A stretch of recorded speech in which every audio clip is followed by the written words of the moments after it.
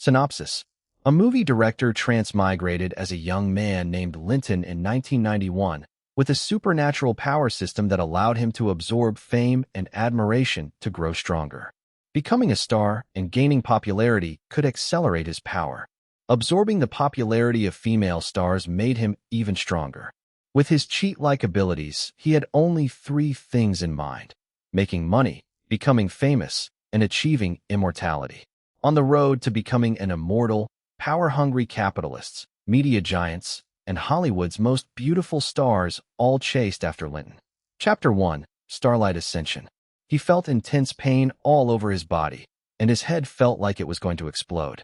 "This hurts so much," he thought, waves of pain crashing over him.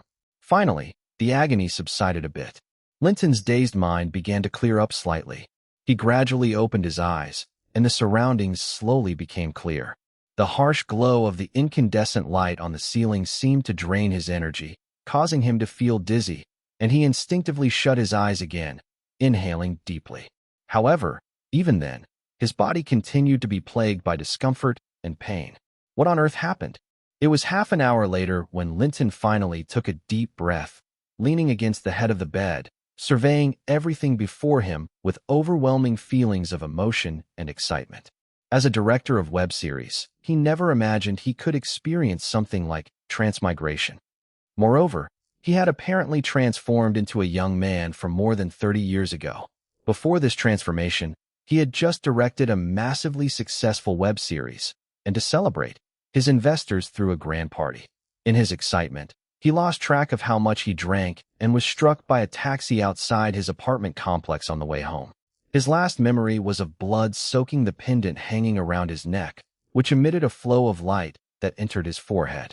An unfamiliar and overwhelming surge of knowledge flooded Linton's mind. The power was called Starlight Ascension, which allowed him to grow stronger by absorbing fame, admiration, and emotional energy from others. According to the description, this power was born from an ancient pact between forgotten gods of creativity and the mortal world, designed to elevate chosen souls to a state beyond humanity, closer to immortality.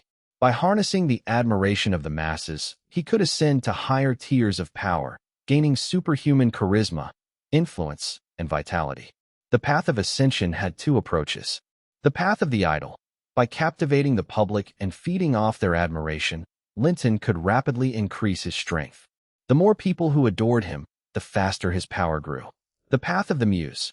This involved bonding with talented opposite sex, rising Hollywood stars, pop singers, or cultural icons, and sharing in their fame.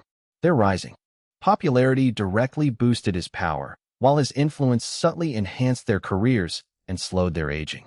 This mutually beneficial connection allowed them to become more beloved, creating a feedback loop that accelerated his growth. However, not every partner was suitable for this bond. Only those with a rare combination of charisma, beauty, and star potential could channel fame into power. Furthermore, a partner's fame was fleeting. Most careers burn bright for only a few months before fading. Thus, Linton had to carefully choose who to empower, as he could only maintain a limited number of partners at once. The power had 5 stages. Starlight Spark, the beginning stage, where fame and admiration barely enhance physical abilities but grant minor charm and influence. Celebrity Blaze, with growing popularity, Linton's charisma and physical prowess increase. He gains heightened senses, faster reflexes, and a mesmerizing presence that can sway crowds. Superstar Radiance. At this stage, he can subtly influence emotions, making others feel admiration, desire, or awe at his presence. His fame can heal minor wounds and slow his own aging. Legendary Aura. His presence alone inspires devotion and obsession. His supernatural charm can cloud judgment and break the will of weaker individuals. His lifespan significantly extends, making him seemingly ageless. Eternal Icon. The highest stage, where his fame makes him nearly immortal. His image and legacy become eternal, worshipped by generations, ensuring he never fades from existence. The first 2 stages each had 9 levels, while the latter 3 were divided into early, middle, and late levels. Each stage required absorbing massive amounts of admiration and fame. The path was not without risk. Media backlashes, public scandals, and betrayals could weaken his power. Fame was a double-edged sword. Adoration gave him strength, but losing the public's favor could cripple him. To ascend, Linton needed tools of power, artifacts of influence, such as enchanted jewelry or relics of former stars, which could amplify his charm and presence. He could also use fame rituals, such as exclusive events, public stunts, or media spectacles, to draw in larger waves of admiration. The knowledge concluded with details on manipulating Hollywood's media networks and social influence to strengthen his supernatural abilities. Wow, I have powers now. I just hit a stroke of luck. After understanding all this information, Linton found it difficult to contain his excitement, nearly jumping out of bed. As he calmed his elation, he began to sort through his memories. Before this transformation, he was from Houston, Texas, and had enrolled in the film program at UCLA in 2003. After graduating, he worked in the film and television industry. Starting as a director's assistant, it took him 8 years to finally get a chance to direct, but he had only worked on low-budget web series. He was a music lover as well. He had released a few songs on platforms like SoundCloud, Bandcamp, and Reverb Nation, but they failed to gain any significant attention. Now, reflecting on his current situation, he was Linton Anderson, born in 1971, currently 20 years old, studying film and television production as a senior at the University of Southern California. Since it was late January 1991, he had just 4 months until graduation. Born in San Francisco, California, his father had died young, and he was raised by his mother, a white-collar worker, who had just died in a car accident. Receiving the news of her passing, combined with the heartbreak of splitting from his college sweetheart, who was recently taken by a Hollywood producer after dating for 2 years, had left him in a daze, which might have contributed to his soul's merging with this body. Linton had an aunt, Kelly Clayt, and an uncle, Jeff Mays, and they lived in San Francisco with their daughter, Judy Mays. He got up and checked himself in the mirror. Wow, a handsome and rugged face, 6 feet 1 inch tall, a strong physique. Although he didn't have an 8-pack, he sported a 6-pack, definitely handsome. After collected himself, Linton notified his aunt about his mother's death. In the following days, with the support of his aunt's family, they arranged for his mother's funeral. Under the lawyer's guidance, he handled the estate issues that followed her passing, receiving $100,000 in compensation from the insurance company, inheriting a 1,300 square foot house and $5,000 in savings. The house was appraised at $120,000, which was below the estate tax threshold, so he didn't need to pay any taxes. However, the $125,000 would be added to his taxable income for the year when he filed in April. Linton, don't be too sad. Take care of yourself. Take care, cousin. But, after bidding farewell to his aunt's family, Linton returned home, trying to calm himself, and began meditating. Perhaps because Linton was somewhat of a campus star, known as an athlete and frequently participating in school performances, he had garnered a bit of fame. Additionally, after recently breaking up with his college sweetheart, he found himself immersed in discussions about it. After 2 hours of deep meditation, he finally sensed a faint surge of energy stirring within him. 2 hours later, he completed a full cycle, and the energy flowed through his core, gradually unlocking his supernatural power. He opened his eyes, feeling a subtle but noticeable change in his body. After sitting in stillness for 4 hours, he felt no fatigue, only a deep, refreshing calm.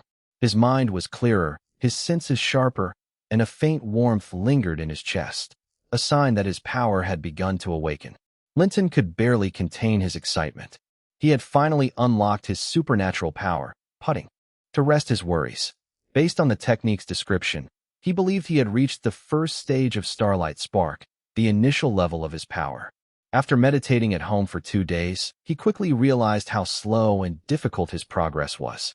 At this rate, it would take him 30 years to reach the next stage. Still, he remained determined. No matter how slow it was, he committed to practicing for 2 hours daily, knowing that even a flicker of fame could gradually strengthen his power. Linton began to plan his future. His greatest advantage was possessing the ability and 33 years of life experience. As a senior about to graduate with solid physical attributes, studying film and television production, His primary goal was to improve his abilities. Thus, he devised a three-step plan. The first step was to become a star, as it was undoubtedly the best way to gather emotions from others. Whether fans or detractors, as long as there was popularity, it all was to his benefit. The second step was to connect with female stars and foster partnerships that would help him absorb their popularity. With that thought, images of Jennifer Aniston, Monica Bellucci, Sophie Marceau, Catherine Zeta-Jones, Sherilyn Fenn, Cameron Diaz, Jennifer Connelly, and other dream figures floated through his mind, waiting for him to aid them in becoming famous. The third step was to build his media company into a full-fledged media group, promoting, hype, himself and his partners to enhance popularity sustainably. How to quickly become a star? There were three main ways: acting in films and television to become a screen star, singing to become a music star, or excelling in sports. Having ruled out sports, he, as a film student at USC with past experiences, was meant to become an entertainment star. However, becoming a star wasn't easy. Millions of young aspirants flocked to the entertainment industry across the U.S., and standing out without resources or support was a Herculean task. It didn't matter. If no one supported him, he would support himself. If resources were lacking, he would create them. While making films and television would be challenging, becoming a singer was still a possibility. The new body had a decent voice and had participated in community performances since childhood, having a good grasp of music theory. Plus, as a music enthusiast in his past life, though he achieved little in singing, he had plenty of songs memorized. With this in mind, he decided to select 3 songs from memory: Baby, Numb, and Believer. The 90s were a golden age for singers in America, with robust copyright protections, a rarity of piracy, and limited entertainment options for people. Listening to music was the most popular choice. At that time, financial capital was just starting to loosen up. For America's lower-class people, life was affluent, music consumption was high, and the barriers to entry for singers were low. Record labels were everywhere. If one could write a good song and sing well, they could achieve financial freedom. Thus, he planned to start by becoming a singer to gain quick fame and accumulate funds for his next step in filmmaking. Baby was a song reflecting a boy's first heartbreak, on which Justin Bieber had skyrocketed to stardom. Numb was a signature piece by Linkin Park, where the lyrics expressed feelings of helplessness and struggle in reality, with a realization to break free from suffering and embrace a new self. Believer, by Imagine Dragons, conveyed the message of persistence, courage in pursuing dreams, no matter how thorny the path might be. The first song is a love ballad, while the other 2 are rock anthems infused with depth and inspiration, radiating positive energy through their lyrics and melodies. Perfect. Those would be the songs. Chapter 2. Signing with Universal Music. After selecting the songs, Linton needed to think about how to promote them. This was the 90s in America, where copyright laws were well established and the entertainment industry was thriving.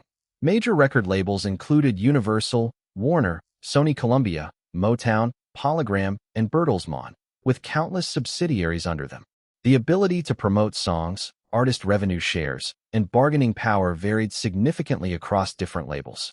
Linton's main goal was the capacity to promote his songs, helping him gain fame quickly, while other considerations could take a back seat. Therefore, his targets were the big 6 record labels. He disregarded smaller ones. Considering his future movie projects, he prioritized Universal, Warner, and Sony Columbia. Of course, as a newcomer, whether they would take an interest in him remained uncertain. However, Linton believed that with the 3 songs he presented, he could negotiate a favorable contract with a record company. At this point, he needed the help of an agent. As a senior at USC's School of Cinema Television, he had already received outreach from several talent agencies, including William Morris Agency, WMA, Creative Artists Agency, CAA, and International Creative Management, ICM. CAA was the most well-known and had the most resources, but it also had a strong controlling influence over its artists. Especially with the bundled services they offered in recent years, it would hinder his future endeavors in filmmaking. In other words, with Linton's conditions, an agent would only serve in a minimal capacity, which didn't align with CAA's usual approach. In comparison, WMA had much less desire to control its artists, primarily offering services that positioned them more as facilitators. They provided enhanced bundled services, including full service and partial support. ICM lagged behind in this regard. Ultimately, it depended on specific conditions, but given similar situations, WMA was his first choice. According to the law, a first-time agent contract for newcomers could only last 1 year. If things didn't work out, he could always switch. Driving his used Ford back to school, Linton retrieved the business card of WMA agent Muraseki and scheduled a meeting at a cafe near the campus. Sitting at a window seat in the cafe, he ordered a cup of coffee from the waitress. Soon enough, he saw a young woman enter, dressed in a professional suit with a pencil skirt, nude tights, and black heels. Her long, dark brown hair framed a face that had a touch of Italian elegance. She walked over, asked the waitress for a soda, and introduced herself, saying, "Hi, Mr. Anderson, I'm Muraseki, the agent from WMA." She had just come out of the mailroom at WMA and didn't have any clients of her own yet, but she had a good feeling about Linton. With both sides expressing interest, they quickly reached a cooperative understanding based on newcomer terms, with a commission split of 10% and a contract duration of 1 year. After settling the basic terms, Mira said to Linton seriously, "Before we officially partner up, there are some things we need to clarify. Every artist trying to make it in Hollywood dreams of becoming a big star. Yet, those Hollywood icons all have two faces. No matter what kind of person you are, the public image you project must be glamorous. If you join Hollywood, you need to be mentally prepared to embrace falsehoods for life." Having some experience in the entertainment industry in his previous life, Linton paused for a moment, then replied, "I'm okay with that." "Great. Now for the second point, what does an agent do?" Every newcomer dreams of stardom, and an agent is the person who helps you shape, promote, and package your image, assisting in making your dreams a reality. Throughout this process, the agent's management and services are all-encompassing, from the minutiae of your lifestyle to your romantic relationships. Are you sure you can accept this level of management? "Mira, I think I understand," Linton said. "I aspire to be a star, and I'll follow your guidance. Of course, I hope you'll also respect my opinions. It sounds like we've come to a consensus. Furthermore, I must caution you. In Hollywood, you can date women, drink excessively, and even use drugs. Naturally, these actions are best avoided, but if they happen, it's not a major issue. However, there are 3 taboos. One is sexual assault and abuse of minors. Another is timely and full tax payments. You can hire an accountant to help with tax avoidance, but tax evasion is a no-go. The last one is racial discrimination. Even if you harbor some racist sentiments, you must never show it publicly. These 3 rules are absolute. Violating them could ruin you, so always remember that. Thank you for the warning. I won't touch any of those things. The next morning, at the WMA office in Beverly Hills, Los Angeles, Linton signed the agent contract with WMA in the presence of a lawyer. Before signing, Mira even introduced him to WMA's vice president, Logan Donovan. Logan, a friendly older white man, didn't say much but encouraged Linton to work hard, assuring him that WMA would provide substantial support and work opportunities soon. After signing the contract, Mira brought him in for a complete image overhaul, and Linton looked notably sharper. She then took him shopping for some clothes while reminding him that he could no longer dress as casually as he did in school. He needed to maintain a basic public image. To facilitate work, Mira recommended that Linton rent an apartment or a small villa near Hollywood. As February had rolled around, Linton had already earned enough credits and was just waiting to graduate and receive his diploma at the end of May. Thus, it didn't matter whether he lived on campus. With about $105,000 available on his card, he felt confident about his impending fame and decided to have Mira help him find a small villa, emphasizing the importance of security and privacy. After sorting those matters out, Linton told Mira he had written 3 songs and asked her to connect him with a music studio to record demos and handle copyright registration. Mira was dismissive, thinking since he was studying film and television production, he should be leaning toward directing rather than trying to become a singer. However, she didn't voice her objections and quickly reached out to a music studio called Deep Sea, scheduling for them to go there the next morning at a rate of $1,500 for 1 day. with the studio providing all necessary services. The next morning, Linton and Mira arrived at Deep Sea Music Studio, first agreeing on the price discussed previously as a preventative measure against potential legal conflicts. They paid $1,000 upfront and planned to settle the rest after the session. It was a blessing that Linton still had a decent singing ability. Within the few days following his resurgence, he'd practiced whenever possible. Furthermore, having reached an improved fitness level, his vocal range and timbre also reflected the enhancements. With the 3 songs not being overly challenging, after a day of effort, Linton completed the demo recordings. After making the final payment, Mira was genuinely impressed, filled with newfound confidence in Linton's singing career. Upon leaving Deep Sea Music Studio, they arranged for Mira to register the songs with BMI, Broadcast Music Incorporated, the next day. Typically, the BMI agency only provided services for its members, and newcomers had to have publicly performed works to join. This was where the advantage of a veteran agency came into play. Leveraging WMA's resources, Mira paid the membership fee the following day and secured Linton's membership in the association. After thorough song verification, confirming they were original works, she finalized the copyright registration for the 3 songs. Mira then took the songs and demos to negotiate terms with record companies. Based on Linton's preferences, Mira arranged meetings with Universal, Warner, and Sony Columbia. Upon reviewing the songs, all 3 record companies expressed substantial interest, recognizing the potential of his music. They were also quite pleased with Linton's appearance. After testing his basic skills, they each provided him with an A overall score, including A+ for looks, B for vocal technique, A for vocal range, A for clarity, and A for stage presence. This indicated significant potential, and all offered decent contract terms. Notably, a senior executive from Sony Columbia named Mora privately contacted Linton and Mira, indicating they were willing to purchase the rights to Believer for $1 million, which left Mira thrilled and reinforced her confidence in Linton. Unexpectedly, Linton blocked Sony Columbia's communication. Mira, not being a music industry professional, wasn't aware, but record label executives should have known better. Linton thought it unreasonable to think they could buy the rights for $1 million, seeing it as taking advantage of a newcomer. He informed Mira that they should focus on negotiating with Universal and Warner, disregarding Sony Columbia, and stipulated that the contract should not exceed 3 years. After 7 days of discussions, both record companies presented revised offers: a 3-year contract with 2 albums, a signing fee of $500,000, and a split of 6% for songwriting and 6% for lyric credits. These were standard practices, yet the key was the significant disparity in artist shares. Typically, for newcomers signed to large firms, artist shares could be as low as 5%, while top-tier artists could attain 20%. However, both companies offered a 10% share for him, which wasn't too shabby. There were also commitments from the companies to provide training and maintain conditions for recording, distribution, and promotional resources. Overall, the offers were quite similar.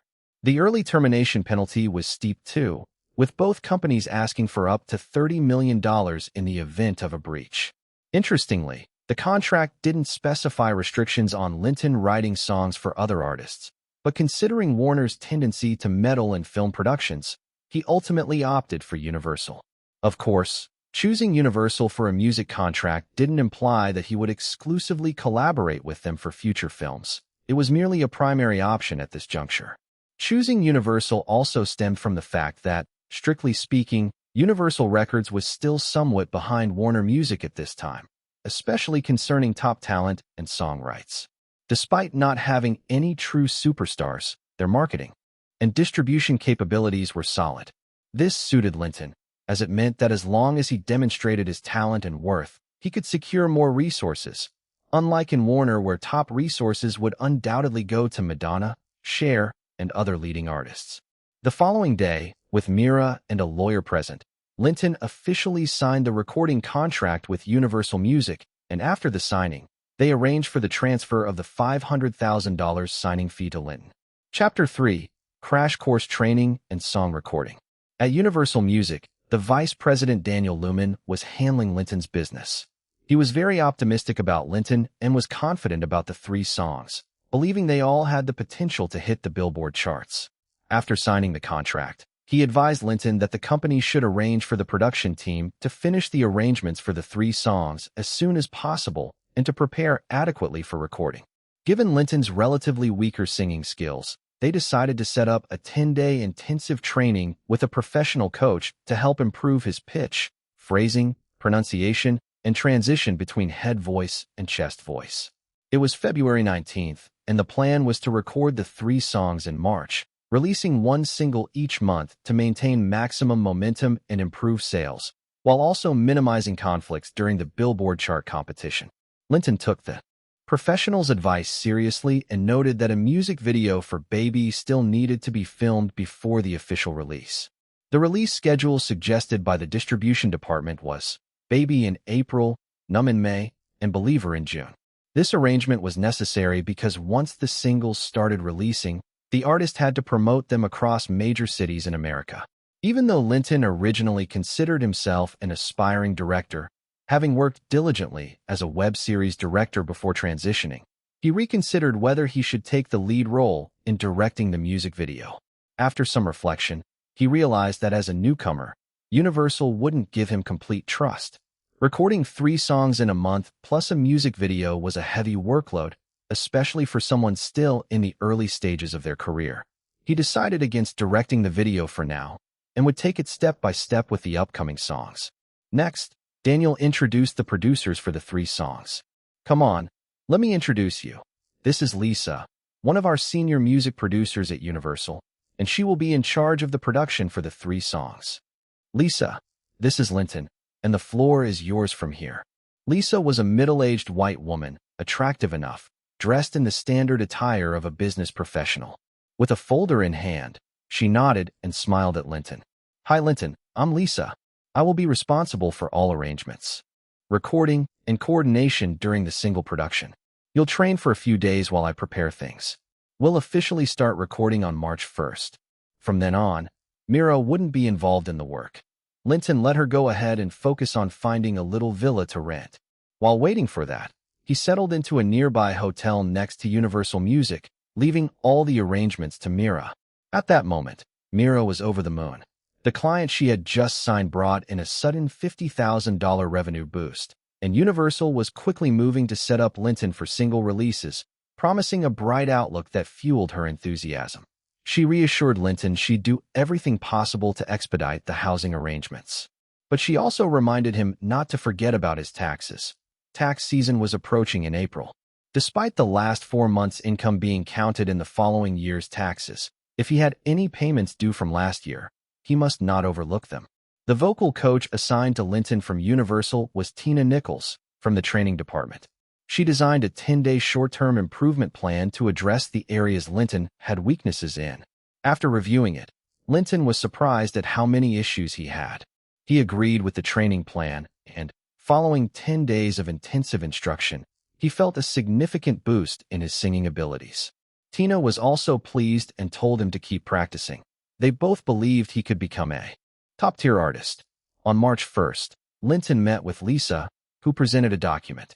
"This is my arrangement for Baby. Let me know if you have any suggestions for changes."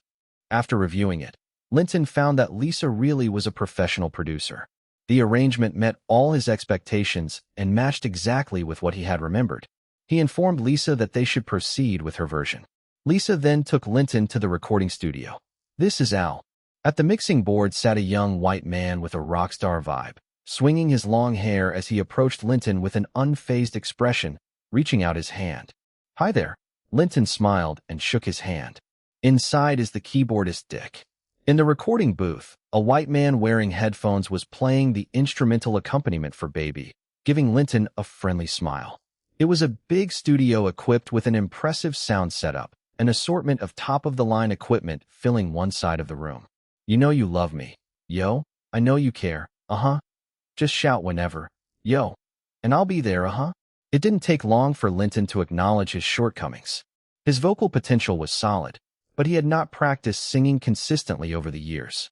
Thankfully, upon entering the warm-up phase, he noticed a positive shift in his physical condition. And although the 10 days of crash training had significantly improved his singing, he still had a long way to go. Although the song seemed simple on the surface, it presented challenges he realized he needed to overcome. In time, once he honed his skills, improved his physicality, and further developed his techniques, he was confident he could reach top-tier status. Lisa, Dick, and Al recognized Linton's struggles as well. After some discussion, they suggested taking it one line at a time. Any imperfections could be corrected during post-production. They could start with a studio singer approach. Calmly considering this, Linton concluded that with enhanced vocal skills, his performances would improve over time, and he could solve the issues he was currently facing. Then let's record it line by line. I'll practice more going forward. Lisa made sure to emphasize to Linton that he should continue systematic vocal training to enhance his performance level. In just 8 days, the finished product of Baby was ready. Wow, perfect! Everyone exclaimed after the playback. The results are fantastic. We'll take a break today and celebrate at a bar tonight. Tomorrow, we'll start recording Numb, Lisa announced. Upon exiting the recording studio, Mira rushed up, congratulating Linton on finishing the first song's recording. It's 4 p.m., there's still some time left. Let's go check out the house I picked for you. If it suits you, we'll rent it so you don't have to stay in a hotel and affect your rest. For the past few days, Mira had treated Linton like a godsend. Because of him, she rapidly earned a substantial commission, and her standing in the company soared. In her view, Linton was shining bright. Every day she would pick Linton up and drop him off at the hotel and Universal Studios, taking care of his food, clothing, housing, and transportation, making Linton very satisfied. After arranging the evening's bar meeting with Lisa, Mira and Linton drove off, navigating through a quiet tree-lined street before slowing to a stop in front of a charming green villa. The villa was located on the outskirts of Beverly Hills, benefiting from a safe environment and good privacy. It was not too big, featuring a 4,000-square-foot yard and 2 levels with 6 bedrooms and 5 bathrooms. Both floors had spacious living areas and were equipped with all essential amenities. Linton felt very satisfied with it. Of course, the price was steep at $5,000 per month, but it was manageable with his current earnings. They immediately contacted the landlord to sign a 1-year lease, paying half a year's rent up front. The next day, Mira would assist Linton in moving from the hotel to his new home and help with purchasing daily necessities. That evening, they gathered with Lisa and others at the bar, enjoying drinks and dancing, without crossing any lines as Lisa and Mira were not exactly his type. However, during the night, Lisa, Dick, and Al did indulge in some leaf smoking and encouraged Linton and Mira to join, but they both declined. This choice made Mira regard Linton highly, as those who had self-control tended to have a better chance of succeeding. The next day, as soon as Linton arrived at Universal, Lisa led him to Daniel's office, which also hosted a young white man. Linton, this is Zack Snyder, the director for the Baby music video. You two will review the script together. If it gets approved, Zack will proceed with preparations, allowing your next 2 song recordings to move forward in sync to save time. Zack, this is Linton, the writer and performer of Baby. After exchanging pleasantries, Linton took the script from Zack, which primarily featured dance sequences, character close-ups, and scenic displays, without telling a complete story. Initially, Linton was inclined to suggest changes based on later Justin's music video, but he reconsidered. Given that music videos at that time showcased handsome faces and lively dancing to attract youthful eyes, imposing a narrative structure could undermine the effectiveness. Thus, he merely asked, "How will you choose the heroine for the music video? She must be beautiful, and I must approve of her." "Don't worry, you'll be satisfied with the actress," Zack replied with a slight change in expression, though he didn't speak further. Daniel generously added, "I have but one requirement. The music video must be visually appealing and effective. The budget is substantial." Indeed, Universal set aside a $300,000 budget for Baby's music video. The final product of the song was better than expected. The distribution department estimated market projections were over 2 million copies, with the first batch of 1 million singles, primarily pressed to vinyl and mini CDs, with a smaller batch of cassette tapes. The marketing and promotional strategies were in line with those for top-tier artists. During this era, the entertainment industry had many traditional practices, just as singers had managers, record companies maintained a structured mechanism to connect with signed artists. Company executives received a portion of the revenue generated from an artist's releases. As the primary point of contact for Linton, Daniel's position as vice president ensured his financial benefits from Linton's success, elevating Linton's status in Daniel's eyes significantly. Since MTV's inception in 1981, its influence among youth has grown, becoming a vital platform for music promotion. No ambitious project could neglect this advertising channel. Once the music video was recorded, various promotional avenues opened up, including the production of MV DVD sales. After reviewing the music video script, Lisa and the team returned to the recording studio, ready to continue. Since the next two songs leaned toward rock, they brought in guitarist Dex and bassist Tony. With the experience gained from earlier recordings, Linton gradually found his rhythm and improved considerably. Plus, with Numb and Believer being relatively easy, they completed both songs within 14 days, prompting Lisa to exclaim, "Wonderful." Chapter 4. Filming the Baby MV with Cameron Diaz. After recording the 3 songs, the date had already reached March 22nd. They had expected to finish the recording work by 25th, but it was completed 3 days ahead of schedule. This freed up more time for the upcoming MV shoot. The filming team was soon organized, with the male lead, Linton Anderson, producer Carson from Universal securing the project, director Zack Snyder, and choreographer informing the core of the crew.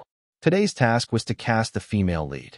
Linton and Mira Secchi arrived at the Universal rehearsal studio, which was packed with many flashy and beautiful girls. Cameron Diaz, and called out a name. A tall blonde stepped out from the crowd. With a radiant complexion, sparkling big eyes, and an impressive figure, Linton's eyes lit up immediately. As she nervously positioned herself in front of the male dancer, waiting for the command from the host, he felt a rush of excitement. "Let's begin." As the music played, the two began their performance. This girl indeed had solid ballet training. Her movements were precise and her expressiveness captivating. Perfect. The way she executed her moves was stunning. Linton made his decision instantly. It was her. In his past life, Cameron Diaz had skyrocketed to fame, becoming one of Hollywood's leading actresses. It seemed she had first gained recognition in 1993 with the fantasy comedy film The Mask. Now, in 1991, she was probably still modeling. Since fate had brought them together, Linton thought, why not help her get ahead a bit earlier? Perhaps it would even help accelerate his own journey. He didn't pay any attention to the performances of the others. After everyone had auditioned and the 4 leaders discussed the choice for the female lead, Linton firmly advocated for Cameron Diaz. Though others had their own connections, they ultimately agreed with Linton's choice, especially since Cameron's audition had been the best. Zack's version of the Baby MV was straightforward. The first half showcased various dance scenes, some in school, some on the beach, and others in the plaza, highlighting the chemistry between the handsome male lead and beautiful female lead, all while suggesting a romantic relationship. The second half shifted to intimate shots of the couple against various stunning backdrops, with close-up shots that revealed their subtle feelings of sadness, hinting at a breakup, but still showing lingering attachments. Overall, it aligned well with the mood of the song Baby. Of course, there were many extras involved, but Linton had no part in their selection. 3 days had passed. That night at the Hilton Hotel, 2 figures engaged in intense activity from dusk to dawn, pausing only to consider they had filming the next day. By then, Linton realized that at this point, Cameron was a minor figure in the entertainment world. During their encounters, he hardly felt any significant improvement in his abilities. The progress was just a tad faster than usual. Now it was time to see how Cameron performed. If she did well, he thought that perhaps he could assist her in gaining fame more quickly. It might even benefit him. On their first day of practicing positions, facing the sway of Cameron's hips as she approached him with a catwalk, Linton felt a warmth stir in his heart, but he quickly suppressed it with willpower. The second day marked the official filming of the MV. As the music for Baby began, he embraced Cameron at the waist. The feeling of her smooth, toned abdomen and delicate skin against him was electrifying, especially with her inviting demeanor, yet he managed to hold back. By the third day, during the dance shoot nearing its end, Cameron leaned against him, Her upper body slightly arched back as she rested her head on his shoulder. Leaning down, he lightly kissed her shoulder, evoking soft giggles from her and a kiss in return. Unable to resist any longer, once filming wrapped up, he took her to the nearest Hilton hotel. After donning a bathrobe, Linton emerged from the bathroom to see Cameron still blissfully asleep. He felt a surge of pride. It had been a month since he had arrived, and he was finally experiencing the thrill of being with someone he had only dreamed of in his previous life. He picked up the phone. "Hey, what's for breakfast?" "All right, send up 2 sandwiches and a plate of strawberries." In less than 3 minutes, the doorbell rang. Now that is some quick service. He pulled out a tip from his wallet and opened the door. After sending off the hotel staff, Cameron was already awake. Linton pulled her into his embrace. "Let's grab something to eat." They cuddled up together while finishing breakfast, and by 9:30, they rushed to the set, arriving just in time to hear Carson shout, "I won. Zach, pay up." Zach reluctantly pulled out $100 and handed it to Carson, muttering that he thought they wouldn't get up in time. Since the group dance shots were already completed, the remaining scenes were strictly individual shots. The following filming went smoothly. But by night, the two found themselves glued together in the hotel. Linton couldn't help but admire Cameron's resilience and stamina, as they routinely stayed up until after 2 a.m. He enjoyed both the experience and the subtle enhancement to his skills, albeit minimal. The makeup artist on set even asked Cameron what products she was using, as she hadn't noticed any changes initially. But later, she realized it must have been the vigorous activity with Linton that revitalized her appearance. She felt a sense of joy knowing this not only came from Linton's support in her role, but also from his good looks and talent.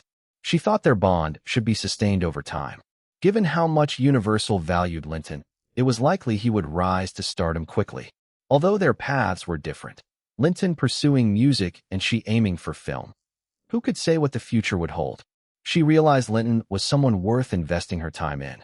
After a week, Zach announced the completion of the MV, and that evening they all had a simple wrap party before he dissolved the crew and left with the film to edit. That evening, following the usual pattern, they dove into more intimate moments at the Hilton. After a month of intense work, the next day was a rare day off. When she revealed her schedule, learning she had a day to herself, Linton took her to Disneyland for some fun and relaxation until evening.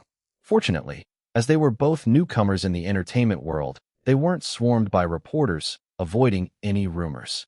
Linton suspected this might be the last time he could roam freely in public until he became powerful enough to influence people's thoughts to ignore him, a prospect that felt far off. After leaving Disneyland, they shared a candlelit dinner, and Linton brought Cameron back to his new home.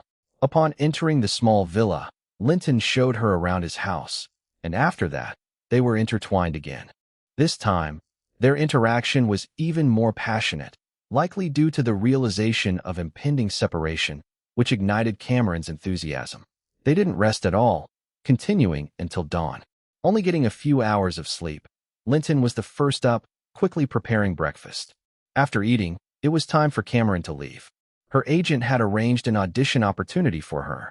For a newcomer entering Hollywood, it was vital not to miss any chance, a survival rule in the industry. Despite only 2 hours of sleep, Cameron felt extraordinarily invigorated, filled with energy and confidence. Before she left, Linton sincerely encouraged her to enroll in an acting class to hone her skills. They exchanged personal phone numbers, with Cameron asking, "Can I reach out to you anytime?" Linton replied that she was always welcome to do so. Satisfied with the exchange, Cameron departed, her agent already waiting with the car outside. Chapter 5. Baby Promotion Takes Off. On March 27th, Linton called Mira and learned that he had no work scheduled for the day. Mira suggested throwing a housewarming party to celebrate his recent move and to help relieve some of the work pressure he had been feeling for over a month. However, Linton thought it was unnecessary. In fact, he had already managed to relieve his work stress over the past few days. Since this was a rented house, he didn't feel there was any reason to celebrate a move. He declined Myra's kind offer and told her to cancel the reservation at the Hilton. According to Universal's plan, his single was set to officially be released on April 3rd. They were in the midst of preparations, which included radio and TV interviews, newspaper and magazine features, putting up promotional posters, drafting press releases, having established artists hype him up, getting critics to write reviews, arranging offline events, and planning the publicity team's itinerary. They also had to send the final music video to MTV to be played at the scheduled times. Starting tomorrow, Linton would have to follow the promotion team's requests to do interviews with newspapers and magazines. Universal had already prepared the scripts for him, so he just had to read them off. Beginning on the 28th, Linton started to take part in numerous interviews, primarily discussing his creative philosophy and the emotional impact of his music. Since the song was about young love, ranging from romance to heartbreak, he was also expected to talk about his views on relationships and dig into his romantic history. Some interviews even inquired about his sales expectations for the single and future outlook. Thankfully, he could simply recite the answers that Universal had prepared. They were all standard responses. Additionally, some media that had prepared questions for him asked, "Didn't you study film and television production at USC? Why the switch to music?" Linton responded, "Art is interconnected, and it all serves to meet people's spiritual and cultural needs.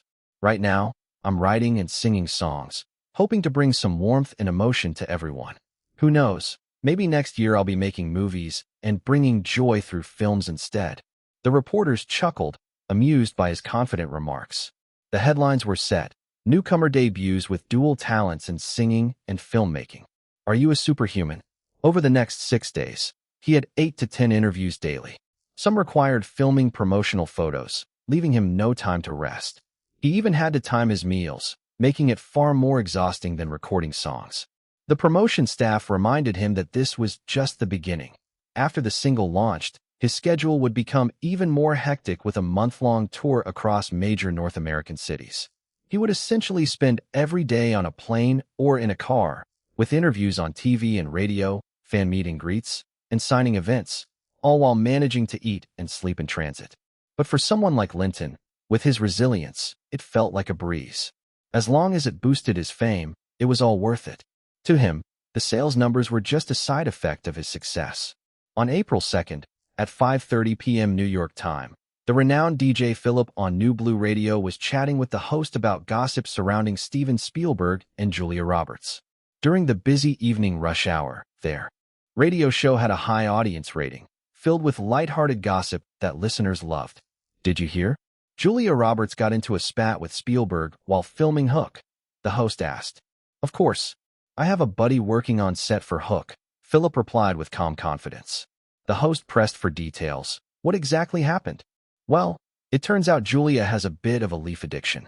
When she lights up, she can't act, and it often delays filming. Spielberg finally lost his patience, and they had a huge blow-up." The host inquired further. "How argumental did it get?" "Not your typical argument. They were reportedly exchanging quite personal insults with some unpleasantries about each other's families. If it weren't for the crew stepping in, it might have turned physical, potentially jeopardizing the entire film." The host smirked before interrupting. "All right, we'll pause the Spielberg and Roberts gossip for now and take a quick commercial break." In the radio studio, during the ad break, Philip asked, "What's coming up next?" "Linton's new song," the host replied, pulling out a CD from its case and handing it to Philip.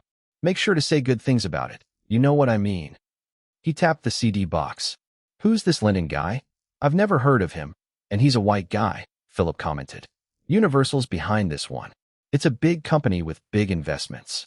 Philip opened the CD case, pulling out a $100 bill and slipping it into his pocket. "Now that's some real money. What's in it for you?" "Countdown to the end of the commercial, 10-9. Just like you. Remember to be positive about it."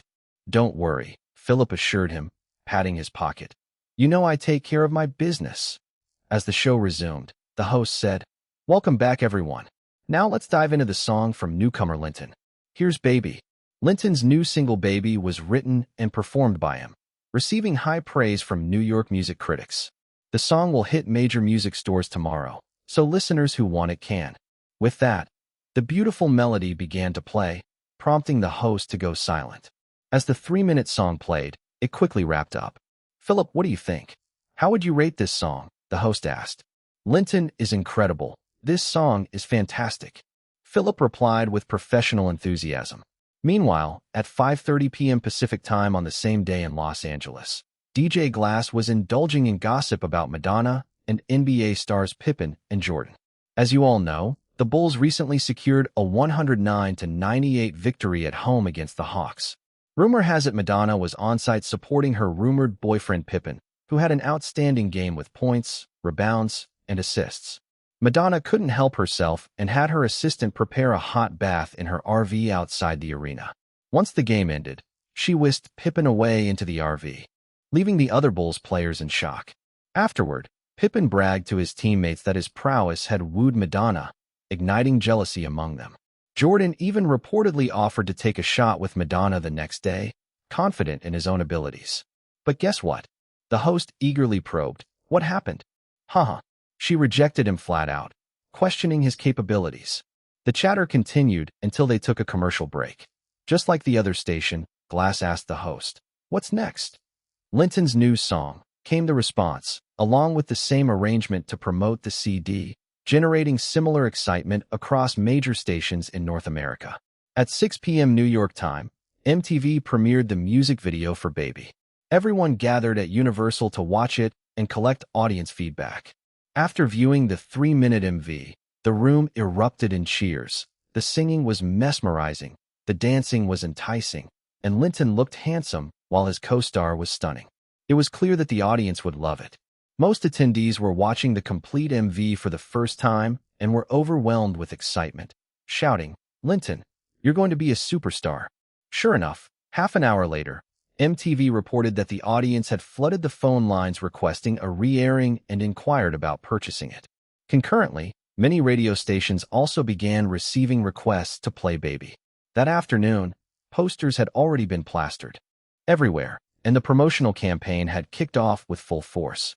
1 million singles had been distributed to all channels, and they would be displayed prominently on the shelves the following day, with a second batch of 1 million already in production. All right, everyone, get some rest. Tomorrow at 9 a.m., the promotion team gathers for departure. The promotion manager Duke reminded everyone. Linton took the promotional plan from Duke's hands, glancing at the tightly packed schedule that made his head spin. They had 28 days to visit 50 cities across North America, including Vancouver and Toronto. The main promotional strategy would be to do local media interviews, engage with audiences through radio, and perform at city squares or parks while interacting with fans. Chapter 6. Baby Blows Up. On Saturday, April 3rd, in New York City, high school student Kasia and her best friend Danny strolled into a record store. The song Baby was playing, and many customers hummed along, noticing Linton's single covers prominently displayed on the shelves, with large posters spread throughout the store. Kasia found 2 copies of the Baby CD, knowing her little brother would try to snag one from her, while Danny grabbed one for herself. They hurried to the checkout line, which was always packed and never seemed to have a lull. While waiting, Kasia observed that about 1/3 of the people in line were holding singles of Baby and remarked to Danny, "Looks like everyone loves Baby." Danny replied, "Of course. I liked Linton after watching him on MTV last night." There were murmurs of agreement around them. "Definitely. Linton sings well, and he's cute. Plus, he wrote the song himself, and I heard it's based on his personal experiences. How romantic and talented." This excitement was happening all across America as Linton and his crew had just arrived in New York for promotional activities. They had interviews with 2 local television stations during the day and were slated to appear on NBC's late-night talk show at 11:30 p.m. On set, guest host Jay Leno welcomed Linton and introduced him to the audience before starting the interview. The talk show was broadcast live, but most of the questions had been rehearsed. Linton handled the conversation smoothly. To enhance the show, he even shared some awkward moments from his upbringing. By the end of the episode, Leno praised Linton's talents, calling him the new idol of a generation. That same day, multiple television networks, radio stations, newspapers, and magazines released previously recorded interviews, promoting Linton and Baby extensively. Music critics and veteran celebrities, benefiting from Universal's PR efforts, all began to sing Linton's praises, boosting the momentum behind Baby. During primetime hours, MTV continued playing the music video for Baby. The visuals of attractive young people dancing against stunning backdrops, combined with close-ups, captivated teenage audiences. The fresh yet slightly melancholic song and lyrics resonated with many. Soon after, radio request shows across the country were inundated with listeners wanting to hear the song, and radio DJs in cities like New York, Chicago, Detroit, Los Angeles, and Atlanta began pushing it heavily on their stations. Linton could feel his popularity skyrocketing. While meditating that night, he experienced a boost hundreds of times greater than the previous day, nearly startling himself. Even without practice, his skills began to improve automatically. At this rate, he figured he could reach the second level within 5 days. This exhilaration was palpable for him. The next morning at breakfast, everyone was taken aback to see Linton in high spirits, looking far from tired, a stark contrast to the others. As he greeted them with enthusiasm, many internally speculated whether Linton, being newly famous, was simply too excited, wondering how long he could maintain this energy. Mira, who accompanied him through it all, discreetly reminded Linton to stay grounded and take care of his health, which left him speechless. After breakfast, Linton had to head to New York Plaza to perform live and interact with fans, lighting up the atmosphere and creating a phenomenal show. Later that afternoon, they had to rush to Chicago to repeat similar promotional engagements. The events varied between city squares, parks, and shopping malls. In Las Vegas, one even took place at a casino, and all the events drew impressive crowds. During this whirlwind of activities, Linton received calls of congratulations from Cameron Diaz, who expressed gratitude for the sudden fame brought by the music video. As the female lead, she benefited significantly from the attention, gaining a surge in opportunities with her agent reporting a spike in casting call invites and discussions about reuniting in Los Angeles. His Aunt Kelly's family also called, their words filled with joy and pride. "Keep it up, Linton. Your mother would be thrilled," his aunt said, getting choked up. His cousin Judy shouted, "Cousin, you're awesome. A lot of kids in my class like you." Logan, the vice president of the William Morris Agency, called to offer congratulations and reminded Mira to take good care of Linton. Daniel from Universal contacted him with another celebratory call. Their laughter was infectious even over the phone. Countless messages of support from teachers and friends poured in, including his ex-girlfriend Connie, who, having recently ended things, reached out, subtly hinting at wanting to rekindle their relationship. Linton chose to ignore it. Meanwhile, various record labels and agents tried to connect with Linton via Mira, but he instructed her to turn everyone down. More good news came rolling in as sales figures showed several outlets running out of stock within 2 to 3 days, necessitating urgent restocking from Universal. They kicked off a third batch of 2 million copies, expecting first-week sales to exceed 500,000. By April 15th, the Billboard singles chart stunned everyone as Baby debuted at number 9 with 330,000 in sales.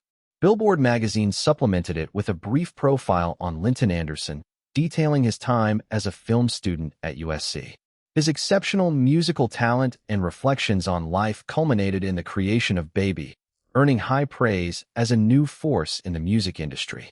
Regional stations started calling Universal, requesting the music video for Baby to be aired at no cost on their channels. The reality of the industry was that typically, stations charged to air music videos, but given the massive popularity of Baby, they sought Linton out to showcase it for free in hopes of boosting viewership.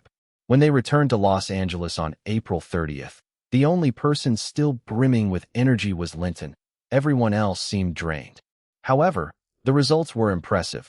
Baby had surpassed 1.5 million sales, and its position on the Billboard chart had climbed to number 3. What excited Linton the most, however, was his skill growth. He skyrocketed to the second level by April 8th and comfortably broke into the third level the day before.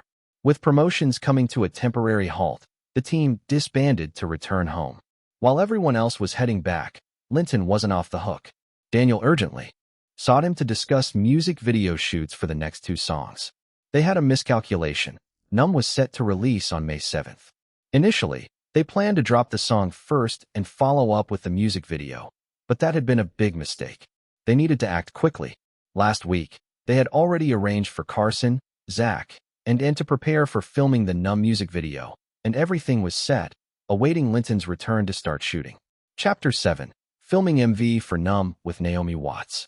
Daniel called Carson, Zach, and Linton to meet and emphasized that the music video for Numb had to be completed by May 5th. They needed to deliver it to MTV in New York by 6 p.m. on May 6th without any delays. A team was established for the shoot, and their first order of business was to finalize the leading actress for the music video. Zach had already handed over the initial round of actress submissions to Linton, which meant Linton had the final say. Linton glanced unexpectedly at the three of them. Considering his rising star status and the success of his latest project, Baby, it didn't surprise him. Simply put, he was the biggest asset in the production, and the entire crew existed to serve him. That was the rule of the industry. He opened the material and discovered 5 candidates. Since Cameron Diaz had recently entered another production, she could not participate in this music video. To his surprise, he recognized a familiar face among the candidates. It was Naomi Watts, the former Oscar-winning actress and a top-tier star whom he admired. In his memory, she arrived in Hollywood in '93, but he thought, if he was mistaken or if this was a change he had caused, it didn't matter. It had to be her. As Linton's fame skyrocketed, the competition for the leading role in this music video was fiercer than before. Agencies pulled out all the stops to promote their actresses, even Daniel. However, Daniel was solely focused on winning over Linton and completely ignored the others' attempts. Zach and his team didn't have any real authority. They assumed Linton would at least consider their suggestions to help their candidate. Unexpectedly, Linton played by his own rules and settled on Naomi immediately. Naomi's agent hung up the phone and exclaimed with joy, "Naomi, we got the role in Linton's music video." Naomi could hardly believe her ears. "What did you say? Repeat that." "I said, we got the role."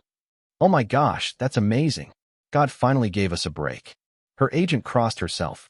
As a fresh agent with only Naomi Watts as her client, securing this role meant Naomi's career would take off. With Linton's rise, Universal also upgraded his treatment, giving him a dedicated office, assigning him an assistant named Molly, and even providing 2 bodyguards. On May 1st at 9 a.m., the filming of Numb officially commenced at Universal Studios. The song was a rock piece, expressing that despite feeling helpless in real life, one shouldn't waste time wallowing in sorrow, but instead should break free and embrace a new self. Therefore, traditional upbeat dance themes were not suitable. Zach's script mainly focused on showing the lead actress encountering indifference in various scenes, followed by emotional releases, and finally facing life positively, interspersed with Linton's performance. Being a rock song, Universal arranged for its band to provide the backing track. The setup was straightforward and quick to record. In just 3 days, Zach completed all the material and left without attending the wrap party. He was eager to start editing, needing to produce the final version within 2 days. Carson coordinated for the rest to attend the wrap party. At the party, everyone centered around Linton, raising their drinks to him. Even Carson and joined in, making Linton feel completely different from before. However, as the night went on and everyone got drunk, they loosened up. A few even openly lit up cigarettes in a corner, while others cuddled up to each other.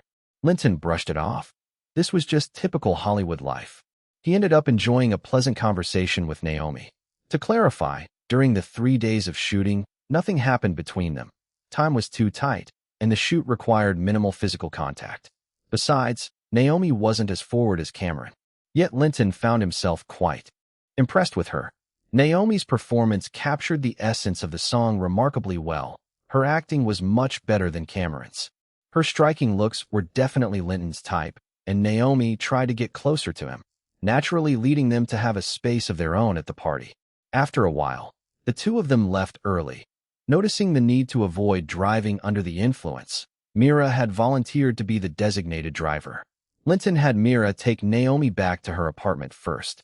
As she stepped out of the car, Naomi shyly glanced at Mira but mustered the courage to invite Linton upstairs. "Do you want to come up for a coffee?" Linton hesitated a bit, but Mira reassured him. "Don't worry. I checked. There are no paparazzi around. You guys should go up. You need to rest well. I'll come pick you up at 10 a.m. tomorrow." Linton thought to himself that he wasn't afraid of paparazzi anyway. He decided to go along with it, thinking he might as well enjoy the moment. Sure. He followed Naomi upstairs. Without an elevator, they had to take the stairs. Upon entering her apartment, Naomi changed into some comfortable home clothes, which hugged her body even more and made her look more alluring. Naomi brewed a cup of coffee for each of them, and they sat by the window chatting. They started discussing their lives. Linton was humorous and witty, making Naomi laugh heartily. As they talked, they leaned closer together until, eventually, they were side by side. Standing 6 feet 1 inch, Linton towered over 5 feet 5 inches Naomi, who looked petite and charming next to him. "Hey, Naomi, you are truly captivating," Linton said as he gently embraced her waist. "Just call me Nami," she replied, and Linton nodded in agreement. Soon, they ended up kissing. They both knew the ropes, exchanging kisses and quickly escalating things into a passionate encounter. Naomi appeared smaller than Cameron, but held her own just fine. Their intimacy continued into the early morning hours. Naomi eventually fell asleep cradled in his arms, while Linton lay awake, a strong sense of achievement filling him. However, Linton also realized that Naomi remained relatively unknown, similar to how Cameron was during the filming of Baby. Their intimate connection essentially didn't provide him with any added benefits. But given Linton's soaring popularity, his own developmental pace was skyrocketing, and he found himself less concerned about his partner's enhancement value. After all, his dream girl was right there in his arms. What more could he ask for? Moreover, he figured he could always help boost her career, just like he did with Cameron. As the main protagonist in this music video, he knew he could support Naomi's path to stardom. With that thought in mind, Linton also closed his eyes to rest. Chapter 8. Myra's Worries and the Paparazzi. The next morning at 10 a.m., Mira picked up Linton and reminded him that it was time to get a new car. As a rising pop star, driving an old pickup truck was not exactly fitting. Linton agreed wholeheartedly, thinking that since he had no plans for the day, they might as well go car shopping. Upon arriving at the auto mall, the array of luxury cars dazzled him. Considering space and comfort, and wanting to avoid drawing too much attention, he ultimately bought a Cadillac for $50,000. After swiping his card, he drove it straight home. On the way to Linton's villa, Mira hesitated for a moment, but finally spoke up. "Logan, the vice president at WMA, wants to throw a party to celebrate your success. How do you want to handle that?" Noticing something off in Myra's tone, Linton asked, "What's wrong? What are your thoughts on it?" Mira had been under a lot of pressure herself lately. On one hand, Linton's skyrocketing fame proved her eye for talent and brought immense benefits to both herself and WMA. Excluding the signing bonus, just the sales from his first single topped 5 million copies at an average price of $6, with a 22% royalty rate, netting Linton a whopping $6.6 million. WMA's commission would amount to $660,000, of which Mira would pocket $330,000. Moreover, there were 2 more singles to be released soon, and Universal hinted that their quality would not be any less impressive than the first one. Given the situation, it was clear that Universal would undoubtedly want to release an album for Linton by the end of the year.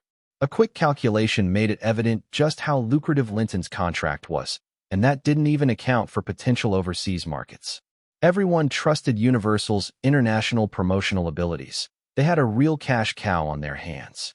As Linton's popularity soared, Myra's status at the agency rapidly improved, too. Just last week, there were rumors of her being promoted to senior agent. At first, she felt quite pleased. But then colleagues began calling her, hinting they wanted to join her team to assist her with Linton, which doused her excitement. That wasn't a promotion. It was clearly an attempt to claw at her benefits. Last night's phone call from Logan heightened her worries. Although he spoke sweetly about providing her with a bigger platform and greater responsibilities, what it really boiled down to was that he wanted to get involved in Linton's contract directly and share in the benefits of representing him, even trying to establish direct contact with Linton. What troubled her even more was that given her connections and experience, plus the immature office politics, it was likely the agency might seize control over Linton's representation this way. Other agents could easily swoop in and take her main representation spot. And Linton's contract was only for a year. She knew that under these circumstances, every talent agency in Hollywood would be vying after Linton as his contract expiration approached, presenting him with new offers. Losing Linton as a client was something she dared not imagine. Fortunately, Linton recognized and trusted her service, delegating all his matters to her. Even when Logan tried to bypass her for direct dealings, Linton remained unresponsive, which brought her some reassurance. She knew her greatest asset was Linton's trust and recognition. However, she didn't want to disturb him with this situation, fearing it might distract him from the great momentum he had going on. She also worried Linton might think the agency's arrangements would be more beneficial for him, making it even harder for her to maintain her position. But now that Linton asked, it indicated he was aware of her predicament. After hesitating, she eventually shared the company's plans with him. There were mainly 2 points.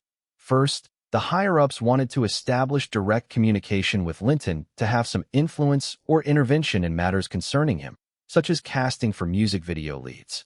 This was also why many at the agency were unhappy with Mira. The previous 2 casting decisions had no ties to WMA, and colleagues thought she was not putting the company's interests first. The second point was to form a management team for Linton, transitioning from Mira providing individual support to a team led by her that would offer him comprehensive service. Linton pondered over it. The first point was absolutely unacceptable. He had memories from the future and a unique skill set that made it impossible for him to allow others to meddle in his affairs. The second point might sound beneficial at first, but upon reflection, as someone who possessed a specific path for growth and had no bad habits, he had little need for their services. Mira was more than capable of handling the routine matters of life, and Universal had already assigned him an assistant and bodyguard. Too many people around would only complicate things. The famous saying went, "Too many cooks spoiled the broth." Too many people involved often led to poor outcomes. He turned to Mira and said, "Never mind. Starting tomorrow, I'm diving headfirst into promoting the single num. I'll skip the party. I just don't have the energy. Plus, I'm satisfied with your current work. Just keep it up. There's no need to change things or create a management team. Tell the agency exactly that. Also, when you have some free time, learn about fan management because we're going to need it soon. Oh, and find the time to sell the old pickup. It's taking up space in the yard." Mira was overwhelmed with joy and nodded continuously. "Linton, thank you for your trust. I promise to do my utmost to get everything you've asked done." She then brought up the numerous endorsement requests she'd received lately, asking Linton whether they should pursue them now. Given the rapid rise in his fame, it was not the right time. For that, if they were to take any, it should be after he released the 3 singles first, when he'd definitely be much more established. They agreed to revisit the discussions in July. In truth, Linton thought things through simply. When someone shot to fame so quickly and evidently, it would impact many established players trying to reclaim resources from those in the same lane. While the audience's attention was vast, their purchasing power and focus were finite. If one person shot to fame, it affected others immensely. Nobody expected him to break out so quickly, and because he did, everyone trying to sabotage or smear him didn't even have time to make their moves. Who would pay attention to someone who had just debuted? But it was different now.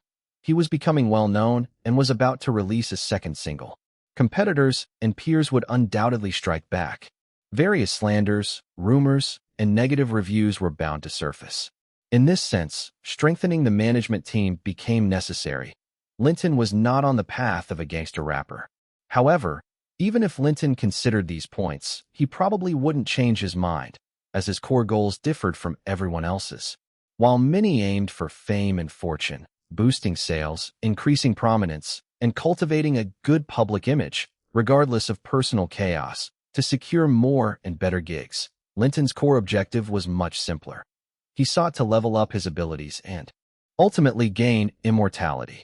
While other smear tactics might impact his single sales and image, he understood that controversy could actually boost the fame he needed.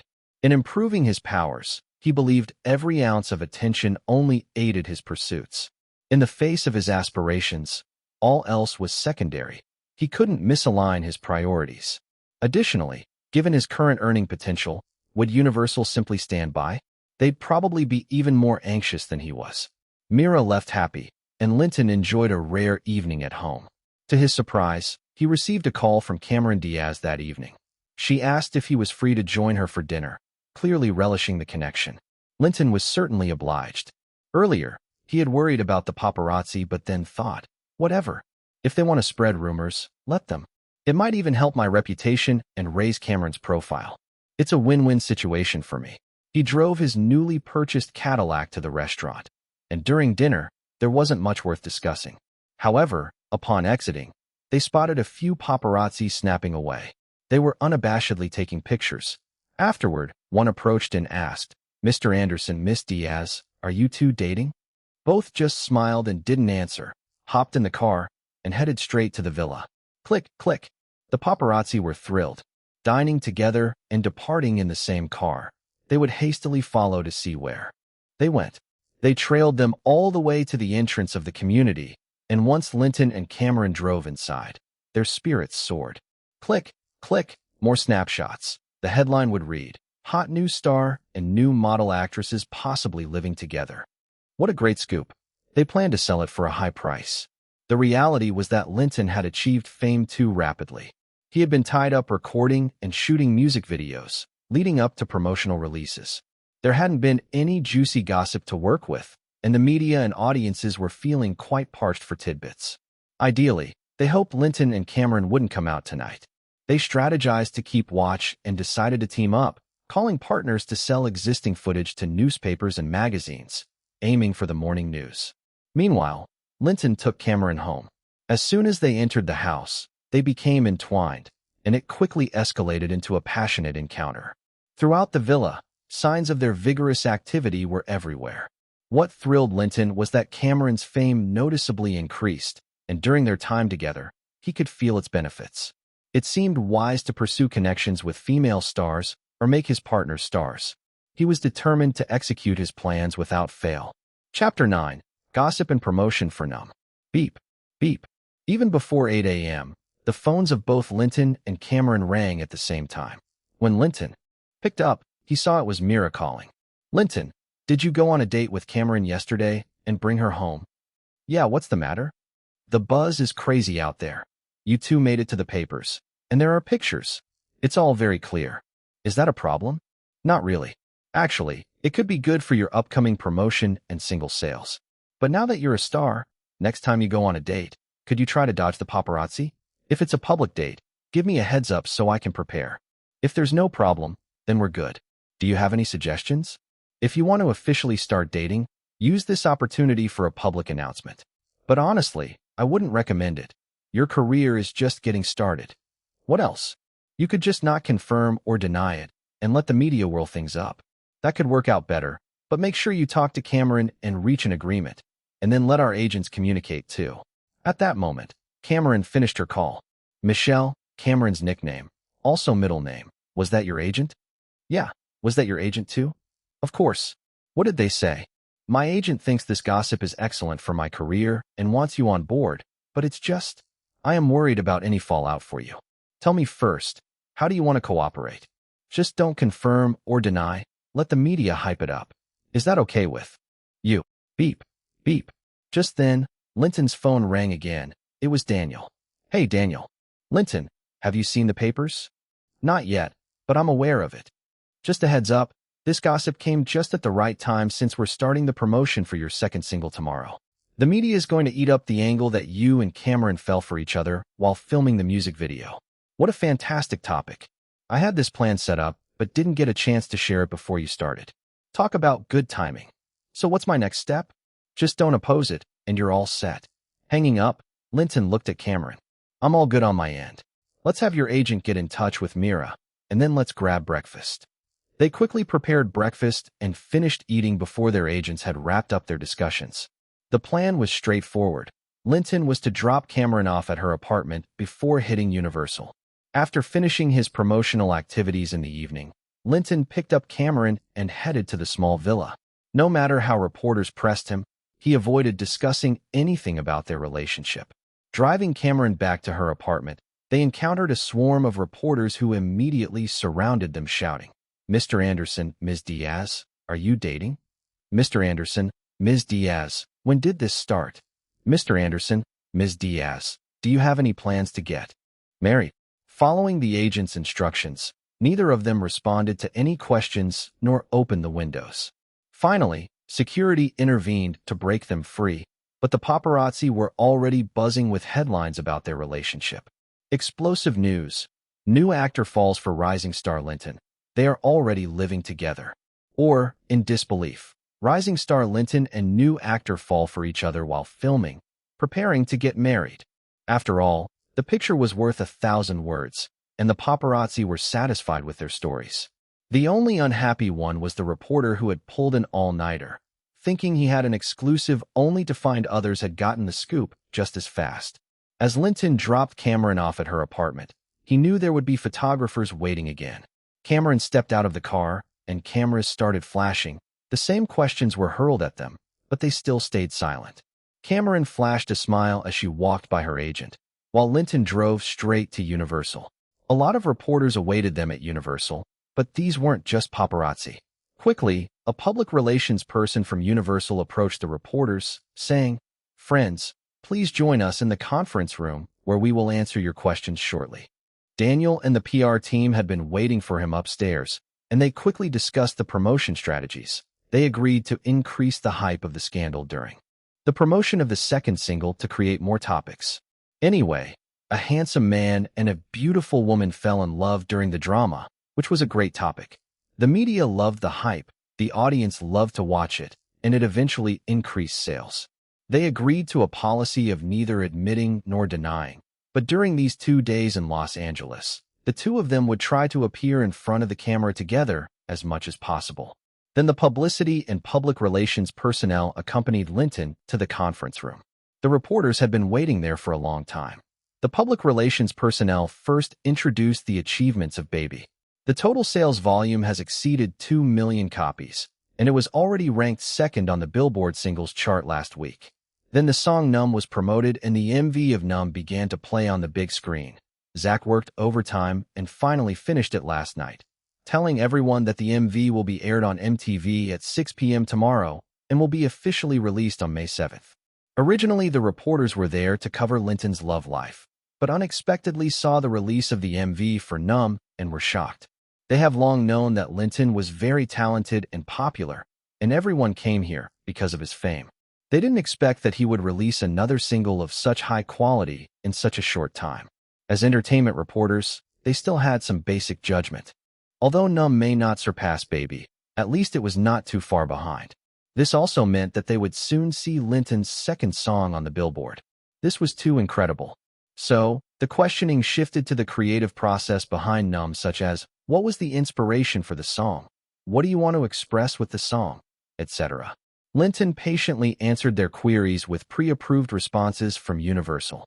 When asked about his expectations for Numb, Linton smirked and said, "Hopefully, it won't do worse than Baby."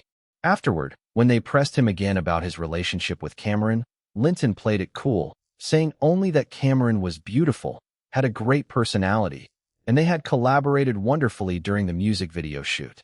The reporters, happy with their Universal bonuses, left contented. The buzz around Linton's relationship with Cameron was solidified, despite not being explicitly confirmed. Breaking: genius singer Linton is dropping a heavy new work. Explosive: rising star Linton's new song is exhilarating. Awesome: rising star Linton's new song aims for the top of the charts. Just writing anything will generate traffic, not to mention the gains from scandals. What? Linton didn't give a direct answer. Doesn't that mean there was no denial? No denial meant it was a presumption, which would become gossip news. The reporters were satisfied, and Universal was even more satisfied. They had originally planned to invite them to promote Numb in the next 2 days. That's good now. There's no need to invite them anymore. They come over and help with the promotion on their own initiative. More importantly, these reporters have taken the initiative to recommend Linton.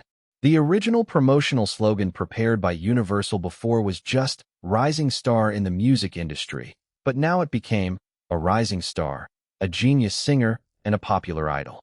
Seeing this, everyone was more satisfied with Linton. Originally, Linton's work on the 5th and 6th was fully scheduled, which was to arrange interviews with TV, radio, newspaper, and magazine reporters.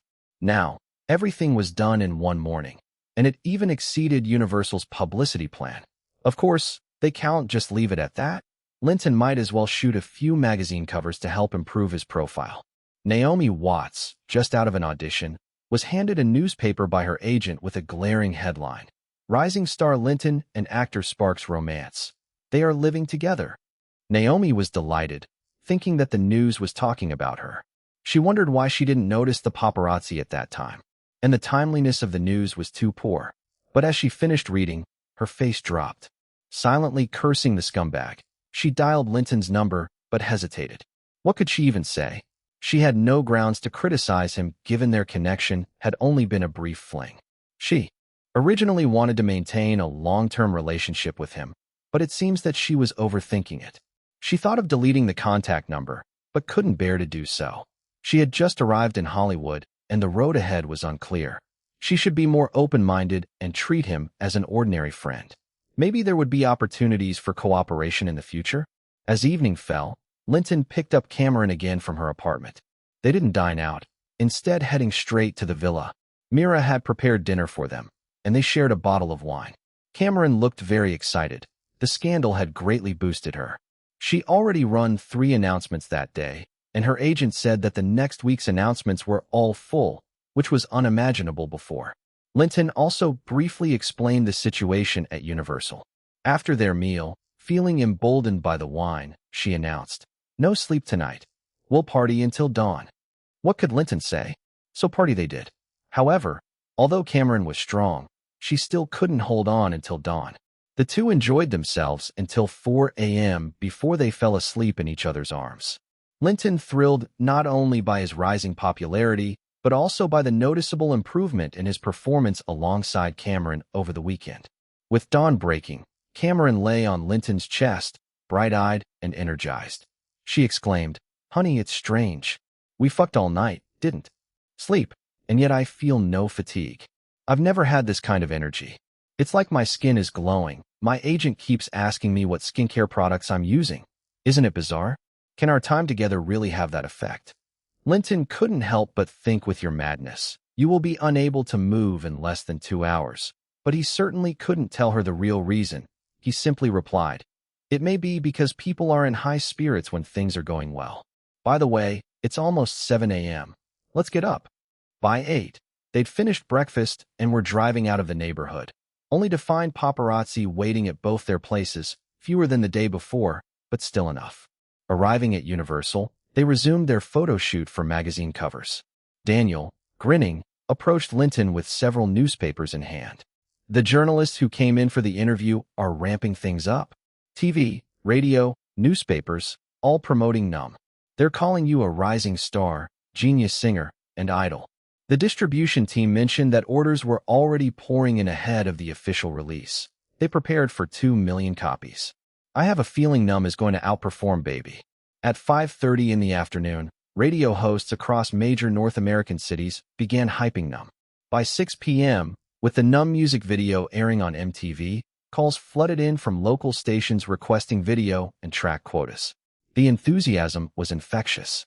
Despite worrying about Cameron holding up after 2 days, she surprised him by coming back for another night of fun before he took off for national promotions. Once 2 a.m. rolled around, Linton took it upon himself to end their escapades for her well-being. Chapter 10, Billboard Number 1. On the morning of the 7th, after having breakfast, Linton and Cameron departed the neighborhood in their car. As expected, a couple of paparazzi were waiting for them. But this time, the questions weren't only about their relationship. Instead, most inquiries revolved around Linton's new single, Numb. Following the media's promotional reports from the previous day, the song Numb had already made its way to radio stations across the nation overnight. No matter which station you turned on in your car, you could hear this song. And since it hadn't officially been released yet, fans were eager to hear it, calling in to request it. Word circulated that a nearby record store had a long line outside before even opening, all there to buy Numb. This time, Linton simply responded to a few questions. There were standard answers for all of them anyway, and it could also expand publicity, so why not do it? However, when it came to their relationship, both he and Cameron chose to remain tight-lipped. After dropping Cameron off at her apartment, the familiar routine kicked in again. When Linton arrived at Universal, the promotional team was already assembled, waiting for him to start. This group comprised Mira, assistant Molly, and 2 bodyguards. Compared to the first promotional circuit, they had made some adjustments. The previous approach had been to hit up cities in order based on purchasing power, a common marketing strategy. However, that would require a lot of backtracking, wasting valuable time. Since last month's baby promotion laid the groundwork, they still targeted those same 50 cities, but this time, they planned to advance city by city based on geography. The first stop was San Francisco, followed by a trip up north to Oregon. Upon arriving in San Francisco, Linton participated in a live performance at the San Francisco Center shopping mall, singing and engaging with fans before offering autographs. In the afternoon, he did interviews with 2 television stations and later appeared on a radio show where he discussed songwriting and engaged in light gossip with the host. The atmosphere was electric, with audience interactions culminating in a few questions from listeners. By the end of the show, the host mentioned that episode had garnered a 2-point increase in ratings, a clear indication of Linton's rising popularity. After the broadcast, they headed straight to Portland, Oregon. It was one of those grueling schedules where meals and rest often happened in transit on planes or in cars. This trip was even tighter than the last because Linton was set to return to the University of Southern California for graduation ceremonies on the 30th. He needed to complete visits to the 50 cities by the 29th. Just do the math. No wonder the schedule was cramped. Typically, they spent no more than a day in major cities, half a day in large cities, and just enough time to hold a single promotional event in medium-sized cities before moving on. However, given Linton's rising star status, some promotional methods changed. Media interviews and audience interactions remained the same, but performances at public squares or parks turned into fan meet and greets, along with in-store signings at top 20 record stores. Everywhere he went, he felt an overwhelming surge of enthusiasm. Linton noticed a shift in public attention. During the previous promotion, fans had focused more on the music itself, occasionally admiring his looks. This time, though, it was clear that more people were interested in him personally, even more than the songs. 2 consecutive hits, his self-written and performed tracks, had completely captivated audiences, especially knowing he was still in college just made him more appealing. Of course, people couldn't help but inquire about his romantic life. Someone even asked why the female lead in the Numb music video wasn't Cameron Diaz, showing that gossip indeed had its allure. After all, curiosity is part of human nature. The media and fans were all over him. Everywhere he went, fans packed the venues, their cheers echoing. This made Linton realize that the time was ripe to establish a fan club. Once his promotional tour ended, Linton planned to hire a professional to assist him in organizing the Linton Fan Club, enlisting Mira for guidance in managing and directing fans, with the goal of increasing their numbers. Creating a dedicated fan base was essential. Loyal fans could potentially provide 100-fold the support compared to casual ones, and these diehard fans could also help expand his following, so it was worth investing in them, no matter the cost. Unlike some celebrities who capitalize on their fans, Linton wanted to ensure that his fans could benefit while supporting him, so that they wouldn't just spend money on merchandise, but would also promote his work.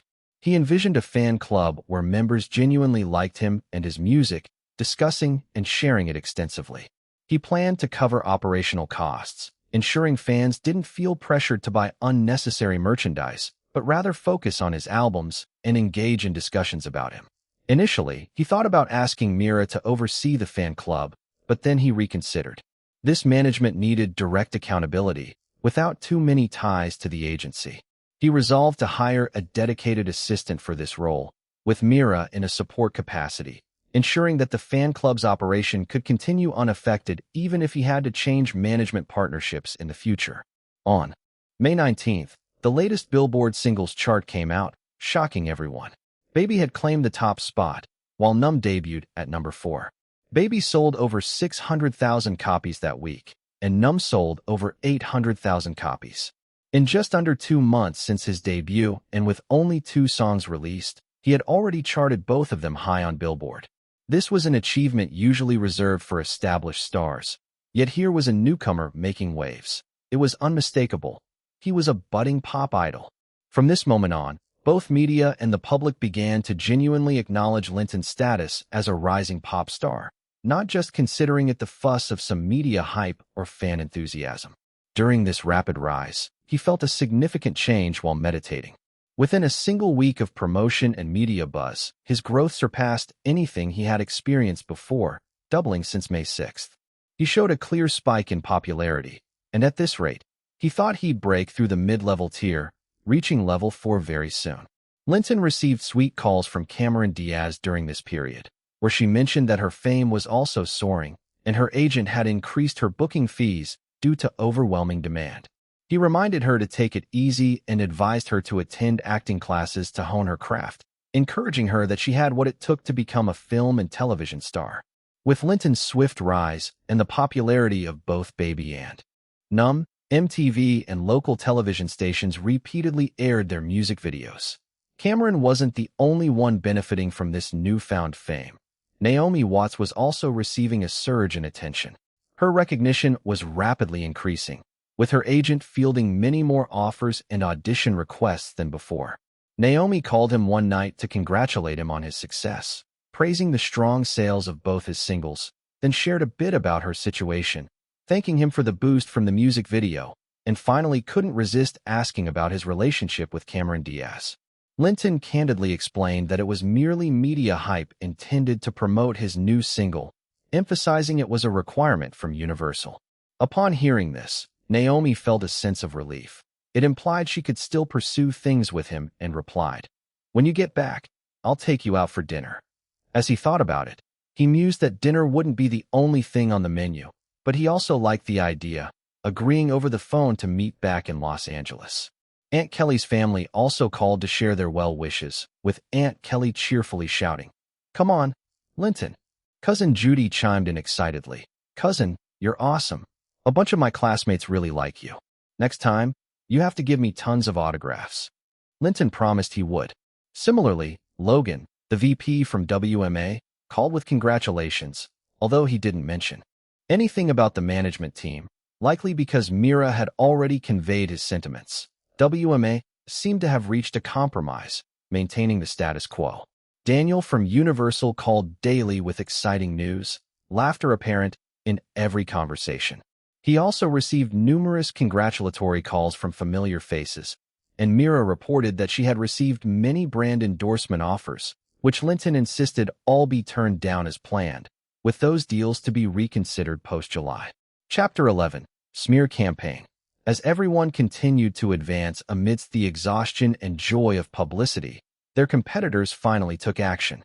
Initially, a tabloid reported that Linton was a student at the University of Southern California School of Cinematic Arts and had not been seen on campus for the past 3 months.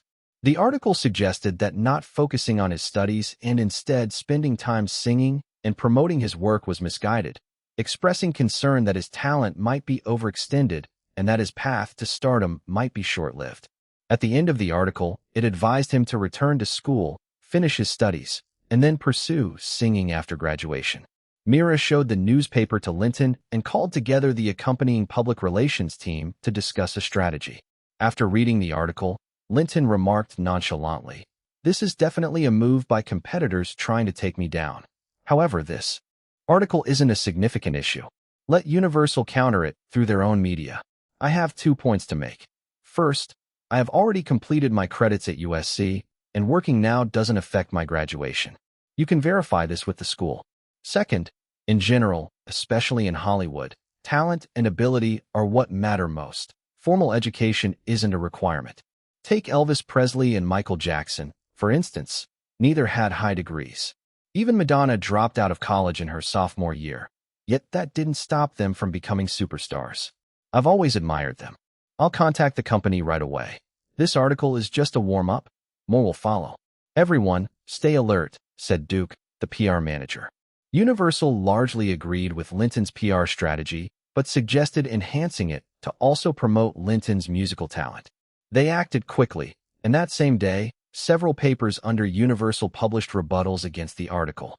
They cited Linton's credits from USC and emphasized that America is an open and inclusive country where talent can flourish and succeed. They argued that Linton was proving himself with his talent and that such a genius deserved support, encouragement, and a platform to grow. With the publication of these two articles, more audiences noticed that Linton not only sang well, but also was handsome and incredibly talented, prompting many to become his fans. Soon, the radio play of his two singles increased, and sales improved substantially. The competitors couldn't sit tight. Within a couple of days, several newspapers published more negative information about Linton. This time, the claim was that while it was understandable for Linton, at just 20 years old, to write a love song like Baby, creating an inspiring song like Numb required rich life experiences. They argued that because Linton had spent all his time in school, he could not possibly have acquired the life experiences needed to write such a deep song, insinuating it must have been borrowed from someone else. A senior music critic even publicly stated in a newspaper that Numb was ghostwritten by someone Universal hired to deliberately hype Linton's genius persona. Since the song was too good to slander directly, they would attack Linton himself. Linton thought to himself, strangely enough, they hit the nail on the head. Both these songs were borrowed, but from the future. But who can know? Now that I've written them, it's original and undeniable. However, he wasn't sure how to rebut that claim and asked his PR team, "What do you guys think?" Duke replied, "Don't be tense. This is standard procedure for competitors. Linton, you need to realize how many markets you've taken over with your rapid rise and how many people you've blocked. Naturally, some will try to smear, vilify, and maliciously review you. That's a norm in our industry. Your record is clean. No drugs, no promiscuity, no bad habits. It's a good thing you recently sparked dating rumors with Cameron Diaz, or else they might have questioned your sexual orientation. Since they can't find dirt on you, they resort to unfounded speculations to tarnish your image. However, we have robust copyright laws, and both your songs were registered with BMI, Broadcast Music Incorporated, before you joined Universal. Just by revealing this information, the public will clearly understand, and it will further showcase your talent. In fact, they're doing us a favor. Ha ha ha. As expected, that day, multiple papers under Universal released information about the copyright registration of Baby and Numb with BMI, clarifying the origins of both songs and the timeline of Linton's contract with Universal. They clearly laid out the copyright details and sternly reprimanded irresponsible media, emphasizing that America is a country governed by law. They warned that any further irresponsible speculation and malicious smear campaigns would result in legal action. That evening, Universal arranged for Linton to appear on The Tonight Show with Jay Leno, NBC's flagship program with significant national influence and high ratings. On the show, Linton performed Baby and Numb. According to the prearranged script, Leno asked, "Linton, according to the information, you're a senior at the University of Southern California's School of Cinematic Arts?" After Linton confirmed, Leno continued, "Recently, some media claimed you aren't focusing on your studies, but are out singing and promoting instead. They are worried that your talent might get overexerted, and that your path to stardom might be short-lived. They suggested you return to school. What do you think? First, I've already completed my college credits, and I'm just waiting to receive my diploma in late May. You can verify this with the school. Second, I want to say that while education is essential, the purpose of learning is to enhance your abilities, enabling you to realize your dreams. When you have the capacity to chase your dreams, you should go for it without hesitation. For example, there's Bill Gates, Michael Dell, and Steve Jobs. Familiar names for everyone, right?" Laughter erupted from the audience. You can check. All three of them started their businesses while in college and achieved tremendous success.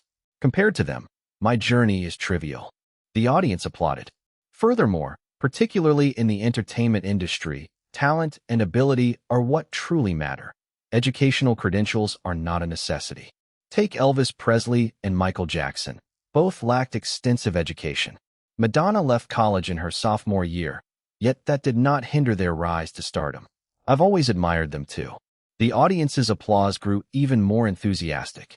Leno continued, "That's excellently said. If you have a dream, you have to pursue it. I also read an article stating you lack enough life experience and therefore couldn't have written a deep song like Numb. They even doubted if it was plagiarism or if Universal had someone ghostwrite for you. What do you have to say about that?" All I can say is, they just don't understand the world of genius. I indeed lack life experience. After all, I'm only 20 years old, Linton said, eliciting more applause and laughter from the audience. Art comes from life and transcends it. I have always valued observation, paying close attention to everything around me. Don't you think the stories described in Numb mirror experiences you've encountered? Determining these observations is merely the foundation. The key to art lies in finding inspiration and connection within those observations. Once you have the inspiration, combined with a musical foundation, the song comes together. Moreover, I actually finished writing this song before February, and I registered its copyright with BMI before joining Universal. The copyright information is clear, and the logical timeline is straightforward. The audience erupted into enthusiastic applause. Linton's undeniable talent and the label of a genius singer couldn't be held back. Leno's talk show had an enormous impact, and as expected, the competitors backed off. With this round of disputes, more people learned about Linton's genius, and his reputation as a genius singer spread widely, increasing his fan base. Due to this surge in popularity, many students became Linton's fans, accelerating the spread and sales of his singles, which resulting in unstoppable momentum. Chapter 12. Overseas Release and Graduation. On May 26th, the latest Billboard singles chart was released, stunning everyone as Numb topped the charts while Baby held the number 2 spot. That week, Baby sold 600,000 copies, while Numb surpassed 1 million sales. Both songs dominating the top 2 positions was an unprecedented record in the history of Billboard. Major media outlets churned out articles, praising everything from Linton's talent to the quality of the songwriting, with others complimenting Linton's looks and voice, declaring that he was destined to become a superstar. Linton felt a bit shy reading all the praise, but it helped generate publicity for him and his singles. At this point, the promotional team's role had diminished significantly. The real goal was to engage with fans in various cities, allowing Linton to connect closely with his supporters, expanding his fan base, and increasing their loyalty. On this day, Linton advanced to the 4th level. On May 29th, the promotional team finished visiting 50 cities and returned to Los Angeles, completely exhausted. Daniel organized a brief meeting at Universal Music to wrap things up, disbanding the promotional team so everyone could return home. Linton was set to participate in the graduation ceremony at the University of Southern California School of Cinematic Arts on May 30th and 31st to receive his diploma. After the meeting, Linton couldn't leave just yet as Daniel kept him back, stating, "Linton, we need to shoot the music video for Believer as soon as possible to coincide with the song's release. Believer is set to drop on June 11th, so we're running out of time. You're going back to school for the graduation ceremony tomorrow, so make sure you don't delay there. Get your diploma and come back quickly for the music video shoot. I'm already coordinating with Carson and Zach to prepare the Believer music video. We're just waiting on you." "Got it, no worries. I'm focused solely on the music release right now," Linton replied confidently. Since there wouldn't be any dance scenes, there was no need for choreographers. Everything was prepared, and Zach had already discussed the overall theme of the music video with Linton over the phone. As requested by Linton, Believer was a high-energy anthem, expressing themes of staying true to oneself and bravely chasing one's dreams. Regardless of the obstacles ahead, whether thorns or cliffs, nothing could stop his pursuit of dreams. The music video aimed to visually represent this intensity through various energetic scenes, such as Linton participating in adrenaline-fueled sports, vibrant city visuals, and even scenes reminiscent of blockbuster movies, like Linton riding a heavy motorcycle or a slick sports car. Interspersed with footage of Linton singing, the music video sought a cinematic quality. It aimed to stir up excitement among the audience, so there was no need for a leading lady or many extras. Still, overall filming and editing remained challenging, especially with a tight schedule to start shooting on June 1st and finish within 9 days. Daniel called Carson, Zach, and Linton to meet, emphasizing that the music video for Believer must be finished by June 9th, so it could be sent to MTV in New York to air at 6 p.m. on June 10th. There could not be any delays. Additionally, Daniel shared some good news with Linton. Both Baby and Numb had started their overseas releases. Just last week, they had been made available in Canada, Mexico, Australia, Japan, South Korea, major European countries, and South America, with plans for even more countries to follow. The company allocated a budget of $2 million for promoting each single abroad. Based on current sales performance, things looked very promising. Both songs were well received, and Linton's image was highly liked by overseas fans. According to preliminary reports, both songs had already surpassed 500,000 units sold internationally. A three-member leadership team was formed for the music video project, with Zach introducing the preparations. Everything had been set up, just waiting on Linton, the lead.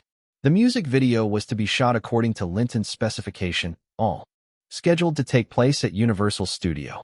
To ensure a cinematic quality, they planned to use film cameras similar to those used in movie production. All the outdoor shoots had been completed in advance, making editing easier. After going over the shoot plans, they agreed to officially begin filming on June 1st at 9 a.m. On May 30th, Linton returned to the University of Southern California, where the campus was decorated festively, filled with laughter and excitement, showing no signs of sadness associated with departures. Linton intended to quietly follow the school's procedures to collect his diploma and leave, but upon returning to campus, he was surrounded by enthusiastic classmates and alumni. Whether they had been close or not before, everyone suddenly became a good friend as they sought selfies and autographs, which Linton gladly provided. However, the USC School of Cinematic Arts was indeed a great platform for all students. Most graduates made it big in Hollywood. Given its proximity to Hollywood, the school's teaching style was heavily influenced by the industry, focusing mainly on commercial aspects while also incorporating art. USC graduates earned far more Oscars than students from other schools. The list of notable alumni was extensive, featuring names like George Lucas, Kevin Spacey, Kevin Costner, Chris Rock, Ron Howard, and Robert Zemeckis, among others. The school primarily offered programs in behind-the-scenes production, with no performance major, meaning most notable alumni ended up as producers, directors, or behind-the-scenes creators rather than on-screen stars. Establishing connections with these alumni was necessary, especially since Linton's next goal was to make films. By leveraging these connections, he could easily assemble strong production and filming teams, and he silently noted this for the future. When visiting his Professor Johnson, he expressed pride in Linton's recent achievements, but there was some regret that Linton was now famous in the field of music rather than film. Nonetheless, Johnson was very open-minded and did not dwell on this, even inviting Linton to the next alumni meeting, introducing him to the USC Alumni Association. The Alumni Association included mostly members from the School of Cinematic Arts, essentially the Academy Award judges. Joining the Alumni Association meant having a group of natural allies within the film industry that would greatly benefit Linton's future career. Touched, Linton felt he should give back to the school. After some careful thought, he decided that it would be more appropriate to donate money during the next alumni meeting. As for now, he hadn't graduated yet, and while his singles were selling well, Universal hadn't paid him his royalties yet. He simply didn't have money for a donation right now and couldn't just start writing checks without funds. Over the course of 2 days, he successfully completed the necessary steps, received his diploma, strengthened relationships with a few teachers, and attended a couple of parties, where he began building his network at the school. During this time, Connie approached Linton wishing to get back together, but he paid her no mind. Chapter 13. Shooting the Believer MV and movie rights. On June 1st, they began filming the Believer music video. For Linton, this shoot was actually much simpler. He basically spent the entire time just being cool.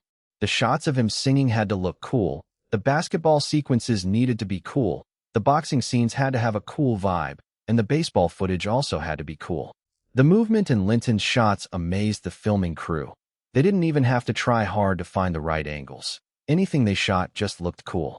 Linton usually presented himself as refined and gentlemanly. Although he appeared cool and rugged, he ultimately left people with an impression of a tough young man. However, when he took off his shirt, revealing his well-proportioned physique and muscular build, he radiated strength. Especially when he moved around, his charm was overflowing with energy, like a professional athlete. Zach and Carson were taken aback, exclaiming it was a good thing no beautiful women were around because they would surely lose their minds over him. This music video will have girls drooling. I can't imagine how many female fans you'll attract, they remarked. Zach had some skills, and thanks to solid pre-production work, they completed filming all the scenes in just 3 days. Afterward, he dove right into the editing room and didn't even attend the wrap party. That evening, Linton joined Carson's crew for a wrap party. The party was wild, filled with women, alcohol, and smoke. But Linton kept his cool, had a quick drink to celebrate, and then left early. Finally, a few days of free time came his way. With Linton's rising fame, Universal had upgraded his treatment to A-list standards, providing him with a private dressing room, makeup artist, and image consultant, and even offered to give him an assistant. Regarding the assistant, Linton felt that having Molly was enough to help him coordinate tasks between departments, as well as manage fan letters and gifts. He wanted to hire another assistant himself to mainly handle the operations of his fan club. Universal agreed, allowing him to find his own personal assistant to fund, which basically meant Universal would cover the salary while he chose whoever he wanted, even if they didn't show up for work. They explicitly stated that this assistant would report directly to him, and Universal just needed to take care of the base salary and benefits. Any bonuses would be his responsibility. Universal didn't care at all and agreed. At this point, the talent agencies and record labels still hadn't realized the impact of fans on box office and album sales and didn't prioritize managing fans. Thanks to Linton's success, he was granted a meeting with John Smith, the president of Universal Music, who encouraged him to continue producing more outstanding work. Smith promised Universal would provide top-tier promotional resources for Linton's songs. Time was tight, though, and there wasn't enough time to hold a celebration. They agreed to throw a party once the third single was released. In the following days, with Myra's help, Linton interviewed several candidates for the assistant position and ultimately chose Bella Miller. Bella was a 24-year-old white girl with red hair who had just graduated from Georgia State University the year before, where she studied media and public relations. She had moved to Los Angeles in August and was now an intern at the California Independent. Linton offered her a salary of $30,000 per year with benefits and a yearly bonus based on performance. Bella left her job at the newspaper and would start working as Linton's personal assistant on June 8th. Upon hearing he was back in Los Angeles, Cameron Diaz and Naomi Watts both called Linton. Cameron mentioned that she had gotten a minor role in a film recently, filming away from home. That was a good gig for her, as the role gained her fame thanks to her rumored relationship with Linton. However, she anticipated returning by the end of August. Naomi also gained a lot of attention from the Numb music video and received a role in a television series as well, although she wouldn't be filming until after the 10th. For now, she was busy with appearances around Los Angeles. After interviewing for the assistant, Linton made dinner plans with Naomi. However, considering his ongoing relationship with Cameron, their publicist decided their on-record fling would officially end after the Believer promotional campaign wrapped up in early July. They found a cozy restaurant to dine at, and after the meal, Naomi invited Linton to her apartment. However, given the lack of privacy at her place and the poor soundproofing of the rooms, Linton suggested they go to his villa instead. Once they returned to the villa, things naturally heated up between them. Linton noted that while Naomi's popularity didn't rival Cameron's, she had indeed improved since they had first met and was somewhat beneficial to his growth. The next day, at 8:30 a.m., Naomi's agent arrived to pick her up. As a newbie, she has to seize every opportunity. Linton didn't have any arrangements and decided to rest at home, contemplating his next steps. For months had passed since he arrived in February. He had become a hot singer, releasing 2 singles with solid sales, and had gained a significant fan base. He also met 2 future leading ladies of Hollywood and helped them quicken their rise to fame, anticipating that their Hollywood journey would be smoother than in his past life. This would only benefit him more in the future. The most important thing is that his power growth has been astonishing. In just 3 months, he has already reached the 4th stage of Starlight Spark, an incredible feat according to the information he got. In this stage, each level typically takes 5 to 10 years to advance. Those who can progress by even 1 level within 2 years are considered once-in-a-generation prodigies. It's clear that in this age of mass entertainment, the conditions for cultivating supernatural power are ideal. As long as it's managed properly, fame and influence are limitless, eliminating the usual concerns about resource depletion. However, As his power level increased, he would need more and more popularity to advance, and each breakthrough will take longer. The next step is to release his single, Believer, and push it into overseas markets. By July, he certainly expected to break through to the 5th level, aiming for the 6th level by September. With the hope of releasing an album by the end of the year, his popularity should also rise, with aspirations to reach the 7th level by year-end. After releasing Believer in June, he couldn't drop any more singles. He needed to focus on the album for the year-end, a total of 13 songs. He could pick 10 songs from his memories of the past life. Plus, with the breakthroughs in his training, not just his physical abilities but also his cognitive, learning, and memory skills had seen a significant boost. While filming the Believer music video, he had showcased some athletic abilities. His jumping, speed, reaction time, and balance left the entire crew astonished. In truth, this was still a controlled display, not expressing even 1/10 of his true potential. After his training, he had far exceeded the average person. Considering the need for international market promotion and with his increased learning ability, it would be wise to learn the languages of several major markets during his free time. He planned to learn Japanese, French, German, and Spanish. After the album release at year-end, he would need to slow down in music to focus on film projects. After all, the popularity generated by a good movie far surpassed that from songs. By the end of the year, he expected to collect royalties from his 3 singles. With total sales of at least 25 million copies internationally and a per-song revenue of about $6, considering various market fluctuations and discounts, it could be lower. His share at 22% would roughly amount to $30 million. Additionally, considering other licensing deals, TV, competitions, malls, product ads, etc., his earnings shouldn't fall below $2 million. Starting in July, he could also nab some endorsement deals, and given the current trend, at least $5 million should be attainable. While live performances weren't being prioritized at the moment, after deducting the agency's share, that would still leave him with approximately $33 million. But taxes in April would be a significant issue. He needed to find a reliable accountant to help manage his tax strategy. By then, he would also see album royalties come through, so funds shouldn't pose a problem. Finding investors for his first film might be tough, but he could always self-finance since he was confident in the market viability of the films he chose to produce. They were bound to be profitable. His primary goal in making films was to promote himself, and it would be even better if the leading lady shined. Making money was just the secondary objective. So when selecting films, he needed to filter well according to the above 2 conditions. Speed, The Matrix, Mr. and Mrs. Smith, National Treasure, Wanted, Ocean's 11, and Pirates of the Caribbean all met the criteria. Copyrights needed to be registered or purchased early, especially for the upcoming films in recent years. From his memory, he recalled that Speed aimed to begin production in 1993 and release in 1994. He needed to hurry and get the script written and register the copyright. Also, Mission Impossible was slated for production in 1995 and released in 1996. He would need to acquire adaptation rights from CBS. He didn't have enough funds at the moment, but that could come later, just as long as it was completed by year-end. The rest could wait a while. With these thoughts in mind and a couple of days of free time, Linton rushed to write the initial script for Speed. It took him 2 days to finalize the outline, and then he called Mira to help him file it with the Writers Guild and the Library of Congress. To clarify, the copyright generator for literary works, including movie scripts, is structured through the Writers Guild and the Library of Congress.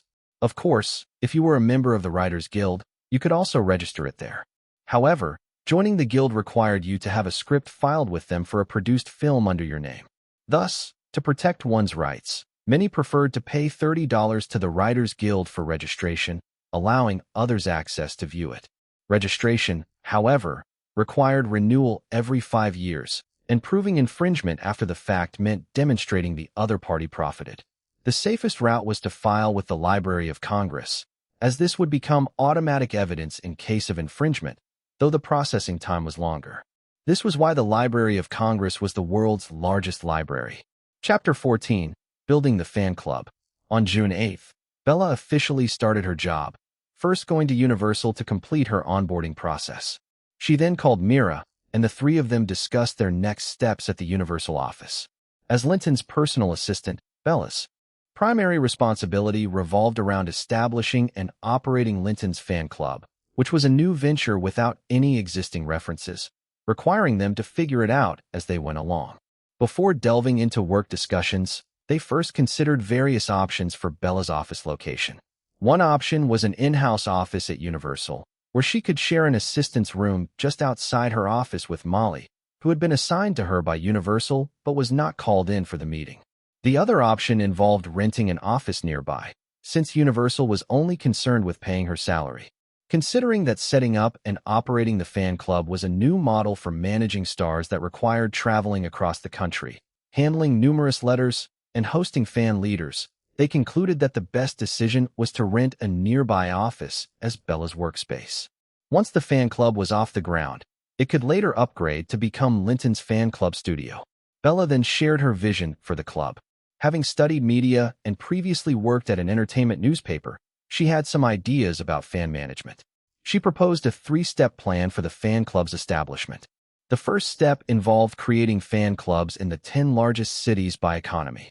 Some cities already had Linton fan clubs, and they would reach out to them for official recognition, renaming them as Linton fan club chapters to help expand their influence.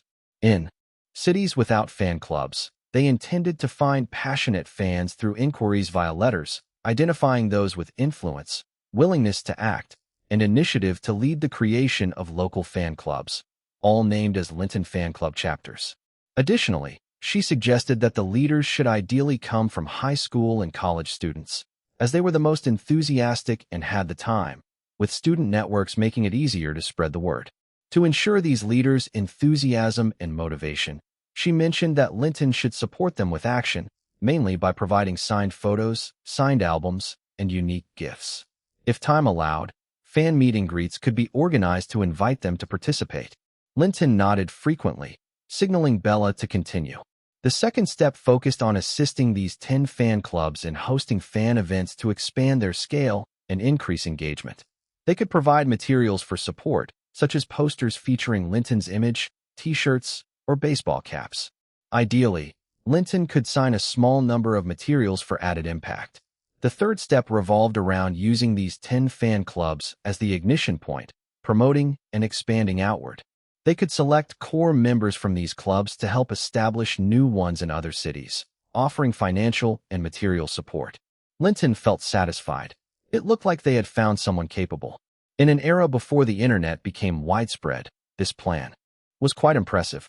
However, though the strategy was solid, he needed to observe its execution capabilities. He turned to Mira and asked for her thoughts. After a moment of hesitation, she questioned, could we involve Universal's local promotion teams in building the fan club? After all, they have representatives stationed across the states. Linton was somewhat reluctant to involve Universal, considering that establishing a fan club was not solely about fans. He was also planning to make movies, which weren't guaranteed to involve Universal either. Having made up his mind, he replied, Bella, that sounds great. Let's stick to your plan. We'll manage the fan club's establishment and operation ourselves. But if you need Universal's collaboration, just let me know ahead of time. Prepare a plan and budget for me, and get started quickly. Oh, and make sure you find a larger office space. Good luck, and once you succeed, I'll reward you generously. Linton had whimsically envisioned big rewards. Afterward, Linton called in Molly, instructing her to hand over the management of fan letters and gifts to Bella. To his surprise, Molly's expression changed, and she looked on the verge of tears as she urgently asked, Boss, did I do something wrong? Tell me, and I'll fix it. Seeing her reaction, Linton quickly realized he underestimated how coveted his assistant position was among typical Universal staff. He reassured her, You did nothing wrong. I simply want Bella to manage my fan club and handle my fans. It has nothing to do with you. Molly thought to herself, how could it not involve her? She had worked hard to secure the assistant position, believing that handling relationships with fans was essential for showing her effort and results. Losing that primary responsibility made her feel expendable, which was unacceptable. While she didn't entirely understand what the fan club would do, it sounded impressive, so she said, Boss, the workload for building a fan club seems considerable. and handling fan letters and gifts requires a good amount of effort too. Shouldn't I join in to help share the workload? Linton hadn't anticipated Molly would be so eager to contribute. What he didn't know was how highly sought after this assistant position was at Universal, and Molly had fought fiercely to secure it. Recognizing her previous effectiveness in handling fan letters and gifts, Linton didn't want to discourage her enthusiasm. He remembered Myra's earlier suggestion and said, "All right, you can still manage the letters and gifts. However, since we are establishing the fan club, make sure to sign the responses and gifts as Linton Fan Club. Also, consult with Bella on how to identify the fans she needs from incoming letters. When Bella requires support from Universal's local staff during fan club events, you'll coordinate that. Of course, your main job will still be liaising effectively with various departments at Universal Records." "No problem. I promise to manage it well," Molly said happily. "That's settled. Let's split up and get to work." They all went their separate ways. Linton headed to Daniel's office to discuss the promotional work for Believer with the marketing team. After the consecutive success of the first two singles, Linton's rising star status made for an advantageous launch for the third song, Believer. The promotional strategy for Believer was fairly straightforward, maintaining routine advertising while reducing Linton's promotional workload, but significantly improving quality and sophistication. The company selected 4 prominent second-tier magazines. They were still waiting on major publications, like Vogue and Time, and 6 entertainment newspapers with national circulation to arrange interviews on the 9th and 10th. On June 11th, he would go to Manchester to participate in the Bonnaroo Music Festival and perform. From June 12th, he began participating in 3 sporting events as a special guest, performing during halftime. The dates included June 12th for an NBA Finals game in Chicago, June 13th for an MLB game in New York, and June 15th for another MLB game in Los Angeles. From June 14th, Linton would also appear on 3 talk shows. Plus, an additional fan meet and greet and in-store signing would be organized in one of the top 10 economically strong cities across America. Looking at the schedule, Linton was amazed at how light his workload seemed this time. It would all be wrapped up in a maximum of 3 weeks, and the intensity wasn't at all comparable to the previous 2 promotional pushes, which didn't feel typical of Universal's usual approach. He looked at Daniel in astonishment. Daniel explained, "Given your current popularity and the saturation of promotions over the past couple of months, your visibility is already very high, and the newer markets have been ignited. All we need to do is ensure that posters are everywhere, place the promotional material in optimal locations, and with MTV and numerous local stations airing the Believer music video, along with many radio stations promoting it, there's no need for a whirlwind of live events. However, the mainstream audience still needs to recognize your talent, which we aim to address this time as well, focusing on top-tier magazines, major newspapers, high-rated talk shows, sporting events, and music festivals, which are the best promotional platforms. But remember, performing live at sports events and music festivals really tests your vocal skills and stage presence. Don't take it lightly. Make sure to deliver your best performance, showcasing the finest live effect. Plus, with the explosive vibe of Believer, its empowering lyrics, and its melody, it fits perfectly for such occasions, guaranteed to ignite the audience's excitement. Let's see the results. After these events, Believer should definitely clinch the Billboard #1 position, and your fame will surely soar, turning you into a beloved superstar. You can arrange your other time as you see fit. Oh, is Cameron in Los Angeles? If so, feel free to keep showing off your closeness on camera and stir some buzz. Upon learning Cameron was filming, he thought there was no need for that. Your visibility was already sufficient, and stirring up relationships wasn't as critical now. On June 2nd, the latest Billboard chart was released, indicating that Mariah Carey's I Don't Wanna Cry topped the chart, with Numb in second place and Baby still holding third. Numb sold 700,000 copies that week, while Baby sold 400,000. That evening, Naomi became addicted to the pleasure and kept coming back for more, unable to resist. It was perfect, allowing him to improve his skills while enjoying himself and bringing joy to others. With Linton's graciousness and yielding, the two found themselves even, falling asleep in each other's embrace by 2 in the morning. Chapter 15. NBA Halftime Performance. The next step was arranging interviews with magazines and newspapers. The newspaper interviews were straightforward. Universal's PR team had already prepared scripts, so Linton just had to follow along. However, magazine interviews were a different story. Besides answering questions, he had to pose for cover shoots, constantly changing outfits and striking different poses as the photographers directed. It was exhausting. Still, the photographers were full of praise for his image. One of them, who was likely gay, had eyes practically glowing at him. But as long as nothing inappropriate happened, Linton let it slide. Bella worked quickly. With Myra's help, she secured an office in a commercial building near Universal. It was on the 4th floor, about 2,700 square feet, and reasonably priced. She also submitted a proposal and budget for organizing a fan club. Linton reviewed it, found it satisfactory, and gave her the green light to proceed. Given the overlap between the upcoming fan meet and greet and the fan club's formation, Bella and Mira were included in this leg of the publicity tour. It was also a good opportunity to scout potential fan club leaders in each city. On June 11th, at the Bonnaroo Music Festival in Manchester, Linton performed Believer, setting the crowd on fire. ABC broadcasted the festival live, and the response was phenomenal. He met several industry peers, including Mariah Carey and the Backstreet Boys, but no deep connections were formed. June 12th, United Center, Chicago. Linton arrived early. An NBC reporter approached him with a mic in hand. "Ladies and gentlemen, we are live from Chicago Stadium. Tonight is a huge night for the Bulls' Game 5 of the NBA Finals. The Bulls have won 3 games already. One more victory, and they'll claim the 1990-91 NBA championship." The arena DJ hyped up the crowd, fueling the excitement. "We have a special guest tonight, the talented singer Linton. He's a Bulls fan and is here to support his team. Let's hear from him." "Hey, Linton. Great to see you here at the finals." The reporter handed him the mic. Linton smiled. "Yeah, this is a huge night. I love Jordan. No way I'd miss this." "Huh. Of course. What's your take on the game?" "The Rockets aren't as strong as us. I think tonight's the night we take the championship." "Confident, huh?" "Of course. We're the Bulls. We have Jordan. We're the champions tonight. It's a done deal. No one can stop us." Linton played the part of a die-hard fan perfectly. "Any words for the Rockets?"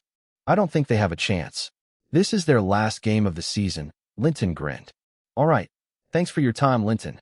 Back to you hosts." The reporter moved on to his next interviewee. "Linton, can I get an autograph?" A fan approached him with a notepad. "Of course." Linton smiled, signing his name and adding a short message.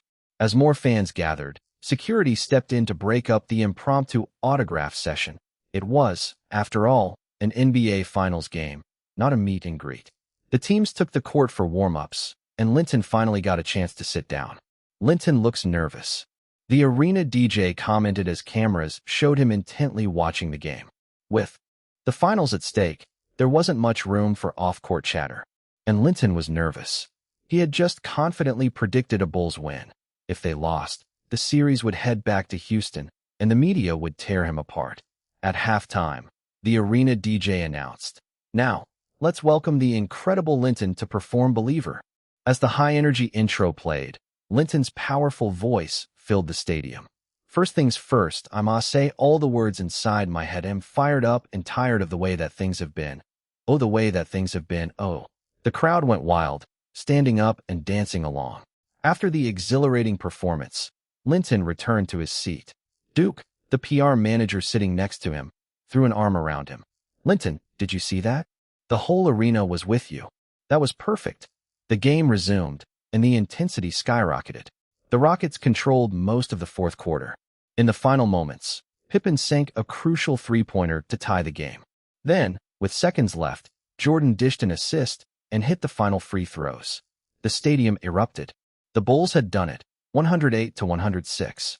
The crowd roared, deafeningly loud. Jordan had 30 points and 10 assists, playing flawlessly. At that moment, he was the undisputed king of Chicago. Fans stormed the court. Linton, being near the front row, rushed forward, only to find himself caught in the chaotic celebration. Jordan was at the center, surrounded by ecstatic teammates, tears in his eyes, his first NBA championship. "Oh." Linton hesitated for a split second, seeing the sweat-drenched players. Then, He made his move arms open, leaping into the celebration. He knew millions were watching this historic moment on NBC. He had to seize this exposure. The crowd grew denser, squeezing in tighter. Security moved fast, clearing a path to escort the Bulls to the locker room. Linton's halftime performance had been a massive success. Before the performance even ended, Linton could feel his popularity surging, triggering his power to accelerate on its own. The boost lasted until late into the night, leaving him stunned. The sheer impact of performing at a global sports event was undeniable. A thought crossed his mind. When his media empire took shape, should he buy a top-tier sports team? The publicity would be unmatched. The game had been broadcasted live not only across the US, but internationally. The synergy between Believer and the finals had been perfect. His live performance had electrified the stadium, and now, with the broadcast spreading worldwide, his fame skyrocketed. It was no surprise when Duke came back with an update. Linton, Believer is about to shatter records. This week, it's reclaiming the #1 spot on Billboard. The last Billboard rankings were released on June 9th. Mariah Carey's I Don't Wanna Cry held the top spot. Numb was second, and Baby was third. Mariah's reign continued, but Linton's Believer was on its way to taking over. With his rapid power growth, Linton realized he would reach level 5 of the first stage by early July, much sooner than expected. Chapter 16, Robbery in Broad Daylight. On June 16th, the latest Billboard chart was released. Believer claimed the top spot, followed by Numb at 2, I Don't Wanna Cry at 3, and Baby at 4. That week, Believer sold 1.6 million copies, Numb sold 800,000, and Baby sold 500,000. When the chart was announced, everyone went wild. The single-week sales exceeded 1.6 million, marking the best performance outside of Michael Jackson and Madonna, which also boosted sales for Baby and Numb, an incredible miracle. At that moment, Linton arrived in Miami. Daniel called him, shouting, "Linton, you are unstoppable. When you get back, I'm throwing a huge celebration party." Linton hung up the phone and walked out from the employee passage of a large mall where the signing event was taking place. The venue was bustling with energy. A long line of excited fans snaked around the place. Everyone held copies of Believer and large posters of Linton.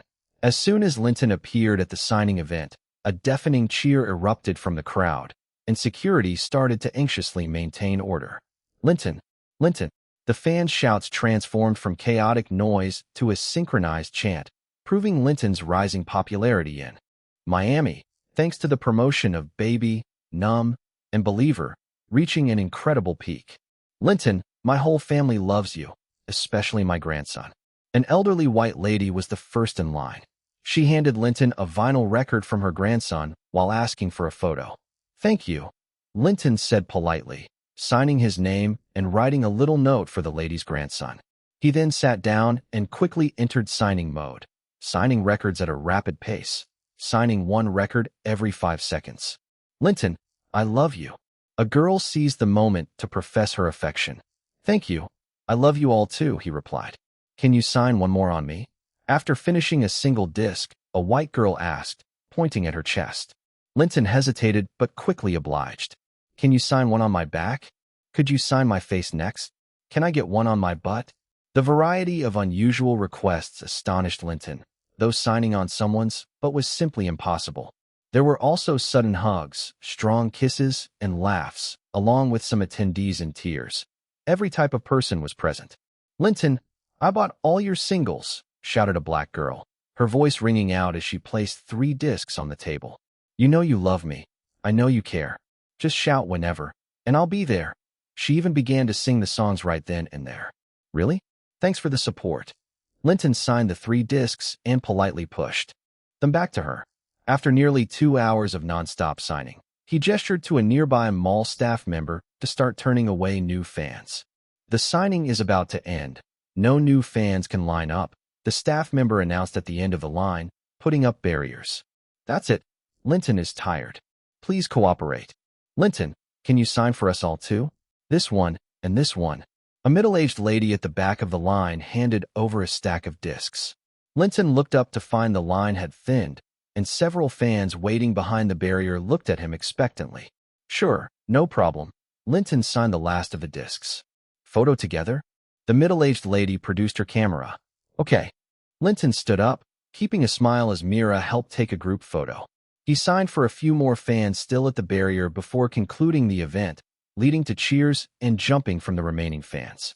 You are the nicest and most polite superstar I've ever met, Linton, the mall manager remarked, shaking hands with him. 2 consecutive hours of signing must be exhausting, right? It sure is, Linton replied, massaging his shoulders with a wry smile. Could you please sign these 50 posters for us? They'll be used for future promotional giveaways. Sure, bring them over. Thank you. Could we take a photo with all our staff? All right. Can you sign for our whole staff too? Okay. Once all the signing was finished, Linton exited the mall, just in time to see a truck across the street suddenly slam to a stop right in front of 3 pedestrians coming out of a bank. Hey, you guys, I just saw the money you've got. Hand it over. The truck's doors opened, and 2 Cubans in the passenger seat brandished guns, pointing their dark barrels directly at the 3 people. Hurry, hurry. They glanced around nervously as Miami's streets bustled with people, drawing the attention of many onlookers. I'll count to 3. If you don't give it, I'll shoot. 1. The unfortunate trio, not daring enough to confront the armed Cubans, reluctantly threw over the cash they had just withdrawn from the bank. Fuck you. Get out of here. One of them shouted as the thieves grabbed the money, stomped on the gas, and sped off with a plume of black smoke trailing behind. Fuck you. Why don't all you filthy Cubans go back to where you came from? Another person yelled. We were invited by the U.S. government, dumbass.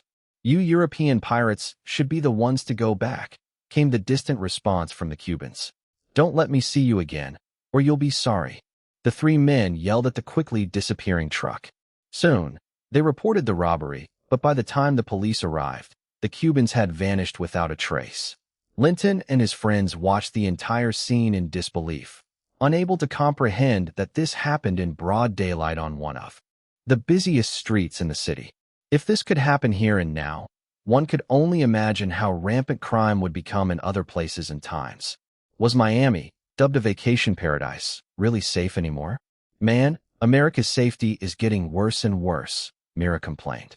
Yeah, after the Mariel boat lift, the U.S. government has been harsh on Cuban immigration, but the Cubans are getting a bad rap too. They practically released thousands of prisoners, the mentally ill, thugs, and prostitutes into the States. Miami took the brunt of it and is in bad shape. These criminals still have ways to cause trouble. Who knows what the government will do next? Duke, who was more politically informed, understood the deeper issues. It's all the politicians' fault, and in the end, it's the common people who suffer. Yeah, I heard these Cuban immigrants aren't just staying in Miami. They've already started spreading throughout the rest of Florida. God help us. Let's hope they don't come to cause havoc in Los Angeles. Chapter 17, Celebration Party, Winona Ryder. The recent armed robbery in Miami had struck Linton like a lightning bolt. He had often seen shooting incidents on television and thought little of them.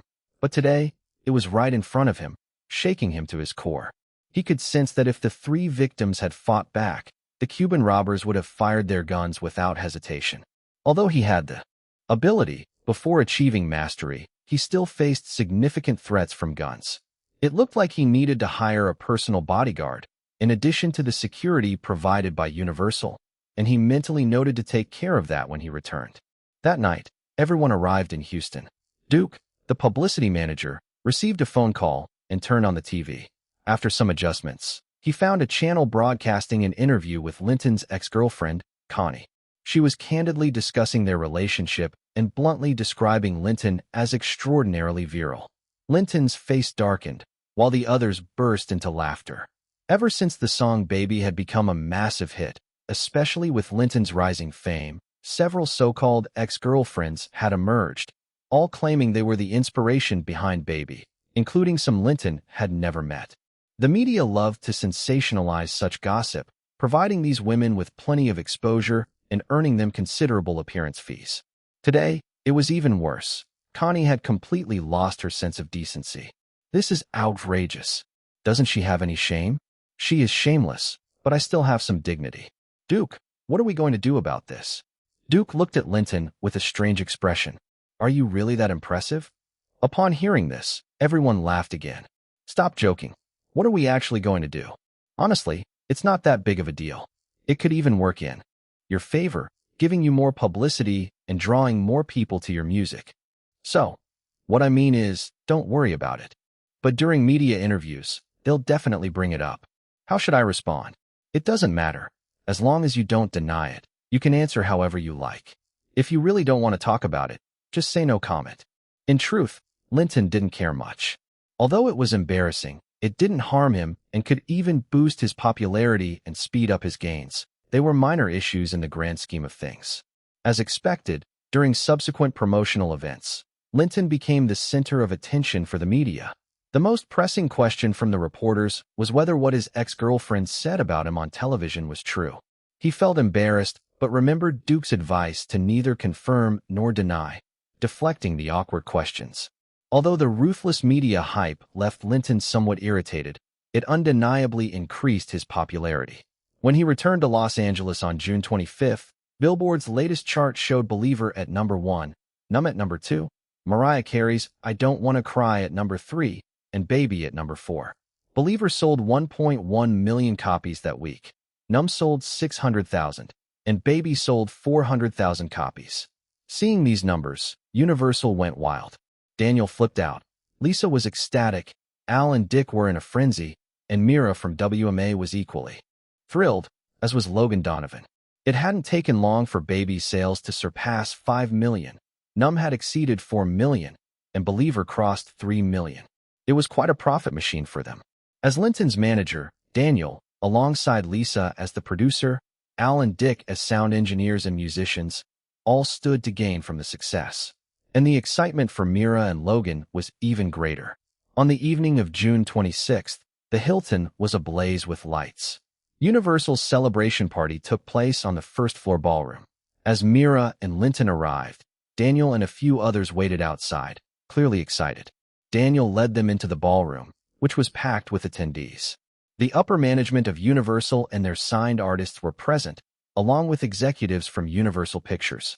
Since Universal hosted the party, many handsome men and beautiful women in the entertainment industry came to network and seek new opportunities. When everyone saw Linton, smiles illuminated their faces with warmth and enthusiasm. Daniel first introduced Linton to John Smith, the president of Universal Music, then helped him navigate around and make connections. This is Lew Wasserman, the president of Universal Pictures, Daniel introduced him. At that time, Universal Music was essentially a subsidiary of Universal Pictures, and even though Daniel was the VP of Universal Music, the music division was quite profitable. You are indeed a prodigy. Linton, I heard you graduated from the USC School of Cinematic Arts. With your looks, you should pursue acting and become a star. Consider taking a leap into filmmaking sometime. Lew Wasserman smiled as he spoke. If the chance arises, I'd love to. I studied film directing at USC and hope to collaborate with you in the future. At the party, Linton also met other important figures at Universal Pictures, expanding his network significantly. After greeting several of the label's artists, he also struck up conversations with a few actors, such as Will Smith, who was transitioning into film by then, Matt Damon, Johnny Lee Miller, Ethan Hawke, and Winona Ryder. Except for Winona Ryder, who had gained some fame from last year's Edward Scissorhands, the others were not quite household names yet. When Mira introduced Winona to Linton, as they shook hands, she teasingly brushed her fingertips against his palm, igniting a warmth in him. Winona Ryder had deep brown hair, a tall and slender physique, and her fair skin glowed ethereally. She was truly captivating. Miss Ryder, it's a pleasure to meet you. Thank you, Linton. Congratulations. The first half of the party revolved around Linton, who was toasted by everyone, receiving congratulations for his blockbuster hit and rising fame. Approximately an hour later, the crowd began to disperse, starting to mingle among themselves. Linton glanced around and spotted Winona right after she finished talking with a chubby middle-aged man. He hurried over, taking 2 glasses of champagne from a server, and handed one to Winona. Winona, you look stunning. Let's toast. Winona accepted the glass. Sure, let's find a spot to sit and chat. They found a corner to sit down with their drinks. Linton started the conversation.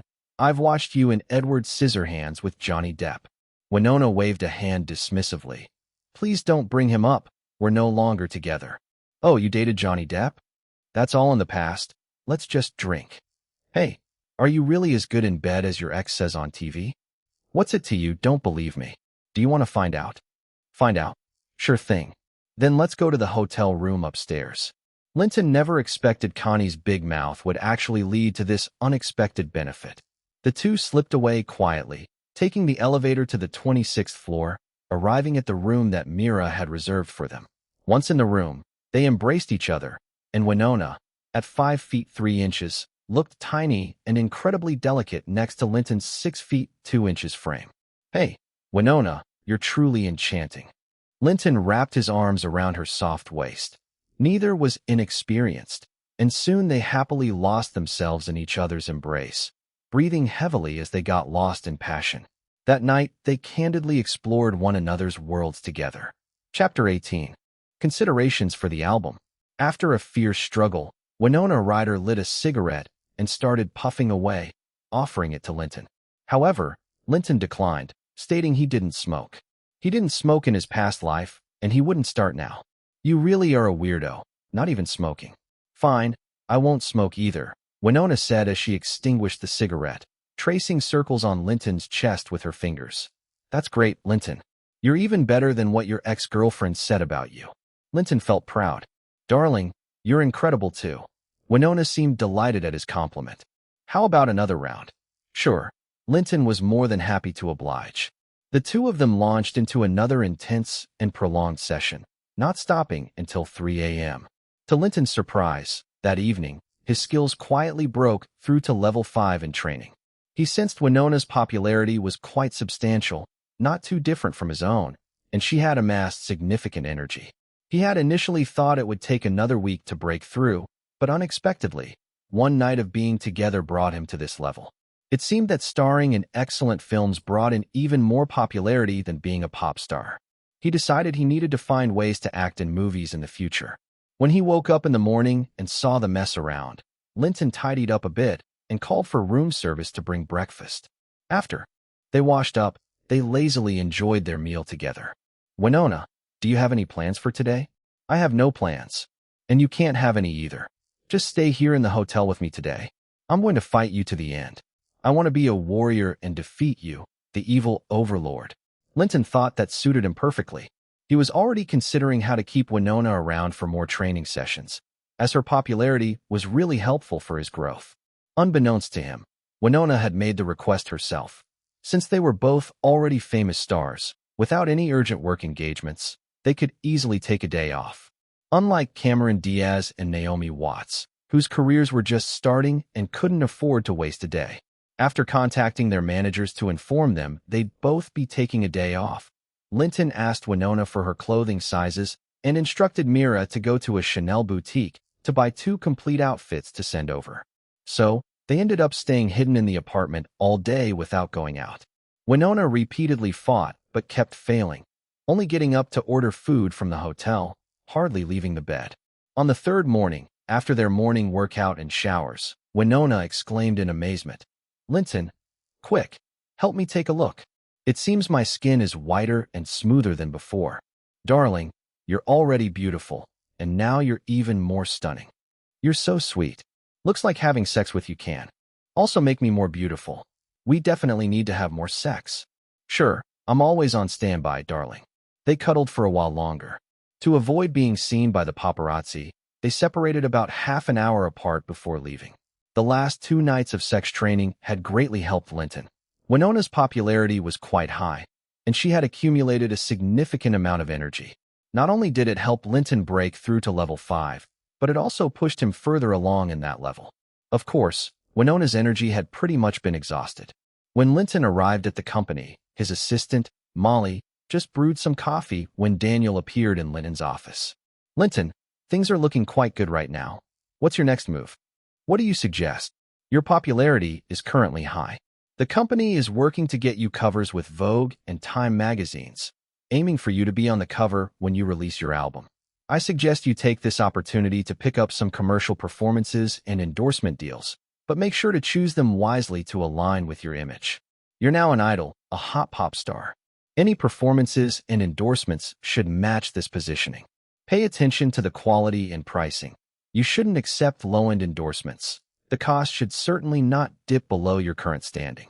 The WMA should have clearer standards, and you can discuss specifics with Mira. A/N.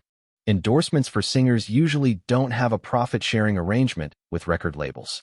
During performances, the label primarily just gets the song's licensing fees while the management company earns a commission. Okay, I agree with your points. I'm not planning on taking commercial performances. Although they can be quite profitable, it's not necessary. I'm preparing to take on a few endorsements, and Mira is currently screening offers. Oh, when will my song royalties be settled? You're a wealthy man now. There's no need to shortchange yourself. Boosting your visibility and status is more important.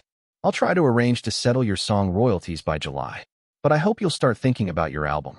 The first 3 songs have significantly raised your visibility and influence, and everyone has high expectations for your debut album.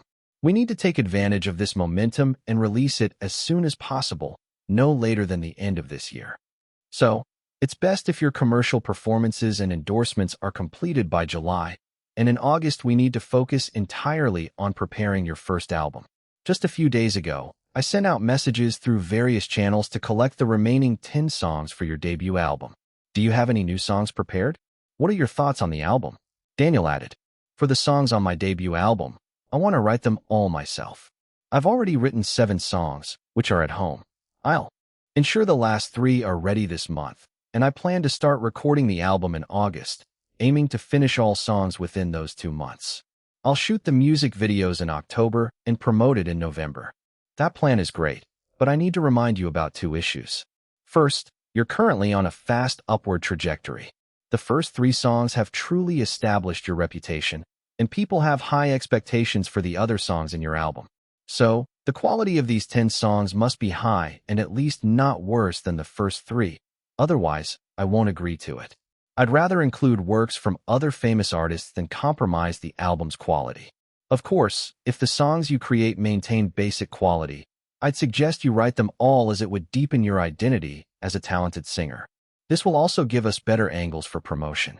Secondly, completing an album in 2 months isn't an easy feat regarding the music videos. I believe that as long as the songs are of good quality, every song should have a music video. Getting 10 music videos done in a month is quite challenging, and preparations need to start now.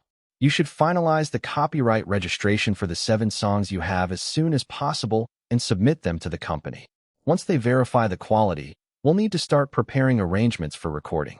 You also need to present the last 3 songs by the end of July. Otherwise, we'll have to select from works provided by others. Chapter 19, Daniel's Reminder. Additionally, regarding the album's producer, the previous 3 tracks were produced by Lisa, but now the competition is heating up. The other 2 top producers at the company, Frank and Jack, are interested in producing your album. You should consider who to choose, as the company needs to finalize it soon. Frank and Jack were Universal Music's top music producers. They only worked with A-list stars or superstars. As a newcomer, Linton was never on their radar, and they certainly wouldn't have been interested in producing his singles. However, with the 3 songs becoming hits and Linton skyrocketing to fame, the potential for his album had already been internally rated by Universal as an A+, the highest tier, suggesting it would start selling at over 10 million copies. According to Universal's internal revenue-sharing rules, a song's producer could receive 3% of the song's sales, the industry standard. With 12 songs on an album, price starting at $15. If the album sold 10 million copies, a single song's production profit share could reach over $100,000. With 10 songs, it could total $3.46 million. Such significant profits were undoubtedly attracting many capable producers to compete for the project, which was good for Linton. Yet, choosing wisely was critical. Daniel, regarding the music videos, MVs, we'll be shooting, I have an idea. You know I graduated from USC's School of Cinematic Arts with a focus on directing, and my graduation short film got an A+. I want to direct 2 of the music videos myself. What do you think? Daniel's heart skipped a beat. He thought to himself, oh no, you can't just dive right in. I don't oppose you directing the MV yourself, but given the tight schedule, can you handle it? I'd suggest you avoid directing the MVs this time. If you don't want to abandon your craft, you could co-direct a few songs. When we release singles next year, we should have more time, and then you can direct if you'd like. Linton contemplated the requirement to complete 10 songs and their MVs within 3 months, which was indeed a tight timeline. Moreover, simply directing an MV wouldn't really elevate his skills. After observing Zach's method of shooting MVs, he realized it was quite similar to his former approach as a director. In fact, due to the simplicity of stories and setups, directing an MV was even easier than directing films or television shows. It wouldn't necessarily enhance his popularity. So, he decided to leave it to Zach after all. Also, you're my top talent, and I hope your stardom lasts. If you do well, it will solidify my position and even allow me to advance further. Linton, you're still young, and your rise has been rapid. There are things I feel I must remind you about. When we settle with the company at the end of July, it will be a substantial amount. You don't have a lawyer or accountant yet, do you? My advice is to find a reliable lawyer and accountant. You need to understand that being a hot celebrity often comes with inevitable legal issues. Even if you try not to invite trouble, you will encounter people trying to exploit you for money, setting up various legal disputes. Having a lawyer is crucial. Although Universal and WMA's lawyers can serve you, bear in mind that their interests don't always align with yours. An accountant is even more important. They can verify your business partner's income and ensure transparent financial dealings. They'll help you plan your spending wisely and make informed investments, especially in terms of legal tax compliance. You may look like you're living the high life, earning more in a few months than some earn in a lifetime. However, let me share a harsh truth. Amongst the stars in culture and sports, few manage to keep their wealth after they fade away or retire. Some even end up broke or homeless. Others succumb to addictions and leave this world too soon. For example, at a party, after having too much to drink, you might sign off on documents handed to you by someone close, which could lead to losing substantial assets or even accumulating debt. An ordinary night out could be a trap, resulting in a lawsuit that could cost you dearly, facing severe compensations or even criminal charges. If you find yourself at chaotic parties without proper precautions, you could easily contract STDs, or worse, HIV, spending your life in medical facilities and ultimately losing your life. Greedy relatives and childhood friends, scammers, Wall Street con artists, managers, agents, lawyers, and accountants might collude against you to deplete your wealth. Your significant wealth could attract even more dangerous thieves, and these are risks you'll need to manage moving forward. So, it's crucial to maintain extraordinary energy, self-control, judgment, and vigilance. Continue to strengthen yourself. Remember, this is fundamentally a survival of the fittest society. However, it often operates under a veil of law. The examples I've shared are common scenarios and my understanding from experience. I hope this helps you because I truly believe in your future. Hearing Daniel's candid words, Linton felt both startled and immensely grateful for the reminder. Daniel was truly a mentor in his life. He had never considered the extent of malice and pitfalls the celebrity lifestyle could harbor. No one had ever brought this up to him before. Although he was a talented musician, he still needed to operate within the legal system and do his best to avoid pitfalls. Thank you for your guidance. I will definitely remember what you said today. But don't be too anxious, really. As long as we remain vigilant and take precautions, the chances of falling into those traps are minimal, especially since you are white, making the likelihood even smaller.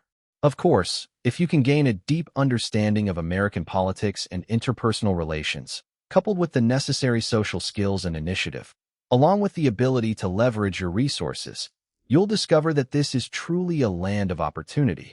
The wealthy can wield powers beyond imagination and enjoy privileges unthinkable to most. Please elaborate. Aside from money, people crave two things: power and fame.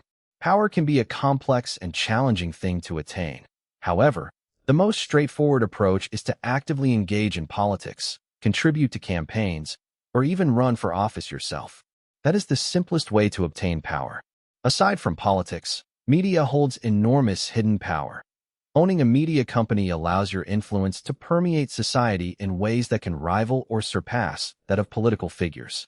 Acquiring fame is easier.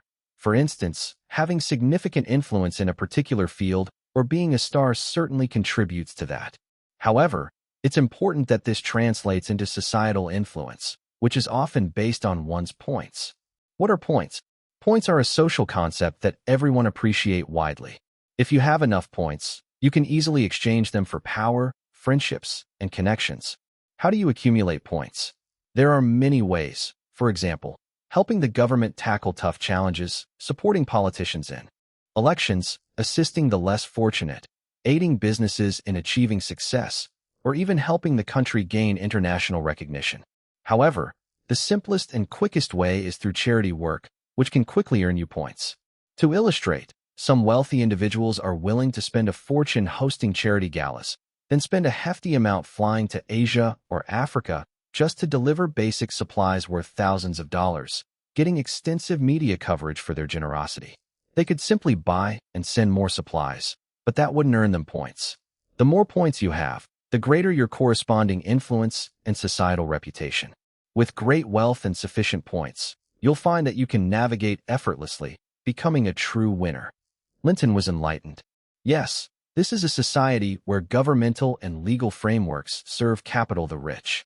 As long as one has money and the right approach, it can indeed be a paradise for the wealthy. Chapter 20. Choosing a spokesperson, Attorney Goodman. After sending Daniel off, Linton called Mira, asking her to send over the filtered list of potential endorsements along with the self-recommendation materials from the lawyers and accountants. Since last month, various law firms and accounting firms had been continuously sending recommendation letters to Mira, hoping to take on Linton's business, leading to an increase in endorsement offers. Previously, Mira had mentioned to Linton that the William Morris Agency could recommend cooperating lawyers and accountants to him, but Linton preferred not to rely on the closeness of WMA. He didn't want to later be blindsided by a combination of agents and accountants. Hiring himself seemed more prudent, especially after hearing Daniel's advice. He felt that necessary safeguards and checks were a must. Mira walked in holding a thick stack of 3 collated piles of materials, which included sorted endorsement offers, self-recommendations from lawyers, and self-recommendations from accountants. Mira, why don't you start by introducing the filtered endorsement offers you gathered? Since May, we've received over 30 endorsement offers for you. However, most of them are from very low-end brands, like KFC and McDonald's. These don't match your brand positioning at all. If you go further with these, they could drag down your image. Some brands may fit your image, but their offers are significantly below your market value. After our screening, we have 5 products that we can consider. The first is the Sony's Walkman from Japan, the second is Dell Computers, the third is Ray-Ban sunglasses. All 3 are offering $1.5 million per year, requiring a 2-year contract. The fourth is Adidas Sportswear, offering $2 million per year with the same 2-year contract requirement. The fifth is Blue Goose Whiskey, offering $2.5 million per year, also requiring a 2-year contract. Sony, Dell, and Ray-Ban are all major brands and are trendy electronic or fashion products favored by youth. They fit perfectly with your image as a rising pop star, and the prices are appropriate relative to your current fame. But the biggest issue is that they require a 2-year contract. You've only been in the industry for 3 months, and you've achieved this level of fame and market value so quickly. By next year, your market value may far exceed $1.5 million a year, so it may be a bit of a loss overall. The fourth, Adidas Sportswear, is popular among the young, but the brand's prestige isn't quite on par with your positioning. While the pay is higher, there's a concern that if you take this clothing endorsement, it might negatively impact future high-end fashion endorsements. The fifth one, Blue Goose Whiskey, is a high-end drink often found in nightclubs. What the heck? Nightclub drinks? How does that fit my image?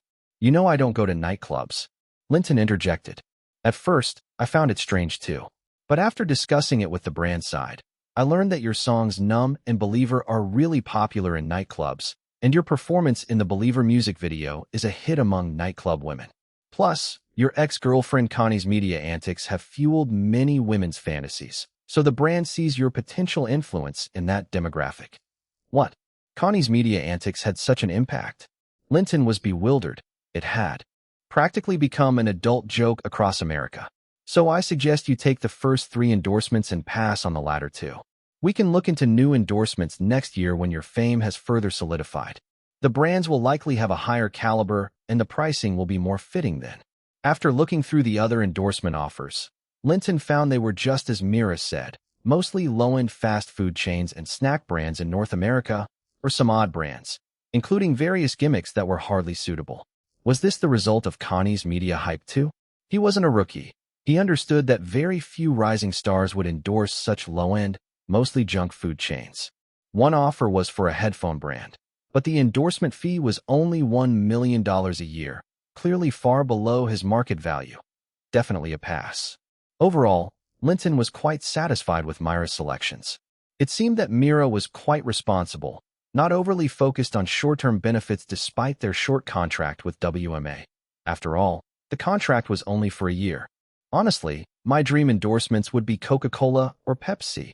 Even if the fees were lower, that would be fine. Is there any chance WMA could negotiate something with them? Linton looked hopefully at Mira. If he could endorse Coca-Cola or Pepsi, their immense promotional power and global advertising would offer unimaginable exposure and popularity for him. He would even endorse them for free without pay. Not a chance.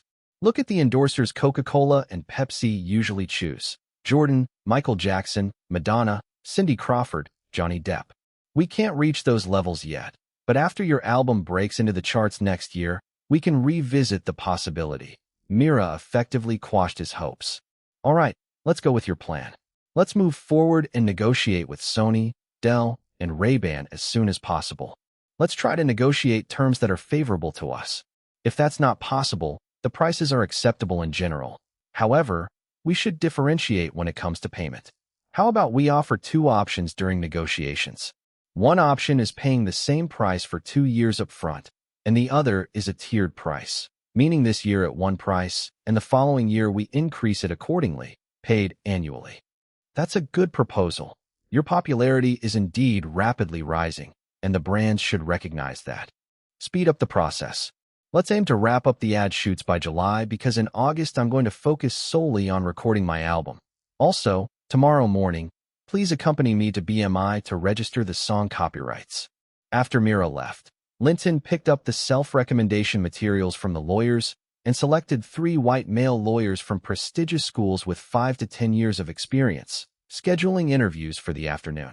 After some thought, he decided to contact Daniel again and asked him to arrange for the company's legal consultant to accompany him during interviews to help assess and ensure their business capabilities. Returning to the office, Linton found Lisa waiting for him in Molly's assistant's office. Upon meeting, Lisa directly expressed her desire to continue as the producer for his album. She told Linton that the 3 songs they previously collaborated on were her shining accomplishments and significantly boosted her status in the industry. She promised that if she continued as the producer, she would fully respect Linton's creative input while putting in her all to make the album a high-quality project. She hoped to earn Linton's support. Linton didn't agree on the spot, but told her he would consider it carefully. In the afternoon, at the Dandelion Cafe next to Universal, with the help of Universal's legal consultant Jerry Michie, Linton interviewed the 3 lawyers. He ended up choosing Goodman Depp, a 28-year-old graduate of Yale University, currently working at a law firm in Los Angeles. He had just transitioned from a trainee lawyer 2 years ago and had relatively few clients. Nonetheless, he specialized in legal cases within the entertainment industry, and his competence was confirmed by Jerry. They negotiated a reasonable fee and signed the contract with Goodman on the spot. Chapter 21. New songs from the album, Linton Studio. That evening, Linton selected 7 new songs from his catalog. The first song was Free Loop, gained fame after being used in a Ford car advertisement in 2006. This song became a global hit, landing on music charts in nearly half of the countries around the globe and achieving impressive rankings. The second song, Natural, was a signature hit from Imagine Dragons. Its energetic style and explosive charm earned it the moniker, the anthem of resilience. The lyrics were grounded in reality but also inspiring, emphasizing that even in a world that can be ruthless, we continue to strive upward, igniting hope amidst darkness. The third song was You're Beautiful, the breakout hit by British singer James Blunt. This melancholic love song carried a touch of freshness and romance, infused with a bittersweet sadness and chill that resonated deeply with listeners. The fourth song, Sugar, was released by Maroon 5 in 2014. This romantic rock ballad became a wedding favorite, perfect for newlyweds. The fifth song, What Are Words, was a timeless confession of love, telling a deeply moving story. It revolved around a groom's promise to his fiancée, who had suffered an accident leaving her paralyzed. His dedication shone through the lyrics, and while ultimately the couple faced an unfortunate breakup, the emotional depth of the song resonated universally, leading to its rapid rise in popularity. The sixth song, Legends Never Die, was known as the theme for the 2017 League of Legends World Championship, an explosive rock anthem that captivated listeners. The seventh song, We Don't Talk Anymore, also gained significant popularity in both the US and internationally, earning multiple nominations for awards, especially popular among the younger student demographic. The next morning, Linton and Mira registered the copyrights for the 7 songs at BMI and returned to Universal to hand over the tracks to Daniel, asking him to arrange for production preparations. He informed Daniel that he had chosen Lisa to produce his album, mainly because Lisa respected his opinions greatly during the arrangement and production process. The real reason was that he trusted Lisa to maintain the original essence of the songs, ensuring their authenticity in production. Unlike Frank and Jack, who were top-notch music producers that might impose their interpretations during the arrangement process, which could lead to issues about whose vision would prevail. Besides, it had been a while since he had seen them to say hello, leaving him to speculate if they thought he had no authority over production or if they were just waiting for him to extend the invitation. Whatever the case, he figured it was better to enjoy a smooth collaboration with Lisa. In the afternoon, Linton asked Goodman to help register the studio. Goodman inquired about the business operations of the studio. Linton explained that at the moment, there wouldn't be any specific business, mostly to accommodate his personal assistant and bodyguard while managing his fan club. In the future, he might invest in films. Since you're planning to invest in films, I suggest you register your studio in Delaware. The tax rates in Los Angeles are pretty heavy, whereas registering a company in Delaware offers significant tax advantages. Most Hollywood companies, including giants like Disney and Paramount, are registered there. Delaware even has specialized business courts, making it easy to resolve disputes if they arise. Additionally, according to Delaware regulations, as long as you have a nominal office in Delaware, you can share an office staff with another company, making it quite practical and inexpensive to run operations. Once registered, that office will serve as the tax filing unit, essentially a shell. Calls can be rerouted directly to our Los Angeles office without any impact on our business activities there, avoiding any inconvenience or risk. This is where having professional advisors proved beneficial. Following Goodman's advice, Linton went to Delaware that day to register the Linton studio, using a shared office with his fan club temporarily. After returning to Los Angeles, he contacted Bella to prepare for her formal employment at Linton studio, asking Goodman to assist with the paperwork and sign a non-disclosure agreement. However, Bella was currently in Chicago building the fan club. She had just completed a promotional tour across the top 10 economic cities in the nation with promising results and was helping them set up new fan bases and organize activities. They decided to wait until she returned to Los Angeles for her employment paperwork. Next, with Goodman's assistance, Linton interviewed 3 accountants and finally chose a Chinese-American accountant, Henry Zhou, in his 40s. He was a second-generation Chinese-American and had a clean record. He had long served a local Chinese family with an excellent reputation, and his social network was uncomplicated as he ran a small accounting firm with few clients. After signing with Zhou, Linton's first task was to have him verify the royalty share for 3 singles with Universal. That evening, there was a shooting incident on the streets of Los Angeles, with the police reporting 3 dead at the scene. After hearing this news, Linton was determined to hire a 24-hour personal bodyguard for added security. He considered himself a chosen one, walking the path of success, and didn't want to be caught off guard by violence before his potential truly flourished. The next day, Linton found a security company and selected a bodyguard named Danny Green, a 35-year-old recent Delta Force veteran standing 6 feet 1 inch tall, with over 15 years of service skilled in weapons and hand-to-hand combat. He had participated in the Grenada War, was stable in temperament, average in looks, married with a daughter, and his family resided in Berkeley. Linton immediately signed a contract with the security company, making Danny his personal bodyguard and driver. Linton quickly sorted out his lawyer, studio, accountant, and bodyguard arrangements.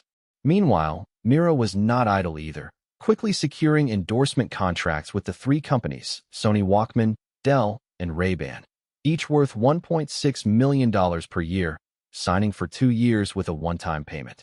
The ads would be promoted on television and in major cities across the U.S. Linton was very satisfied.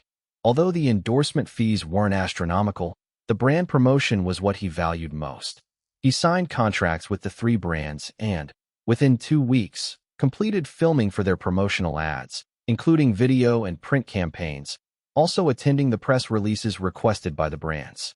According to the promotion plans of the brands, ad placements had already begun, set to roll out on television in August with their commercials. Chapter 22, Song Royalties, Millionaire. On July 25th, Linton received an exciting notification that Universal Music would settle the first round of song royalties the next day. The following morning, Linton, Mira, and Henry Jo walked into Daniel's office, laughing. They found Lisa there smiling brightly with her accountant.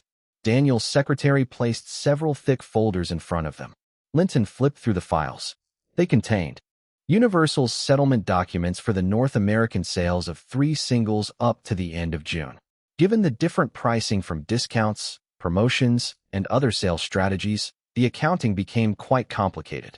To completely eliminate any potential underreporting by Universal, more thorough auditing would be necessary, which couldn't be done without professionals. Of course, since Linton was Universal's own top artist, so to speak their favored son, Universal wasn't likely to try anything too underhanded. The real issue was how to handle those collaborative music production companies, especially the new ones just entering the business. Dealing with them could be significantly more aggressive, which was why many of these companies often sought big accounting firms for audits. The sales numbers for the 3 singles as of June 30th were: Baby had accumulated 5.3 million copies, Numb had 4.4 million copies, and Believer had 3.8 million copies, totaling 13.5 million copies. According to the agreement, Linton would receive 22% of the single sales revenue, 6% for composition, 6% for lyrics, and 10% for being the artist. With the average price being about $6 per single, Linton's personal share amounted to $17.8 million. "Don't worry, boss, everything checked out fine," Henry said quietly to Linton after meticulously verifying the figures. After Linton finished signing the various documents, Lisa started signing as well, confirming her earnings, which amounted to a 3% share, translating to a substantial income for her too. Those figures are for song sales. Here are the royalty fees for Baby and Numb up to the end of June, Daniel added with a broad smile as he produced more documents. Linton took a look at the totals. The licensing fees for Baby from various venues, TV stations, arenas, universities, nightclubs, competitions, shopping malls, advertisements, etc., summed to $2.21 million, while Numb brought in a total of $3.45 million, bringing the grand total to $5.66 million. With 22% royalties, he expected to earn about $1.24 million. Daniel explained, with both songs gaining popularity, the royalty licensing took off. Numb did especially well, but the hottest was Believer.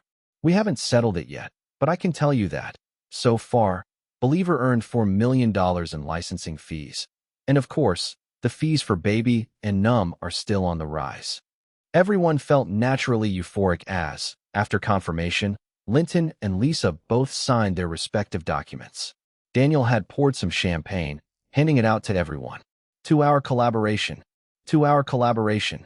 Linton took a sip. Let's hope the next batch of royalties comes quickly. Rest assured, I'll keep an eye on it, Joe replied. Has the company calculated the cumulative sales for these 3 singles? Linton inquired. The marketing department already evaluated it.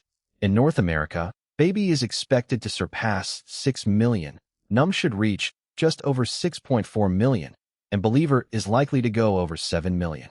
In the overseas market, All 3 songs are expected to exceed 5 million copies. Haha, we have a lot of income still coming, so let's raise our glasses. Cheers. They raised their glasses and cheered loudly. Plus, Believer has topped the Billboard charts for 5 consecutive weeks, and it could very well become the Billboard Song of the Year. Congratulations, Linton. Congratulations. They all raised their glasses in celebration.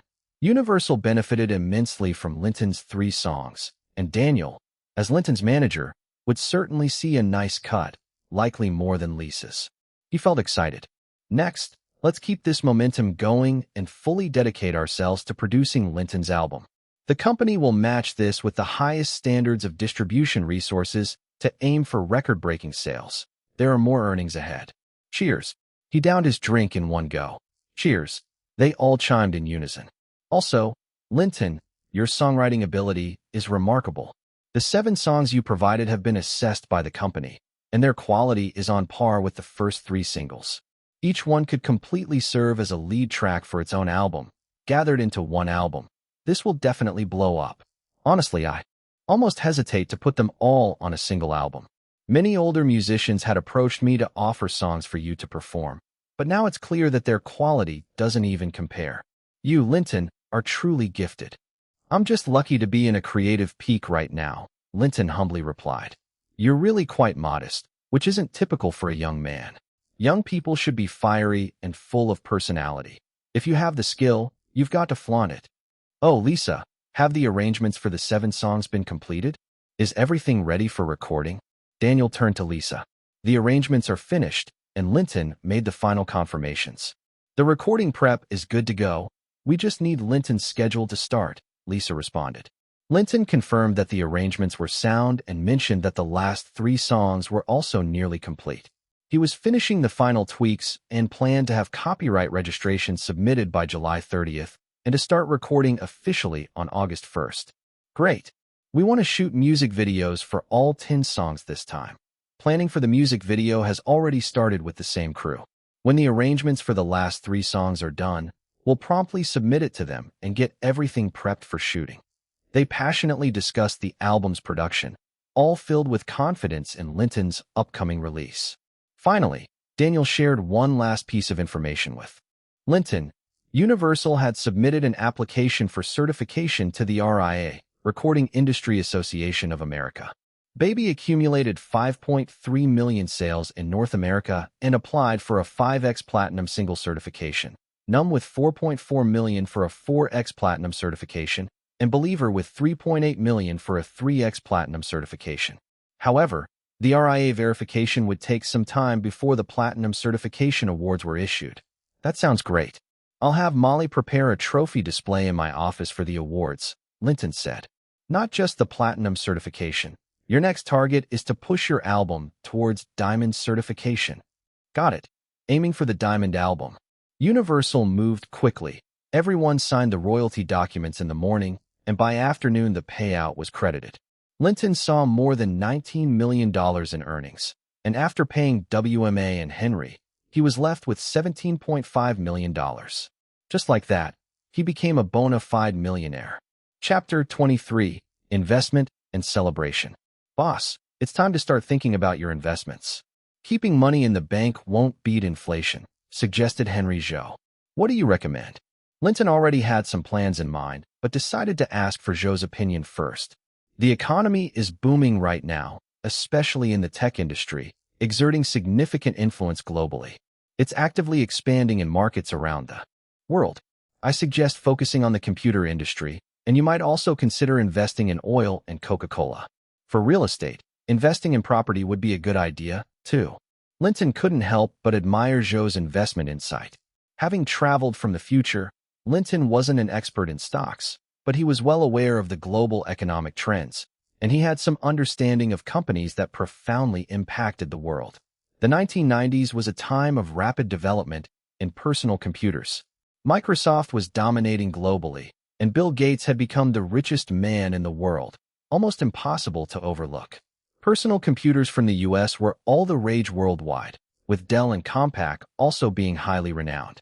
The boom of the internet also began, giving birth to several globally recognized companies like Cisco, Yahoo, Apple, Google, Amazon, and Facebook. It was nearly impossible not to know about these companies, and Silicon Valley emerged as a global hub for high-tech enterprises. Although the growth of Coca-Cola and the oil industry wasn't as explosive, they were still making significant strides in the market worldwide. Real estate in the U.S. generally appreciated until the housing crisis in 2008, a steady upward trend. With this in mind, Zhou's investment vision seemed rather impressive. All right, have a trusted stockbroker contact me. I'm planning to invest $16 million in the stock market, purchasing shares in Microsoft, Cisco, Dell, and Compaq. I'll allocate $6 million to Microsoft, $4 million to Cisco, and $3 million each to Dell and Compaq. Zhou thought Linton's approach was too risky and suggested he should consider diversifying into other stocks to balance the risk. But Linton had a clear memory that the computer industry was on a fast track during the 1990s, and these stocks were the frontrunners. Investing in them might not guarantee the highest profits, but it would certainly outperform the general market without significant risks. He told Zhou not to change it, citing his strong belief in the rapid development of the computer industry. Oh, and have a real estate agent look for suitable office space for sale in Silicon Valley. The bigger, the better. Linton felt comfortable where he was living, especially since he had signed a one-year lease and had no intention of moving. The appreciation rate for high-end residences was steady at that time. However, Silicon Valley was different. Its future was unimaginable, with enormous potential for price appreciation. Buying property and establishing a presence there was the best choice. Also, it's time to start designing a reasonable tax avoidance plan for me. I don't want to be paying hefty taxes next April. Sure, I'll get on that right away. Having earned so much money, Linton felt it wouldn't do to keep it all to himself. So he first transferred $30,000 to his aunt. Aunt Kelly quickly called him. Linton, why are you sending me money out of the blue? Linton explained, I received my music royalties, and I wanted to share a bit with you. Kelly declined, saying, there's no need for that. We're doing just fine. You don't have to send me anything. Aunt, don't be so quick to refuse. Even if you don't need it, Judy does. I want to help her attend a good school. You can help her find a private school in San Francisco, and with that, Judy will have a better chance of getting into a good college. Mentioning her daughter softened Kelly's stance. All right then, thank you, Linton. No need to mention it. We're family. Linton thought it was only right to celebrate his good fortune. He asked Mira to go to Chanel and get the latest women's handbag. Cameron and Naomi were busy filming, so he contacted Winona, who was in Los Angeles, and arranged to have dinner with her at an intimate restaurant that evening. That night, Winona arrived wearing a chic knee-length blue Chanel dress paired with black high heels and black tights, simple yet exuding charm. Linton presented her with the handbag, saying, Darling, you look absolutely stunning tonight. Really? You look quite handsome yourself. They shared a deep kiss and casually talked about their recent work successes. After a candlelight dinner, Linton initially thought about bringing her back to his villa, but Winona suggested going to her apartment instead, claiming she had some fun surprises planned. Once at Winona's apartment, which was a well-equipped two-story unit, they immediately fell into each other's arms as soon as they entered. Darling, do you want to try something exciting? Of course, Linton replied, considering what playful adventure they could share. Winona stood up and went to the closet, returning shortly after, moving quietly with a seductive aura. Hey, babe, let's play a fun game, shall we? She purred softly, extending a remarkably pale hand clad in black. Linton's eyes widened as he gazed at her in custom black leather gear, complete with a choker. His breath quickened as he stood, feeling the wild beast inside him awaken.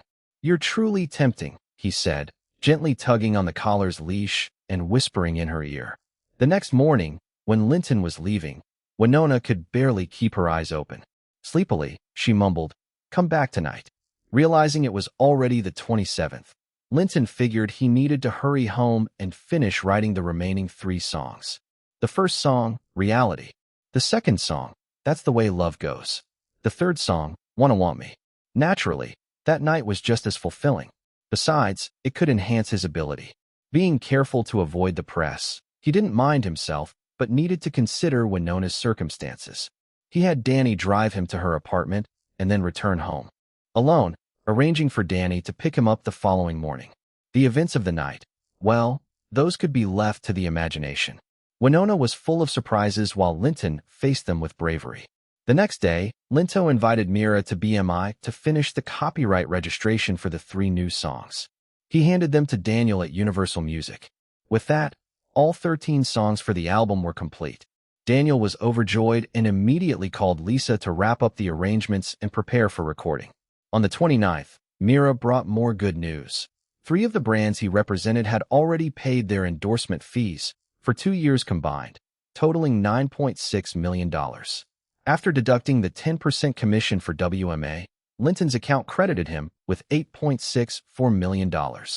Having so much money sitting in the bank wasn't wise, so he called Joe again and asked him to contact a stockbroker to reinvest $6 million, restructuring to allocate $2 million each to Microsoft and Cisco and $1 million each to Dell and Compaq. Chapter 24, Album Recording. With the funding secured, it was time to secure film rights. He notified Mira to contact ABC to purchase the movie rights for the television adaptation of Mission Impossible. He also instructed her to find out which company held the film rights for Ocean's 11 so they could acquire those rights as well. Finally, he wanted her to reach out to the Tolkien estate to secure the rights for the well-known franchise, The Lord of the Rings. He felt a bit conflicted about The Lord of the Rings. He loved that film series and wanted the chance to produce it himself. However, the characters were an ensemble cast, and he doubted how much his popularity would increase by participating. After all, none of the roles were particularly suited to him. Who could he even play? Legolas was too strikingly handsome and didn't fit his rugged, cool image. His charm leaned towards a more tough and gritty look, not a pretty boy. As just a director, spending 3 years or at least 2 to shoot a film that would be monumental in history seemed limiting for his rising fame, especially considering the increase in his popularity would have been too limited and would have been seriously inconsistent with his aspirations. So, he decided to first secure the rights. If nothing else worked out, he thought he could consider investing himself and hiring Peter Jackson to direct, which would still be a smart investment. He remembered that the elf princess Arwen and the elf queen were extremely popular characters. They could increase his level. On the last day of July, his assistant Bella returned, looking quite worn out as she reported on the progress of the fan club's formation. After 2 months of effort, the Linton fan club had been established in the top 10 economic cities across America, with each chapter boasting no less than 30 core fans, and total membership in each city exceeding 1,000. Through team-building activities, the fans had begun to form a strong sense of community. Next, they planned to replicate this success in other cities. Oh, we also crowdsourced your cheer slogan, Linton takes flight, stars follow bright. Get ready for an enthusiastic reception when you visit these cities for events.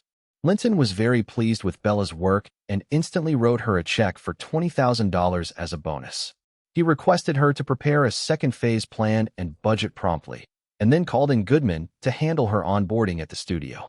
They also signed a confidentiality agreement, while she continued her work with Universal and drew 2 salaries. Starting from August 1st, Linton dove wholeheartedly into recording his album, aiming to complete 10 songs in 2 months amid substantial pressure. The 10 songs he selected spanned 2 different styles, from blues to rock, featuring significant variety, alongside a few tracks that were remarkably challenging to perform. Fortunately, Linton was no longer the inexperienced artist he once was, having advanced his ability to a level where each part of his body had significantly improved. His vocal range and tone surpassed that of the average singer. After months of systematic vocal training, he had reached a level where he could compete with top-tier artists, and even his vocal coach exclaimed, "Incredible." With the full cooperation of Lisa, Bella, Al, and Dick, the recording sessions went smoothly. Although there were initial hiccups where certain phrases needed to be re-recorded several times, noticeable improvements soon followed. The first song, Free Loop, took 7 days to finish, but subsequent tracks were recorded in about 5 to 6 days each. They even wrapped up the last 5 songs in just 4 days, prompting continual exclamations of, "Perfect," "Unbelievable," from the team. Even with a 1-day break each week, they completed the entire recording by September 27th. During the recording process, by the end of August, Cameron Diaz wrapped up her filming for the movie The Town and returned to Los Angeles. Thanks to the wide exposure from the Baby music video and her rumored relationship with Linton, she secured a notable role as the third lead, marking a great starting point for her film career. That evening at Linton's villa, Cameron donned a light blue, low-cut dress accentuating her curvy figure. With a sweet smile and sparkling eyes, she radiated youthful beauty. As soon as the door closed, the two reunited eagerly. "Linton, you've been amazing. I've missed you so much. Baby, you're incredible too." They popped open a bottle of red wine and shared experiences from their respective work. Linton recalled the music video shoot, saying, "I'm recording my album now, and I need to film a music video in October. Are you interested in joining?" Linton was keen on nurturing Cameron's career. "Forget it. I've started filming movies now. My agent has a backlog of projects for me, and she's busy connecting me with new productions. After 2 months of continuous shooting, I can only take a 2-day break before my next commitments start up." Linton understood, knowing Cameron had already surpassed the novice stage and no longer needed to do music videos as they wouldn't contribute significantly to her career development. However, he reminded her not to neglect acting classes to improve her skills. As they indulged in wine, Cameron took a generous sip and licked her lips, lowering her gaze. Good red wine needs to be paired with special dishes to make it more intoxicating. Linton reclined in a lounge chair, holding his glass. "What type of pairing are you thinking of?" Cameron tilted her face and licked her lips. "Just sit back and enjoy the wine." He complied, sipped his drink, and observed as Cameron knelt down, slowly moving closer. She seemed confident that he enjoyed this approach. After a while, taking a comfortable breath, he finished his glass of red wine. "Michelle, I'm really curious about something." Cameron looked up at him, puzzled due to their current position. "I'm curious," Linton continued, watching her closely. "Is your neck powered by an engine? How about your waist?" Cameron nodded eagerly, her expression showing a mix of intrigue and excitement. The following day, Linton suggested Cameron rest at his place for 2 days, considering it a vacation while he got back to completing his album. Before leaving, he called Mira and instructed her to buy a few outfits matching Cameron's size from Dior, along with one of Dior's latest bags, plus some essentials for her. After a couple of wild yet wonderful nights, Cameron gleamed with energy as she left on the 4th day to make her rounds for her upcoming projects, understanding well that every opportunity counted in an actress's career. Thanks to the expansion into overseas markets and possibly due to Bella's fan organization starting to bear fruit, Linton's popularity kept increasing, and his ability continued to advance quickly. On the evening of August 27th, Linton's skills surprisingly broke through to 6th level. By mid-September, Naomi Watts had also wrapped up filming and returned to Los Angeles. Likely influenced by her taste of success, when Linton asked if she would like to film another music video, Naomi hesitated. Her career was still in its early stages. Although she had a steady role in a television series, it was a minor part, and she felt her character lacked impact. The show's airing hadn't particularly helped her career. After much consideration and discussions with her agent, she decided to take on a music video role. Given Linton's current popularity, she believed that participating could considerably boost her exposure, though she aimed to only commit to one song, prioritizing her entrance into film. Linton agreed with Naomi's decision, noting that her low popularity did not add much to his training. He selected her as the lead in the music video for You're Beautiful. The lead actress ideally suited this song's music video and could be shot beautifully, making it the perfect fit for Naomi. He asked her to get her agent to coordinate with Carson to finalize contracts and schedule. He also had Mira purchase the latest bag from Hermes for Naomi. After satisfying her cravings, Naomi left revitalized, setting off for her acting commitments as planned. Subsequently, Linton alerted Carson and Zach that Naomi had been cast as the lead in You're Beautiful, while they could choose the other cast members. However, there was one requirement. The main actors had to possess high visual appeal. They agreed to start filming officially by October 1st, beginning with the song You're Beautiful. With 2 lovely companions and successful training sessions, Linton's recording progress had improved remarkably, and he completed all songs at an unexpected pace by September 27th. Chapter 25, MV Shoot, Carson's Frustration. After Linton wrapped up his album recording, executives and market experts at Universal Music were left stunned by the quality of the album during an internal evaluation. They unanimously assigned it an A+ rating, believing this album was bound to shake up the market. The price of the album was set, with projections estimating over 20 million copies sold worldwide. They decided to allocate the highest promotional resources for its launch. It was no surprise that the executives at Universal were astonished. Typically, if an album has 2 high-quality songs, it's enough to guarantee sales, while 3 strong singles could lay the groundwork for a big hit.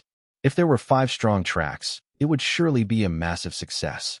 Of course, the artist's name and the promotion also played critical roles in sales. But Linton's album? Every song was a hit.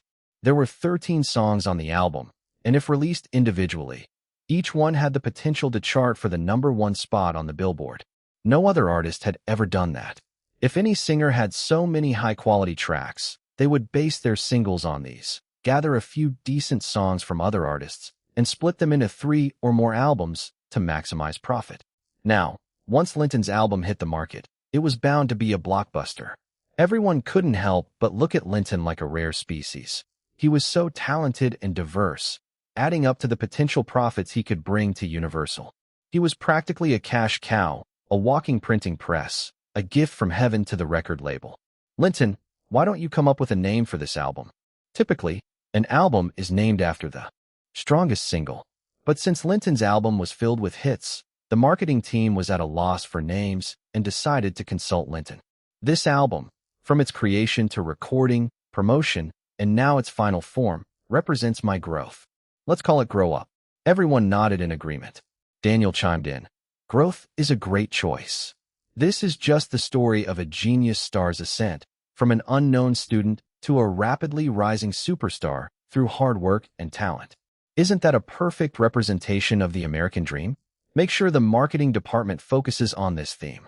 Daniel truly was a marketing genius. He quickly devised an excellent promotional strategy. Next, he tasked the production department to contact manufacturing plants for CD and vinyl production with a first batch of 10 million copies. The marketing team was to ensure that the album was prominently displayed across all channels, and they planned for an overseas simultaneous launch. A meeting was organized for the promotional personnel to discuss specific strategies, ensuring the album's release would be maximized to explode in the market. After recording the songs, on the 28th, Linton met with Carson, Zach, and in for a meeting about the MV shoot.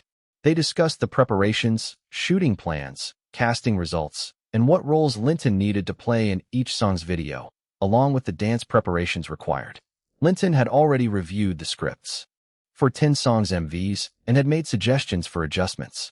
Zach had also sent the storyboard over for Linton's review long ago. Due to the constraints of the era, the other songs were generally following Zach's vision. However, the song Sugar was to be crafted into a wedding MV classic. Remembering how Sugar became a wedding favorite in the past life, driving considerable traffic, and later collecting hefty licensing fees, Linton had Zach make adjustments following his creative ideas. Carson, Zach, and had laid solid groundwork, preparing various aspects, and had nearly finished choreographing her dances, with all exterior footage already filmed. After understanding the situation, Carson presented Linton with the selected main female leads for the 7 other MVs, excluding the 2 that didn't require a female lead, Sugar and Legends Never Die, for Linton's review.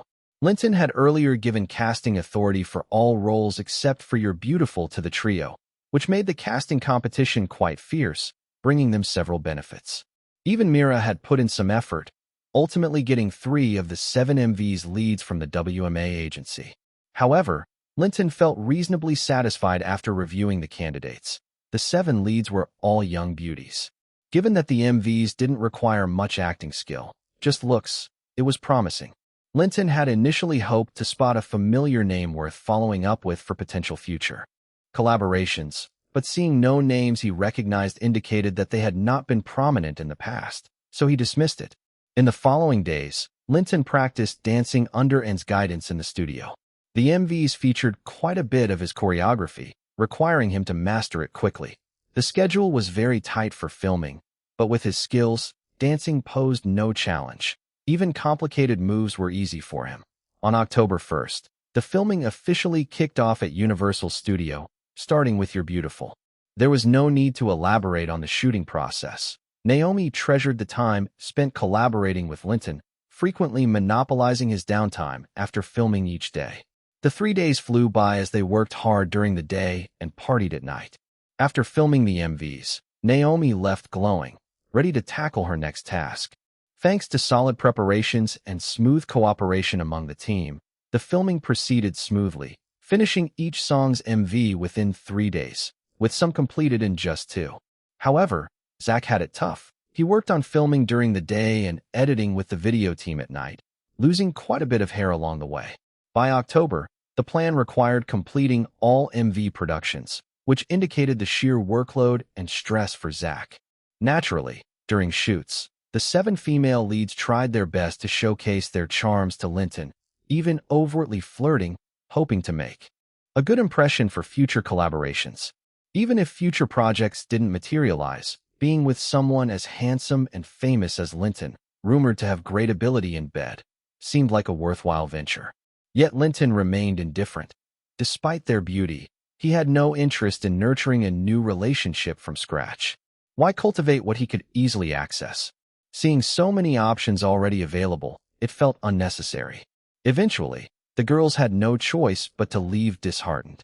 In truth, one person on set felt more frustrated than they did. Every time a leading lady left, Carson slipped cash to Zach, who became thrilled and didn't even feel the fatigue from late nights. It turned out the two were betting on whether Linton would sleep with any of the MV leads.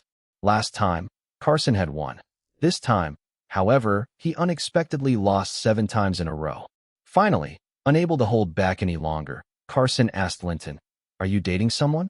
You don't seem to. You haven't made it public. Could it be that they aren't beautiful? That wouldn't be right. We all think they're gorgeous. They're not any less than Cameron and Naomi.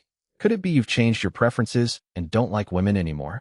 That's impossible. You're so strong and haven't shown any interest in men."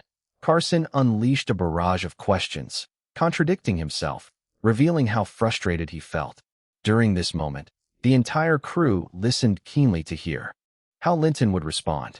Yet Linton couldn't share the real reason. He simply said, "Who doesn't like beautiful women? But right now, work comes first. Now let's get back to it." Chapter 26, Sugar MV, The Wedding Song. The production team's preparations went smoothly. The music videos progressed steadily with no unexpected twists. Amidst all this, Mira provided positive news from the UK regarding copyright negotiations. They had confirmed that the film rights for the Ocean's 11 franchise were in the hands of Dorchester Productions in the UK.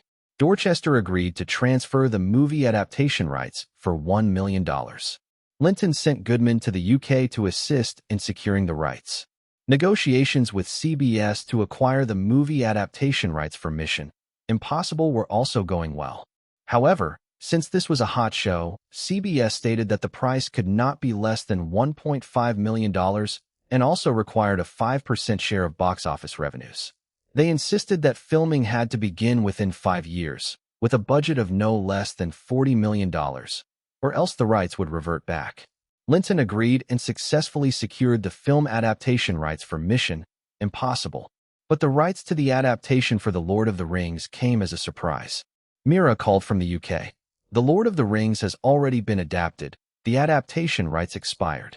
Ralph Bakshi created an animated feature film in 1978. The $4 million investment returned $30 million at the box office, making a tidy profit. Therefore, Tolkien's descendants are requesting a higher revenue share. "How much do they want?" Linton asked. "We may negotiate between 3% to 6%. However, they don't hold all the rights. A small part remains with the publisher." Linton, scratching his head, realized it was more complicated than expected. Currently, the discussed price is $2 million, which is already overpricing, and they want a share as well. Can we give them a cold shoulder?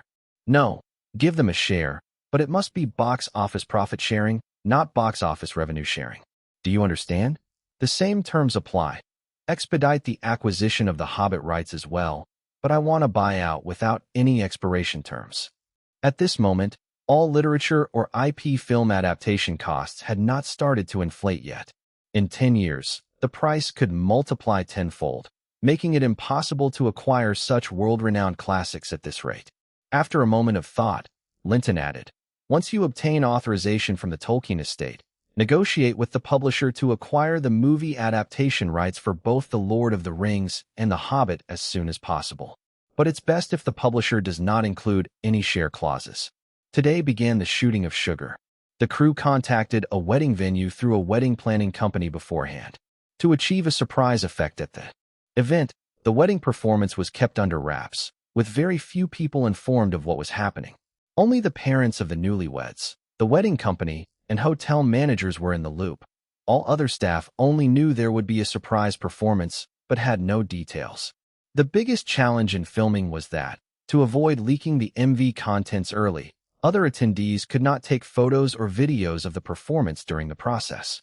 To compensate, the crew provided a suitable budget, and after the performance, Linton would share some congratulatory words. When the MV was released later, the crew planned to compile performance footage and behind-the-scenes clips into a DVD to send to the newlyweds. In short, the crew was thorough in their planning, ensuring the couple would have a memorable experience. It was all about getting their cooperation. Prohibiting filming or recording in a venue would have been impossible in the age of smartphones, as you could hardly stop guests from doing so. But in 1991, who would bring a camera to a wedding without reason? Moreover, after filming, the crew would have to get authorization agreements signed by everyone present.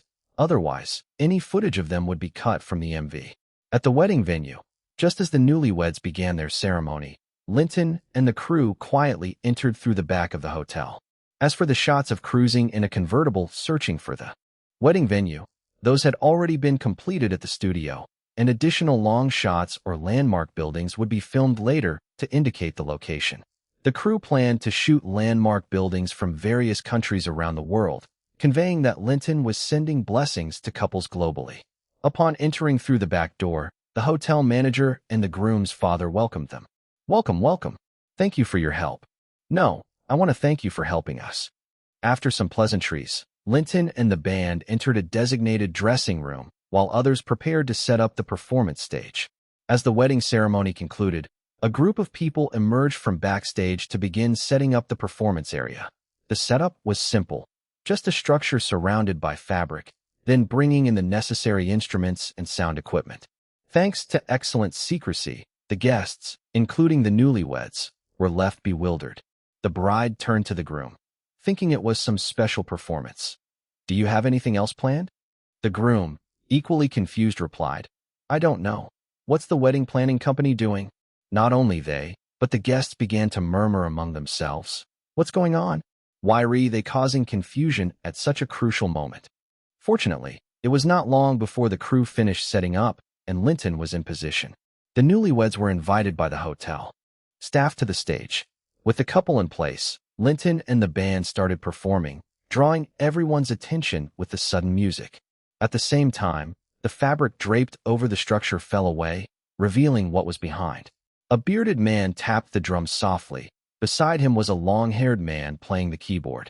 Both held bass guitars, flanking Linton, who held a microphone in the center, ready to sing. "Ah!" The newlyweds finally reacted, especially the bride, who playfully pinched the groom. The groom joyfully exclaimed, "It's Linton, honey. It's Linton." The rest of the guests soon recognized Linton, the popular and talented singer.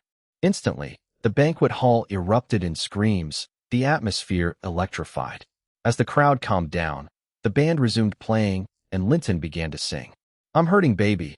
I'm broken down. I need your loving, I need it now. When I'm without you, I'm something weak. You got me begging, I'm on my knees." As the lively and dynamic melody played, the entire audience started to sway to the music. Most importantly, the newlyweds blended perfectly. As soon as the music started, they eagerly joined in dancing. With the whole place moving, Linton raised his voice, belting the chorus and lifting the atmosphere to new heights.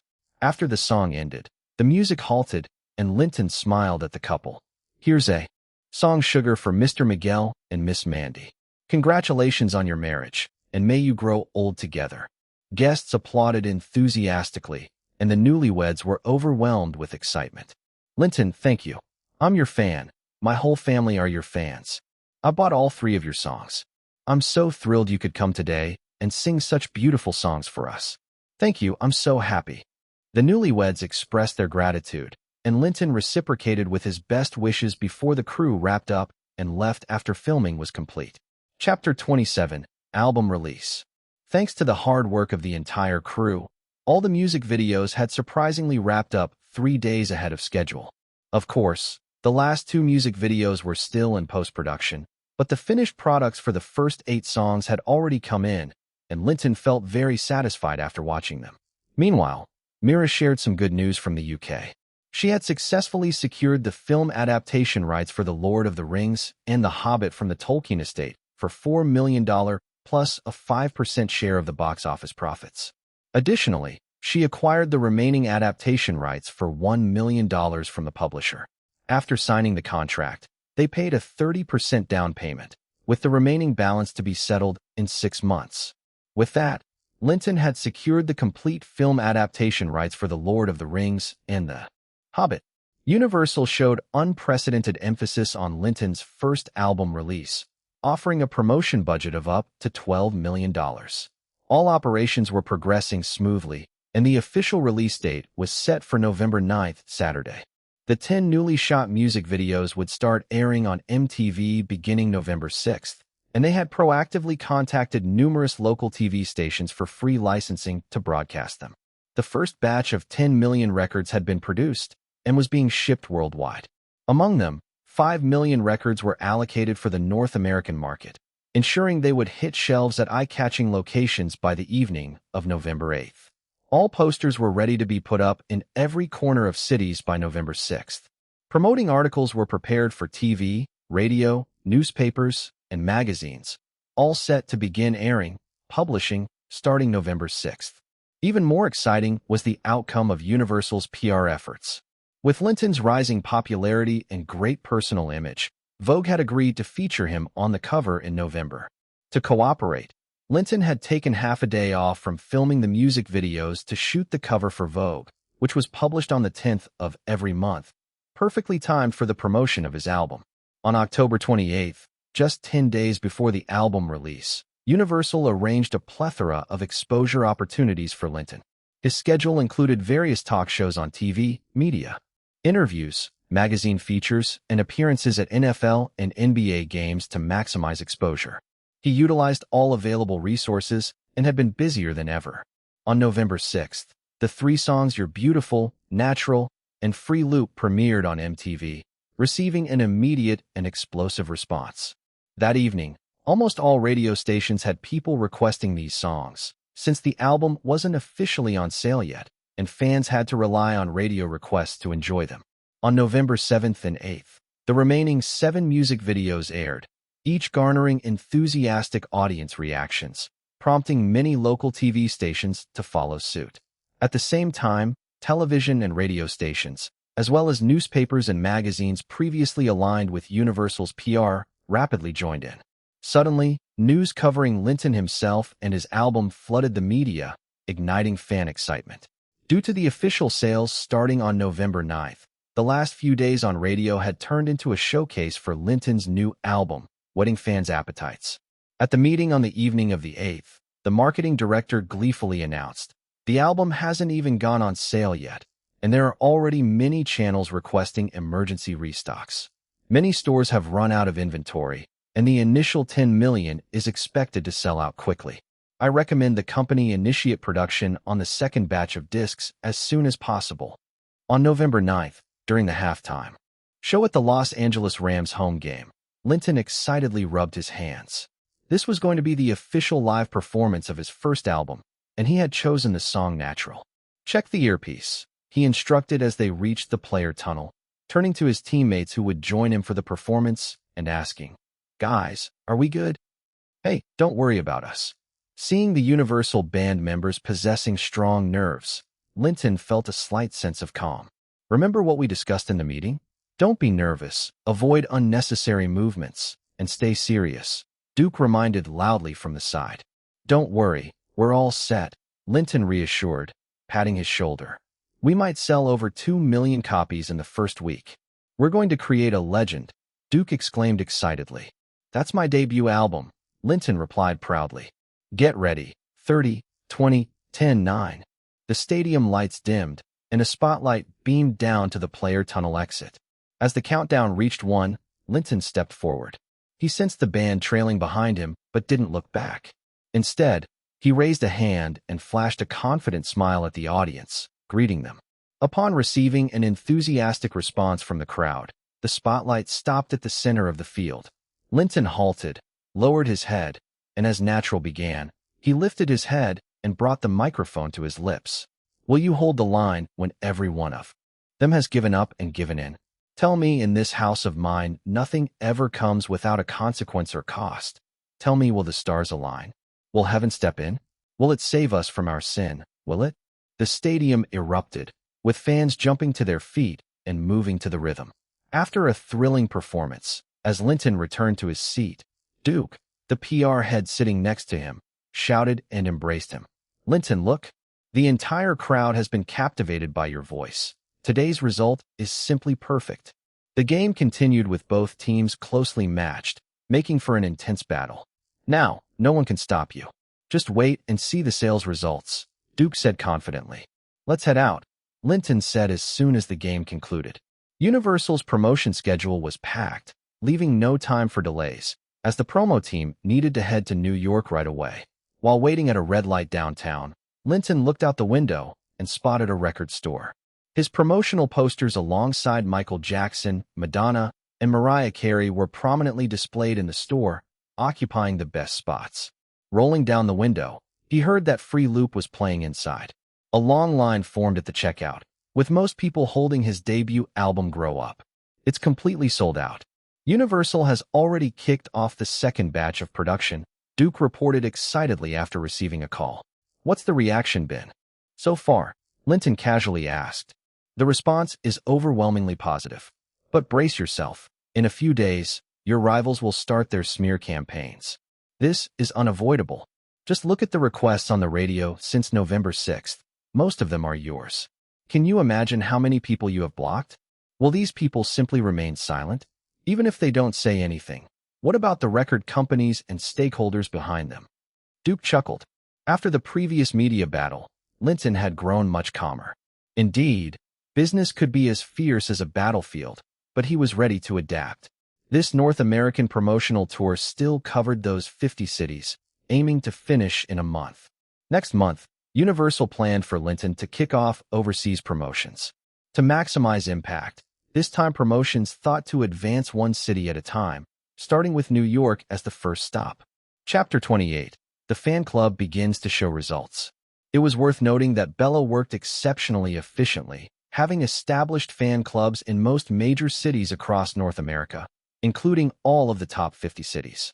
This promotional tour was also the time to assess Bella's work achievements, with Bella, Molly, Mira, and Danny accompanying Linton throughout, along with 2 bodyguards provided by Universal. Every city organized fan meet and greets, fan meetings, or signing events, which not only boosted fan cohesion but also served as the best occasion to stimulate fans' buying power. To everyone's surprise, upon arriving in each city, a large crowd of fans greeted them at the airport. They all wore matching outfits and held up support banners. Linton takes flight. Stars follow bright. Duke, the head of the promotional team, was astonished. The company hadn't contracted a welcome service. At that time, professional PR firms provided fan reception services. When he realized that these fans were actually Linton's genuine supporters who voluntarily came to greet him, he was even more amazed. This was the kind of treatment reserved for superstars. Was Linton really this popular? What he didn't know was that the fan club Linton himself had formed was generating tremendous energy, and its role would only continue to grow. The following promotional activities in New York were fully surrounded by enthusiastic fans. While Linton was being interviewed by the media at the hotel, fans packed the area around the hotel. When he interacted with listeners on the radio, the station's phone lines were overwhelmed with calls from fans. Particularly during the fan meet and greet, held at Madison Square Garden, the venue was packed with all 5,600 seats filled, creating an exceptionally vibrant atmosphere. In addition to performing, Linton invited several fans on stage to perform with him and prepared 200 signed posters for a live giveaway. The fan meeting signing event was exceedingly successful, surpassing the previous performance segment. During the signing session, nearly every fan had a copy of the album to show support, with some buying multiple copies. One individual even purchased 50. It was later reported that nearly 10,000 copies were sold during that signing event alone. However, this was just the tip of the iceberg. The significance of hosting fan meet and greets went beyond simple signings, as it primarily served the purpose of promotion, especially due to the performance elements. Duke arranged for a local TV station in New York to broadcast promotions of the signing event. On the 10th, the latest issue of Vogue magazine was released, featuring Linton on the cover, which attracted more mainstream attention and further expanded Linton's influence, boosting album sales as well. Even Winona Ryder in Los Angeles called to congratulate him. "I saw the latest Vogue issue. You look so handsome and sexy on the cover. Did you bribe the photographer to make you look so good?" Indeed, Linton looked incredible on the cover, wearing an Armani suit with a white shirt, tall with a straight posture, deep-set eyes, a strong nose, and sexy lips, radiating charm. "It's mostly just me looking that good." Linton knew she had a vibrant personality and played along. "Yeah, that's true." Linton was taken aback. "Wait, you think so too?" "Of course. If you weren't good-looking, would I have jumped you in a hotel on our first meeting? Enough already. When are you coming back to Los Angeles?" "I can hardly wait." "Just wait. I should be back by December 8th. Make sure to let me know as soon as you return to LA. I'm going to squeeze every bit of fun out of you." Next, both Cameron Diaz and Naomi Watts called to congratulate him on the album's success and his feature on the cover of Vogue. Mira also shared her thoughts during the congratulations. "Linton, I bet high-end brands will reach out for you to endorse their products. Armani at the very least will come to us. Just wait and see." This also indirectly highlighted the significant influence of Vogue magazine. Quickly, he rushed off to San Francisco to repeat the promotional efforts. Every city they visited allowed Linton to feel the explosive energy of the fan club, leaving him thoroughly satisfied with Bella's work. He decided to reward her with a bonus and give her a raise when he got back. The entire promotional team was astonished, elevating Linton in their minds to the status of a super celebrity. As they journeyed across the country, the promotional team faced challenges without complaint, but the results were surprisingly successful. After a week, Linton's debut album in North America achieved a staggering 2.3 million copies sold.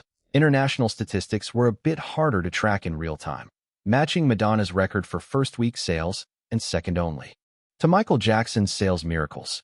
The album debuted at #1 on the Billboard Top Album chart, with 3 new songs entering the top 5 of the singles chart. They were You're Beautiful at #1, Natural at #3, and That's the Way Love Goes at #4, with 7 other new songs making it into the top 30. Additionally, sales on the 9th and 10th reached a staggering 1.05 million copies. Billboard statistics ran from Monday to Sunday, with the total sales for the first 9 days in North America hitting 3.35 million, shocking the industry. Linton could clearly feel his popularity skyrocketing, and the speed of his progress significantly increased. By November 28th, Linton effortlessly broke through to the 7th level of first stage. On December 8th, after finishing the promotional tour across 50 cities, Linton and his crew returned to Los Angeles, where everyone except Linton felt utterly exhausted. However, the results were immensely satisfying. Album sales kept climbing. After breaking through 2.3 million copies in the first week, they achieved 1.8 million in the second week and 1.45 million in the third week, maintaining their position at #1 on the Billboard Top Album chart. Universal's album production line was running at full capacity. The second batch of 10 million copies had already been delivered and distributed globally, and the third batch of 10 million was already in production. As of yesterday, according to Universal's own statistics, sales in North America had surpassed 7 million, with overseas estimates falling slightly short, but still expected to reach at least 5 million. Universal had raised their sales target to 30 million, aiming to challenge Madonna's 27.7 million copies sold globally of True Blue, which ranked second in global album sales. Of course, Michael Jackson remained at an incomparable level. His album Thriller, released in 1982, had global sales of 60 million, with over 20 million in North America alone. The explosive sales results plunged the entire Universal Records into a joyous celebration. Even more astonishing, all the songs from the album entered the Billboard Top 50 Singles chart, with 10 new songs landing in the top 30. You're Beautiful scored its third consecutive week at number 1. Back at Universal, a brief summary was made, and Daniel concluded, "We've wrapped up the North American promotions. You all take a break for 3 days. Starting on the 12th, we'll kick off the overseas promotions to further activate international market sales. Based on the sales achievements of first-tier artists' singles and albums, overseas sales should exceed those in North America. With rising star status, that proportion grows larger. For superstars like Michael Jackson, Madonna, and Whitney Houston, their albums sell far better overseas than in the North American market. Linton, your rapid development is impressive, though you're already a first-tier star in North America, with fame close to that of superstars. Your international reputation still lags behind. We need to intensify overseas promotions to enhance your international presence, and the best approach is for you to physically promote abroad. The promotional department has already drafted a plan for this promotion cycle, targeting London, Paris, Berlin, Rome, Tokyo, Seoul, and Sao Paulo. Each city will take about 3 to 4 days, with travel time factored in, making a total of 27 days. Each of these cities has our branch offices. They've prepared detailed promotional itineraries for you. You all rest for 3 days and depart on the 12th for London for your first stop. Additionally, good news. The American Music Awards, AMA, will be held on January 18th next year, and you should be nominated for Best New Artist in R&B and Soul. We're also communicating with the event organizers to ensure you get to perform live on stage, which conveniently gives you time to prepare after returning from the overseas promotions.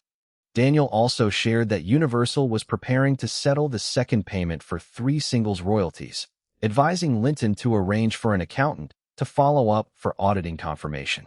Chapter 29, Farm Vacation, Second Royalty Payment Arrives.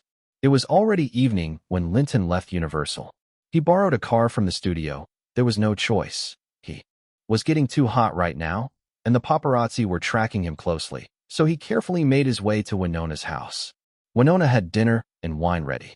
As soon as he stepped inside, a figure leaped towards him. Linton quickly reached out to embrace her.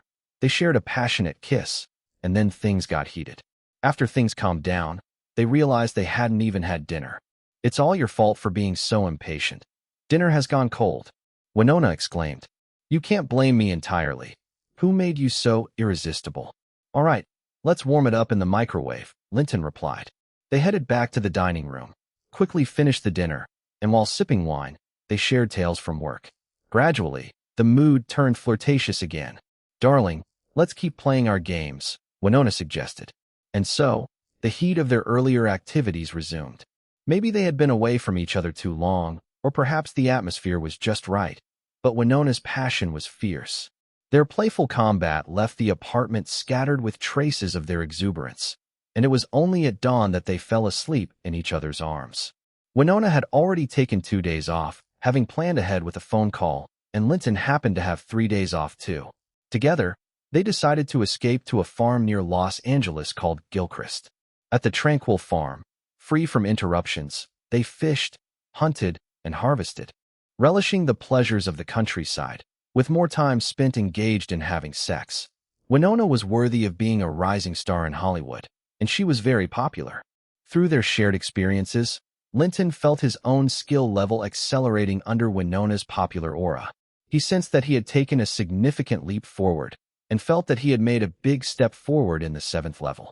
Enjoying the beauty of the farm and the tranquility of rural life, Linton entertained thoughts of buying a farm, though that was something for another day, as it was a bit premature to consider right now. During their getaway, he received a call from Naomi asking for a date, but Linton had to decline, regretting he had to say, "Maybe next time." The music video for You're Beautiful had been a big boost for Naomi's career. In it, she looked stunning and captivating, gaining her more fans. Recently, she had secured a role in a film crew. The part was minor, but it was her first step onto the big screen. On the 10th, Universal sent good news, notifying Linton to come by on the 11th to settle the second royalty payment for his 3 singles. On the 11th, Linton and Winona returned from the farm. He dropped Winona off at her home and then headed straight to Universal. After meeting up with Mira and Henry Jo in the office, they moved to Daniel's office. Lisa was also there, smiling broadly with her accountant already present. From July 1st to the end of October in the North American market, Baby sold 850,000 copies, Numb 2.08 million copies, and Believer 3.05 million copies, totaling 5.98 million copies with an average price of $6.20 each. The sales window of singles was shorter, leading to some discounts later. In overseas markets, Baby sold 5.2 million copies, Numb 4.8 million, and Believer 5.6 million, for a total of 15.6 million copies, averaging $5.80 per unit. The single sales revenue meant Linton would receive 22% per the agreement. His personal share calculated as follows: 5.98 million asterisk 6.2 plus 15.6 million asterisk 5.8 asterisk 0.22 equals $28.06 million. Additionally, the licensing fees for song copyrights added another $1.32 million for Baby for various usages: TV stations, sports arenas, colleges, nightclubs, competitions, malls, product advertisements, etc. Numb's licensing brought in $1.45 million, and Believer accumulated a staggering total of $6.2 million in licensing fees. In total, they amounted to $8.97 million. With a royalty share of 22%, Linton stood to make $1.973 million. In total, Linton was to get $28.06 million plus $1.973 million equals $30.03 million for the 3 singles. Everyone was ecstatic. After The Economist verified everything, Linton and Lisa signed all the documents. Daniel filled glasses with champagne, personally handing them out, saying, "Cheers to our collaboration." "Cheers to our collaboration," everyone echoed. These 3 singles have nearly exhausted their potential, but with Linton's debut album expected to surge in sales, the next royalties will be even more significant. Daniel excitedly expressed. Linton took a sip, muttering, "I hope the next payment arrives quickly." "Don't worry, I will keep an eye on it. Let's toast." Daniel raised his glass. "Cheers." They all clinked glasses, cheering together. As always, Universal's efficiency was high. In the morning, everyone had signed the royalty documents, and by the afternoon, the payment had arrived. Linton's earnings this time totaled $30.03572 million. After paying WMA $3.00357 million and Henry Jo $303,572, Linton found his account swelled by over $26.73 million. "Did you get any news from Silicon Valley about those properties I asked you to check out?" Linton asked Henry Jo. "Yes, there are 2 properties that fit your requirements. I've already looked at them. One is an 8-story office building on 4 acres of land with a building area of 160,000 square feet, priced at $6 million. The other is 2 5-story office buildings on 6 acres with a total area of 210,000 square feet, priced at $8.5 million. When do you want to check them out?" "All right, contact the real estate agent to confirm the property rights and quality. If everything checks out, let's start discussing the price. I'm planning to return from overseas on January 7th, so if nothing is wrong, I will buy it. Then, can I get a loan?" "Yes, you can get a loan. I would have recommended it even if you didn't ask. Also, get in touch with the stockbroker. I want to add another $13 million for more investments in Microsoft, Cisco, Dell, and Compaq stocks. Allocate $5 million for Microsoft, $3 million for Cisco, and $2.5 million each for Dell and Compaq." "Boss, it might be a bit difficult. Microsoft stock is too hot right now. It surged nearly 20% in just 4 months, making it hard to find shares in the market. We only finished buying the previous 2 purchases last month. If we buy too quickly, we might drive the price up too fast and end up overpaying. Honestly, It might take a while to buy that $5 million worth of shares. What about the other three stocks? Cisco, Dell, and Compaq have also been doing well, each rising over 10% in 4 months. However, they aren't as hot as Microsoft, so a slower purchase should work. Then that's the plan. Secure at least $3 million worth of Microsoft, as much as possible. If needed, use the remaining $2 million to buy Cisco, and leave the other arrangements unchanged. After seeing off Henry Zhou, Linton called Mira to find a high-end villa or estate. Mira asked about the budget, and Linton shared it would be between $10 million and $20 million. He was indeed planning to buy a home. With money in hand, it was time to enjoy life. This time, Linton decided not to take Mira with him. Overseas, WMA's influence wasn't strong abroad, so bringing Mira along didn't seem necessary. However, he did want to bring Danny and Bella. Danny was responsible for ensuring his safety, and Bella's role was to consider the possibility of building a fan club overseas.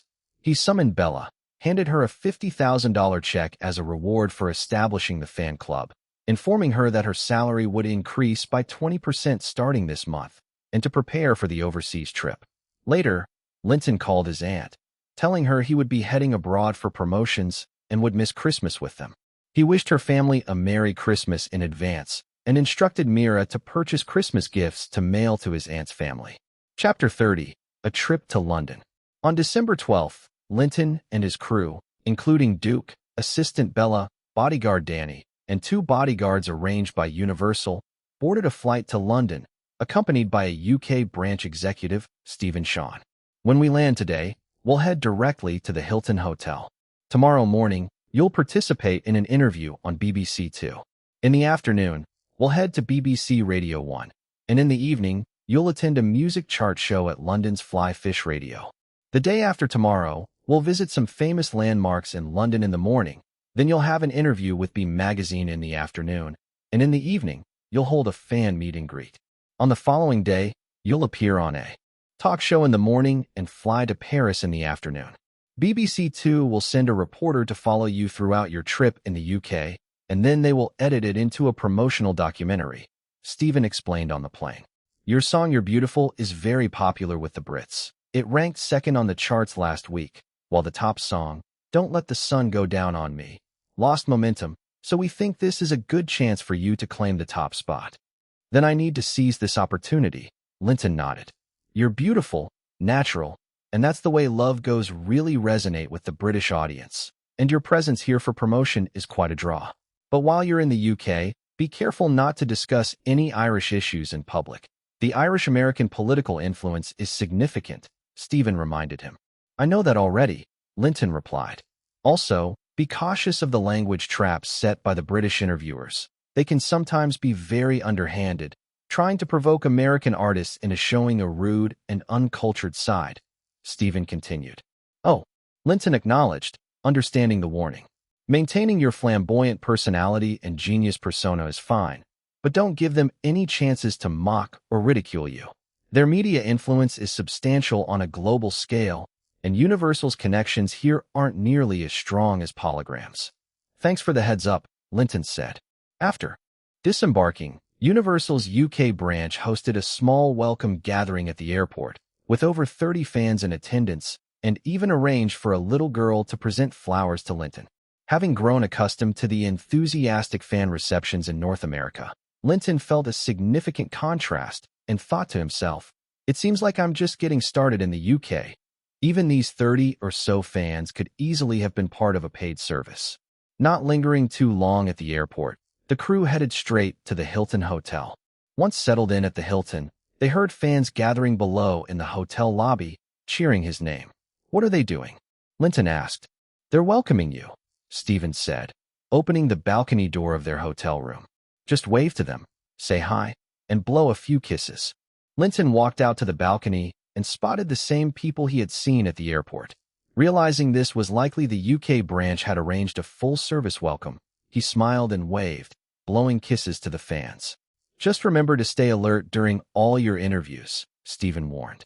The next morning, Linton went to BBC Two to record a talk show, which was pre-taped. The interview went smoothly, and Linton even performed both You're Beautiful and Natural in full. In the afternoon, the BBC Radio 1 broadcast was also successful, primarily focusing on his impressions of Britain, musical passions, life experiences, and the story behind You're Beautiful. Linton, I heard your ex-girlfriend praised your impressive abilities on television. Is that true? By evening, during the music chart show at London's Fly Fish Radio, the interview host suddenly stirred up some trouble during the live broadcast. Everyone has their strengths. Plus, discussing that kind of topic here doesn't seem appropriate, Linton responded. The radio host chuckled. I don't mean to offend. It's just that the audience is really curious about you. Discussing this kind of topic during a chart show? Was this really a casual comment? Linton thought to himself, looking at the two hosts in their 40s and formulating a counter-strategy. With a smile, he quipped, What can I say? I'm young. I'm sure you were also quite strong when you were my age. Both hosts were taken aback and quickly changed the subject. Are you familiar with Mr. Barenboim? Of course, a music master. What are your thoughts on Mr. Barenboim?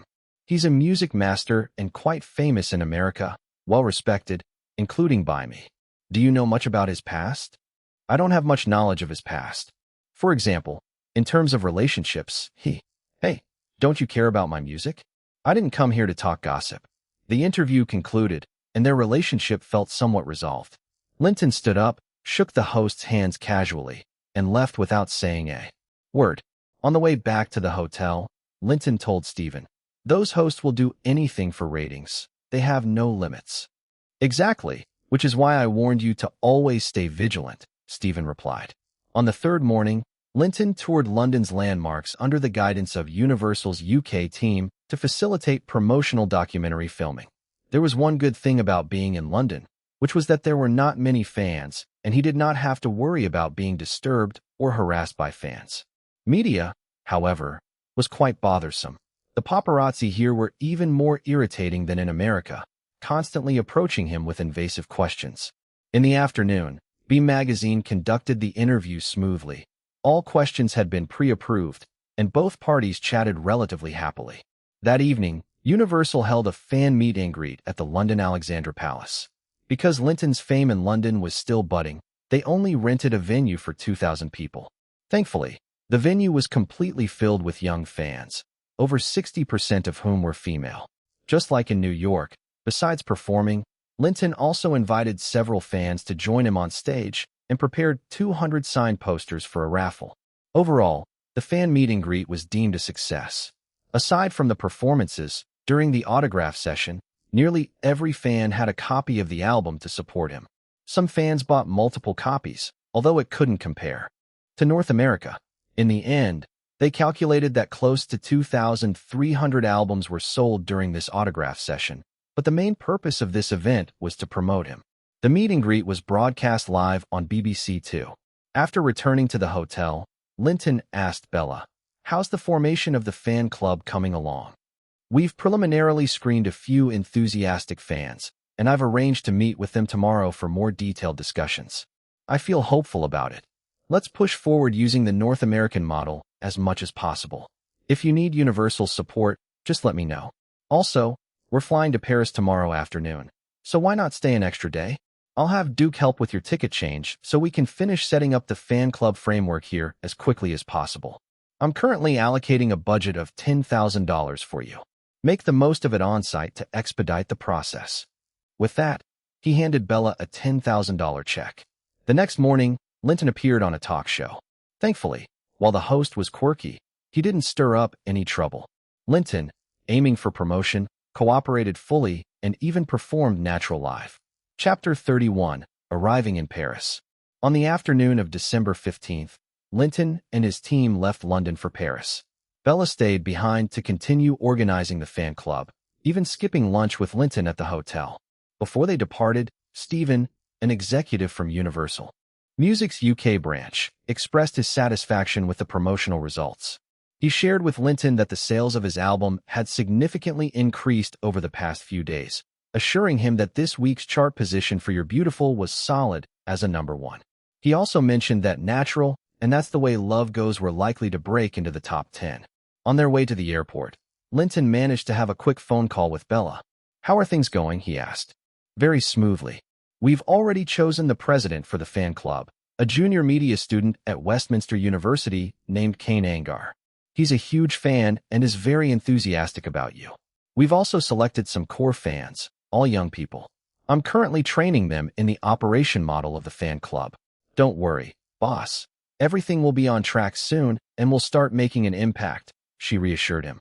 Good luck with it all, then. See you in Paris tomorrow, Linton said before hanging up. On the plane, Linton received the itinerary for the French branch from Duke, planning to stay for 4 days. French TV Channel 6 would document his promotional activities in France and edit a promotional documentary of his first trip there for future marketing endeavors. Tonight, they had arranged for 2 newspaper interviews. On the 16th, he scheduled a morning recording for a talk show at French TV Channel 6, would participate in a recording for a late-night talk show in the afternoon, and spend the evening as a guest at Paris First Radio, interacting with audiences to promote his album songs.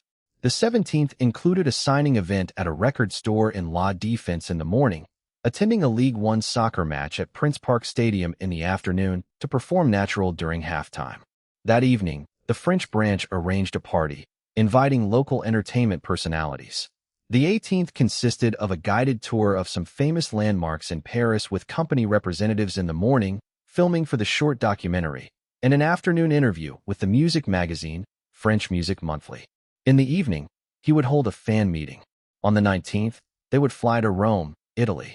The schedule was incredibly tight, but it felt more organized and reasonable than the one in London. Why is there a party on the evening of the 17th? Is there something special about it? Linton asked Duke. Haven't you heard?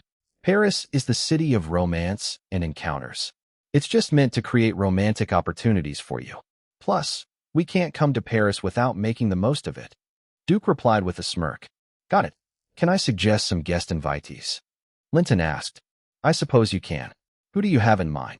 Sophie Marceau and Elodie Boucher, Linton enthusiastically suggested. Wow, both enormous stars. You're aiming high, my friend. But don't get your hopes up too much. I'll check with Thomas A.G. at the French branch, but it might be a long shot, Duke replied, his expression darkening. At the airport, Thomas A.I.G., president of the Universal Music France branch, welcomed them with a small welcoming party. There were slightly more fans, around 50 or so, and a little girl offered flowers to Linton, creating a lively atmosphere. However, it seemed most were hired services. Welcome, Linton, a reporter from French TV Channel 6 approached to greet him, while a photographer began capturing moments. Hello, Linton shook hands with him. They didn't linger at the airport and headed straight to the hotel. How do you like Paris so far, Linton? The reporter started the accompanying interview. It's great, full of history and culture, Linton replied, choosing his words carefully. Thomas A.I.G. arranged for Linton and his team to stay at the Hilton. That night, some fans gathered outside the hotel, cheering for him. Just like in London, Linton followed the script, interacting with the fans and reporters below. He still needed this engagement to boost his publicity since his popularity was not quite there yet. Maybe the communication from the French branch to the media was better, or perhaps the French media didn't act as irresponsibly as the UK's.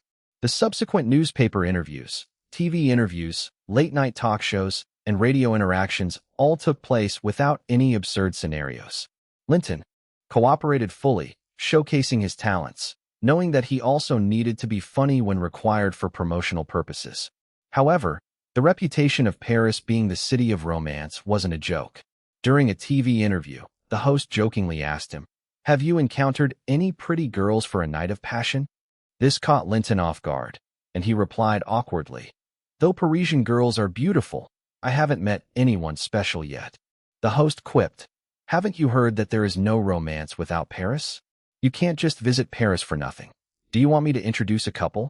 Linton could only shake his head, feeling that everyone in Paris had a peculiar openness towards relationships and encounters. Later that evening, Bella arrived from London to update Linton on the fan club developments. "Boss, I've set up the framework for your London fan club. I've trained them, detailing the operations model from North America. We've figured out an action plan and transferred the checks for their subsequent event budget. They'll start making progress quickly. I've promised them that if they achieve results, you'll meet them in Los Angeles." That got them super excited, and I believe they will deliver results soon, Bella reported enthusiastically. Linton was very pleased and instructed her to do the same in Paris. Get them moving as soon as possible. On the morning of the 17th, Linton arrived at a record store in La Défense for a live signing event. To his surprise, it was bustling with energy. The signing area was packed, with queues stretching out of sight. Everyone held copies of the Grow Up album, with many even buying multiple copies decorated with a poster exclusive to this signing event. When he appeared on site, a deafening cheer erupted as the spectators raised their voices. The mall security crews began tightening their grip to maintain order. Linton, Linton. The crowd shifted from chaotic shouts to organized chants, making Linton feel incredibly happy. This was the kind of treatment an international superstar deserved. He smiled throughout, signing for fans and accommodating requests for photos, signing for over an hour before finally wrapping up. He took a group photo with all the record store staff, leaving a positive and lasting impression on the fans and employees, hopefully giving his popularity a boost. In the afternoon at Prince Park Stadium, he performed during Ligue 1 soccer league between Paris Saint-Germain and Brest. During halftime, Linton sang Natural, igniting the fans' excitement as they stood up in rhythm. The live footage broadcast to Ligue 1 fans would create excellent exposure for him. Chapter 32, The City of Romance, Sophie Marceau. That evening, Universal's French branch held a grand party at the Hilton Hotel. It had to be said that Thomas really came through by inviting Sophie Marceau, though it was rumored that Elodie Boucher was not in Paris. Sophie Marceau was now around 26 years old, in the prime of her beauty, with her expressive, melancholic hazel green eyes, flowing brown hair cascading over her shoulders. She wore a fitted blue gown that accentuated her shapely figure and faintly exuded the scent of Chanel No. 5. Her appearance stunned Linton, but his own talents and handsome looks also became the center of attention at the party, naturally piquing Sophie Marceau's interest.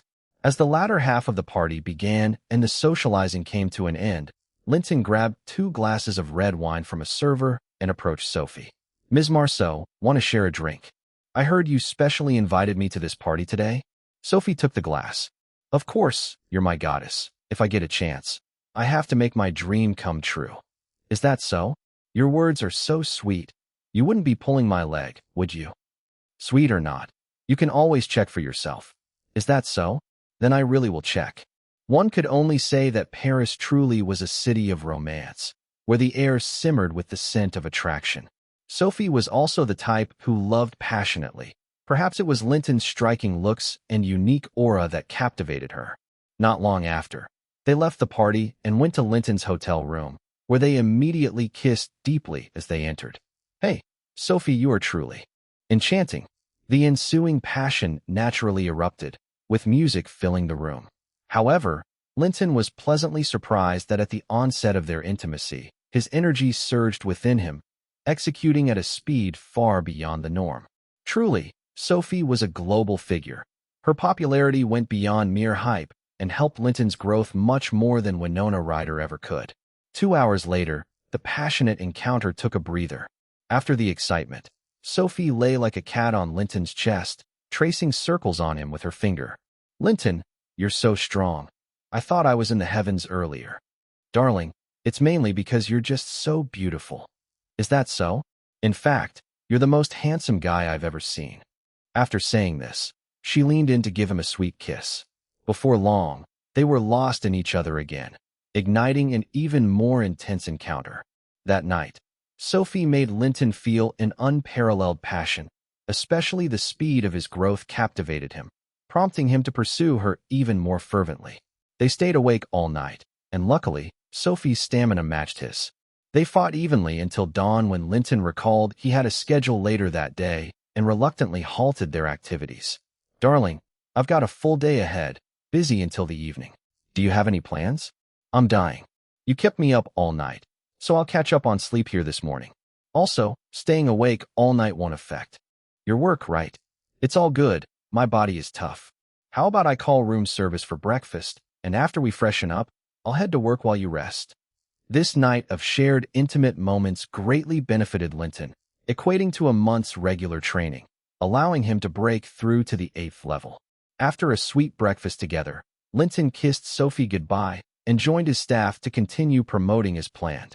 Accompanied by the branch's publicity team, Linton visited 3 popular tourist spots: Notre Dame Cathedral, the Eiffel Tower, and the Seine River.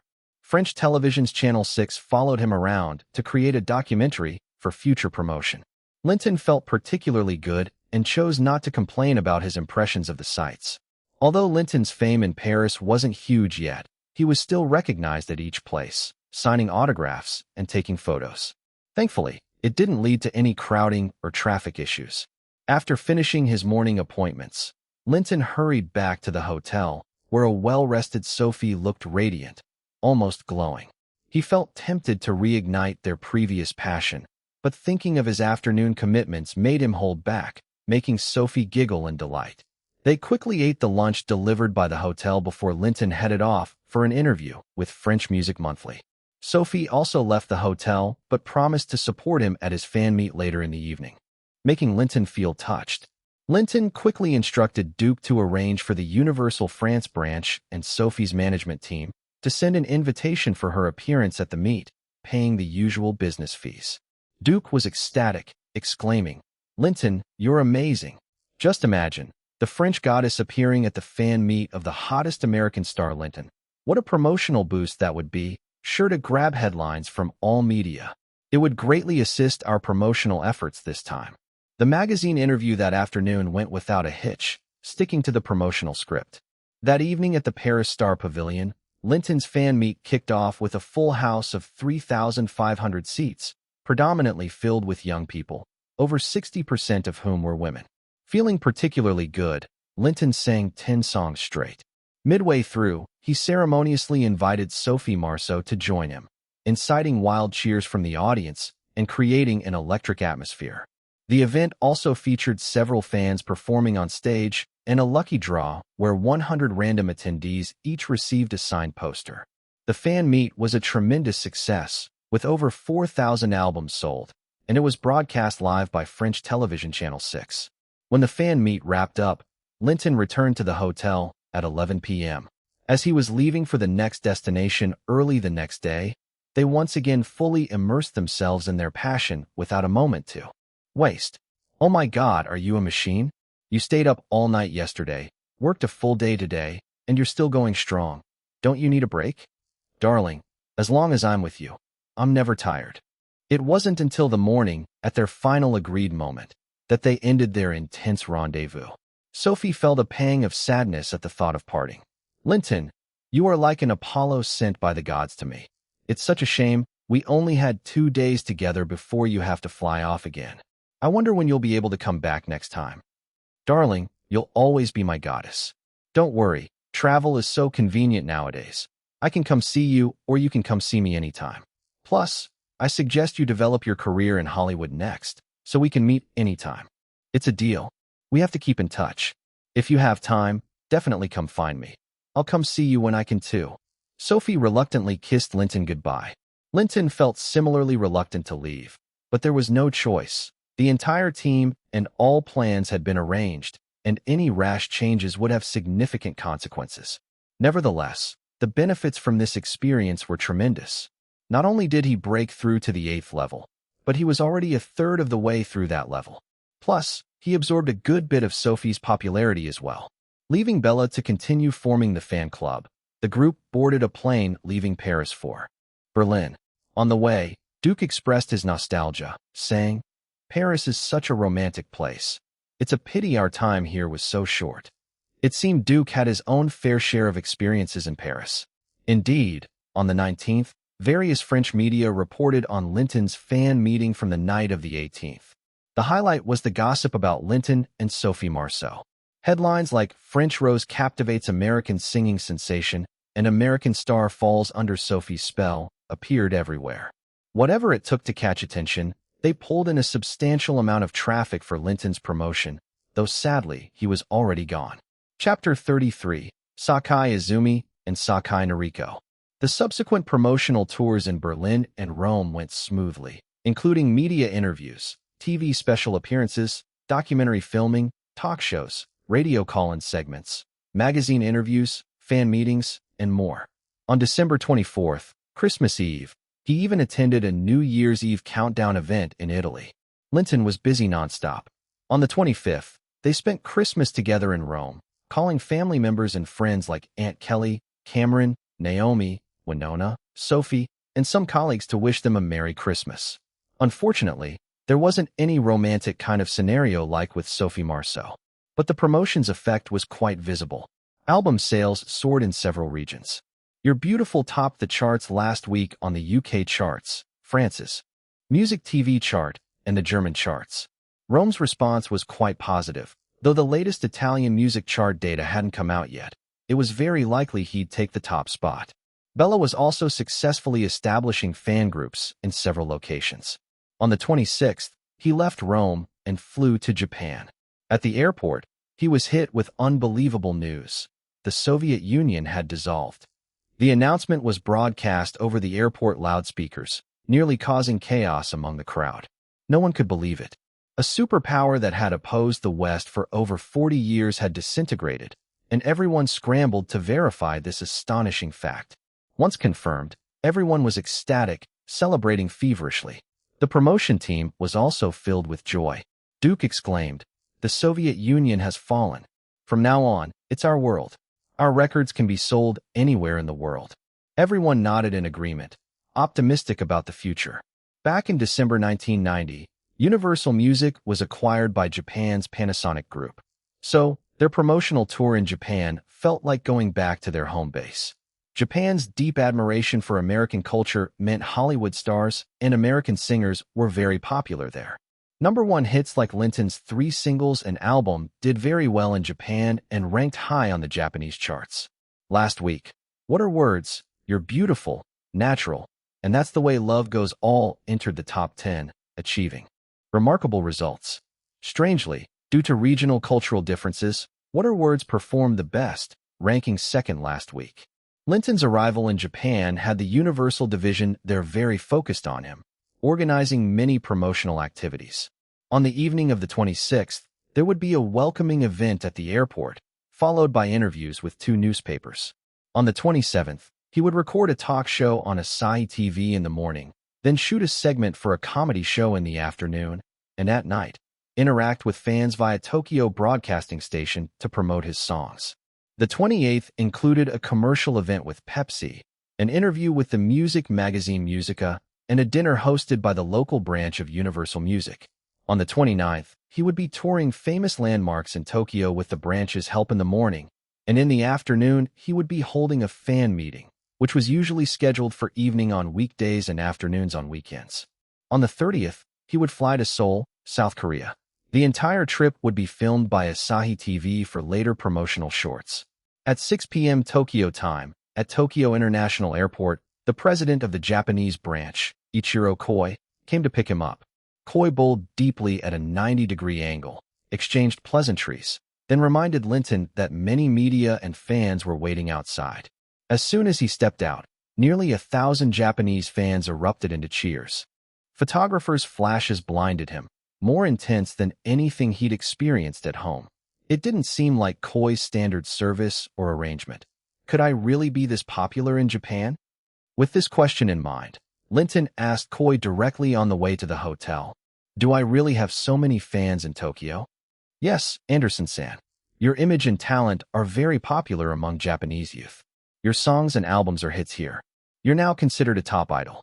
Your last month's album sales exceeded 800,000 copies, ranking 3rd among all foreign artists." Who are the first 2? Michael Jackson and Madonna. This made Linton quite happy and eager for the upcoming schedule. At the Four Seasons Hotel in Tokyo, the lobby was bustling with enthusiastic fans. With security's help, they finally checked into the hotel. In the room, he stepped out onto the balcony.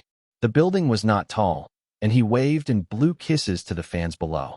The excited cheers, women's screams, and shutter clicks from reporters filled the air. He interacted with them for over 30 minutes before returning to his room, with the fans gradually leaving. After a simple dinner, Linton was interviewed by 2 newspapers in the conference room. The communication went smoothly, thanks to preset promotional scripts, and the interview wrapped up by 9 p.m. Just as he returned to his room, Koi knocked on the door again. After confirming their schedule, he said, "Anderson-san, since this is your first time in Tokyo, I'd like to introduce you to two young Japanese female singers who just debuted. They're very beautiful and popular. You're all young. They'll guide you around Tokyo's night scene later. Since we're fellow artists, of course we should exchange ideas," thought Linton, surprised at this treatment. Koi made a call. Soon, two young, beautiful women were brought in. "Anderson-san, this is Sakai Izumi, and this is Sakai Noriko. Nice to meet you." "Nice to meet you," Linton greeted warmly. Both were huge stars in Japan during the 1990s, probably just starting their careers now. It was a great opportunity, and Koi must have put a lot of thought into arranging this. "You young people should chat more." Koi finished introducing them and then left. Because they had only just met, everyone felt a bit awkward. Linton also felt a little uneasy. Though he was no rookie, he'd never encountered such a one-on-two situation. To ease the mood, he opened a bottle of red wine, pouring a glass for each of the two singers. The atmosphere relaxed. Sakai Izumi was a bit older and more confident. "Anderson-san, I heard all the songs in your album are written by you?" "Yes, that's right. You're amazing. I really admire you," Noriko said enthusiastically. "Actually, you can too. Just observe and pay attention to your surroundings. When you have good ideas, write them down. Even if it's rough, keep practicing and improving. With your talent, you'll find your style eventually. Plus, your voices and looks are great. I believe you'll be big stars very soon," Linton encouraged sincerely, knowing their potential. As the night went on, the mood grew more lively. They opened a second bottle of wine, and soon, they became tipsy, and the atmosphere began to become ambiguous. Sakai Izumi leaned into Linton's embrace, acting cute, and Noriko, caught up in the moment, joined in. The game's tone shifted from casual to flirtatious. Linton took the lead in the playful battle, feeling unthreatened despite the one-on-two. During this intimate encounter, Linton confirmed that these two were quite popular, not far behind Winona, and their presence helped boost his skill points. It was fair to say they were rising stars, though still a bit behind Sophie Marceau. But in 2 years, that might change. "My dears, I have a busy schedule today. I'll be on the go until tonight. Do you have plans?" Linton asked. Sakai Izumi and Noriko exchanged glances. Sakai Izumi said, "My agency gave me 5 days off. I'll stay with you during that time. You go ahead with your meetings, and I'll wait at the hotel until the event and fan meeting on the 29th. "Me too," Noriko added. What thoughtfulness! Koi was truly considerate. He had a bright future. Linton then asked Duke to contact Universal Japan to arrange for the two singers' agency to invite them as guest performers and pay the standard professional fee. Duke was almost jealous. First Sophie Marceau, now Sakai Izumi and Noriko, both at the same time. Was there no justice in the world? Chapter 35. Overseas promotion successfully concluded. No need to say much about the upcoming schedule. It was all routine work, and Linton was already quite experienced, achieving excellent results. Everywhere they went, fans passionately cheered and supported. On the afternoon of the 27th, Bella rushed from Rome to Tokyo to meet with the main group. Considering that Japanese artists' income was known to be quite low worldwide, especially for artists like Izumi Sakai and Noriko Sakai, who were just starting their careers, their income was probably modest. Plus, the cost for makeup, image, costumes, and travel for female stars added up, making their income quite tight. Linton told Bella, "Go buy 2 of the latest handbags from Chanel for Izumi Sakai and Noriko Sakai." "Boss, I'm busy. Building the fan club is a huge task. Don't talk nonsense. Buy one for yourself too." "Boss, I promise to complete the mission," Bella said eagerly as she took Linton's credit card. She had long admired a new Chanel bag, but with a price over $40,000, it was a distant dream. That evening, Linton gifted the 2 new Chanel handbags to Izumi Sakai and Noriko Sakai, making the 2 women even more gentle and cooperative. Their performances became even more passionate. The fan meet and greet was scheduled for the Tokyo Sports Arena in Shibuya, capable of holding tens of thousands of fans. The arena was packed with mostly young fans, with women accounting for over 60%. Seeing the fans' enthusiasm, Linton was in a great mood and sang all 13 songs from his album live. Midway through, He invited Izumi Sakai and Noriko Sakai to sing with him, causing the young crowd to scream and go wild. The event was extremely lively.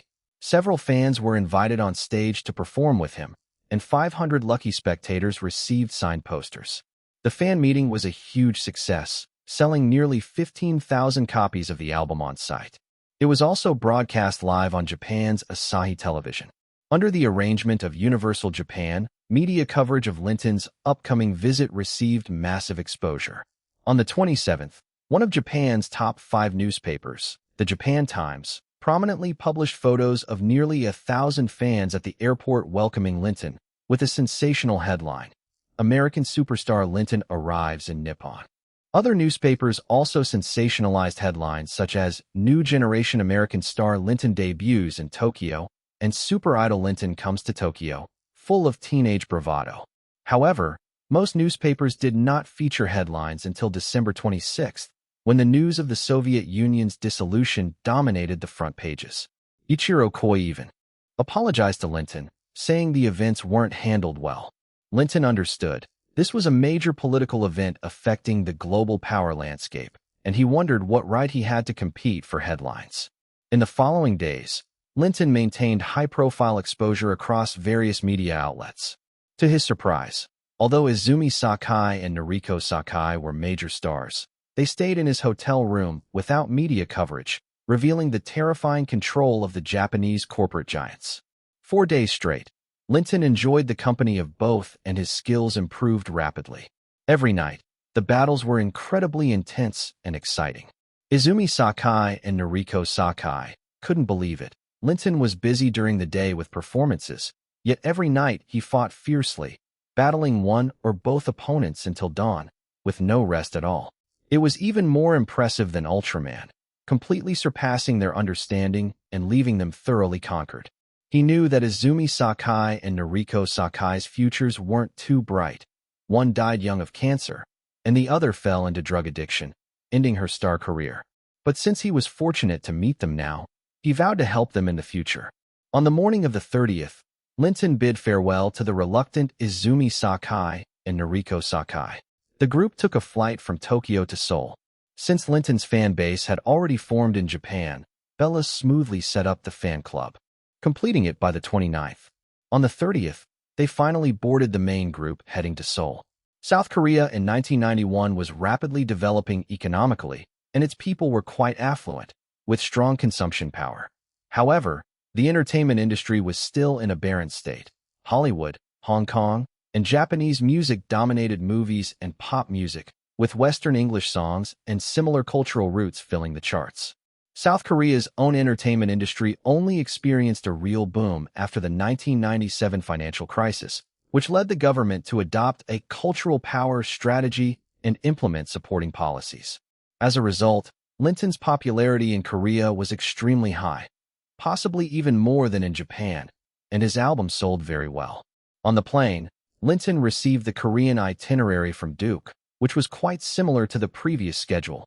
Media interviews, TV specials, recording documentaries, talk shows, radio chart performances, magazine interviews, signing events, and fan meet and greets.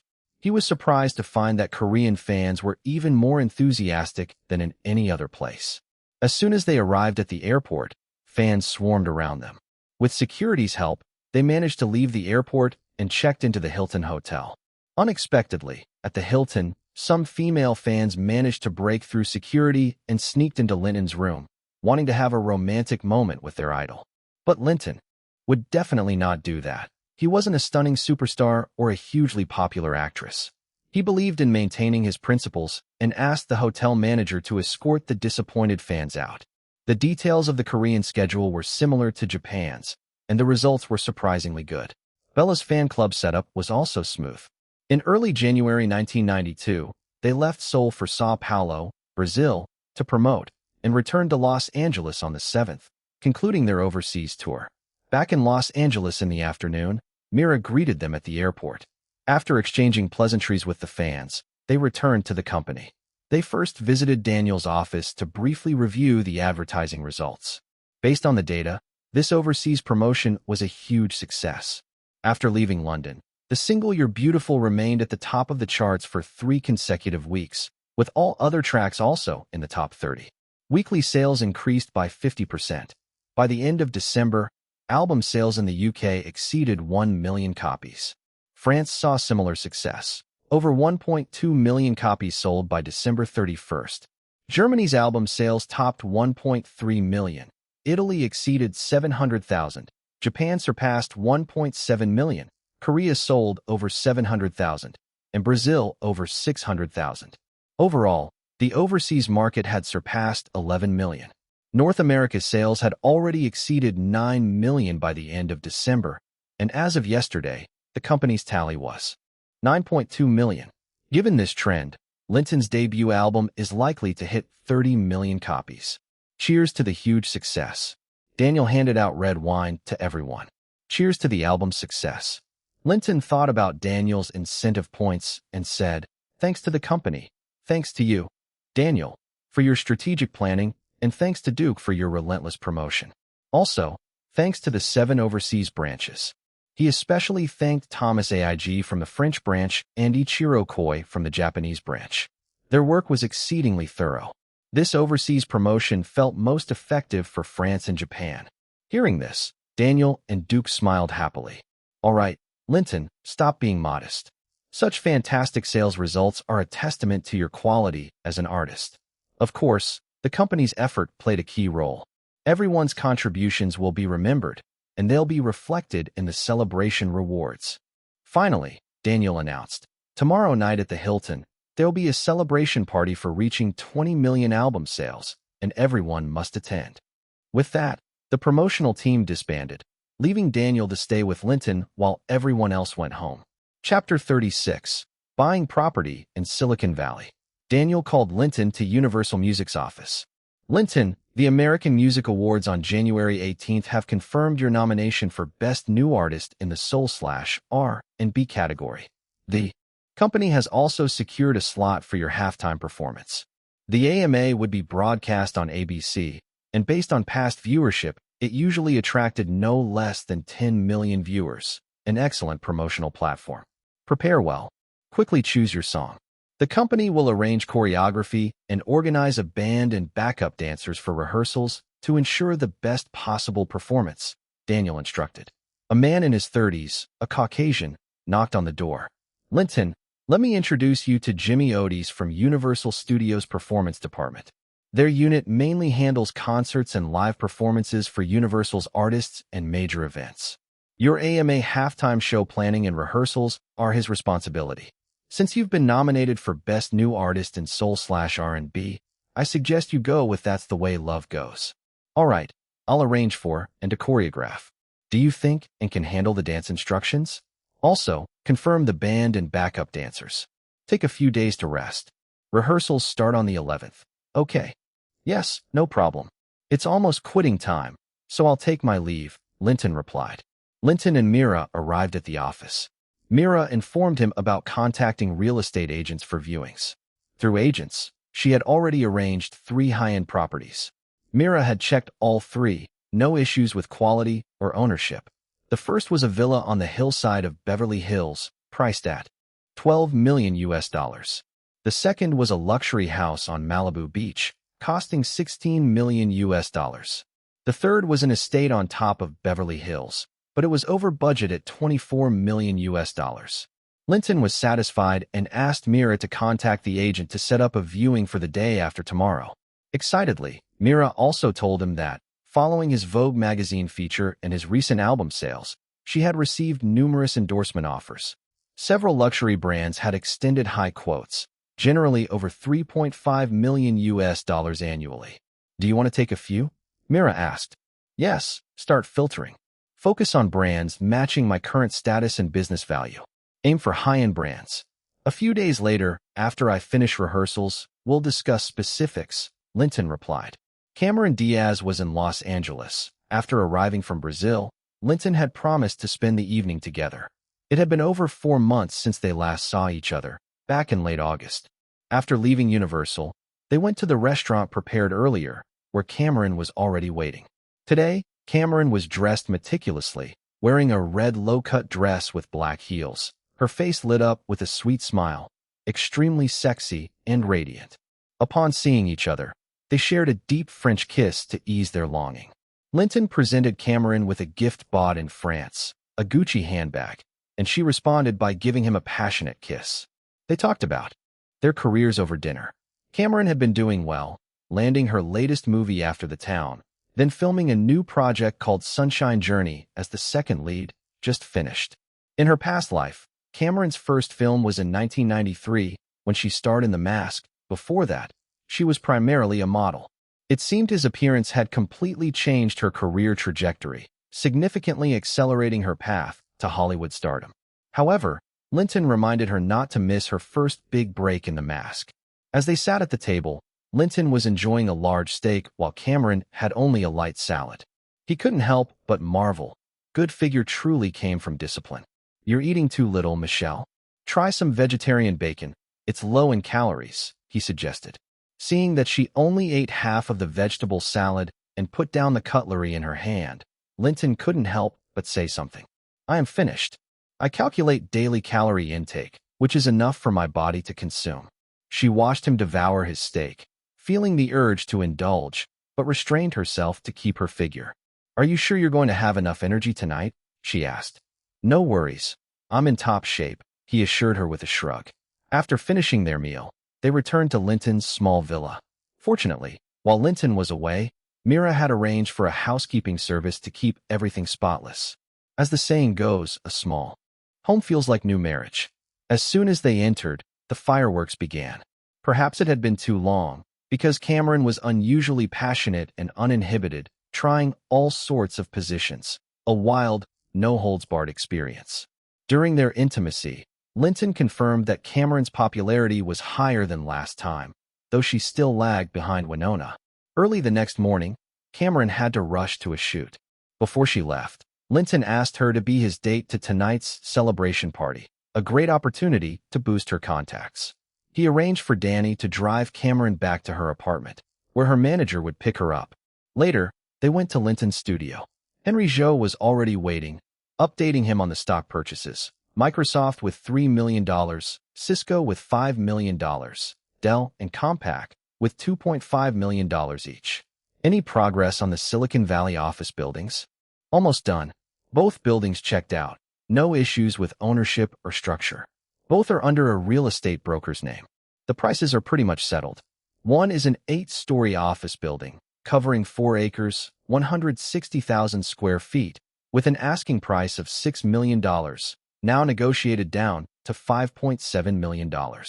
The other has 2 5-story buildings on 6 acres, 210,000 square feet, with an asking price of $8.5 million, now down to $8 million.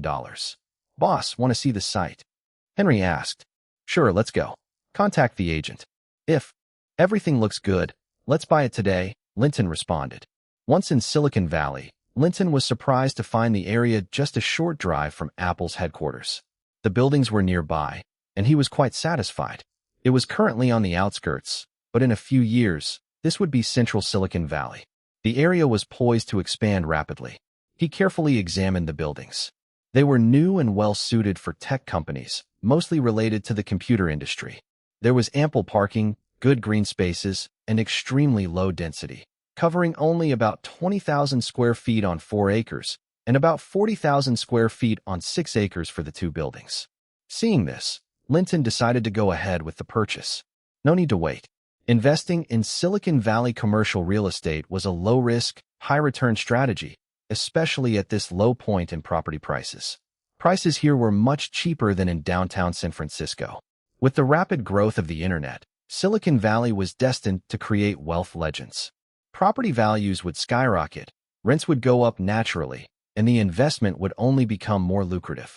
After arranging financing, Linton brought Goodman to complete the paperwork, officially signing the contract.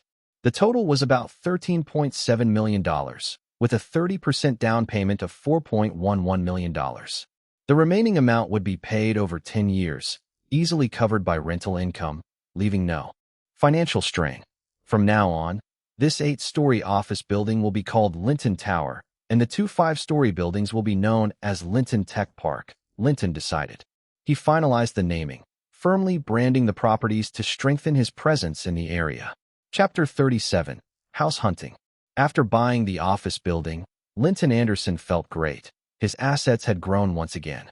He had planned to celebrate properly and remembered the success party at Universal that evening. He called Mira and asked her to book the finest presidential suite at the Hilton Hotel.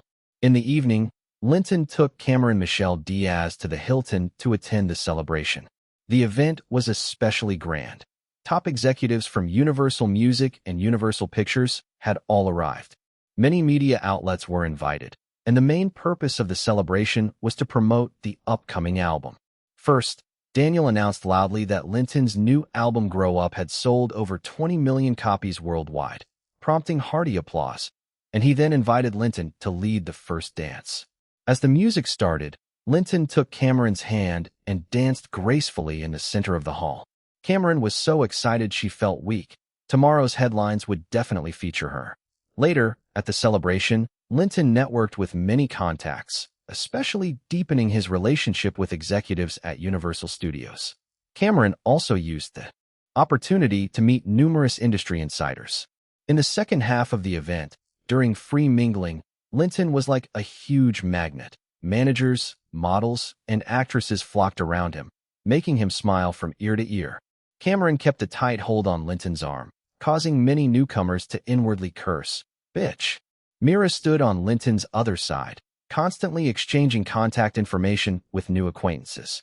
Later, during a break, they sneaked out of the banquet hall and took the elevator straight to the presidential suite. Once inside the room, Cameron gave Linton a mysterious smile. "Honey, I have a surprise for you today." "Really? What's the surprise?" Cameron pulled out a bag filled with various costumes, stockings, and accessories. "You little devil, you really get me. But I'm curious. How did you get these upstairs?" "It's simple. I handed the bag over to Mira earlier and asked her to bring it up." The playful costume show followed. Nurse uniforms, flight attendant outfits, school uniforms, secretary costumes. And with Cameron constantly changing her look, Linton was getting more and more excited. They didn't fall asleep until 2 a.m., exhausted and happy. The next morning, after a romantic breakfast delivered by the hotel, they parted ways. Cameron had to go for more engagements, while Linton coordinated with Mira to look at properties. On the way, Mira hesitated but finally asked Linton about renewing his contract with William Morris Agency. Linton was straightforward. He was very satisfied with Mira's service and had no plans to leave WMA, but WMA needed to show sincerity, which eased Mira's lingering worries. The first property was a large mansion on the hillside in Beverly Hills, but Linton didn't like its structure or style. Another was a luxurious house on Malibu Beach, very spacious with a good layout. Yet he rejected it upon considering the location. He didn't want to be bothered by wildfires every year. Nature's fury was unforgiving. The final option was a property offered by the real estate agent, also in Beverly Hills. Mira sat in the passenger seat, reading through the materials, and told Linton, "This house is on Mulholland Drive, at the highest point of Beverly Hills, very close to the house Tom Cruise bought when he married Nicole Kidman in 1990. It was designed by famous luxury home architect Harrison, covering 6.88 acres, built 5 years ago. The previous owner was Wall Street financier Logan Carlsonberg." As they drove past the Hearst estate, not far ahead, they saw Tom Cruise's mansion, which he purchased in 1990. Driving a few more minutes, passing through Beverly Park, Linton was able to glimpse towering walls through the gaps in the tall trees. The dense greenery almost blocked the view, providing superb privacy for the estate. Seth Iska, the real estate agent, was waiting at the gates. Linton got out of the car as Seth warmly approached and said, "Mr. Anderson, hello." They stood before the gates, flanked by polished white marble columns that were unadorned and smoothly finished. The gate itself was simple and modern, likely stainless steel. Beyond the gate was a high, gray stone wall, with surveillance cameras spaced at intervals. Through the steel gate, they could see a modern guardhouse behind the wall. Seth pressed the remote control, opening the gate, then led them inside. Linton and Mira followed calmly, with Danny bringing up the rear. Inside, a large garden stretched out, built into the hillside, with structures taking advantage of the terrain. Near the entrance and the wall, Trees were densely planted, common trees in Beverly Hills like jacarandas and crepe myrtles. Deeper inside, there were extensive beds of crepe myrtles, heliconias, and neatly trimmed hedges. The garden was meticulously maintained, ending in a flat lawn with large, retractable umbrellas and seating at the center. If you want to hold outdoor daytime parties, the umbrellas are perfect, Seth advised. Linton replied, I like the idea of large retractable umbrellas. It's a smart design. Seth then led them toward the white, three-story main building. The architecture looked ultramodern, with a white facade and blue-tinted glass, evoking the feeling of clear skies and fluffy clouds. It was a stark contrast to the traditional grandeur of old estates, more sleek, vibrant, and full of energy. Linton paused, asking Seth to take a walk around the main building. In front of the estate was a small square paved with white granite, with a similar auxiliary building nearby serving as storage, garage, staff quarters, and security post. Behind that was a large, flat lawn with a helicopter pad marked on it. Close to the main house was a spacious outdoor pool, complemented by a tennis court and basketball court, with outdoor sports equipment nearby. On the right side of the main building was a small practice golf course. Linton asked, Shall we go inside and take a look? Seth explained frankly, Logan Carlsonberg is selling this estate because he went bankrupt. He continued as they walked. It was built 5 years ago and purchased by Logan for $18.8 million with a bank mortgage. His company mainly dealt in stocks and securities. Last year, due to investment mistakes, he declared bankruptcy, and the bank seized the property. The bank cleared the title, completed all procedures, and handed it over to us to sell just 2 months ago, he said with a smile. Since Logan's main office was on Wall Street in New York and he rarely visited, the estate has remained in its original condition. Chapter 38. Buying a Luxury Estate. When Linton arrived, he listened to Mira talk about the relevant details in the car, and he was quite satisfied. Everyone, this way please. Seth Iska opened the front door. Linton stood at the entrance, carefully examining the interior decor. Like most mansions, the designer integrated the interior renovations into the estate's design, with furniture and accessories all coordinated to match the overall style. Mira looked at the mansion with stars in her eyes. It was just too luxurious and beautiful. The main hall was an open layout with a high ceiling and floor-to-ceiling glass windows, making the interior very bright. Through the massive glass windows, the scenic views of the estate were fully visible. Inside was a large dining room. On the first floor's left side was a private theater with over 20 plush recliners. Next to the theater was an indoor swimming pool with clear water and a constant temperature. Just looking at it made people feel relaxed. The main house, although only 3 stories, had an elevator in addition to the staircase, showcasing its grandeur. The upper floors had living areas, offices, and lounge spaces. In the basement was a huge wine cellar and a large safe. The wine cellar was mostly empty, waiting for a new owner to stock it with wine. Linton took extra note of the safe. Its large space could hold a lot. He thought it could be practically useful, maybe for storing rare materials in the future. On the right side of the first floor was a fully equipped reception room, lounge, guest rooms, and a large game room and gym. Later, Linton and his group went upstairs. On the second floor, the left side had an office and lounge, while the right side housed guest bedrooms. The third floor was smaller, about 3,000 square feet, with a terrace garden. The master bedroom included a nearly 1,000 square feet walk-in closet, with a huge bed in the middle. Linton estimated it could comfortably sleep 8 people. There was also a luxurious bathroom with a 200 square feet jacuzzi. Clearly, the former owner, Logan Carlsonberg, was quite indulgent. Outside the master bedroom, there was a massive 5,000 square feet terrace garden filled with roses, lilacs, lavender, and other ornamental plants. In the southeast corner, there was a special outdoor viewing area where you could overlook the entire estate and get a panoramic view of Beverly Hills. Linton was very pleased with the structure, decorations, and furnishings, including the overall style. Seth Iska timely mentioned, all the furnishings and decor inside the estate are Chanel brand. Linton looked at the furniture, which bore the Chanel logo. All the leather on Chanel furniture is handmade, so you won't notice any stitches, Seth Iska continued. The wood used for the furniture comes from rare trees around the world. These carefully selected woods retain their natural grain and color. Chanel's wooden furniture also considers symmetry in the wood grain, creating balanced patterns that look luxurious and noble. After inspecting the second and third floors, Linton returned to the first floor. Overall, he was very satisfied with most of the interior decor. The spacious layout combined with high-end Chanel furniture created a modern yet luxurious home atmosphere, an ideal mansion for living. Mr. Anderson, Seth Iska said, sitting comfortably on a large sofa in the living room. What do you think of this estate? Linton thought for a moment and replied honestly, it's pretty good.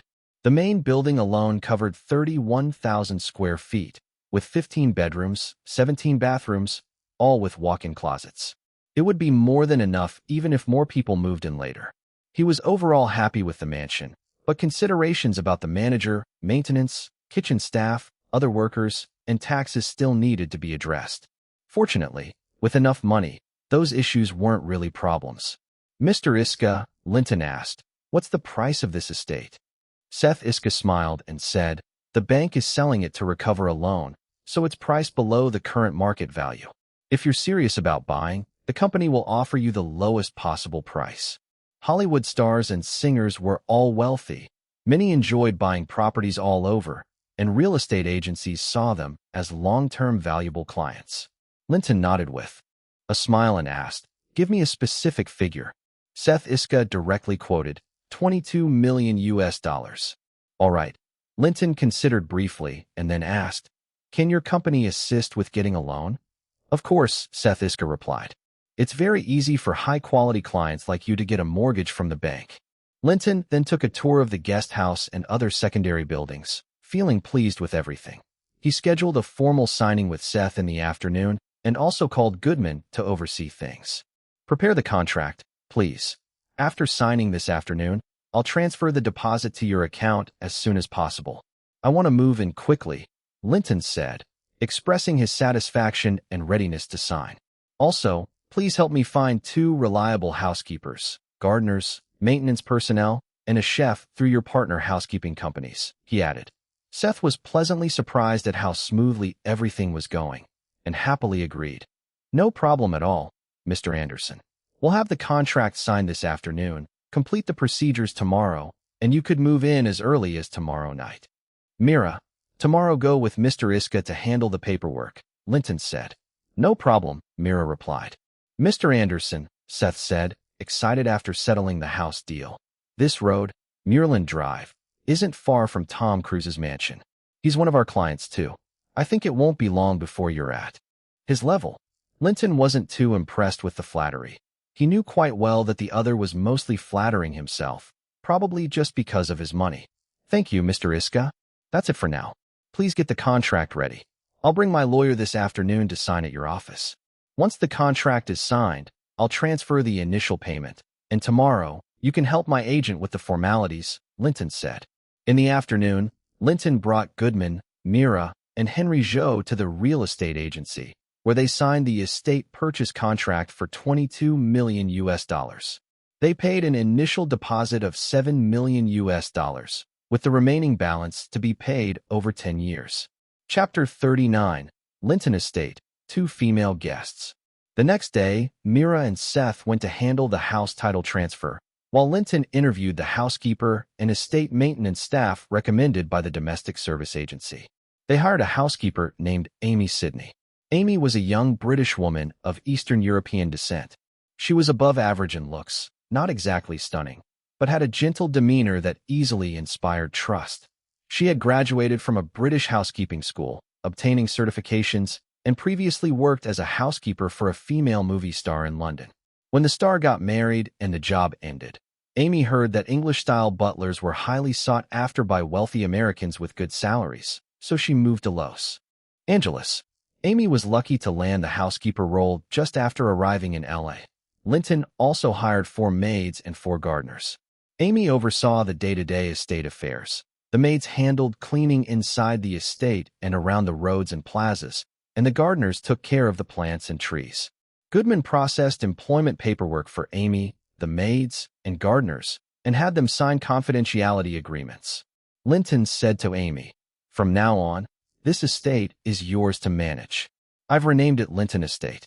Contact an advertising agency to make new signs and logos.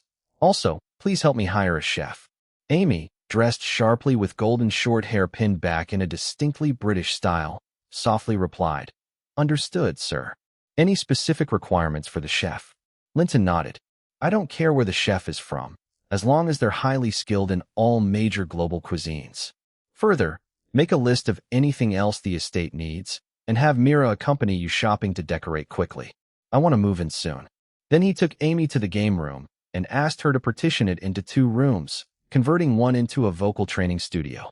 After all, he was a singer and needed ongoing vocal practice. Later, Linton and Danny went to a car dealership and bought a Rolls-Royce Phantom 6 as his main vehicle. The Cadillac would be kept at the estate as a backup. They also bought a Ford pickup truck for estate work. Next, they stocked the wine cellar with over $1 million worth of fine wines from a large liquor store. Such a grand estate needed security. After several months observing Danny, Linton was very satisfied with him. After consulting Danny, Linton bought out Danny's contract with the security company so Danny could oversee Linton Estate security. Danny was tasked with contacting 4 reliable former comrades willing to work in security. After background checks and processing by Goodman, including confidentiality agreements, they would be managed by Danny and stationed at the estate as needed. News quickly spread. Cameron Diaz, Naomi Watts, and Winona Ryder all called to congratulate Linton on his new estate. Winona was filming out of town but promised to visit as soon as she returned to Los Angeles. Cameron and Naomi said they'd come by that evening to see the estate and offer their congratulations. Linton figured they probably knew about each other already. Since they wanted to come, fine. The situation wouldn't be awkward. He wasn't dating either. Hopefully, they'd get along. He sent them the address and informed Amy that 2 female guests would arrive tonight, telling her to prepare dinner and tidy the master bedroom. He planned to move in that day. Los Angeles gossip reporters were relentless. The day after Linton signed the house purchase contract, before the title transfer was complete, entertainment papers ran headlines like, Pop star. Linton splurges on luxury mansion, rumored secret romantic interests. The story sparked widespread discussions. Fortunately, the focus was mostly on how much money Linton had earned in under a year. He was celebrated as a new symbol of achieving the American dream, extending into debates about what that dream meant for ordinary people. That evening, Cameron, impeccably dressed, arrived early at Linton Estate. The entrance now gleamed with a grand new sign reading Linton Estate, exuding impressiveness. Cameron was immediately struck by the estate's lavishness. She handed a bottle of red wine to the housekeeper and hugged Linton's arm. Darling, this is your new estate. It's amazing. Show me around. Linton smiled and said, Hold on a moment. There's another guest arriving soon. Just then, a red BMW pulled up. Out stepped Naomi, equally stunningly dressed. She too was awestruck by the estate's grandeur. Noticing Cameron beside Linton, both women's expressions shifted briefly, their eyes flashing as if exchanging a silent challenge. But they quickly put on warm smiles. Naomi brought a bottle of wine as a gift too, handed it to Amy, then hugged Linton's other arm. Darling, your estate is so beautiful. Linton paid no mind to their little exchange and cheerfully introduced the two to each other. They actually knew one another already but played along with polite smiles and greetings, officially meeting face to face. Linton then introduced Amy to them. Amid their delighted compliments, Linton gave the ladies a tour of the estate. The luxury surpassed both their expectations. Cameron and Naomi's eyes sparkled seeing the indoor heated pool. It's gorgeous. I want to swim a few laps. At the huge private theater, they said, Darling, now we can watch movies here. Seeing the enormous bed in the master bedroom on the 3rd floor, they blushed, privately cursing Linton for being a bit of a pervert. The mansion was so stunning they both thought simultaneously, I want to claim a room here. After the tour, Cameron couldn't help but kiss Linton on the cheek. Darling, can I move in? Before Linton answered, Naomi also kissed his cheek playfully. Darling, I want to move in too. Linton figured it was best not to offend either. Since they wanted to come, so be it. It will even help with his abilities. However, he laid down ground rules. Sure, you can pick your rooms on the 2nd floor. Decorate however you want, or have Amy handle it. But here's the deal. You're strictly friends who can stay long-term. Neither of you is my girlfriend or the lady of the house. Can you accept that?" Both women fell silent, feeling annoyed but also relieved Linton hadn't chosen between them. He knew they needed time to consider, so didn't push. "After all that, I'm hungry. Let's eat," Linton said, leading them to the dining room. Amy had already prepared dinner. Seeing Linton arrive, she said, "Sir, the chef isn't here yet. Please try my cooking tonight." The table was laid with black truffle potato salad, smoked salmon, sturgeon caviar with seafood cream sauce, pan-seared deep-sea red snapper, beef Wellington with foie gras and mushrooms, pumpkin seed soup, 2 fruit salads, and for dessert, a fine chocolate raspberry cake. A bottle of red wine was opened. The three toasted to Linton's successful home purchase. After trying the food, they all praised Amy's culinary skills. Cameron and Naomi ate sparingly, mostly fruit salad. Most dishes were devoured by Linton. However, they drank quite a lot of wine. After finishing one bottle, they eagerly opened another, savoring the evening. Chapter 40, Rehearsal. After dinner, the three of them felt a bit awkward. Linton sensed that both women were holding back, not willing to let their guard down. So he decided to take the initiative. "Why don't we go out to the terrace to sit for a while, have some red wine, and enjoy the view?" he suggested. The two women exchanged a glance. Sure, it's a perfect chance to admire the Beverly Hills nightscape. The three shifted to the terrace garden outside the master bedroom. Under the vast starry sky, overlooking Beverly Hills, they felt immensely relaxed as they sipped red wine and chatted. Thanks to Linton's efforts to ease the mood, Cameron and Naomi gradually warmed up to each other. All three shared recent successes in their work. Since meeting Linton, both had done well. Cameron had successfully broken into the film industry, recently landing the supporting female role in Sunshine Journey. Though Sunshine Journey was a low-budget film, it was a great opportunity for newcomers. When not on set, she had constant gigs. Naomi had also firmly established herself in Hollywood. After starring as the lead in Linton's music video for Numb, she appeared in a TV series and then as the lead in the music video for You're Beautiful, which boosted her fame significantly. She then took a supporting role in the indie film Manhattan Girl. Even when not filming, her schedule stayed busy. Linton's rise was even more astonishing. Less than a year in, and he skyrocketed from newcomer to a top pop star and super idol, faster than anyone could believe. The two women listened in awe to Linton's story. His rapid rise in under a year left them starry-eyed. Time slipped into the late night. Both women had grown tipsy. Linton said, "It's late, let's head inside to rest." He supported them into the bedroom and was about to ask who would stay when Cameron suddenly pulled him into a hug. "Did you plan all along to have both of us stay with you?" "Well, as you wish, since you're so strong," she teased. Naomi shyly joined the embrace. "I'll stay too." Perhaps it was Linton's charm and good looks, or his commanding presence, or simply the grandeur of his estate, or maybe the influence of the wine. Either way, both insisted on staying. Since that was the case, there was nothing more to say. Naturally, the night's fun ramped up, the three of them more passionately engaged. Under the lights, their alluring forms were mesmerizing. The temptation multiplied, with loud cries echoed throughout the night. The next morning, Linton awoke and gently withdrew one hand from Naomi's embrace. She still slept soundly, her golden hair tousled, cheeks flushed, with Cameron still cuddled close behind him. "Hey, good morning," a voice greeted from the embrace. Linton looked down and smiled into Naomi's eyes. "Morning, Naomi." From over Linton's shoulder, a somewhat sleepy face appeared. "Morning, Linton." "Morning, Michelle." Linton. Both women seemed to suddenly remember something, quickly sitting up and glancing at Linton and each other. Some fragments of memory made them shyly cover their foreheads. "Oh my God," they admitted, a bit embarrassed despite having volunteered last night. Linton hugged both of them and said, "Don't be nervous or shy. From now on, you two are best friends. I'm going to Universal this morning with the band and dancers to rehearse. You should each go upstairs, pick your rooms and decorate as you like. I'll have Amy help you, but you should coordinate with your managers on dealing with the paparazzi." Both Cameron and Naomi had work commitments. But after breakfast, they each picked their rooms on the second floor and then left separately. The room decorations would be done gradually. Linton arrived at Universal where Jimmy and awaited him, and first explained the choreography ideas and key moves for the live performance of That's the Way Love Goes to Linton. The dance was simple, and with Linton's level 8 skills, it was no challenge for him. Jimmy then introduced Linton to the band, the 8 backup dancers, for men and 4 women, and 3 backup singers. Then rehearsal began. At noon, Daniel came over to greet Linton and asked about the morning rehearsal.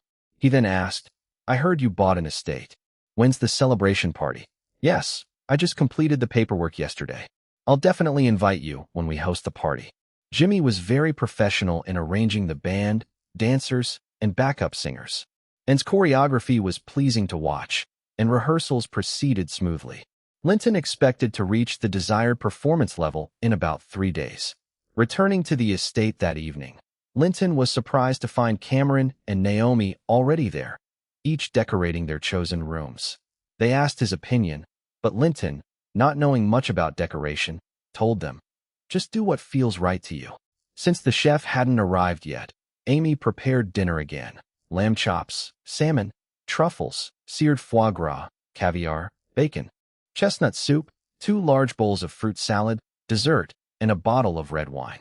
During dinner, Linton encouraged them to eat more, joking, "We'll be burning off all these calories tonight with some intense activity." Cameron and Naomi were tempted and ate slightly more than usual, tasting each dish and focusing on the fruit salad. They also drank plenty of wine. Linton happily finished the rest of the food. After dinner, the 3 continued their wine and moonlit chat on the terrace garden outside the master bedroom. Linton asked them, "Have you talked to your agents about handling the paparazzi and media?" "We have. I'll keep living in my current rented apartment and won't be coming here regularly. If the paparazzi snap me here, I'll just say I'm visiting old friends. But I will claim 1 room," Cameron said first. "I'm the same. Since we can't publicly say we're dating and Cameron's involved too, I'll only come occasionally, but I want to keep my room too," Naomi added. Linton showed understanding. "I support your decisions. Let me know how I can help. I'm recruiting security now. Once they're in place, if you want to avoid the paparazzi's eyes when you come, just call me and I'll have security pick you up." Both women were pleased with Linton's care. Cameron said, "You'll need to get a regular car, since the paparazzi recognize your usual license plates. Here's the plan. You both pick a car you like at the dealership. Once security is ready, I'll buy each of you one. You can use them for rides and keep them parked in the garage when not in use." "You're so generous," they said, each blowing him a kiss. "Also, I previously told you to persist with acting training. As a graduate director from the University of Southern California Film and Television School, I can tell you that your acting skills are still raw. You both have great looks and have gotten a good start. With your hard work, if your acting improves, I truly believe you'll secure your place in Hollywood." They both nodded in agreement, admitting they'd been trying hard. As expected, that night was full of passionate fire again, to Linton's delight. The next morning, Cameron left first to avoid the paparazzi, as the 3 had to split up when leaving. Linton gave Naomi the LV bag he bought in Paris last time. He already gave Cameron her LV when he returned. He knew giving gifts to women should be done individually. Naomi gave him a kiss and decided to stay another night with Linton. Chapter 41. New Endorsements. The rehearsal for the live performance of That's the Way Love Goes went very smoothly. The choreography, band, backup dancers, and vocal harmonies were all very professional. Thanks to everyone's teamwork, they achieved a satisfying result in just 3 days. On the evening of the 13th, Jimmy announced that the rehearsal had reached a satisfactory level and told everyone to remember today's performance quality. The rehearsal was over, and everyone was advised to rest for a few days to stay in good shape. On the morning of the 17th, everyone gathered again to take group transportation to the Los Angeles Music Hall for a live rehearsal. After the rehearsal, they returned to Universal, where image designers and makeup artists planned to work on their looks. The next day, Linton called Mira to the estate to discuss endorsement choices in detail. In the estate's office, Mira came in carrying a thick stack of materials, well-organized and categorized endorsement invitations. "Mira, please first introduce the endorsement opportunities you've screened," Linton said as he took the documents. "Since last month, we've received more than 20 endorsement offers for you, but most are for mass-market brands. For example, endorsements for Adidas sportswear, toothpaste, shampoo, and pagers. These don't match your current image at all and would lower your style and class. You're a rising star and a youthful idol now, so we suggest you maintain your current image. Even if you can't land the top luxury brand endorsements, you should at least focus on upscale, accessible luxury brands. Also, when choosing endorsements, we need to consider whether the product's consumer base overlaps with your fan base to maximize both your market value and the product's sales performance. Win-win. Then Mira shared some endorsement industry insights she'd recently studied. The top-tier luxury brands generally don't use spokespersons. High-priced luxury goods rarely endorse even popular celebrities. However, entry-level luxury items, such as perfumes, mid to high-end watches, leather goods, and ready-to-wear fashion, commonly use popular stars as endorsers. More common luxury brands use well-known stars extensively. So, Mira advised Linton not to expect top-tier luxury endorsements. The best choice is to target accessible luxury or premium brands. Based on these considerations, my recommendations are these three: Armani menswear, Mercedes-Benz automobiles, and Timex watches. Armani and Timex are offering $3.5 million per year each, with 2-year contract minimums. Mercedes-Benz hasn't quoted yet. All three are luxury or premium brands with consumer profiles that overlap well with your fans. Partnering with them will positively boost your image, fame, and market value. Other brands don't align with your current positioning, Mira explained. These prices have more than doubled since 6 months ago. Linton, you're incredible, Mira remarked appreciatively. Armani menswear. You mentioned that before. That must be from the Vogue magazine feature, right? But I guess their consumer base doesn't overlap much with my fans, Linton said. Yes, Armani menswear was surprising. Their customer base doesn't overlap much with your fans. But after that Vogue cover feature, your image and styling were highly praised in fashion circles. Plus, the Armani suit you wore boosted sales significantly over the past 2 months, and that's why Armani sent you an endorsement invitation. You could say the Vogue feature helped expand your influence beyond your usual fans to many business professionals, Mira clarified. Actually, it's mainly because I'm good-looking and the photographer did a great job, Linton said with a touch of vanity. You are definitely handsome and cool, so Armani came looking for you, Mira agreed. Mercedes-Benz, is that for their business line? Linton asked. No, it's not the business line. Business models don't hire you for endorsements.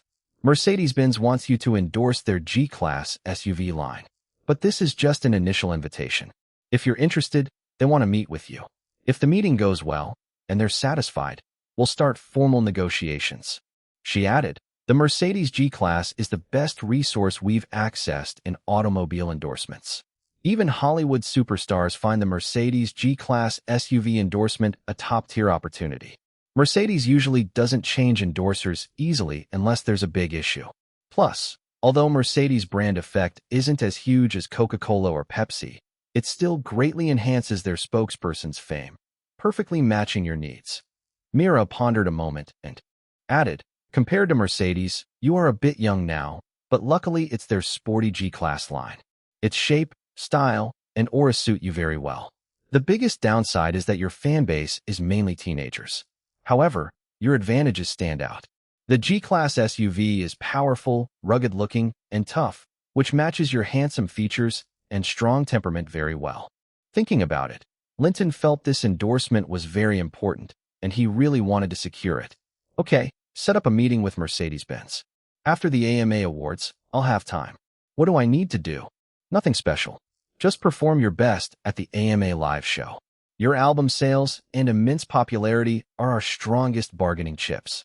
Also, you should learn about Mercedes-Benz corporate culture and the G-Class SUV lineup, their style and audience profile, and how it relates to you. I'll prepare those materials and deliver them in a couple of days. All right, what's the story with the Timex watch endorsement? Actually, Timex is the most suitable endorsement for you right now. Timex is known for an outdoor lifestyle and reliable, precise watches. It's one of the world's best-selling sports and casual watch brands. Its brand recognition is broad, prices are moderate, and its primary consumers are young people, which overlaps greatly with your fans. Your collaboration would definitely be a win-win. Do Coca-Cola or Pepsi have any interest? Linton couldn't stop thinking about those two soda giants, whose endorsements could massively boost a celebrity's popularity. Not yet, but with your current popularity and first album sales, if you win major awards at the AMAs and Grammys, I think they'll seriously consider you, Mira replied. All right, let's choose these three. Start negotiations as soon as possible. We'll aim to shoot the commercials by February. Linton, have you thought about renewing your management contract? Mira asked hesitantly. Seeing Myra's expression, Linton understood her worry. She was afraid that if he became too successful too quickly, he might ditch her for a big-name agent, since her connections weren't as extensive. Don't worry, Mira. You're the perfect agent for me. As long as you don't make any major mistakes, we'll keep working together. After these endorsements, I'll go with you to the WMA to renew my contract. But you have to tell Logan that the company must show sincerity. The new contract terms, especially the commission rates, must reflect my current level. Okay, I'm relieved. I'll fight to get you the best contract terms and provide you with the best service, Mira said happily upon receiving Linton's promise. Linton never considered replacing Mira. As he said, she was the most suitable agent for him. Compared to big-name agents, though she lacked vast connections, she was extremely dedicated and responsible. She always advocated for his interests. For endorsements, management usually aims to get as many contracts as possible during a short contract for commissions. But, from the artist's perspective, choosing endorsements requires caution. Linton was glad Mira always stood by him. Their cooperation was seamless for nearly a year. Switching agents might change that. If he had to constantly strategize and compete with his agent, it would be exhausting. Chapter 42. Choosing the first movie. With just 3 days left until the AMA Awards ceremony on January 18th, and a rehearsal plus styling session at Universal scheduled for January 17th, Linton finally had 2 rare days off. He remembered that the chef position at the estate was still unfilled, so he asked his butler, Amy, "How many chefs have applied so far?" "There are 6 applicants. After background checks, 4 of them met our criteria. They all have clean records and over 10 years of professional culinary experience. When do you want to schedule their interviews?" "Tomorrow. Arrange the interview room and notify them." "Will do right away." "Is anything else important happening at home these days?" "Nothing much, except Danny seems to have installed quite a few things on the walls." "No worries. He's setting up surveillance cameras. Most of our old cameras were broken, and from now on, he'll be in charge of the estate's security." "Got it," Amy replied. Linton took a relaxing stroll around the estate, swam a few laps in the pool, and worked out in the gym for 2 hours, his little way to enjoy some downtime. Since he was at level 8, these exercises barely improved his physical fitness. It was mostly for fun. Anyway, it was time to think about his next career phase. His debut album had been a huge success, making him a popular singer and teen idol with skyrocketing fame. His ability was advancing rapidly now, marking the achievement of his first big milestone. The AMA live performance and hopefully winning awards in a couple of days would further validate his success and boost album sales. After finishing his February endorsement shoots, he planned to start filming movies. He wanted to star in at least 1 movie every year from now on to keep his popularity up and accelerate his skill growth. Alongside that, he aimed to release several singles annually and albums when time allowed. After all, a singer's fame was a major asset he wasn't willing to give up. Now, he needed to decide on his first movie. The budget had to be modest but promising in box office returns, and, most importantly, showcase himself well. The lead role should resonate with his current life, and the scenes couldn't be too complicated since this was his first time directing. Given those criteria, his favorite movie, Step Up, seemed perfect.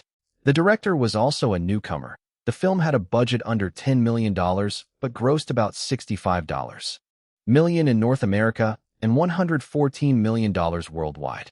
The plot was simple, no complex scenes or special effects were needed, and the male lead was handsome and magnetic. Plus, it featured 16 memorable songs he could easily emulate to suit his identity as a talented singer. Perfect, that was the project. He planned to get the script written soon. Step Up was about dreams turning into reality, a charming fairy tale. It told the story of Tyler Gage, who struggled all his life on tough urban streets, but never gave up on his dream. He knew he was different and would one day leave to start a new life. After being sentenced to community service at the Maryland School of the Arts for damaging an installation, Tyler's fate changed drastically. During a community service performance, he caught the attention of Nora, a ballet prodigy.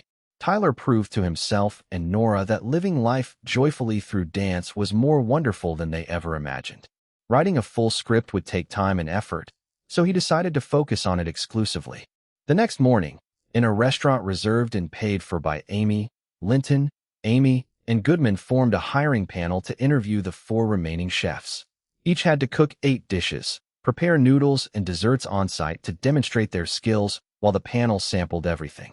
After careful consideration, Linton chose a chef named Michael Donovan, a 42-year-old second-generation Irish-American chef, skilled in French, Italian, and Mexican, who previously worked in a bustling fusion bistro in downtown LA. Michael, if we hire you, when can you start? I can quit my current job today, complete the onboarding paperwork tomorrow, and start the day after. Is that okay? He replied. No rush. Take 3 days to wrap up your current job. Then come see Goodman to handle onboarding and sign a confidentiality agreement. After that, contact Amy. She will arrange your schedule. Happy to have found a suitable chef, Linton looked forward to enjoying great food at home. He spent the afternoon continuing his scriptwriting. On the morning of the 17th, Linton met Jimmy and the team at Universal and headed to the Los Angeles Music Hall for rehearsal. Jimmy took Linton, Mira, assistant Molly, the stylist, and makeup artist to Linton's dressing room prepared for the AMA, reminding Mira and her team to arrive early the next day and thoroughly check the dressing room to prevent accidents. Linton noticed his dressing room was among the largest, which made him feel like the AMA organizers fully recognized his status, and adjusted the backup dancers' choreography based on the stage layout. Everyone was professional and worked hard, and the rehearsal went smoothly. After rehearsal, they returned to Universal for image design and makeup. Linton went to his assigned makeup room, where his personal stylist and makeup artist were waiting. The stylist had prepared 2 outfits, an Armani tuxedo with a white shirt for the award ceremony to look dignified and handsome, and a powerful performance outfit featuring a tight tank top and dance pants showcasing his muscular shoulders and arms. He looked strong, sexy, and bursting with energy, practically oozing hormones. The makeup artist applied light makeup, saying, "Perfect, really handsome. We'll do the same tomorrow." Jimmy then announced the AMA ceremony would be at 8 p.m. at the Los Angeles Music Hall, with everyone gathering at the company at 5 p.m. for unified transportation. Of course, Linton was an exception. He was to arrive at 4:30 p.m., get styled and made up by his team, then head to the music hall to walk the red carpet and do interviews as arranged by the organizers. Chapter 43, AMA Awards Ceremony. Like a moth to a flame, burned by the fire. My love is blind. Can't you see my desire? That's the way love goes. A long limousine quietly stopped not far from the Los Angeles Music Hall. Inside the car, the stereo was playing That's the Way Love Goes. Linton closed his eyes, concentrating on listening to the song while humming along to get into the mood. From the direction of the red carpet came waves of excitement. Fans shouting their idols' names loudly, most of them female fans screaming. The traffic gradually started moving forward, and they could already see that. Many fans gathered along the red carpet. Media photographers took pictures of the red carpet while also glancing toward their direction. Mira began helping with last-minute adjustments. The clothes, makeup, all had to be as perfect as possible. The car stopped in front of the red carpet. The security from Universal was in position, and Danny opened the car door outside. Linton stepped out and waved toward the fans holding signs with his name on them. The crowd erupted with a thunderous cheer shouting, "Linton, Linton," followed by a synchronized chant, "Linton takes flight, stars follow bright," which caught everyone's attention. "Linton, over here." Reporters called out Linton's name, urging him to look at their cameras. Following the prearranged plan, Linton paused where familiar media gathered, then struck a pose for photos. "Linton, what do you think about tonight's awards?" "Linton, tell us about your performance of That's the Way Love Goes." The media questions were tactful and safe, which Linton handled casually. He kept his signature smile, shaking hands and exchanging greetings with familiar reporters, then signing autographs for fans. After the red carpet, Linton went to the host outside for an interview. The discussion focused on his album sales, confidence in winning awards, and tonight's performance. After breezing through the interview, Linton entered the music hall. After embracing Daniel, who was waiting inside, Daniel said, "Let's go in quickly." He led Linton inside. Along the way, people Linton knew greeted him, and he responded with smiles and handshakes. The group found their seats in the front row, and Linton's seat was one of the best and most prominent. His seat was slightly to the left in the front row, while the center was occupied by superstars like Madonna, Whitney Houston, Janet Jackson, Backstreet Boys, Mariah Carey, and Paula Abdul. At 7 p.m., the awards ceremony started on time. Soon, the first award related to Linton was announced, Favorite R&B Album. This award was unlikely to be won by them since Linton's debut album was released too late that year. Otherwise, their chances would have been high. When the camera focused on him, he gracefully applauded the winner. The nominees for Favorite New Soul/R&B Artist are Linton Anderson. Hearing his name read from the envelope, Linton quickly smiled and waved at the camera. And DJ Quick, and Daniel smiled and gently rested a hand on his shoulder, whispering, "Whatever happens, keep your composure." I know, Linton replied.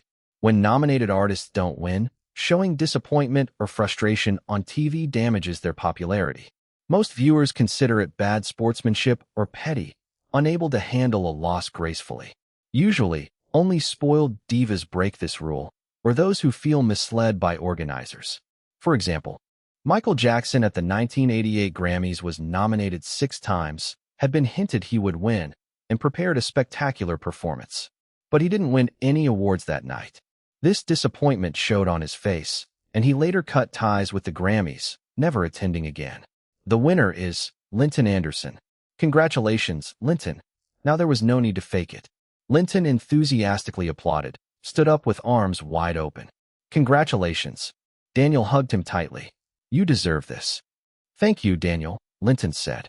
He gave a thumbs up to the cameras, hugged those beside him one by one, and walked to the stage to receive the sharp, triangular, transparent trophy from the presenter. Thank you.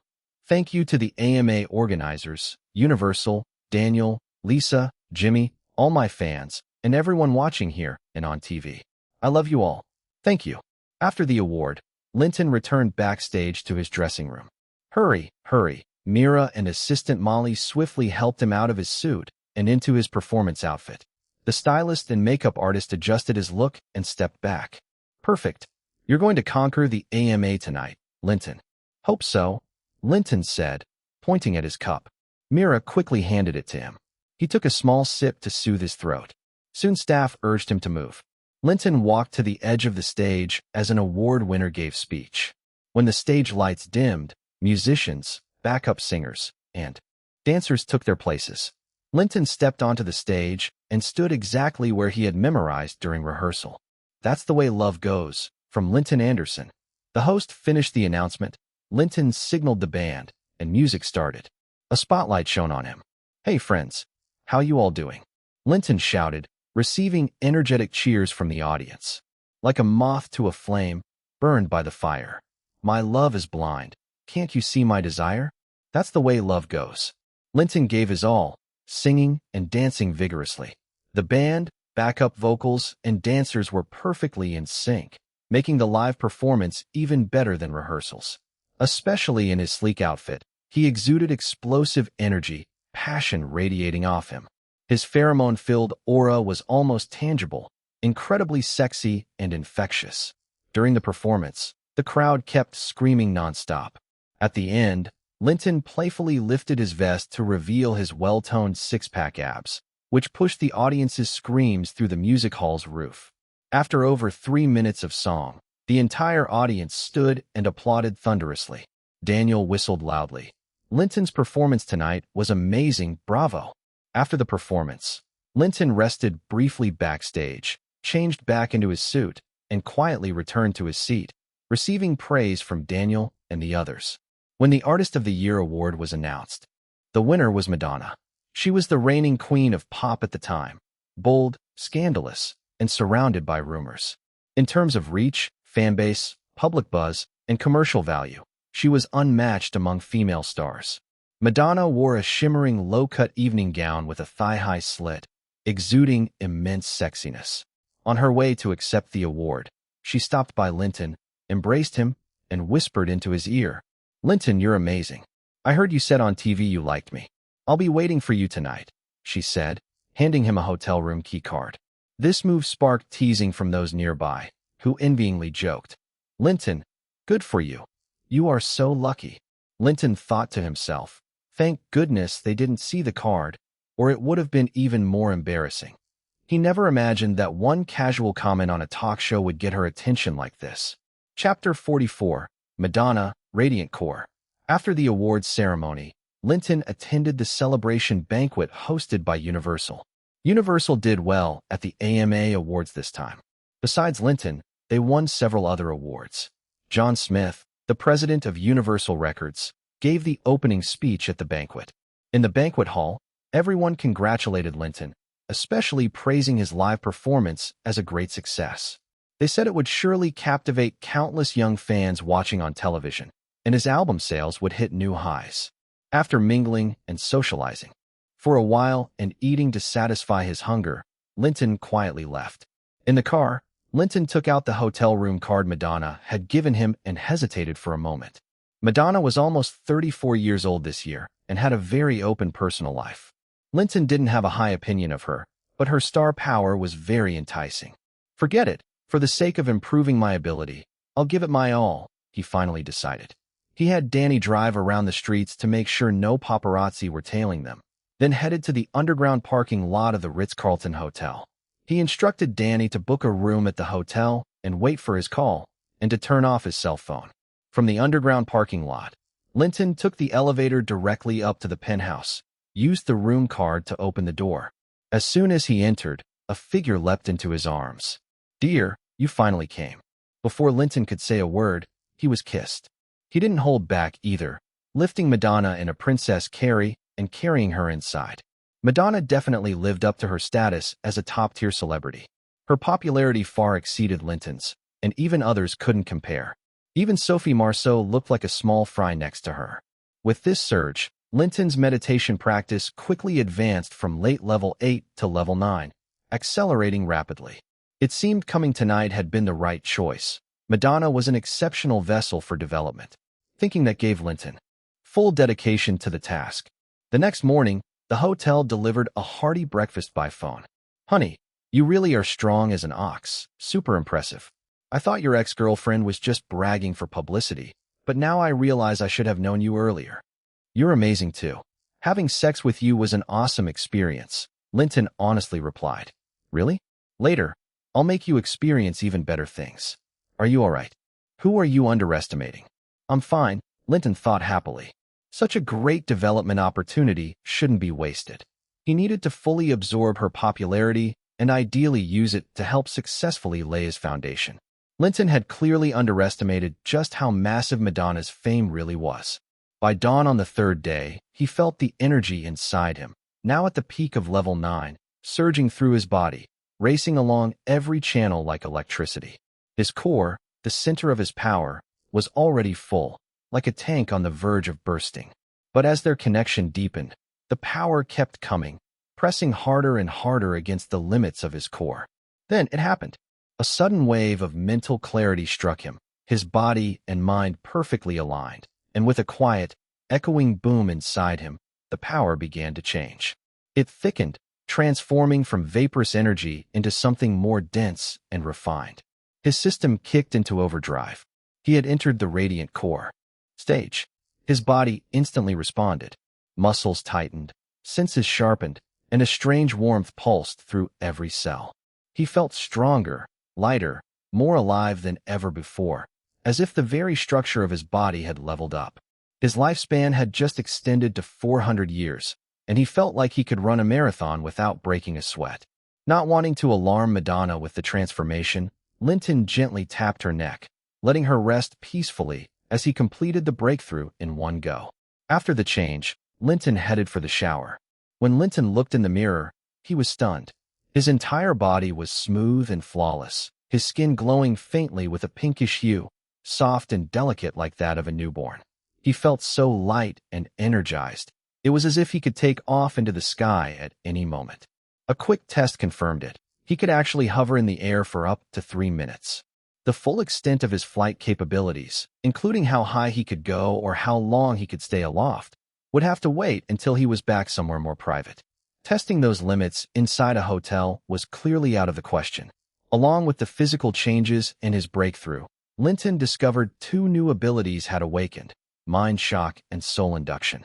Mind shock allowed him to unleash a burst of spiritual pressure that could shake someone's will. It induced a deep, instinctual fear in others, often making them submit without resistance. Soul induction was even more subtle and powerful. It could temporarily interfere with someone's thoughts at a spiritual level. Under its influence, a person might blurt out secrets, speak their true feelings, or even make decisions they wouldn't otherwise consider, all to their own benefit, yet in ways Linton could subtly guide. Another major upgrade was in his cognitive function. His thinking was clearer, faster, more precise. Glancing at the hotel newspaper, he found he could absorb entire paragraphs at a glance without missing a detail. Given his goal to win over fans worldwide, he'd been worried about the slow progress in learning foreign languages. But with this new mental boost, that concern seemed trivial now. His learning curve had just become superhuman. Later that morning, Madonna woke up, puzzled. "How did I sleep so long? Non-stop sex wears anyone out," Linton joked. "Come on, freshen up. Breakfast is ready." After breakfast, Madonna pressed close to Linton and said, "Something's different. Your complexion is so much better, and you smell amazing.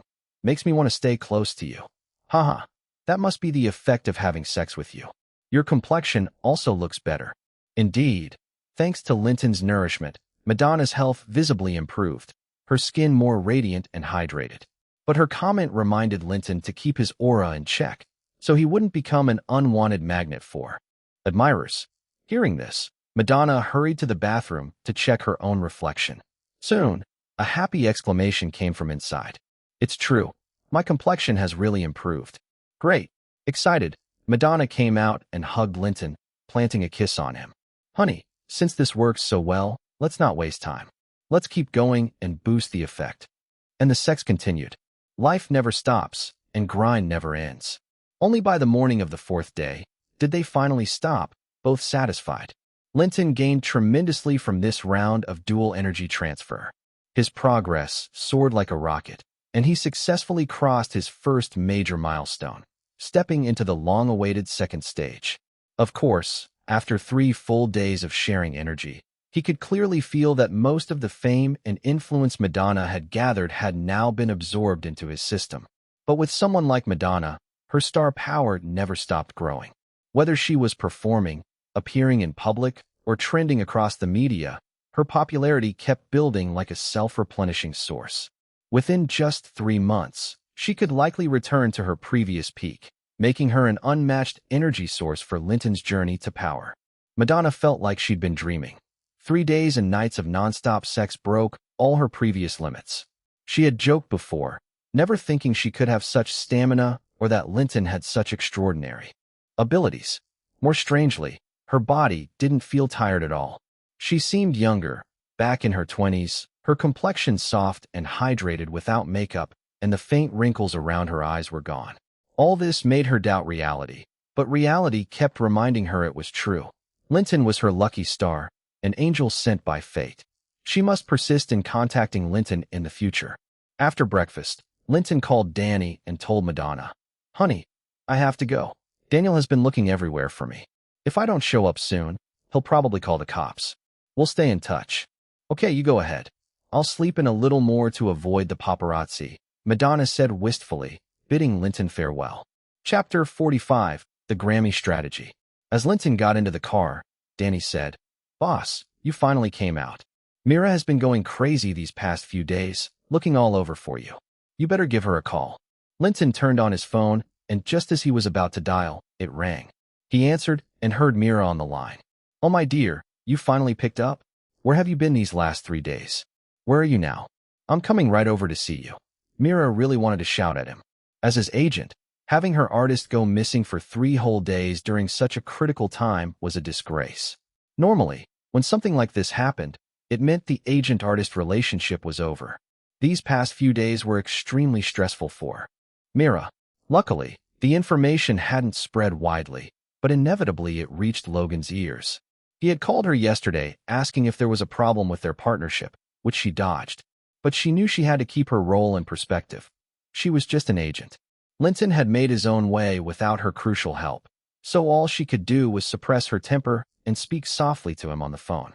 "We'll meet at Universal's office in 30 minutes. Okay, see you in half an hour. Call Daniel too. He's been going crazy trying to reach you." After hanging up, Linton called Daniel. "Hello, Daniel, it's Linton." "Linton, you bastard, you finally show up. Do you know we've been looking everywhere for you? Even your agent couldn't find you. If you didn't call me, I was going to call the police. Where are you? Hurry to the office, or better yet, give me your location so I can send someone to pick you up." Before Linton could speak, Daniel's urgent voice cut him off in a flood of words. Linton quickly replied, "I'm on my way to the office now. I'll be there within 30 minutes. Hurry up, I'm waiting for you." After ending the call, Linton told Danny they should head to Universal Music. At the Universal office, Daniel and Mira were waiting. Seeing their worn-out faces, Linton asked, "What's going on? You both look exhausted." "Because of you," Daniel replied. "The AMA awards just finished, and you disappeared for 3 whole days without a trace. Mira didn't know where you were either. Where were you?" "At the AMAs, you won an award and delivered a fantastic performance. It was the perfect time to ramp up promotion and expand your influence. I had lined up a lot of media contacts, but at the critical moment, you bastard vanished like that." Daniel, usually so polite, let out rare profanity. "Oh, I didn't know. You should have told me earlier. I've just been worn out lately. After the AMAs, I went to a ranch to completely relax for 3 days and decompress. Sorry for the inconvenience." "I apologize," Linton said, though it was obvious he was lying and lacked sincerity. Daniel and Mira gritted their teeth, but could do nothing. "All right, no matter who asks about these few days, stick to that story," Mira said, putting out the fires. "Yeah, exactly," Daniel agreed.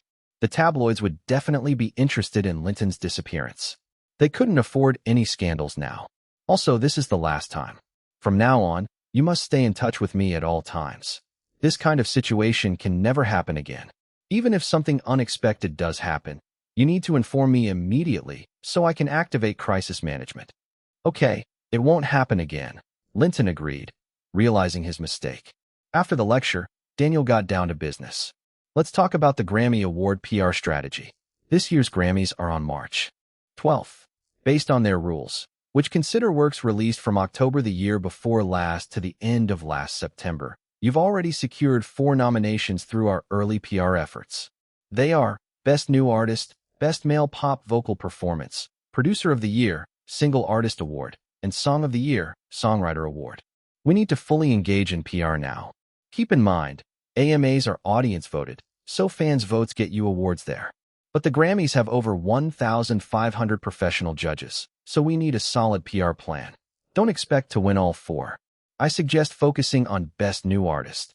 That's a major award with high prestige and suits you best. Winning it will greatly boost your album sales. Producer of the Year is also a big award, but you only had 3 songs before the September cutoff. All 3 are fan favorites, but have fairly simple lyrics. Only Numb is nominated, which doesn't quite match Grammy judges' tastes. Winning is unlikely, so PR focus there is limited. Actually, the song That's the Way Love Goes fits the Grammy style better, but it was released too late to qualify. Song of the Year is another big category, but you're just 21 and only perform songs you write yourself. Winning chances are slim. Best Male Pop Vocal Performance has less weight, especially since you already won Favorite New Soul/R&B Artist at the AMAs, so it wouldn't add much. So overall, my advice is to target Best New Artist. What do you think? Linton nodded in agreement with Daniel's professional analysis. "All right, we'll do it your way. What do you need me to do?" Next, Universal will mobilize resources to lobby Grammy judges, but that's not enough. I want the William Morris Agency, WMA, to join in. They can leverage their contacts to ensure you win. "Okay, I'll report to the company immediately. I'm sure they'll agree. Mira said hesitantly. What about me? What do I do? Linton asked. Two things. Keep media exposure high during this period. Maybe attend a charity event or two to elevate your image. And in a few days, American Music Magazine will do a feature interview with you. Though its circulation isn't huge, many Grammy judges are loyal readers, so the interview can influence some votes. Linton understood, and Daniel left. Linton, I'll try to persuade WMA to put their contacts and resources into your Grammy campaign, but your contract is about to expire, Mira said honestly when alone with Linton. That's fine. You talk to WMA and get a contract offer that matches my market value. I'm ready to sign anytime, Linton replied. He had promised her already and didn't plan on firing her, so renegotiating the contract posed no problem. No problem then. WMA will put their full weight into this campaign, Mira said happily. After contract talk, Mira handed Linton a file. After settling on 3 potential endorsements with you, I've been negotiating them recently.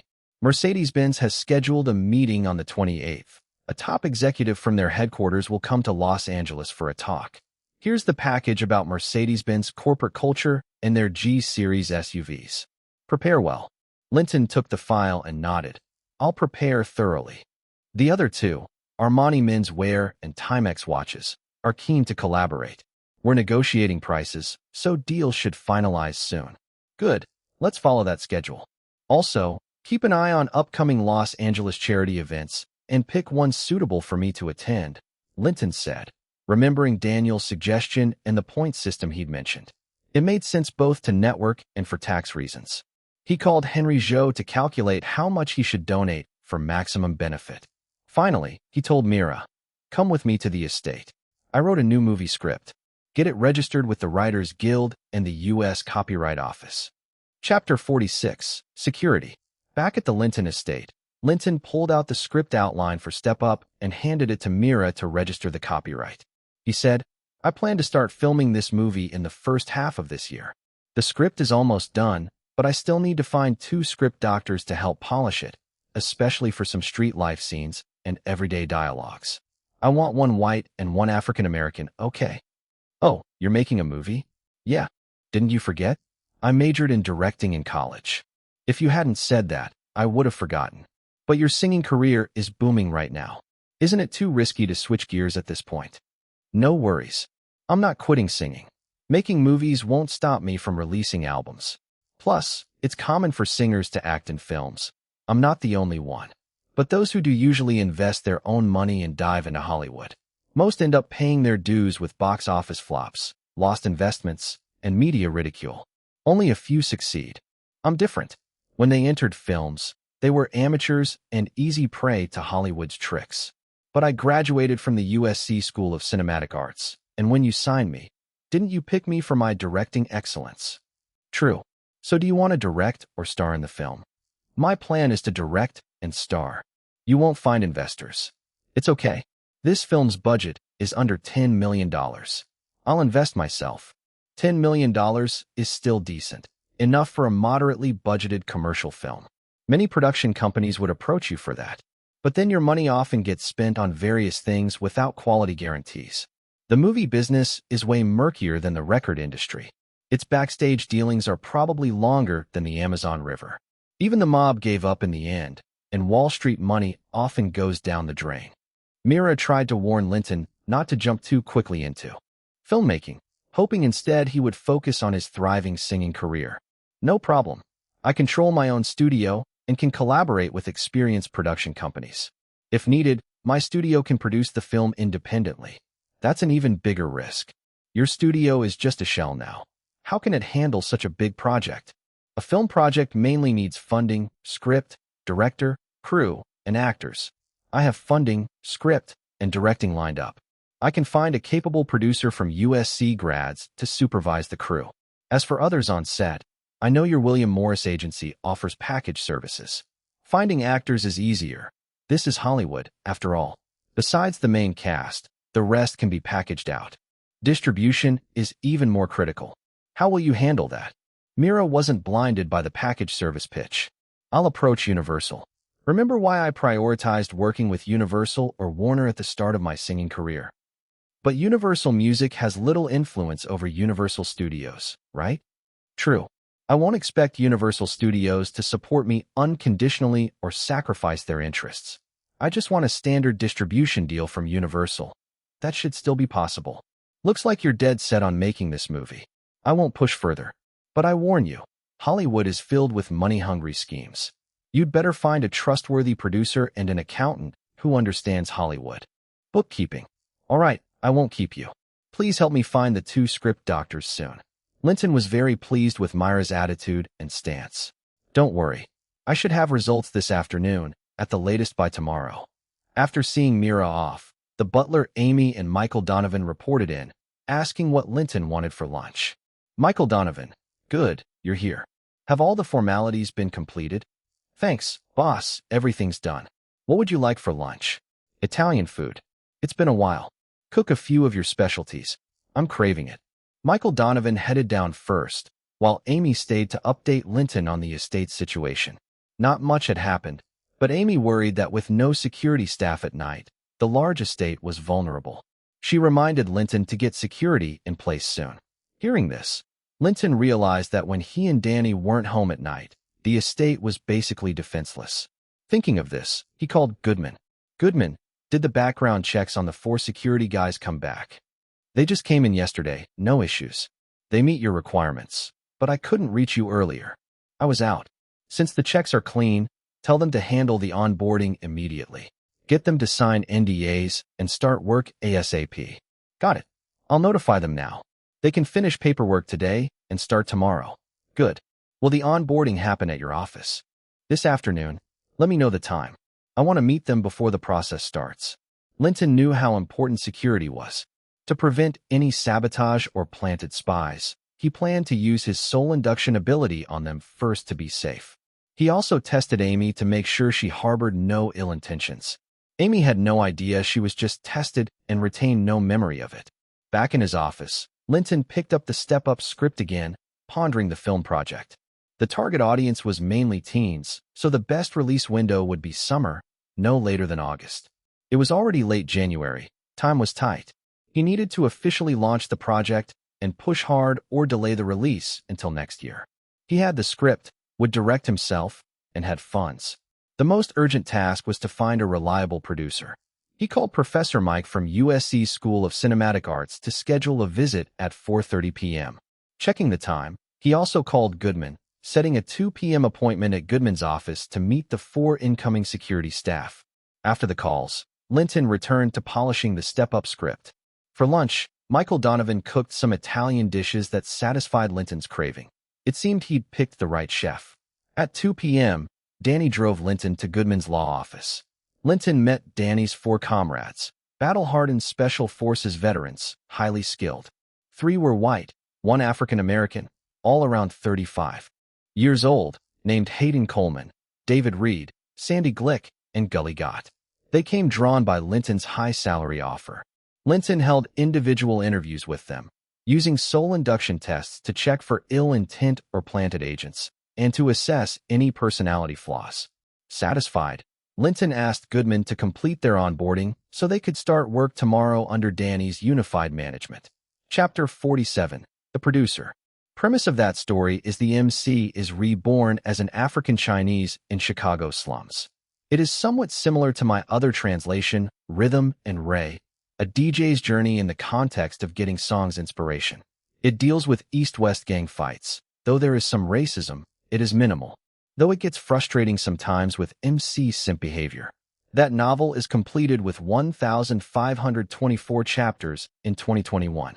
Tags: time travel, 90s, Chicago, American entertainment, composer, screenwriter, producer, media group. At 4:30 in the afternoon, Linton arrived at the University of Southern California School of Cinematic Arts, heading to a small office building and soon reaching Professor Mike's office. Mike was a professor specializing in film production. Linton's major was directing, with Professor Johnson as his main mentor. However, during college, he also took film production courses taught by Mike and had earned the professor's approval, forming a good relationship. He knocked on the door and heard a familiar voice say, "Come in." Linton pushed open the door and greeted, "Good afternoon, Professor." Mike took off his reading glasses and replied, "Oh, Linton, have a seat anywhere you like." Linton sat down without hesitation and said with a smile, "Professor, I'm bothering you again." Mike turned to face him, saying, "No worries. It's gratifying to see your singing career developing so well. But since you're so busy now, you wouldn't come by without a reason. What's on your mind?" "Professor, though I've made some achievements in my singing career, you know my childhood dream was always to make films. I've done well academically, and even had my short films recognized by the school. Now, I want to invest in making a film and direct it myself." "What? You're going to finance and direct your own movie?" Mike asked in disbelief. "Yes, I've already finished the script. It's a youthful musical drama. I admire your passion for the film arts, but as your professor, I must advise caution. Making a film is a risky endeavor. That's why I'm asking for your help and producer experience." Mike laughed it off, saying, "I've been away from the front lines for over 10 years, and I can't say I was ever that successful." He opened a drawer and pulled out several notebooks. "Here are some work notes and insights from my days as a producer, including analysis of why projects succeed or fail, with examples of both." Linton eagerly took the notebooks, knowing how valuable this experience was. "I have one more favor," Linton said. "Go ahead. Since this movie might be independently financed by me, could you introduce a reliable producer to oversee and coordinate the entire project?" Anyone somewhat familiar with USC's School of Cinematic Arts knew that the professors combined theory with hands-on experience. Many had Hollywood industry backgrounds, and many graduates became key figures in Hollywood. Mike asked, "You need a producer?" "Yes, please introduce me to someone suitable." After some thought, Mike said, "I can introduce you to Robert Lewis, 10 years your senior, a graduate in film production and also one of my students. He's now an independent producer who successfully handled a modest art house film, West Love Story. He's also performed well in commercial cinema, having served as executive producer on Pretty Woman and Rain Man. He should meet your requirements." Mike pulled out a phone book and gave Linton Robert Lewis's number. Linton made note and thanked him, promising to contact him immediately. Leaving USC's school, Linton called Robert and arranged to meet the next day at 3 p.m. at the Sunshine Cafe on Hollywood Boulevard. Since he had decided to shoot Step Up, a film with many dance scenes and high ballet skill requirements for the leads, he knew he had to be the male lead himself. He also needed to quickly cast the female lead too. Start ballet rehearsals promptly. Linton had already considered the female lead. For this youthful idol film, the lead needed to be beautiful with the refined demeanor of a wealthy girl from an upper-class family, have a height suitable for a ballet dancer, between 5 feet 4 inches and 5 feet 7 inches, and possess strong dance skills. The original film's female lead was criticized for not being attractive enough and being only 5 feet 2 inches. Since Linton was in control now, he wanted to pick an ideal actress. Strictly following the script, Linton's first choice was Catherine Zeta-Jones or Rachel Weisz. However, both were still in the UK, and he didn't know them personally. For a newcomer director like him, sending random audition invitations might not have been taken seriously. Plus, the film had to be released by August, so time was tight. He set aside that idea. Instead, he decided to choose among 3 actresses he knew well: Cameron, Winona, and Naomi. All had proven themselves in their previous lives. Among them, Naomi was the best fit for the role. Her facial features were elegant and poised. She was 5 feet 5 inches, slim, and well-suited to ballet, with the polished presence of an affluent young woman. Cameron was too tall and voluptuous for ballet, and Winona had more of a girl-next-door vibe, better suited for roles with a melancholy or quirky character, not fitting the heroine's image. Besides, Winona had recently landed the leading role in the thriller Bram Stoker's Dracula and was busy. Plus, at her current fame level, she might not be interested in a newcomer director's film. Linton decided to call Naomi and invite her to the estate for dinner. At the same time, Mira messaged good news. 2 script doctors had contacted them and would visit the estate tomorrow morning. That evening at Linton's estate, after dinner with Naomi, they went to the office. Linton pulled out the Step Up script and said, "Here's the film I'm planning to invest in and direct. Take a look." "Darling, are you making a movie?" Naomi asked warmly. "Yes, I've been planning this for a long time." "Darling, can I play the role of Nora?" Naomi hugged him and asked sweetly after reading the script. That's why I invited you here. I'm leaning toward having you as Nora, but the dance requirements are very high. Can you handle it? No problem. I practiced ballet as a child. Although it's been a while, I still have the fundamentals. From tomorrow, I'll find a professional teacher to start ballet training. I promise that when filming starts, my ballet will meet your standards. Such a wonderful opportunity was like pie in the sky. Naomi wouldn't let it slip away. All right, I'll say this up front. If your dancing isn't up to standard, I'll have to replace you. Although Linton wanted to give her the chance, he had to ensure she felt the pressure. That was necessary for the film's success. When do you plan to start? Shooting. The script is nearly polished, and I'll start the project soon. But this is my first time handling operations like hiring a producer, distribution partnerships, location scouting, building the crew, casting, rehearsals, etc. So filming probably won't begin until mid to late March. You have about 2 months to train. No, actually only 1 month, because by late February, when we form the crew and start casting, the casting team will certainly test your dancing skills. If you can't pass, I can't force it. Don't worry, I won't let you down, Naomi said with determination tempered by the pressure. Get ready, and keep this all confidential. Darling, how about we try something new tonight? After business was settled and thrilled by the good news, Naomi made the first move, slipping under the desk. Passionate moments filled the room. Thankfully, the office connected directly to the master bedroom. They finally fell asleep, holding each other, around 3 a.m. Chapter 48, Persuasion. The next morning at breakfast, Amy neatly placed the newspaper on the dining table and reminded Linton, Sir, you and Miss Watts made the newspaper today. Linton picked up the top newspaper, the Hollywood Entertainment News, whose front page headline read, Popular singer Linton keeps a secret lover, moves into mansion with new flame. Sure enough, Naomi hadn't avoided the paparazzi's eyes when she entered Linton estate yesterday. There was even a photo of Naomi stepping out of a car on the estate. Linton handed the paper to Naomi and said, You better discuss with your agent whether this is a problem. When you go out later, paparazzi will definitely ask questions. You need to prepare your answers. Actually, Naomi was mentally prepared. After discussing with her agent, she told Linton, I'm fine with this. Just say I was visiting an old friend, and don't answer anything else. If the paparazzi want to stir rumors, let them. Gossip about you and me can boost my fame and won't hurt you, right? I have no problem with it either. I'll call Mira later and make sure we stick to the same story, Linton said.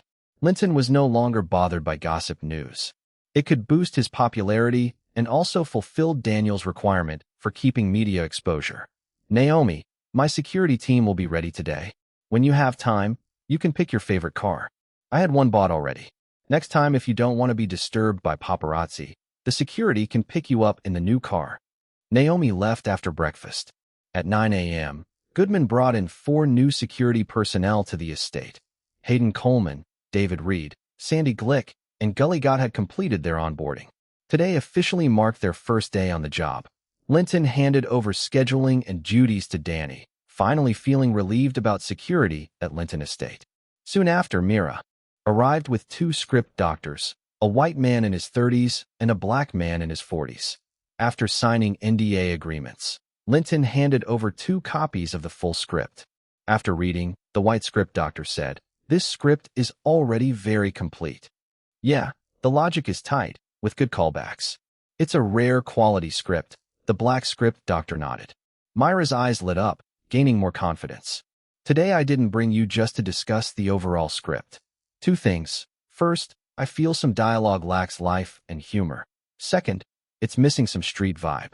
This, after all, is a street dance movie, and I lack real-life experience. So I'd like your help to polish these points. No problem. We'll take the job. The 2 script doctors exchanged glances and nodded. Then, Mira negotiated payment with the script doctors. $3,000 each, no credit, but the results must satisfy Linton. They began revising at Linton Estate, signing their contracts with Goodman's assistants. This generous pay motivated them greatly. They quickly divided the work and started in the office. At 2:45 p.m., Danny accompanied Linton to a quiet corner at Sunshine Cafe on Hollywood Boulevard.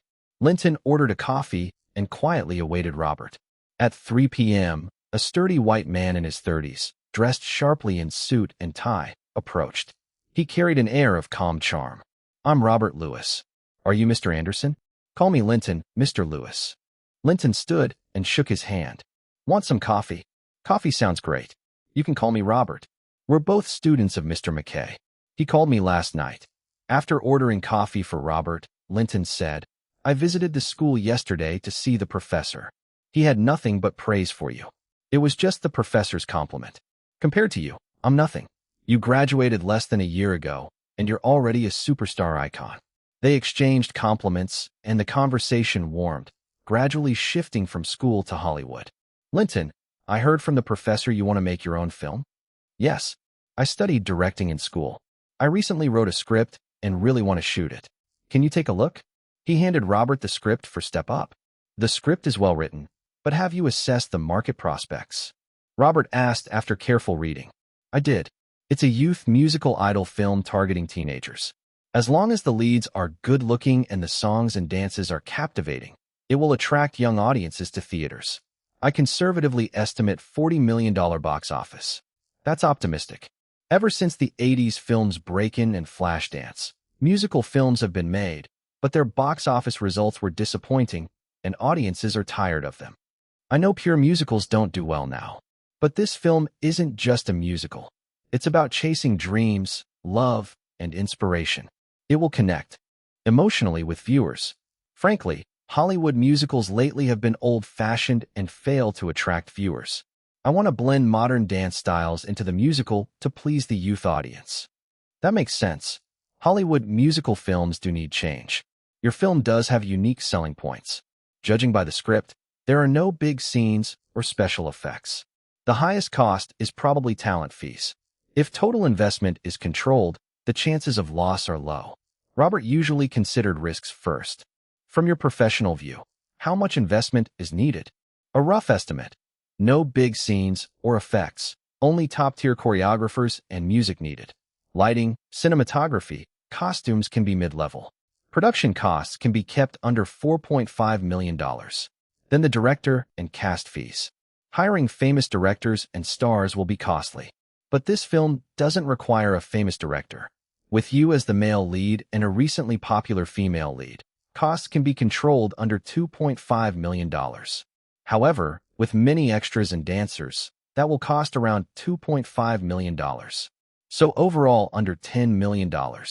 That's close to my estimate. I plan to invest $10 million, directing and starring myself, also handling the music. That saves money on director and soundtrack, allowing more for production to improve quality. What? You'll direct and star yourself? Yes. You only made student shorts before? Yes, but I got A+ for my shorts. At school. That's just school grades. Also, have you worked as assistant director or anything else on sets? Does making music videos count? That's your own song's video, right? Yes. Linton, your look fits the male lead and will attract fans to theaters.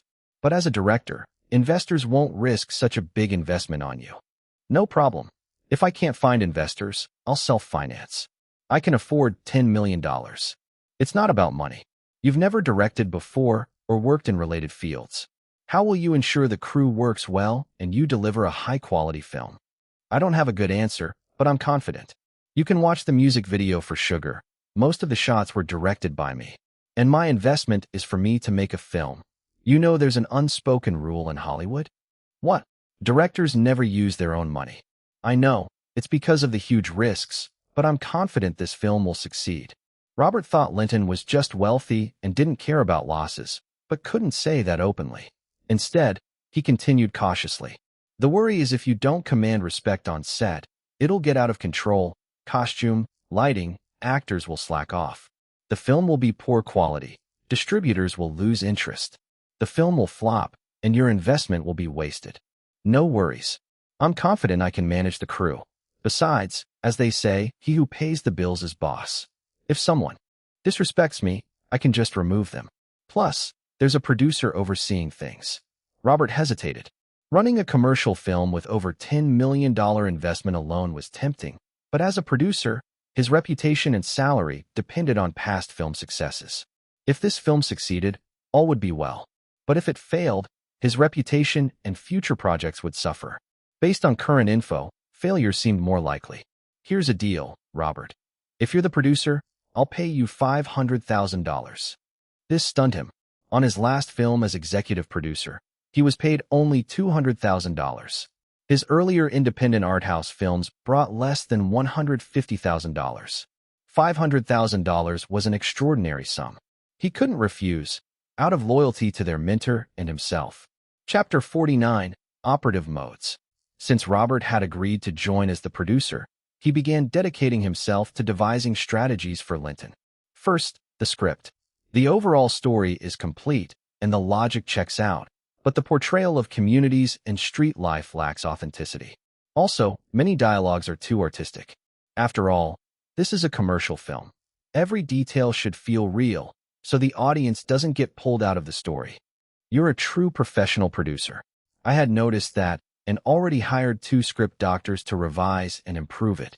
With the script issue addressed, how are you planning to run this film project? Could you explain in detail? Generally, there are 4 modes for film project operation. The first mode is where a producer or director plans a project and pitches it to a big film studio.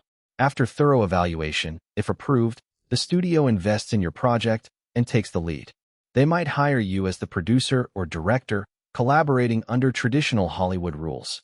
This is the most common mode for commercial, especially big-budget, films. The second mode is to start your own film company, produce the film yourself, and finally find a distributor. This is usually the approach for medium or small investments and independent films. The third mode is establishing a studio that partners with an established production company. This is typically how new investors enter the industry. Linton thought for a moment. The second mode seemed more fitting for him, but setting up a film company involved many considerations, and time was tight.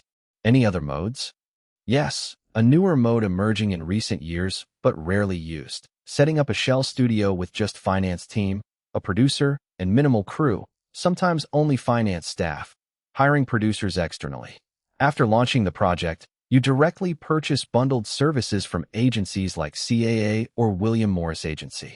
This mode is the simplest and suits newcomers or investors unsure about the film industry wanting to test the waters. But since the crew is all hired externally, control over production weakens. There can even be hidden profiteering, and importantly, films produced this way struggle to secure major distribution. They often end up with limited release or go straight to video. Which mode do you think suits our project? The first is impossible. Ideally, the third would be best. But if you want to direct and star yourself, you'd likely struggle to find a willing production company investor unless you gave up a significant portion of profits. So only the second and fourth modes are left? Can you set up a film company in time? A youth dance film like Step Up targets mainly teenagers and depends heavily on timing. It must release in the summer to earn good box office returns, latest by August. Otherwise, you'd have to wait until next year. Since it's already late January, the fourth mode is more suitable. If this film succeeds, you can upgrade your studio into a film company. All right, then let's use the fourth mode. I have Linton Studio under my name, which already covers film investments. But the key issue is distribution. Leave that to me. I'm still one of Universal's hottest stars. Getting a relatively standard distribution deal from Universal Pictures shouldn't be a problem. Give it a try, but be careful. These film giants aren't easy to deal with, Robert warned. What next? First, your studio needs an accountant who understands Hollywood accounting rules. Do you have one? No. Our studio currently has little business, and our sparse financial needs are handled by my personal accountant. That won't do. I recommend hiring a professional accountant soon and injecting startup capital. Then you can hire location scouts. After confirming locations, someone must negotiate cooperation details. Okay, I'll immediately post an ad to hire a studio accountant. The hiring of location scouts will begin after the script is finalized. No need to wait for the accountant. Linton called Goodman to have him post the accountant recruitment ad for Linton Studio, as Robert suggested. Regarding locations, when I was in Baltimore promoting, I thought the scenery there fits our film well. Maryland Institute of Art matches our art school setting perfectly. Have someone prioritize scouting Baltimore. Got it. Next, we must finalize a choreographer quickly. This film has heavy dance elements. We need to arrange choreography soon and preferably confirm leads to start dance practice early. I have a preliminary candidate for choreographer, and who worked with me on some music videos. Their choreography blends various modern styles and is very marketable. You can check out the music videos.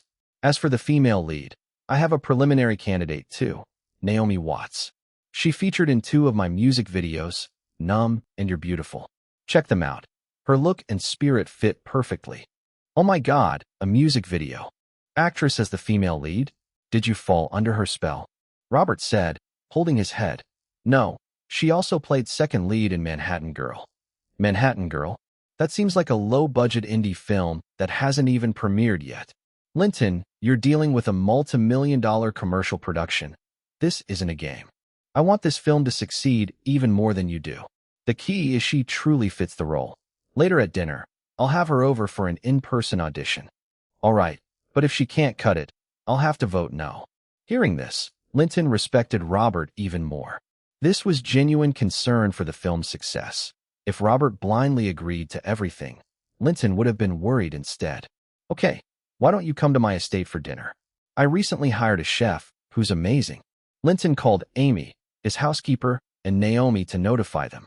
Considering your situation, hire an assistant director soon to help storyboard from the script. Once storyboards are done, you can work out a detailed budget. I have a suitable assistant director in mind. The one who has been directing my music videos, Zack Snyder. More music videos? Okay, I trust your judgment since he's your assistant, Robert said wryly. Once these are settled, you can formally assemble the crew, cast, rehearse, and plan shooting schedules. But the most critical is securing distribution first. Let's summarize 7 tasks now. 1. Finalize the script. 2. Lock down distribution. 3. Hire an accountant and inject capital into the studio. 4. Confirm the female lead. 5. Confirm the choreographer. 6. Confirm the assistant director. 7. Arrange professional location scouting after the script is finalized. Also, I want to sign the producer contract with you first. Anything else? Let's quickly finalize these tasks. All right, let's head back to Linton Estate. The 2 script doctors are revising the script there now. We can join their discussion. Also, arrange for your lawyer to come tomorrow morning to sign the producer contract with Goodman. Back at the estate, Mira was there and handed Linton an invitation. On January 26th evening, Vanity Fair was hosting a charity gala at the Hilton Hotel. Linton introduced Robert to Mira and the 2 script doctors. The 5 discussed the script. It would take up to 2 more days to finish. Though Mira was just an observer, seeing Linton's determination to make a film and that a producer was already hired, she felt even more urgent to push for signing the contract renewal. She planned to pressure the company to approve the new terms she drafted. In Mira's proposed contract, the company agreed to build a management team to serve Linton, but Mira requested a minimum industry commission rate of 6%, which Linton also wanted. The company had not agreed yet. At the board meeting, some executives thought although Linton was popular, he hadn't reached superstar status yet, so they wanted the commission at 7%. Now that Linton was a singer and set to invest in directing a film, the bundled services deal was a huge opportunity for WMA. If this news spread, competition among agencies would intensify. The company needed to act quickly to approve the new contract. That evening, Naomi arrived at the estate. Before dinner, Linton brought her and Robert to a private lounge. He had Naomi embody the female lead's character, showing several expressions and performing a short ballet. Robert cautiously approved but set conditions. Your ballet isn't nearly good enough. You need to practice more. When the actors are officially cast, if your dancing doesn't meet standards, I'll insist on recasting. No problem. I've already hired a coach today and will fully dedicate myself to dance training starting tomorrow. I'll make sure you both are satisfied, Naomi promised. After dinner, Robert and the script doctors left, with Naomi staying behind. After the passionate session, she laid on Linton's chest. Is Step Up about to launch? Yes, Robert is the producer I specifically invited. After the script is finalized, everything will progress quickly. You need to buckle down on dance practice. Don't worry, I won't disappoint you. Starting tomorrow, I'll train wholeheartedly and won't come over at night anymore, Naomi said firmly, then kissed him. "Darling, let's make the most of our time. Tonight, I'm going to wear you out." And they started anew. Chapter 50, Soundtrack and Charity Gala. The next day, Naomi hurried off after breakfast. The tabloids naturally continued to report on their rumored relationship, but neither of them paid it much mind. Since Linton's studio was more of a shell, they decided to use the estate as their office. Robert arrived with lawyers, and with Goodman's cooperation, the producer contract was signed in the morning. The contract stipulated a $500,000 fee, paid in 3 installments, $200,000 upon signing, $150,000 after filming was completed, and $150,000 after the film's theatrical release and run ended. Linton also injected $2 million into the studio as startup capital for the movie, temporarily handled by Henry Zhou as the accountant. After signing, Robert stayed at the estate to work with Linton and the 2 screenwriter doctors on refining the script. During this time, Linton organized the film's 16 soundtrack pieces. 1. Bout It. 2. Get Up. 3. Give It Up to Me. 4. Show Me the Money. 5. 80s Joint. 6. Step Up. 7. Say Goodbye. 8. Dear Life. 9. For the Love. 10. Ain't Cha. 11. I'm a Shine. 12. Feelin' Myself. 13. Till the Dawn. 14. Lovely. 15. You Must Be. 16. Made. Out of these, he could solo 7 songs. There was 1 song by the male group for duets, and for female solos. Linton suddenly recalled a widely beloved hit from the future called Be What You Wanna Be. Although the lyrics were somewhat straightforward, the song was extremely inspiring with great melody and arrangement. Doctor, actor, lawyer, or a singer, why not president? Be a dreamer, you can be just the one you want to be. Placing this song at the end would perfectly elevate the film's inspirational theme, and since he could sing it himself, it would bring the total to 17 songs. He could sing all the male parts in the duets. The remaining female solo and duet female parts were all rhythm and blues, which could be entrusted to a rhythm and blues female singer, plus a male group. The soundtrack production and release, including 4 female solo songs, for duet songs with Linton, and 1 male group song, could be negotiated with Daniel. This could secure Daniel's support for the film and help get an international distribution deal with Universal Pictures. 8 songs could boost a rising star above the second-tier level, which Daniel would no doubt be thrilled about. After organizing the 17 songs, Linton had Mira register the copyrights with BMI. Mira visited the estate every evening, reporting advertising endorsement negotiations and tracking film project progress. After 2 days of discussion and revisions, the script was finalized. The 2 screenwriters happily left with their handsome pay. The formal preparation phase was next. Linton instructed Robert to promptly draft the project proposal as they would soon seek distribution. Robert also took time to carefully watch all of Linton's music videos and expressed approval of Anne's choreography skills and Zach's directing talents. With the script locked, Linton invited Anne and Zach to the estate, told them about the upcoming film, and after they reviewed the script, he expressed his desire to have Zach serve as assistant director and as the film's choreographer. Both were delighted, seeing it as a rare chance to break into film and expand their careers. This is Robert Lewis, the film's producer. Since you're interested, Robert will handle all contract details with you on behalf of the crew, Linton said. He delegated negotiations to Robert and began storyboarding.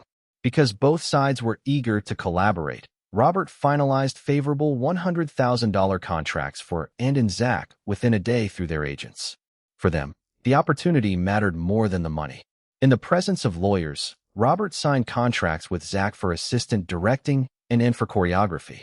Linton then handed the remaining storyboards to Zach to finish swiftly in his style, and started designing dance sequences, with Linton emphasizing the importance of modern dance elements. Cool, stylish moves that would appeal to young audiences.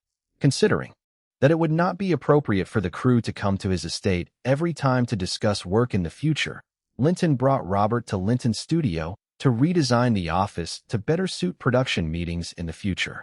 They arranged 4 offices and 2 meeting rooms, 1 large and 1 small.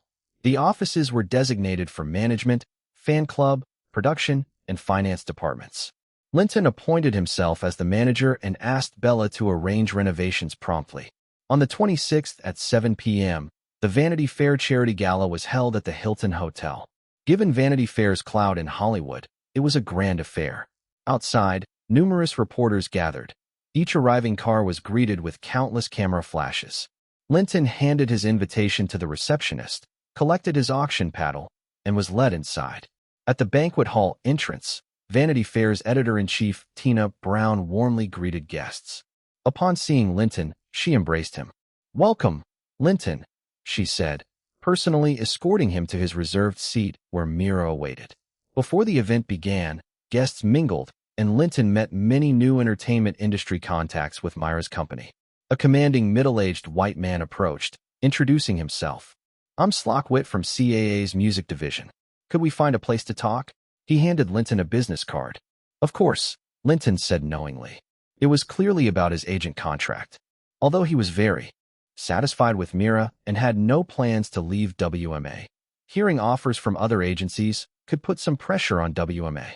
They found a quiet corner, with Mira anxiously close by. "Linton, congrats on your album's success. Your musical talent surpassed everyone's expectations. Achieving this in under a year is incredible," Slock praised first. "Thank you, Mr. Witt. What exactly can I help you with today?" Linton asked. Apparently, CAA was unaware of the film project, possibly due to his team's good secrecy. "Linton, as you know, CAA is Hollywood's strongest agency, offering the best services and support. We can build a professional team to manage all aspects of your career and help your music thrive. Half of Hollywood stars are signed with CAA. You should consider it." The speech was all fluff with no meaningful promises, which irked Linton. "Thanks. I'm happy with WMA's services right now. Wait, if you have any needs, tell me. I heard WMA takes a 10% commission, but at CAA, we can offer 7%, a rate only top-tier stars get." Upon hearing this, Linton grew annoyed, realizing he wasn't even considered a top-tier star. He responded, "Thank you, Mr. Witt. I understand your intentions and will thoughtfully consider them." Then he left, giving the card to Mira.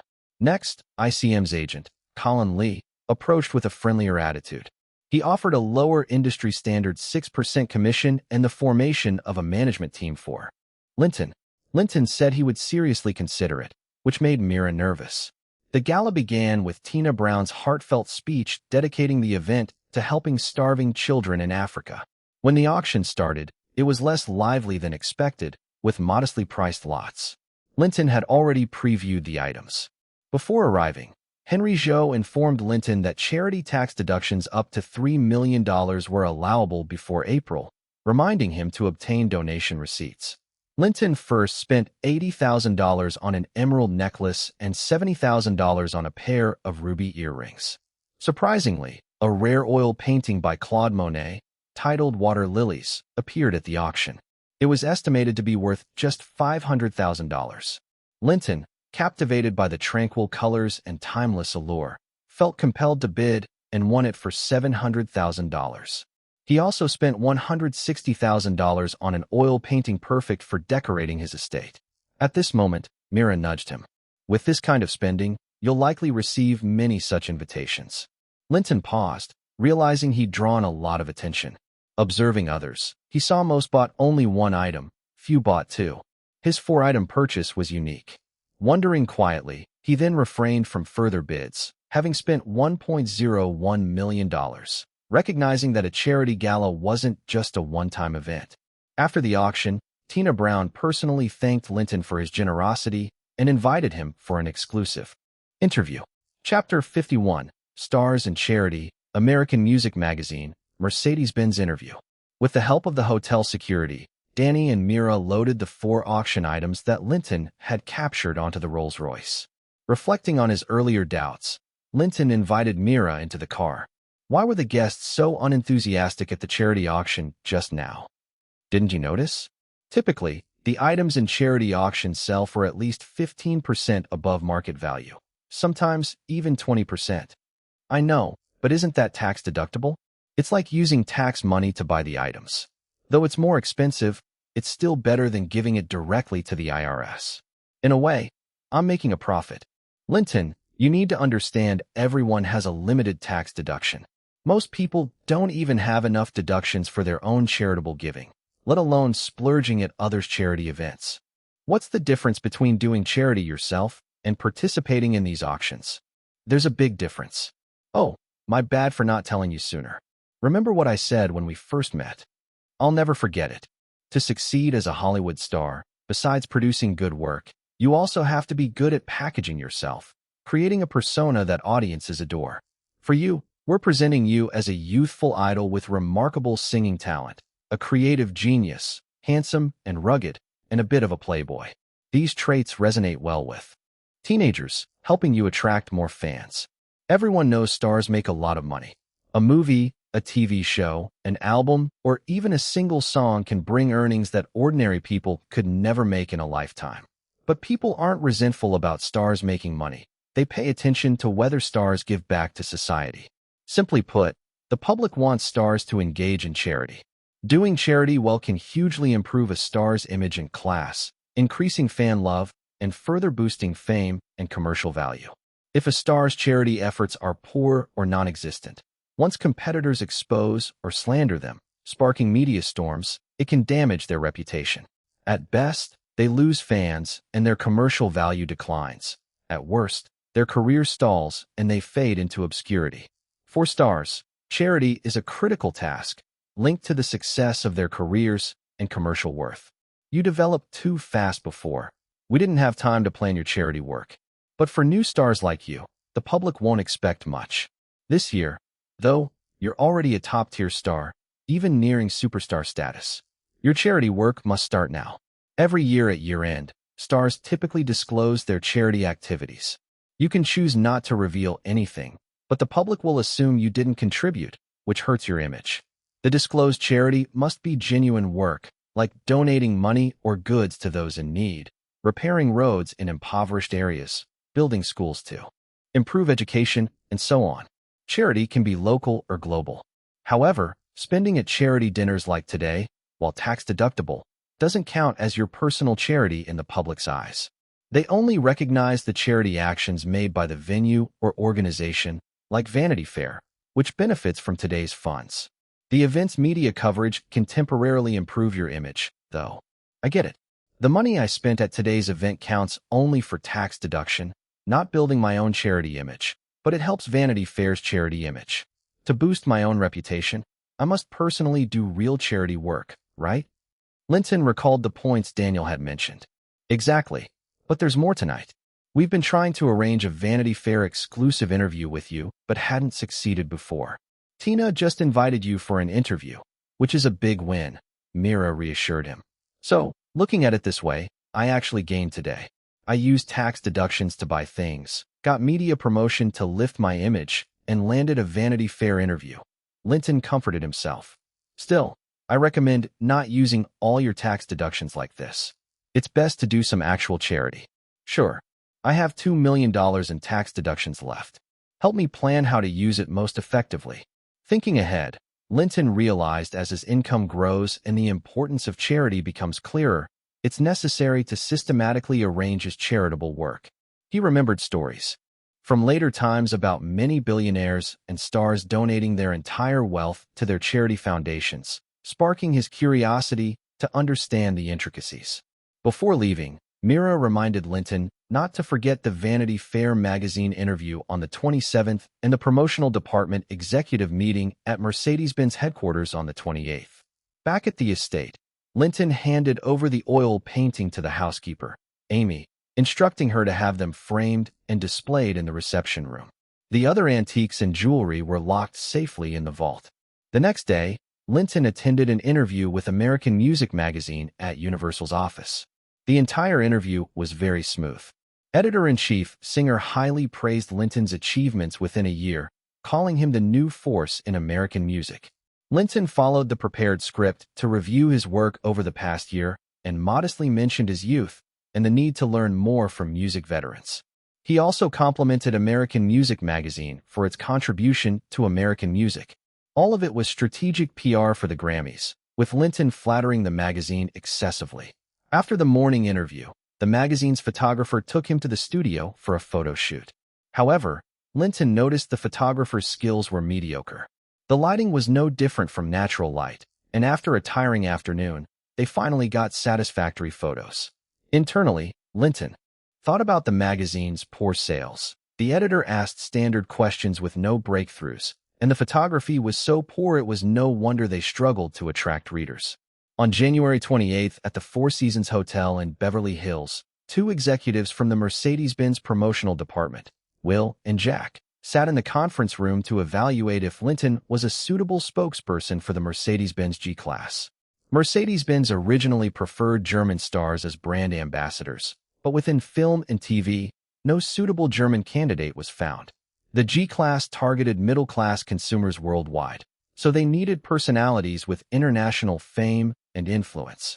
The new spokesperson was to be under 35 years old. Previously considered candidates included Sylvester Stallone and Arnold Schwarzenegger, known for their tough guy roles that perfectly matched the G-Class rugged image.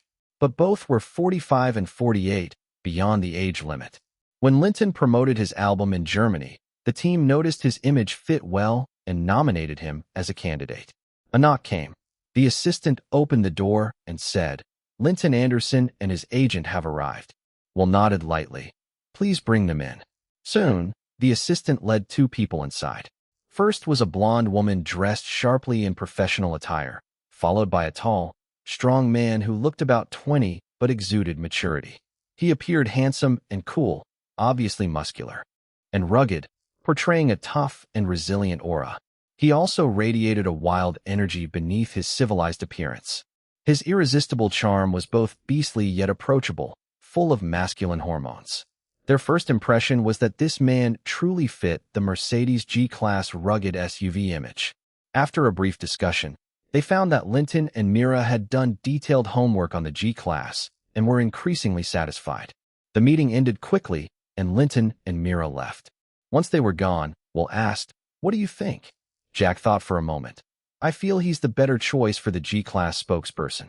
Will nodded, "I agree with you. From charisma to image, Linton aligns perfectly with the G-Class."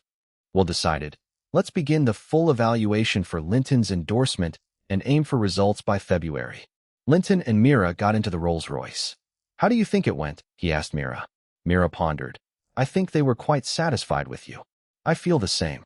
I estimate our chances of a deal are over 50%. Actually, since reaching the Radiant Core stage, Linton usually kept a low profile with a gentle demeanor. But today he emphasized a rugged, wild side and subtly showed some of his supernatural charisma, which seemed to have a good effect. Mira reminded him, "They'll conduct strict assessments. No scandals during this time. Also, negotiations for Armani menswear and Timex watches are at a critical stage.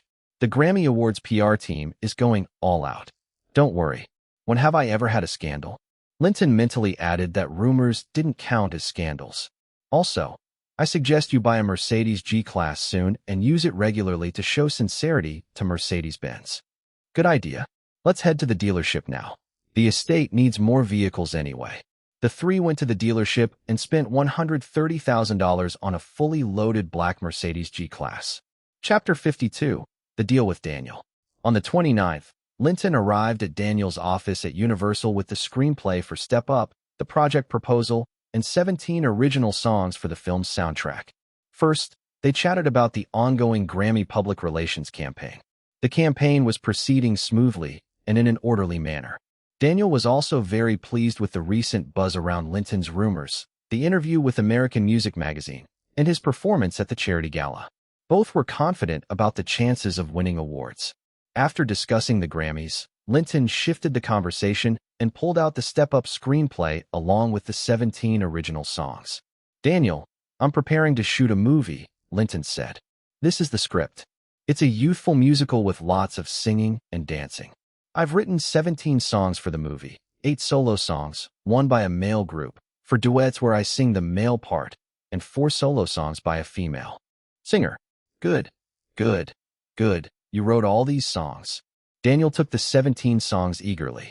"Yes, I wrote them, and most are of high quality. I plan to make a movie soundtrack album with them." "A movie soundtrack album? For one movie? That many original songs for a single film?" "Yeah, it's a youth dance movie, so of course it needs plenty of songs. Here's the script. Which studio is producing it? Who will handle the soundtrack production? Have you decided on the female singer yet? Daniel didn't care much about the movie itself. The film is tentatively financed by my own studio. If you could help a little with distribution, I could entrust the soundtrack production to you, and even let you choose the female singer and the male group. I can pick the female singer without additions. Of course, these songs are R&B style. You can recommend a newcomer, as long as her tone fits the songs. I want final approval though. R&B, no problem.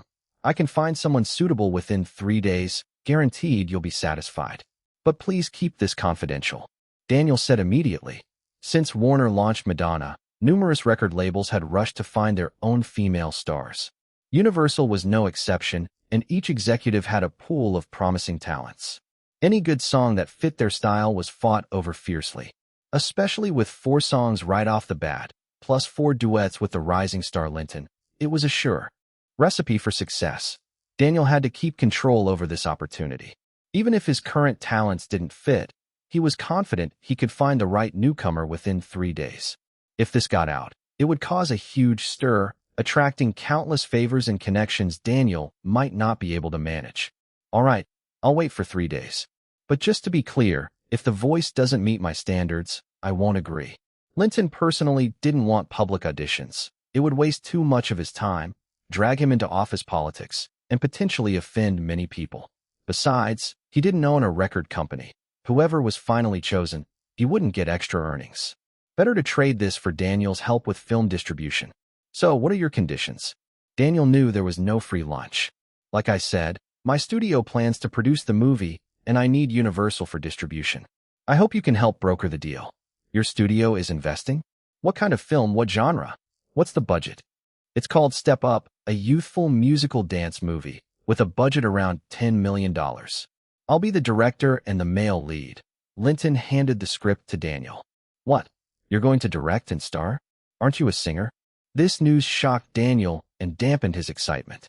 Last year, Linton had been so hot, breaking records in sales for singles and albums, bringing huge profits to Universal. Daniel personally benefited, earning big commissions and building a strong footing to compete for the Universal Records presidency. John Smith would be retiring soon. He hoped to keep the momentum this year and produce more miracles. Now suddenly, Linton wanted to switch to filmmaking? That was unacceptable. Yes, directing is my dream. I studied directing in school. Besides, making movies doesn't conflict with singing. No. If you start shooting films, how will you focus on singing? I was planning a big concert and a new album for you this year. Daniel shook his head vigorously. I'm releasing a movie soundtrack album, and I definitely won't quit singing. I'll put out at least 2 singles this year. That's not enough. My plan is for you to release another album this year and go on tour. I'm not Superman. To release an album, I need good songs. A movie soundtrack album plus 2 singles is already a lot. Here's the plan. The movie will come out in August. After the premiere, I'll focus fully on new songs. 2 singles this year, an album next year. How about that? I still think it's risky. You're riding high, becoming a star in just a year. It's better to keep at it than risk shooting a movie. You know many singers have tried and failed in movies, losing money to Hollywood studios. That's why I'm not quitting singing. Being a singer is my foundation, but making movies is my dream. Now I have the chance, I want to go for it. What about the concerts? I've only released 1 album with 13 songs. Not enough for a big concert yet. We could do a small indoor show. 13 songs are almost enough, and you can invite guest performers. No, I want a full-scale concert, properly done. Let's wait until next year when I have more songs. Concerts bring big money. Do you know how much Michael Jackson earned from his global tour last year? $80 million. Michael Jackson himself made $80 million. Sony Columbia made over $100 million. Daniel said loudly before Linton could answer. Linton thought to himself, so you're just jealous others make big money. But come on, is there another Michael Jackson out there? Without releasing new songs or albums, he still earns massive fortune just from touring. Michael Jackson built a huge catalog and has countless fans. Comparing me to him is overestimating me. Also, last year, my 3 singles and album made Universal well over $100 million in profits. That's why I don't want you making movies. Being a pop star is great. Fame, profit, and easy money. Isn't that better? Daniel gave up trying to make Linton tour this year, but still urged him not to quit music. I'm not quitting. Making movies is just to fulfill a childhood dream. Trust me, this year I guarantee 1 movie soundtrack and 2 singles. Okay, then the soundtrack album release rights go to me. And also choosing the female singer and male group. Daniel, realizing he couldn't persuade Linton otherwise, made his demands. Of course, but only if you help me secure a distribution deal with Universal Pictures. Also, since the soundtrack is a movie tie-in, revenue splits should follow market standards. I'll have the film producer discuss specifics with you. No problem. Let's talk about the film. I don't understand screenplays or film markets, but as a singer who's writing scripts, directing, and starring, that's a big risk. It's hard to get Universal to invest. I don't need Universal's investment. I'm fully funding the film myself. I just want Universal to help me distribute it on fair terms. Self-funded? Fine. You made lots of money anyway. With just distribution, if we both work on it, Universal might be interested. Daniel thought it was still a good deal for himself. Wait, I'll call Levitt Gore, the distribution director at Universal Pictures, and see when he's available. Daniel dialed the phone. Hi, Levitt, it's Daniel. When can you talk? Now. Great. I'm coming over. After the call, he said, he's in the office, let's go. Also, can my album royalty payments be calculated in advance? No problem. I'll have someone compile sales data through December for the royalty calculations, Daniel replied easily. And don't mention the song's details to anyone, Daniel warned Linton. Chapter 53, Distribution. Daniel and Linton arrived at the office of Levitt Gore, the head of distribution at Universal Pictures. Daniel, our superstar Linton, what brings you two here today? Levitt greeted them with a smile, while instructing his secretary to pour some coffee. Levitt, we're here to ask for your help, Daniel said, taking the coffee from the secretary.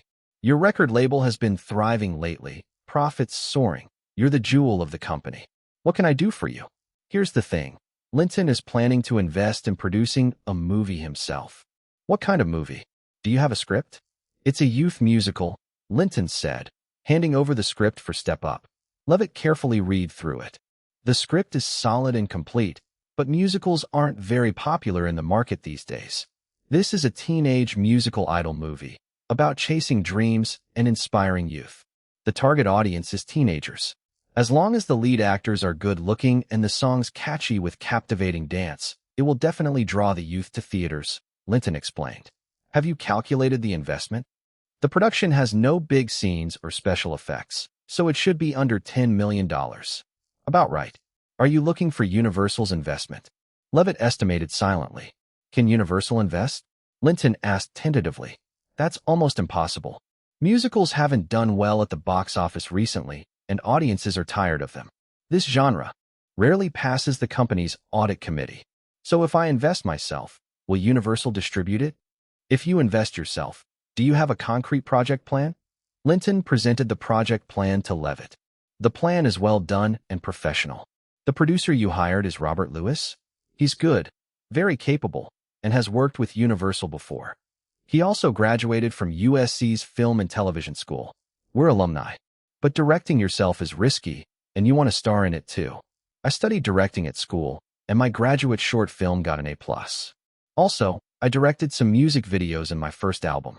Directing a youth musical is no problem, Linton boasted.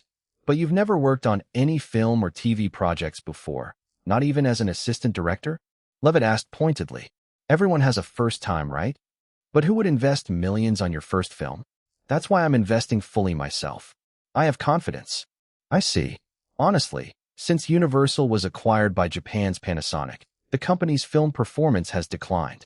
Last year, we only outperformed Columbia among the top 7 studios. This year's investment committee is even more cautious, so there are fewer in-house projects.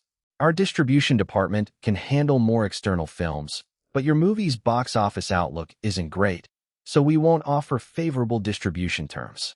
What are the usual terms for distributing external films? 2 models. The first includes all distribution costs. We take 30% of North American box office revenue, 40% from overseas, 40% of total VHS and TV rights revenue, and 50% of merchandise revenue. The second model takes 20% of all revenue, and distribution, marketing, duplication, management, transportation, and insurance costs are calculated separately. You can choose whichever suits you better. It's really dark. The production company bears all investment risks, but the distributor takes most of the profit. Yet, you still have to beg for distribution because they monopolize the channels, Linton thought to himself. We'll pick the first model, but 30% for North America seems steep.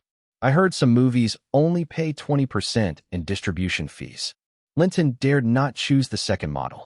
It looked better on paper, but Hollywood accounting rules could be twisted. The distributor might send a sky-high distribution cost bill, so the producer never turns a profit, or even suffers a loss, while the distributor pockets a fortune. That only happens when the film is exceptional, highly praised at festivals, or expected to be a blockbuster. Then distributors offer better terms to compete. Such films come once a year in all of Hollywood. Yours hasn't been made yet, so no one can predict quality or box office. You can't expect that kind of deal now. Levitt, I'm part of Universal too. I brought big profits last year and will again this year. Can you offer favorable terms? Linton subtly used soul induction on Levitt. Yeah, Linton is Universal's top money-making star. You can't treat him like outsiders. Give him your best deal, Daniel chimed in.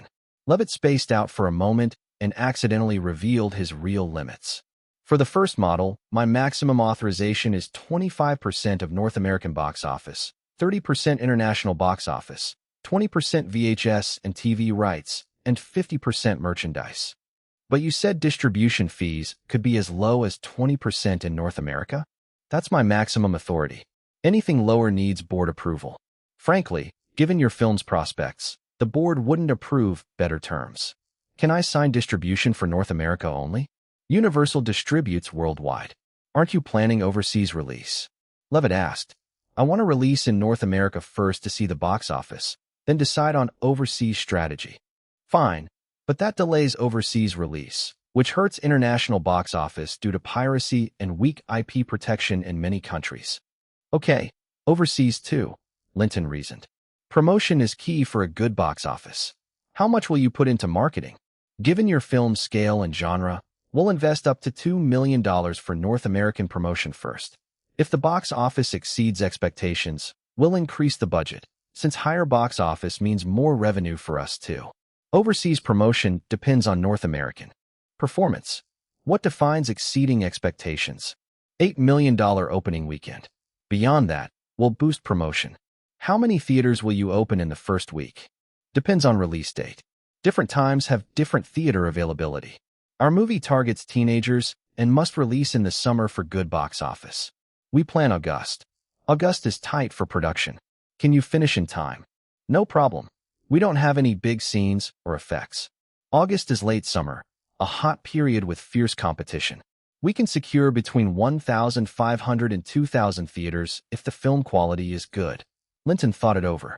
The term seemed acceptable. Thanks, Levitt. I understand everything. I'll discuss this with my producer. Of course. Contact me anytime.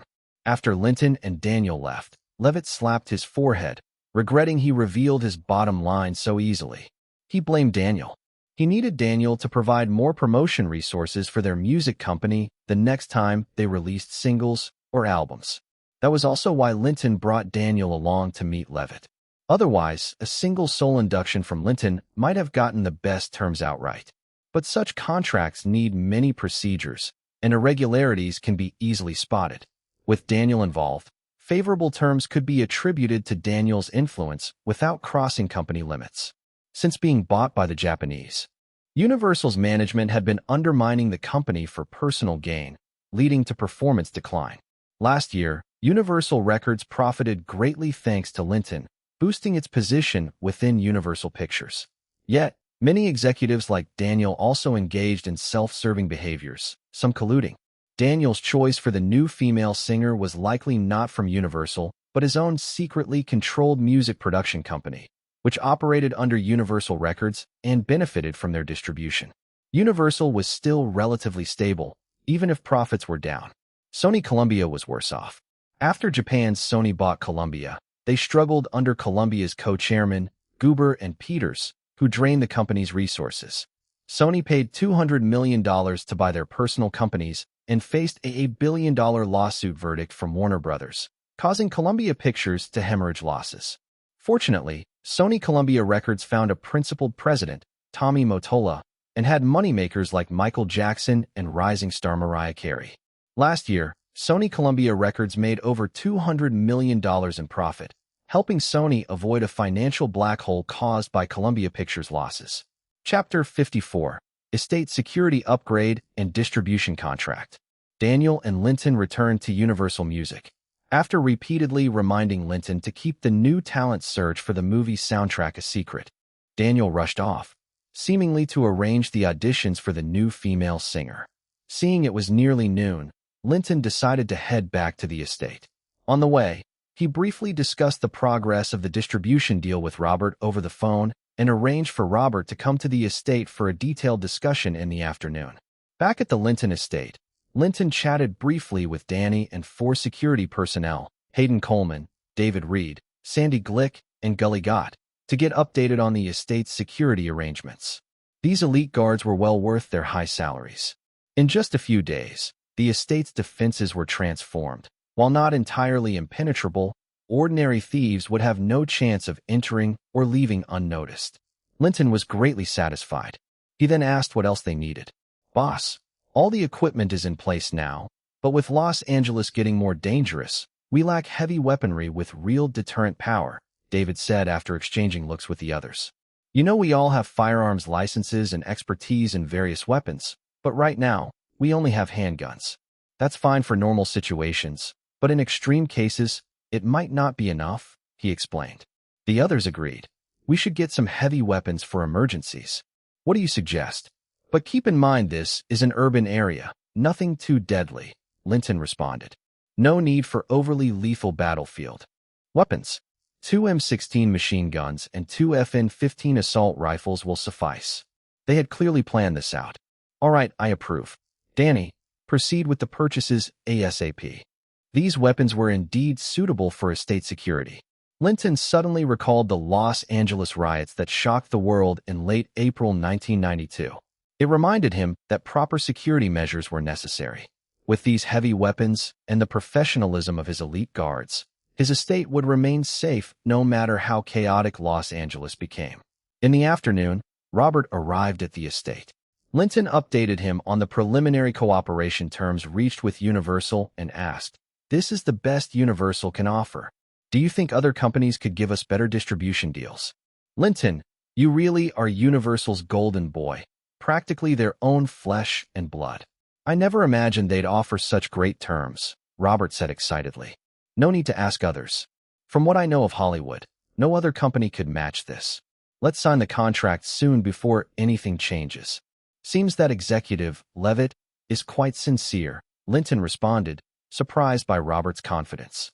"Of course, it's all because of your star power," Robert flattered, feeling even more optimistic about the film's success.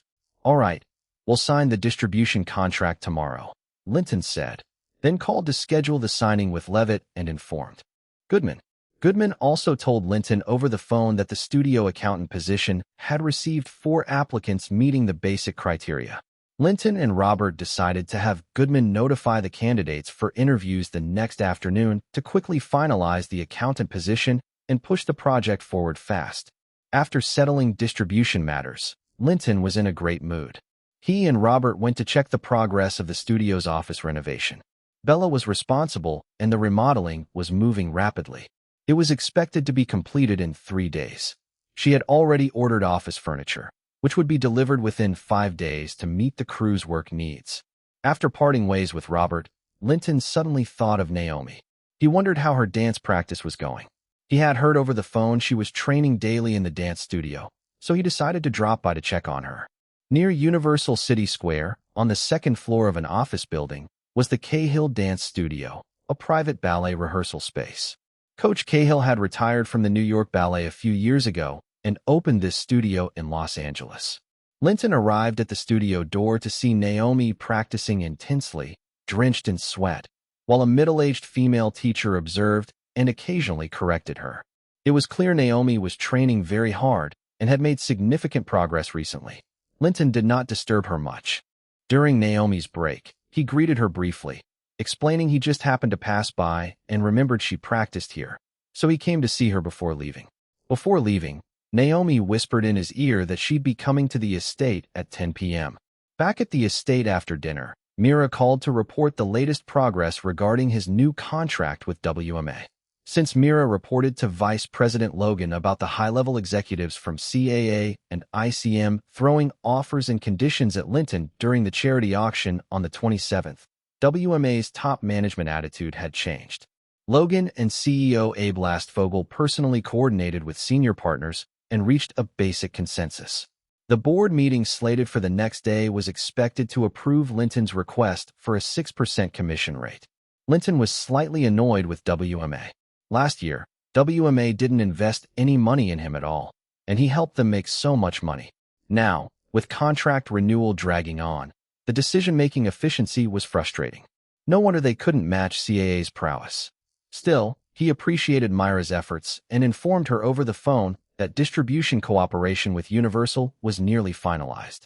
That evening, Naomi arrived at Linton's estate as promised.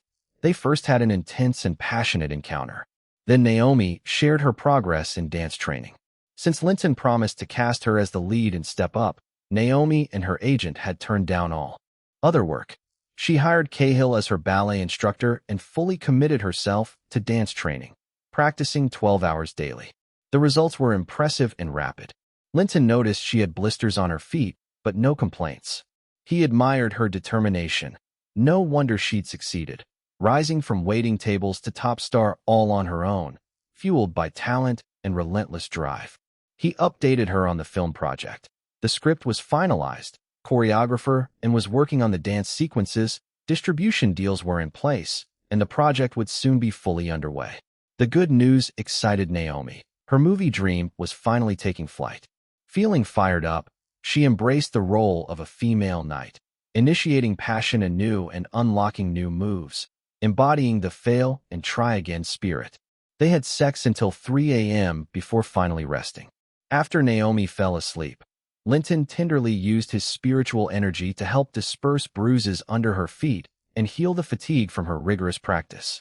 In fact, Linton didn't realize his own life force energy could have handled these issues effortlessly. The next morning, Naomi woke up feeling more energized than ever. Fatigue from days of intense training was gone, and her foot injuries had disappeared. Surprised, she asked, "Darling, what kind of magic did you work on me to make me feel this good?" Linton laughed it off, saying it was the balance from their passion. "Since you feel good, keep training hard. It'll make filming smoother and the results better. If having sex with you has such effects, I'll definitely come to you for recovery after every practice." Naomi joked as she left, full of energy. Linton then met with Robert and Goodman at Levitt's office to sign the distribution contract. Levitt had assembled lawyers and relevant staff. They reviewed the agreed framework clause by clause. After 2 hours of discussion and compromise, the contract was finalized. Universal would distribute Linton Studios' Step Up film. Distribution fees were set at 25% of North American box office revenue, 30% for overseas box office, 20% from video discs and all TV rights income, and 50% of total merchandise revenue. The initial theatrical release was planned for August, with exact dates to be negotiated when the film was completed. After the final cut, Universal would organize experts to review the film and host test screenings with randomly invited audiences to rate it. If experts approved and audience scores averaged B or higher, Universal committed to spend no less than $2 million on marketing and open in no fewer than 1,500 theaters. Otherwise, marketing and theater count would be halved. Linton was confident in the movie, and he had the finished film as reference in his mind, so he did not fuss over contract details but agreed promptly. Notably, Universal did not include movie rights or sequel. First distribution rights in the contract, possibly showing lack of confidence in the film. Linton didn't mind and saw it as a bonus. Additionally, Universal would assign a producer to serve as assistant producer and provide studio space and post-production facilities for the team. Of course, Linton Studio would pay market rates for labor and rental fees. Chapter 55, New Management Contract. Leaving Universal Pictures with the distribution contract in hand, Robert was thrilled and said, "All the major hurdles for the movie are cleared now, but to make the August release, we'll have to speed up the project. Yes, we need to accelerate, but can't afford mistakes in the rush. This afternoon, we'll finalize the studio accountant, and I'll work with Zach as soon as possible to map out the storyboards. You need to pick the location for the outdoor shooting in the next few days, and then hurry up with the detailed budget. I'll need at most a week to settle the location scouting and detailed budget. I've already hired a scout who's been working. As per your request, he's first checked Baltimore. It fits the movie style well, so most of the outdoor scenes will be shot there," said Robert, energized now that the Universal distribution deal was sealed. "I'll try to finish the storyboards within a week too. Tomorrow I am signing the new management contract with WMA. I want WMA to provide most of the package services, both crew and many cast members. If you have any good candidates for crew, hurry to recruit them," Linton replied. "Sure, but for the production staff, we'd better hire some externally rather than rely entirely on WMA's package. Otherwise, there could be collusion and conflicts of interest," Robert cautioned. The two discussed the movie's progress with enthusiasm. Linton considered the schedule and arranged for Zach to come to his estate that evening to discuss the storyboards. During their discussion, Mira called excitedly, reporting that WMA's board this morning had approved Linton's new contract terms. She asked when Linton would be available to sign. WMA wanted to hold a signing ceremony and invite media. Linton checked his schedule and said, "Let's do it tomorrow morning. I want to finalize the new contract quickly so the movie project can advance." After lunch at Linton's estate, Robert and Linton went to Goodman's office to interview 4 accountant candidates. After evaluation, they chose Mary Watts, a 35-year-old white woman with 15 years of accounting experience, having previously worked for a small movie company that unfortunately went bankrupt last year. After Linton and Robert tested her knowledge of Hollywood accounting standards, they immediately had Goodman complete her onboarding and sign a confidentiality agreement. Once on board, they introduced Mary to Bella at Linton's studio to assist with the office renovation and setup.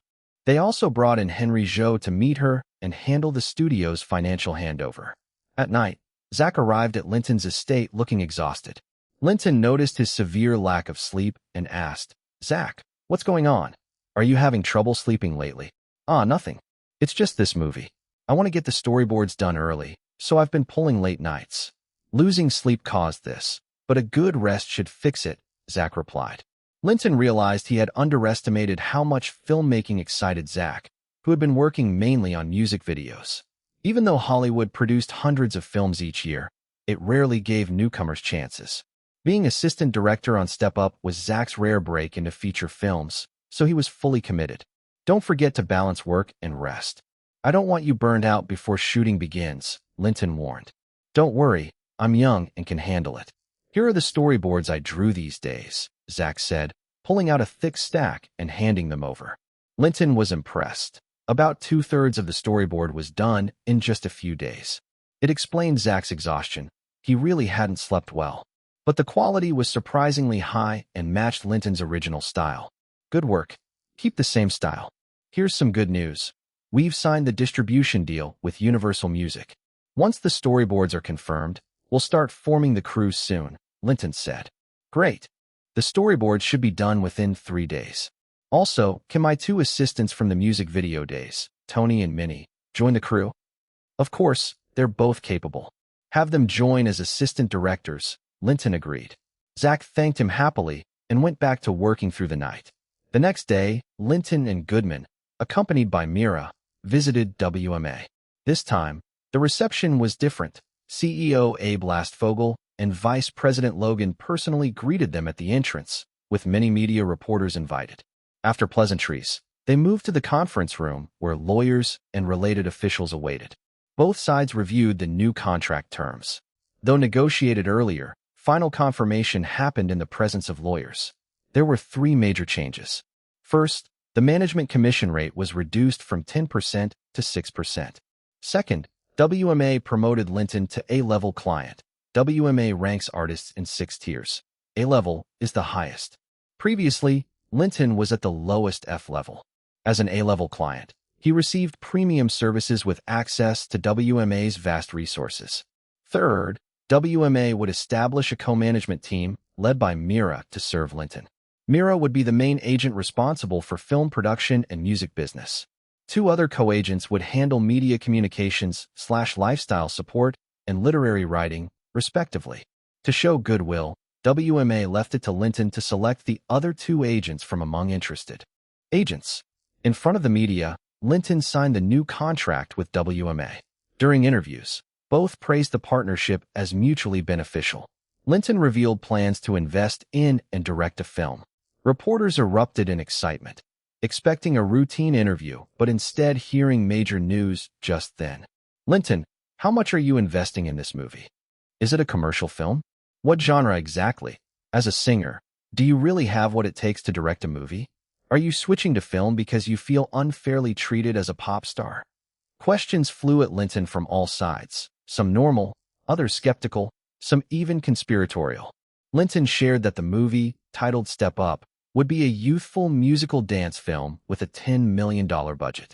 The script was done and he would direct it. He didn't reveal much else to keep some suspense and media attention. The news was enough to headline tomorrow's media, effectively giving his movie early promotion. Reporters left satisfied to draft their stories. Linton stayed to meet other WMA executives and choose the two co-agents. WMA was thrilled. Not only had Linton just signed a new contract, but his movie project was starting. Given Linton's status, he would use packaged services for the movie, and as his management company, WMA was the natural choice. After consulting with Logan and Mira, Linton selected Ellie Lance for media communications and lifestyle support and Carnes Carter for literary writing. Ellie Lance was a 30-year-old white woman with long blonde hair, tall with average looks, and an approachable aura. She had over a decade of media communications experience and was very capable. Carnes Carter was a 28-year-old white man with an elite look and strong literary background. For some reason, he didn't become a screenwriter but chose to be an agent at WMA. After selecting the agents, Linton held a brief meeting to clarify current tasks. First, Ellie would continue monitoring the Grammys' PR efforts and report directly to Logan as needed. Second, they'd finalize endorsement deals with Armani menswear and Timex watches. Mira had settled terms, and Linton had met with both companies' executives. The deals were for $3.8 million annually, signed for 2 years, with lump sum payments after commercials filmed. They would closely track cooperation with Mercedes-Benz, aiming for a deal, with Mira leading and Carnes assisting. Third, most cast and crew for Step Up would be packaged by WMA. The crew formation was imminent, and Mira, Ellie, and Carnes would compile suitable candidate lists for Linton and Robert to review. Candidates must meet 3 criteria: competence above average, no negative records, and no drug use. Actors aren't urgent now. We'll confirm once the crew is in place. Mira took responsibility for this. Mira, meeting the first 2 criteria is no problem, but adding the third? I doubt Hollywood can muster a crew entirely free of drug use. Ellie and Carnes shared a glance. Really? Is drug use that rampant in Hollywood? Linton asked, unbelieving. Yes, from what I know, over 90% of industry workers have used drugs, Mira confirmed. All right, change the third criterion to no current drug addiction and include a contract clause banning drug use during production. Sound good? Linton agreed readily. No problem, Mira responded. Chapter 56. Reactions, Media Doubts. Hollywood had no secrets after all. Linton had just finished lunch at the estate when he received a call from Winona Ryder. She had recently landed the lead role in the movie Bram Stoker's Dracula and was already in training in Los Angeles. She heard that Linton was planning to invest in directing a new movie and called to ask if she could star as the lead herself. Winona, didn't you just take the lead in Bram Stoker's Dracula? My movie is planned to start filming in February and finish by May. Will you have time? Your new movie just started production? I probably won't finish filming until June. My film is a low-budget youth musical with a simple production schedule. Training starts in February, filming from March to May. Besides, it's such a small project. Do you even want to be part of it? No matter how small your investment is, I want to act in it. But I really can't at that time. Just promise me you'll tell me first when you have a new project. Fine. I promise I'll let you know. But Bram Stoker's Dracula is a big budget hit. Just give it your best, and the box office will definitely explode. I hope you're right. I'll come over to your apartment tonight after training. Won't that interfere with your shoot? It's just one night. Okay, see you at 8 p.m. Bye. Then Cameron Diaz called. She had recently taken the lead in the art film August Love and was filming in New York. Hey darling, I heard you're investing in directing a new film. Is there a role for me? Cameron was modest, not directly asking for the lead. Michelle, my film is a youth musical featuring ballet. You're too tall, not suited for the lead. Also, filming starts fast in February. You're too late. Why didn't you say earlier? I wouldn't have taken this current role. Don't say that. In Hollywood, before becoming a big star, you can't be picky.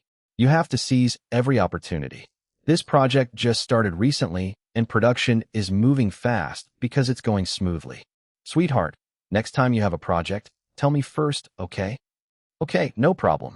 Love you, bye. After hanging up, Linton felt amazed by how much movie roles attracted Hollywood actresses. In the afternoon, Linton went to Burbank's 15th Street to a 3-floor office building where Anne's dance studio was located. The studio was quite large, about 3,000 square feet, with 5 studios, 2 large and 3 small.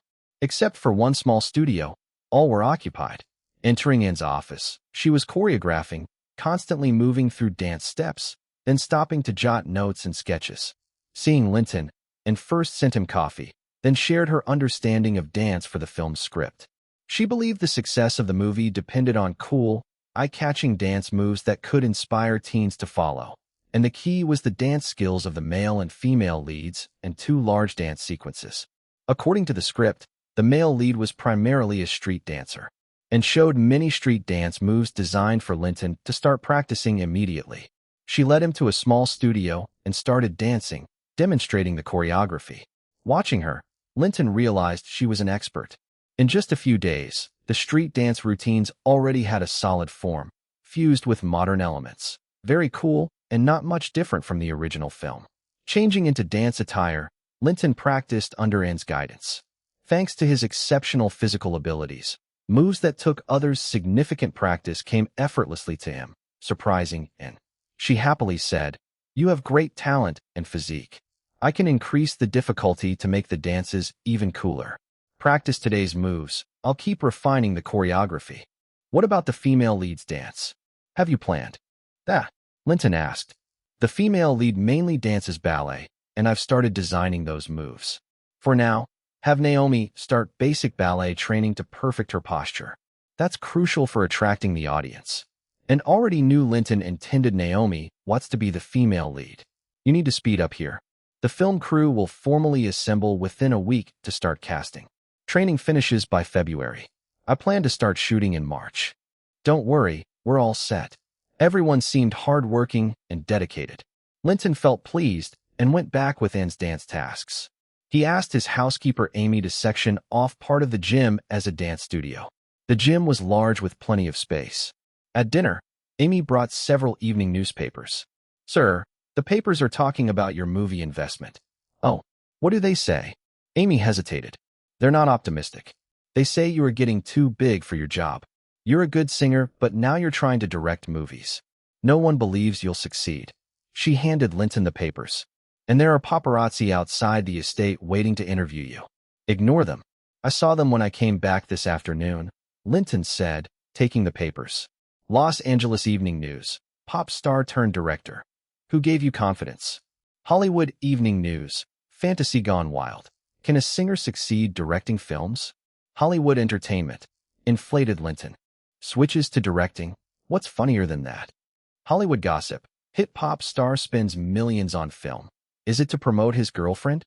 All front-page headlines mocked and criticized Linton for being out of his league, dreaming foolishly of directing films, doomed to fail and waste money. But at least they mentioned the film title Step Up, a youth musical. Linton didn't mind. Normally, a newcomer directing a film was not believable. Let them laugh. At least this helps raise awareness, essentially free publicity. He planned to prove them wrong with results. While reading, Daniel called, saying he had selected a new female singer and gave an address for an audition the next morning. As expected, Daniel was acting in his own interest, intending to sign the new singer not with Universal Music, but with his secretly controlled production company.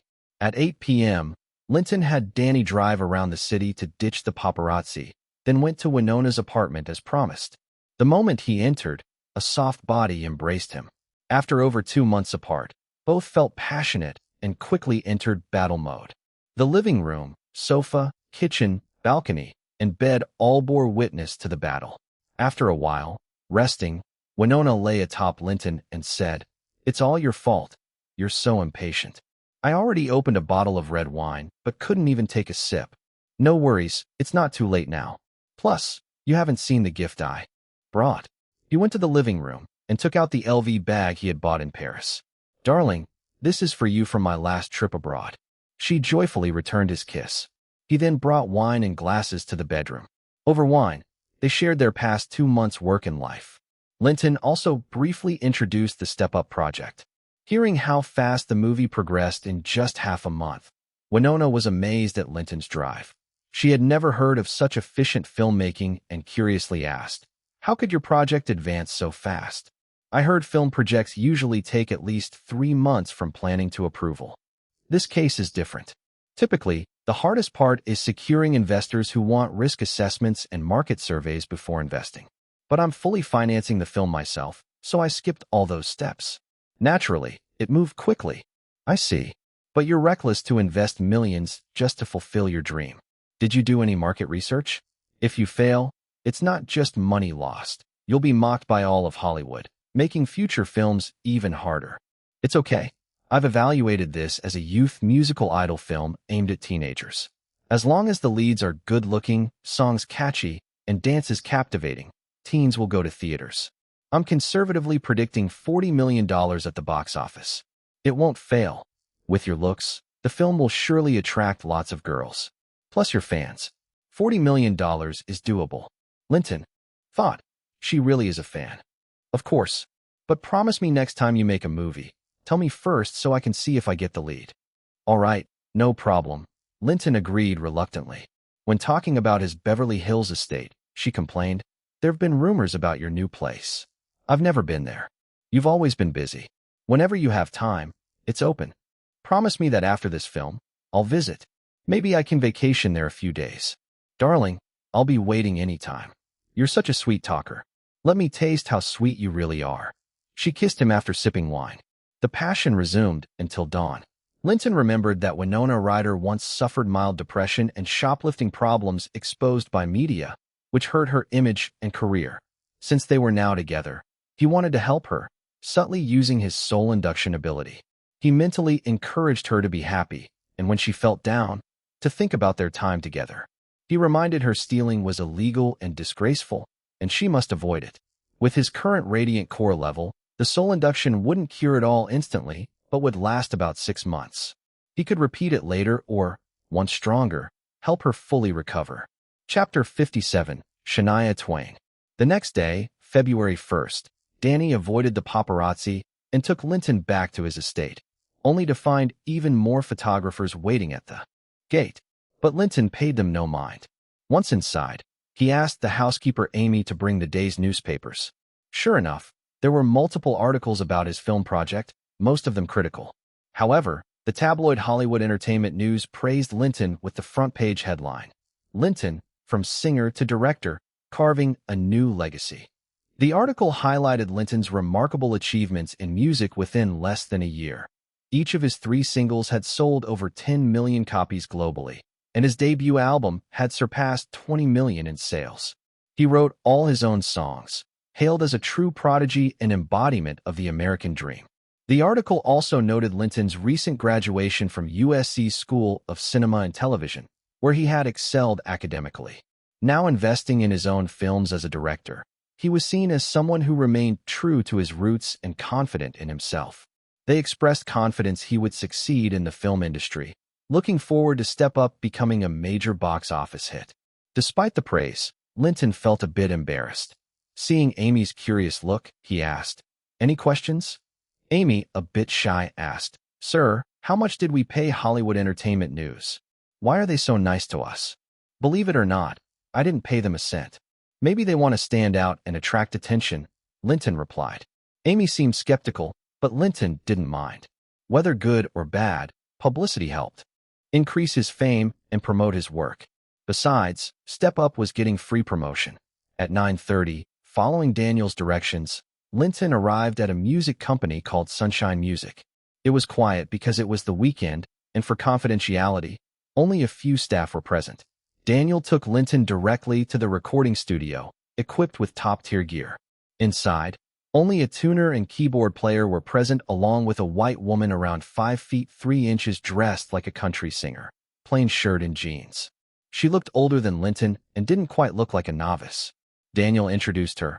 Linton, this is Shania Twain, a Canadian singer with a very distinctive voice perfect for rhythm and blues. I think she's ideal for singing your songs. Can you have her sing a part for you? Linton was stunned. Shania Twain was one of the world's best-selling female artists. How lucky Daniel was to have found her. His face remained neutral as he nodded. All right, let's start. Boy, no matter what we go through, you step up. I'll step up too. It don't matter what the haters say. As soon as she sang, it was clear Shania met all his expectations. He simply didn't understand why she hadn't debuted yet, given her amazing vocal abilities. Great, your voice is distinctive and heartfelt. Linton applauded after the first song. He asked her to sing all 4 songs, 80s Joint, Till the Dawn, You Must Be, and the first one. Despite being a little unfamiliar, Shania's voice and tone were excellent. Daniel, you've got a great singer. With good training, she'll be a star, Linton said. Daniel beamed. He then introduced Shania to Linton personally. Unexpectedly, Shania hugged Linton in excitement. Linton, you're my idol. I'm so happy to meet you. Glad to meet you too. We're colleagues and friends now, Linton replied, slightly embarrassed. Did I sing well earlier? Shania asked nervously. In the studio's outer room, they spoke privately. Very well. Your voice fits rhythm and blues perfectly. You sing these songs well, but could use more practice on details. Thank you. I'll work hard. I heard you wrote these songs. Can you sing them for me? Maybe, but it's Daniel's call on who sings what. They went to a nondescript office, where Daniel explained the project to Shania. Shania, did you know Linton's making a movie? I saw it in the papers this morning. These songs are for the movie, and since Linton chose you, you'll sing them. There are 4 duets with him, too. Practice hard. This is a huge chance. You could be famous overnight. Thank you, boss, and thank you, Linton. I won't let you down. Go ahead and have Susie find you a nicer apartment. A good environment helps your singing, Daniel said. Thanks. Shania left, beaming. We found a gem, right? Daniel asked proudly. Definitely. But it's odd. Why hasn't she debuted if she has such talent and looks? Linton said. She's 27, born in 65. Age isn't crucial in singing as it is in acting. She's Canadian and has loved music since childhood, but never caught a break due to her poor background and few opportunities in Canada. She came to the US 2 years ago, but competition's fierce. Without a major label backing or songwriting skills, female singers struggle to break through. If these songs were offered at Universal, 1,000 singers might sign up in 3 days, with countless industry insiders trying to get involved, Daniel explained. Some time ago, one of my people spotted her potential and introduced her to me. After hearing her, I signed her. If you want a female lead singer, this is the chance. Daniel, I'm with Universal, and she's with Sunshine Music. If we don't use singers from Universal for my songs, but outsiders, will Universal approve? Are there legal issues with producing the soundtrack? No problem. Sunshine Music is under Universal. Universal distributes their music, but it's still separate companies. Who handles the soundtrack production? Ideally Sunshine Music. My contract with Universal says my songs must be produced and released by Universal, right? Yes, but since Sunshine's part of Universal, the album can be a joint production. I'll handle it to avoid legal risks. When Universal execs ask why the female singer is Shania, you must stand by that she's the best match because of her voice. Can I consult my lawyer? Linton was still cautious. Of course. I don't think your contract forbids writing for other labels. Contact your lawyer now to clarify legal issues so we can sign the authorization contract promptly. Linton called Goodman, gave him the address, and asked him to come over quickly. He told Danny to bring his Universal contract from home. Daniel also invited lawyers from Sunshine Music and Shania herself to prepare the licensing contract. Goodman arrived, and after hearing the details and examining Linton's Universal contract closely, he concluded there were no legal risks. Shania, accompanied by her agent Susie, arrived wearing a stunning gold gown, glowing beautifully after careful preparation. With legal issues cleared, Linton readily granted Sunshine Music licensing rights for the 4 female solo songs and 4 duets to Shania Dawn.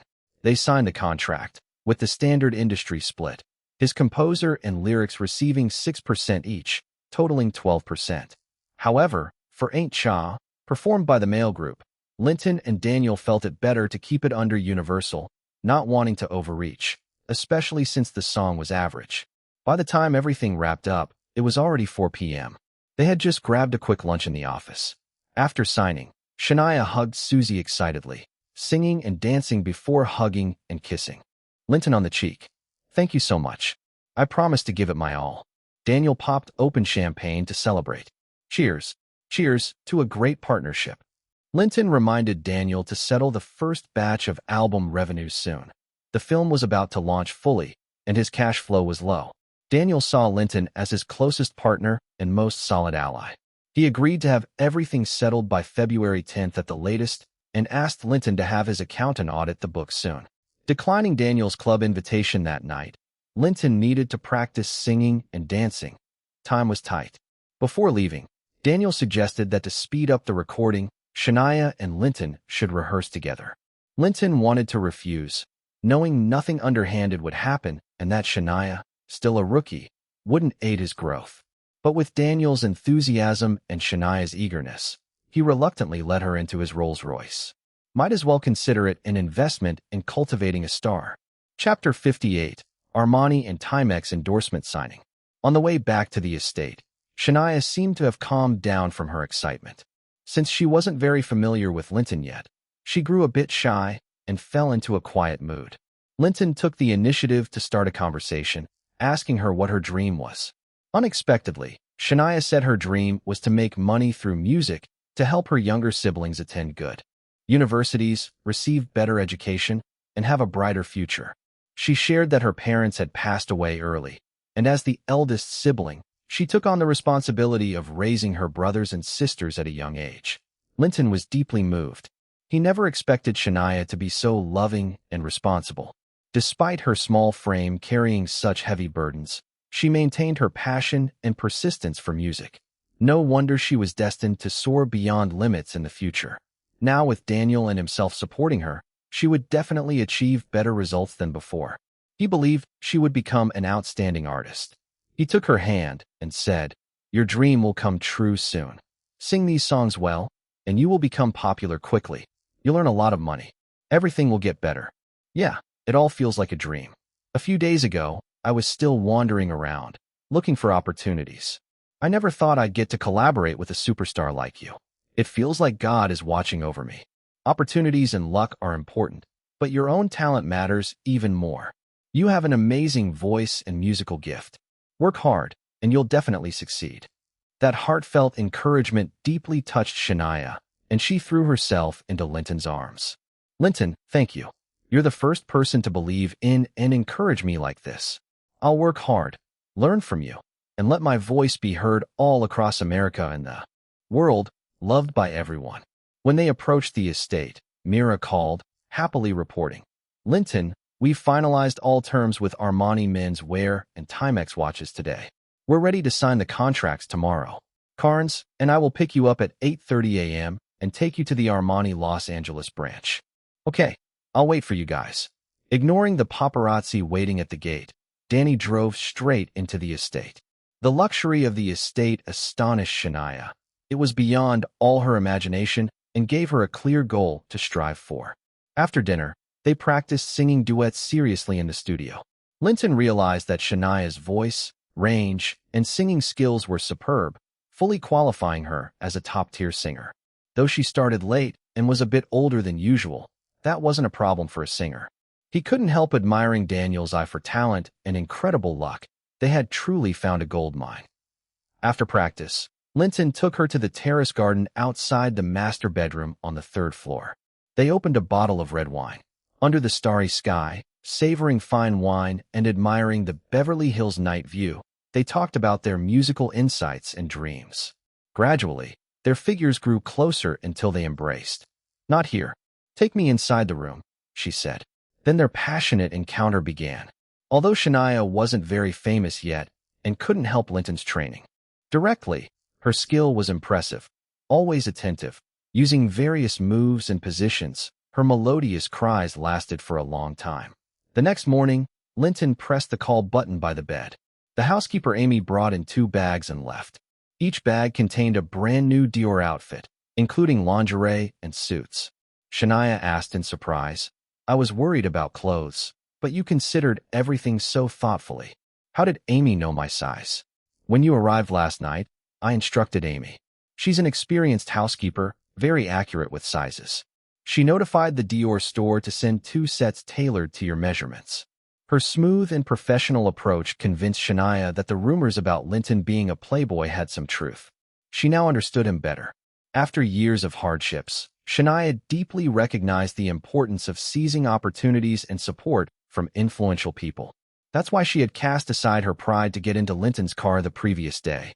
After freshening up, Linton asked, "I'm busy today. Will you practice singing here or go back to the company?" "I'd rather go back to the company. I'm not used to being here alone without you." "All right, I'll have someone drive you then. Can I still come here later?" "Of course. Just call me whenever you want." After breakfast, Linton instructed his security guard Hayden Coleman to drive his old Cadillac to send Shania back to the city, telling him to lose the paparazzi. At 8:30 a.m., Mira and Carnes arrived at Linton's estate with Armani stylists, makeup artists, and clothing.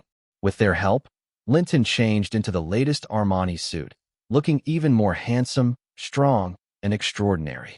Armani's Los Angeles branch attached great importance to this signing, organizing a small signing ceremony. The contract's most important points were: first, Armani hired Linton to be their suit spokesperson, paying $3.8 million annually for 2 years. Linton would cooperate with Armani to shoot related advertisements, both print and film, and attend 1 promotional event per year. After the ads were completed and approved, payment was made in full. Second, in public, Linton could only wear Armani suits. Wearing other brands would breach the contract with a $6 million penalty. Before many media witnesses, Linton signed the endorsement contract with Armani. In a live interview, Armani executives praised Linton's impeccable image and temperament, calling him an ideal partner. The signing would mark a new chapter of cooperation. Linton thanked Armani for their trust, highly praising the brand as a high-end company with heritage and wide influence. Due to the generous bonus, reporters politely completed the contract interview. Then they eagerly asked about Linton's movies, but Linton firmly replied, "This is the Armani endorsement signing ceremony. Please, don't stray from the topic." For movie updates, Linton Studio will inform everyone promptly when there's news. That afternoon, under Myra's arrangement, Linton visited a Los Angeles Children's Welfare Center to see the kids. He sang for the children on site and personally made cakes for them. He also donated a $500,000 check to the center. Of course, several media outlets, including American Music Magazine, covered the event live. Unexpectedly, on the way back to the estate, Linton received a call from Shania asking if it was convenient to come to the estate for singing practice at night. Linton thought she wanted more than just practice and immediately instructed Hayden Coleman to pick her up. That evening was a repeat of the previous night, singing, wine tasting, enjoying the view, doing various exercises. Both enjoyed releasing their passion to the fullest. The next morning, after breakfast, Linton again had Hayden Coleman drive the Cadillac to evade paparazzi and take Shania back to the city. He told her he would be going to Connecticut to sign a watch endorsement with Timex. The signing with Timex went smoothly, with similar procedures and contract terms as with Armani. The endorsement fee was also $3.8 million per year for 2 years. After signing, Timex gave Linton 4 watches to wear at public occasions. Goodman returned to Los Angeles alone, while others stayed in Connecticut to continue filming the Timex watch commercials. That evening, Mira and Carnes came to Linton's room, turned on the TV, and switched to a movie talk show. The guests were Hollywood insiders, including Miramax's president Harvey Weinstein. The host asked guests about their views on Linton's investment and directing of movies. Opinions were mixed, some pessimistic, some supportive. When it was Harvey's turn, he clearly expressed optimism and publicly invited Linton to collaborate with Miramax. Linton's movie investment had sparked wide discussion, even attracting TV attention. Interestingly, unlike the media's collective doubt, Hollywood insiders and audiences were divided, which pleased Linton and his team. Linton, Harvey publicly invited you to work with him. Shall we meet him? Harvey only wants my money. We've already found a distributor. No need for extra complications, Linton replied calmly. Since the watch commercials were simple to shoot and Timex's crew reliable, all footage was completed within a day. On the fourth evening, everyone returned to Los Angeles. Chapter 59, the first production team kickoff meeting. Returning to the estate, it was already 10 p.m.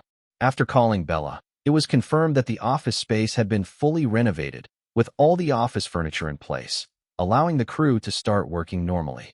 Linton praised Bella over the phone generously, then scheduled a meeting for Robert, Zach, and to come to Linton's studio the next day to discuss the movie project progress and crew formation.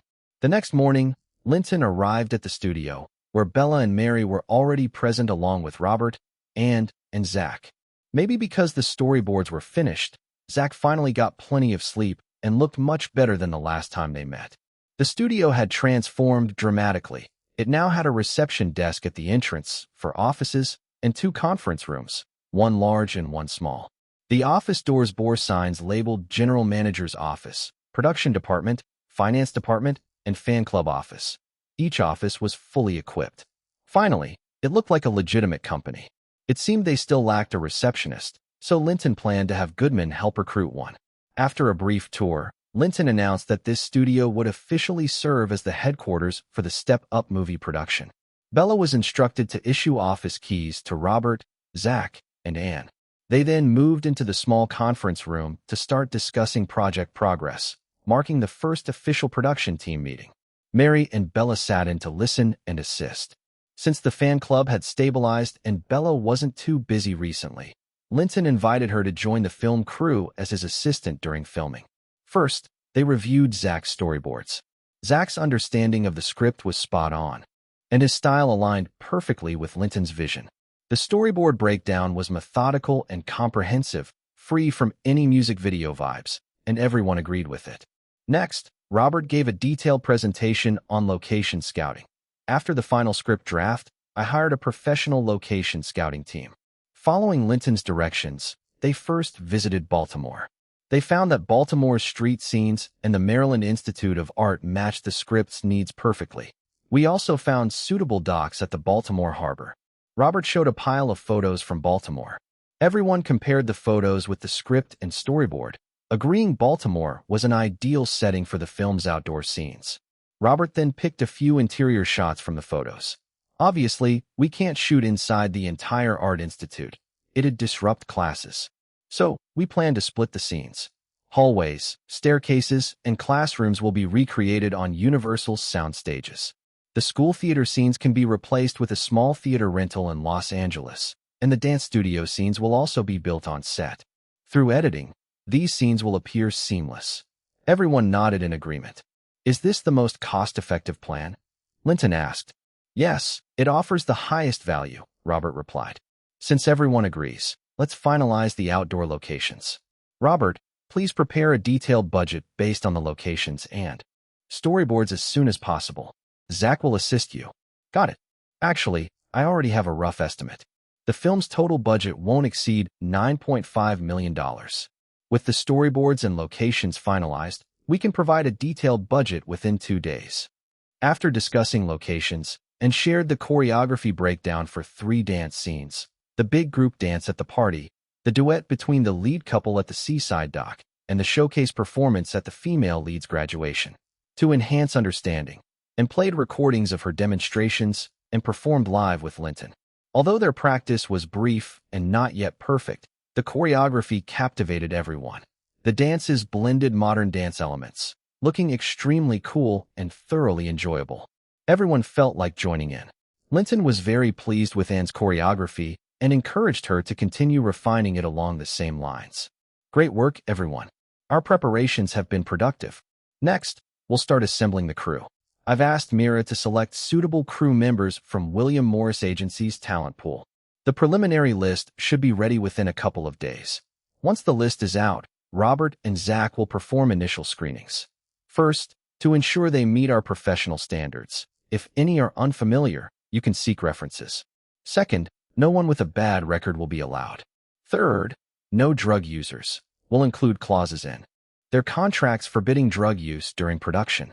I'll be shooting an Armani commercial starting tomorrow for 3 days. After that, we'll finalize the WMA crew list together, Linton concluded. Robert, appoint Goodman as the production's legal counsel and finalize his employment contract. Also, check which casting agencies are reliable. We need to hire a professional casting director, Linton reminded before adjournment. They spent the whole day finalizing storyboards, locations, and choreography. Lunch was a casual takeaway ordered by Bella. That evening, Linton invited everyone to the estate for a simple celebration. They opened a fine bottle of wine and enjoyed Mexican cuisine, leaving everyone utterly satisfied. During the drinks, the topic turned to the buzz about Linton directing the movie himself. Zach said, "At first, media coverage was mostly negative, and I felt uneasy. Unexpectedly, many Hollywood professionals supported us, and a lot of viewers were excited, which boosted my confidence." Everyone agreed they had similar feelings, but Robert offered a cautious reminder. Don't be fooled by so-called Hollywood professionals. Honestly, whenever new outsiders invest in Hollywood films, these professionals are enthusiastic. But most of those investments fail, with investors losing everything. Hollywood prospers, yet these professionals often mock and belittle outsiders afterward. Think about what that means. Robert's words stunned the group. Reality was harsher than they imagined. Linton calmly said, "I've known that their encouragement is a way to get my money. But they didn't expect I wasn't planning to cooperate with them. We'll produce and shoot independently, with Universal handling distribution. And the media buzz is an advantage. Step Up hasn't even started filming yet, but a lot of people already know about it, saving us millions in advertising. Friends, as long as we all contribute and maintain quality, this film will succeed. Cheers.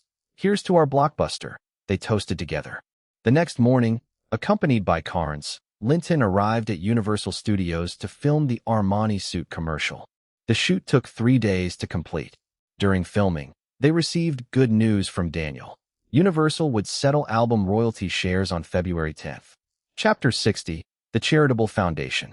On February 9th, Linton gathered Robert, Zach, and Universal's producer Tim Cassina, Mira, and Carnes at the studio to discuss the film budget and audit the crew list. The vice president of WMA, Logan, also attended the meeting, while Mary and Bella were there as usual to take notes and provide support. Unlike last time, the front desk now had a young woman hired, making the studio feel more official. Robert had prepared a detailed film budget after finalizing the script's storyboard and scouting locations.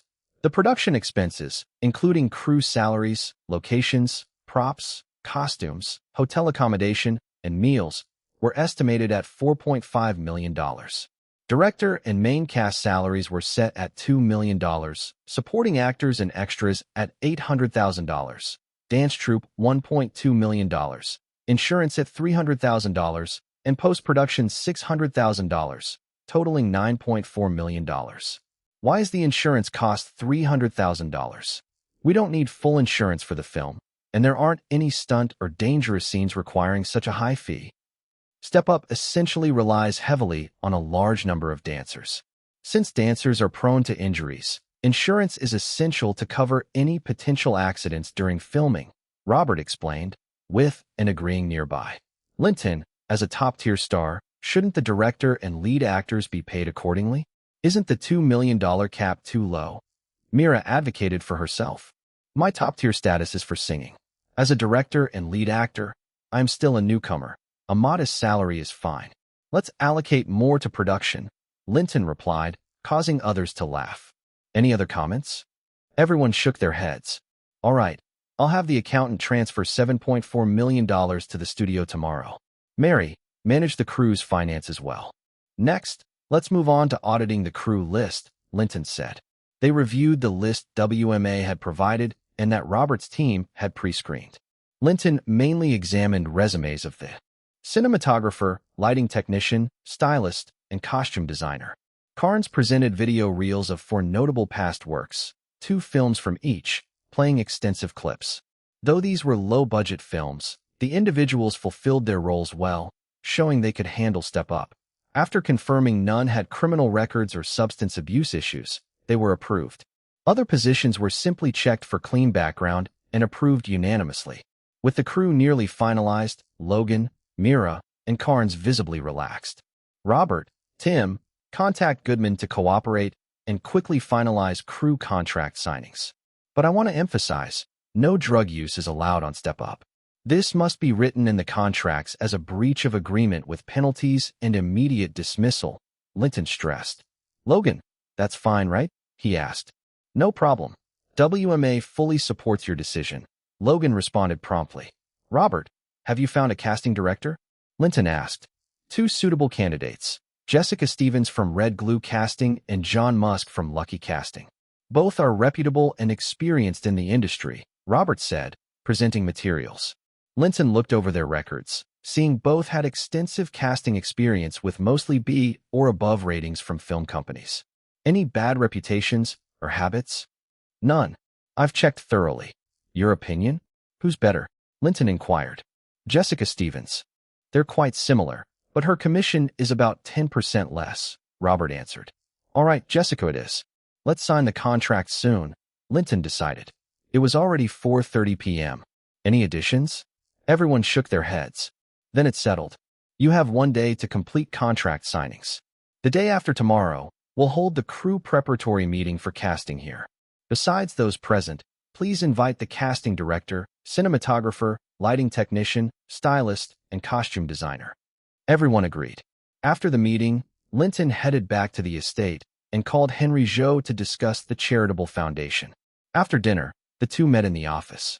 Henry, how's the charitable foundation research I mentioned last time? Boss, I've gathered detailed information. Henry handed Linton a report. Brief me. In simple terms, establishing a charitable foundation helps you save on taxes and better integrate into mainstream society, Henry explained. The tax savings are straightforward. In the U.S., private charitable foundations pay only 1 to 2% federal tax and must donate 5% of net assets annually to charity, avoiding other taxes. If you want to pass the foundation to your heirs, there are no heavy estate, gift, or personal income taxes. Additionally, charity is part of our culture. Wealthy individuals often donate money to social causes. Famous economic analyst Lambert said, "In America, you can have vast wealth, but you must give back to society and be noticed. Otherwise, you'll never be a true big shot. People here admire not the rich, but those who contribute to society." Whether those views are entirely genuine or partly for tax avoidance is debatable. But over the last century, America has cultivated this charitable giving culture. If you want to grow your career, you need to embrace this culture. However, private charitable foundations have a drawback. Ownership legally belongs to the charity itself. You have permanent control, but not ownership. But at registration, you can be named the sole executor with authority over foundation decisions, including management transfer and inheritance. If something happens to you, the executor must be chosen from your direct descendants. This way, permanent control makes lack of ownership less critical. Of course, tax benefits don't mean you can freely spend the funds. By U.S. Constitution and tax laws, all donations, income, and expenses must be transparent and publicly disclosed. You can spend reasonably or even set up trusts for your heirs. But you can't use the money excessively on luxury cars, yachts, mansions, or while partying with celebrities. Exposure of such misuse will lead to public disgrace and ruin your reputation. In short, the pros far outweigh the cons. I recommend you establish your own private charitable foundation. Henry clearly did thorough research and presented the advantages and disadvantages with his recommendation. All right, I'll think it over carefully. Wait for my decision, Linton said, somewhat interested but wanting to review the documents first. Also, I sense private charitable foundations are privileges crafted for wealthy families and elites, Henry said hesitantly. Linton was surprised. Henry's analytical skills were sharp, seeing through the essence so quickly. Chapter 61. Album Profits. Sugar went viral. On the morning of February 10th, Linton, Mira, and Henry Joe entered Daniel's office laughing, only to see Lisa smiling brightly with her accountant inside. But this time, Daniel didn't conduct the settlement in his own office. Instead, he took them to the office of President John Smith. It seemed the settlement amount was so large that it required the president's personal involvement. In John's office, besides the secretary, there was a lawyer and an accountant. A bottle of champagne was already opened on the desk. The first part was the final royalty share of 3 singles from November 1st, 1991, to the end of January 1992. In the North American market, Baby sold 350,000 copies, Numb 420,000 copies, and Believer 480,000 copies, totaling 1.25 million copies, with an average price of $4.80 per album, the last sales window with bigger discounts.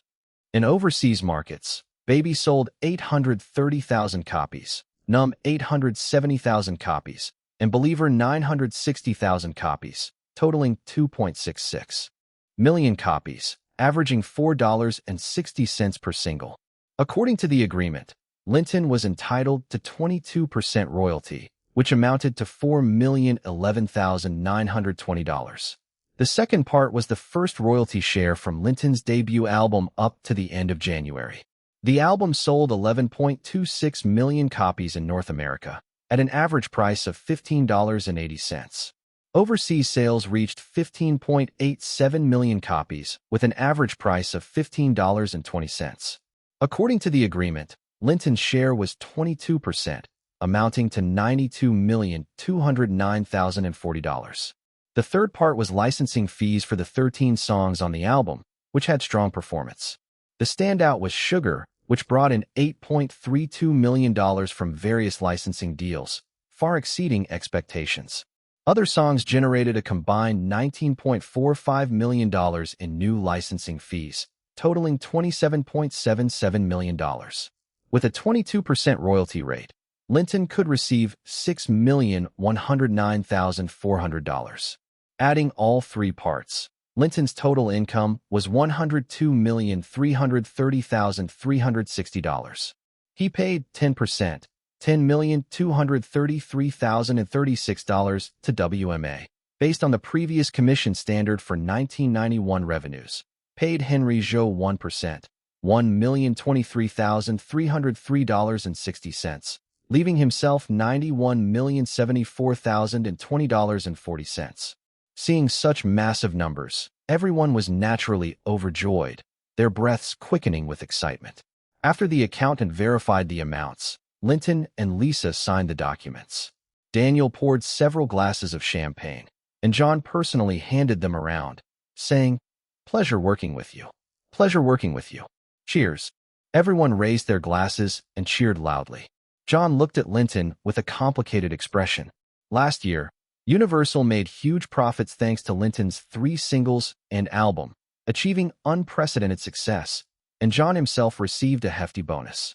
More importantly, he was able to conclude his career triumphantly. Such results during his final tenure gave him great prestige. Correspondingly, his retirement package and compensation would be more generous when he retired later this year. But what pained him most was missing out on discovering Linton, a superstar. As Universal's president, he had missed this chance, leaving Daniel to manage Linton and pocket delicious commissions. What frustrated John even more was that the new songs Linton wrote for the movie were sung by a female singer from Daniel's company. Didn't Universal have suitable female singers? The thought was painful to his chest. He couldn't breathe. No, he couldn't think about this any longer. His heart wouldn't take it. As of yesterday, Linton's debut album sales officially surpassed 28 million copies, exceeding Madonna's True Blue at 27.7 million, ranking second in album sales history. Congratulations. John swiftly collected himself and raised his glass. Everyone raised their glasses and cheered. The company has issued congratulatory statements to the media about Linton's debut album breaking 28 million in sales. Reports will come out tonight to further promote the album and boost sales. Thank you. I am looking forward to breaking new sales records, Linton responded with a toast. Here's even better news. On last week's Billboard chart, sugar unexpectedly rose to second place. Our marketing staff found that all wedding companies, bridal shops, and related businesses are playing this song. The music video has been urgently released on Laserdisc for sale. People hear the song everywhere. Sugar has truly broken out of its niche. This week it's sure to hit #1 on the Billboard singles chart, also driving album sales higher. Even more exciting is that Sugar is a breakout hit not just in the US, but in almost all overseas markets. Last week it ranked well on charts in multiple countries and is expected to rise further this week, pushing album sales overseas as well. The company is rapidly promoting Sugar globally to maximize success, Daniel added. Looks like surpassing 30 million album sales in February shouldn't be a problem, Linton said happily. He also realized why his ability progression sped up recently. It wasn't just media hype, but the breakout success of Sugar. Over 30 million, definitely. Thanks to Sugar going viral, February accumulative sales could reach 31 million. Linton, to support the promotion, the company wants to hold a celebration dinner tomorrow for surpassing 28 million copies. What do you think? John suggested. 28 million isn't that impressive. Maybe wait until we break 30 million to hold the party. The press impact would be stronger and generate more media coverage, Linton proposed, adding he was too busy lately. John and Daniel exchanged glances and nodded in agreement. All right, we'll hold the celebration once the album breaks 30 million sales. Shouldn't take long. After leaving John's office, Daniel invited Linton to his office to discuss business. Linton told Mira and Henry Zhou to wait at his own office. Entering Daniel's office, Daniel happily said, Linton, another piece of good news. I've streamlined Universal's internal process for the movie soundtrack production. The mail group for Ain't Cha is arranged and handed to John's people. You should send someone over to negotiate specific cooperation details. All right, I'll arrange it. The movie's producer, Robert, will soon contact you, Linton promised. He felt pity for Panasonic. From top to bottom, Universal executives were blatantly poaching talent. But what did that have to do with him? Moreover, if those executives had truly been loyal to Universal, this royalty settlement wouldn't have been so quick. Linton was a beneficiary here. By the way, the song recordings for the movie need quick preparation. Filming starts in March, so February should produce a preliminary version for shooting. The final product will replace it during editing. Okay, I'll start preparation tomorrow to not hold. You back? Is Lisa still the producer? Yes, she works well with us. Let's continue. Feels like a dream that within just 1 year you've reached this level. Now your album has even outsold Madonna, Daniel sighed. Michael Jackson is still ahead, though. I wonder when my album will sell as much as Thriller. Michael Jackson is one of a kind, a special product of a special era, crafted by the full power of American media as a symbol of the American dream. In the 80s, when the Soviet Union was recklessly bombing Afghanistan, we needed a star hero like Michael to represent anti-war, anti-racism, and constantly call for peace globally. At that time, our media at other top 5 record labels worked for free to promote Michael worldwide. You know, the most fanatical fans of Michael were actually those in Soviet-controlled Eastern Europe. That was the propaganda effect back then. But Michael's singing is top-notch. I loved his music since I was a kid. I don't deny his skill and charisma as a top artist, but objectively, without the country's needs at that special time, he would have succeeded but never reached this level. But now times have changed. Back then, the Soviets were dropping bombs abroad, and we needed to promote peace through Michael. But now, we're the ones dropping bombs abroad. Do you think the government needs to create such star heroes anymore? Do you remember the points system I mentioned before? Daniel suddenly asked. Yes, what does that have to do with it? Back then the government needed Michael. He actively traveled the world for them, effectively earning points with the government and politicians who in turn made him into a global superstar. That's how he gained immense fame, success, and wealth. But now the government and politicians don't need him. He's no longer earning them points. His initially earned fame may gradually lose its foundation. If he doesn't convert his current fame and wealth into other points, the consequences may not be good. How so? Linton asked, intrigued. Michael is black, and given America's current social climate, The black community should be his base. But after becoming famous, he distanced himself from the black community, even undergoing skin whitening surgeries to assimilate with white culture. Even worse, he publicly said, "I don't live for any color in this life," which alienated his biggest base. He's losing both his support at the top and his grassroots base. What will happen? For an ordinary person, perhaps no problem, but don't forget, he has massive wealth. His Neverland Ranch alone covers over 1,800 acres in Los Angeles, not some farmland elsewhere. Last year, he even wrestled away the Beatles' song rights from the 6 major record companies.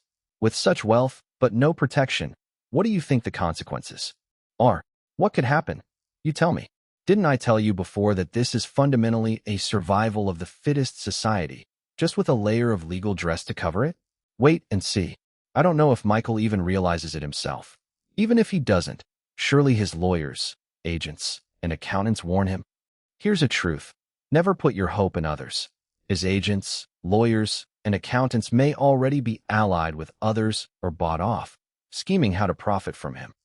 Perhaps this is just the reality, Linton thought, recalling Michael Jackson's tragic end in a past life. Linton, I share all this because I see you as a true ally, hoping it helps you, and that our partnership lasts longer, Daniel said seriously. Thank you, Daniel. I will remember your advice and work hard to become stronger, Linton sincerely thanked him. Chapter 62, Film Crew Preparation, Character Templates. Back in his office, Linton told Henry Zhou and Mira, Universal will transfer the money this afternoon. Once we receive it, let's first pay the outstanding $3.5 million for the UK rights of The Lord of the Rings and The Hobbit. Then, we'll inject $7.4 million into Linton Studio. Also, Mira, arrange another charity event for me before the end of February.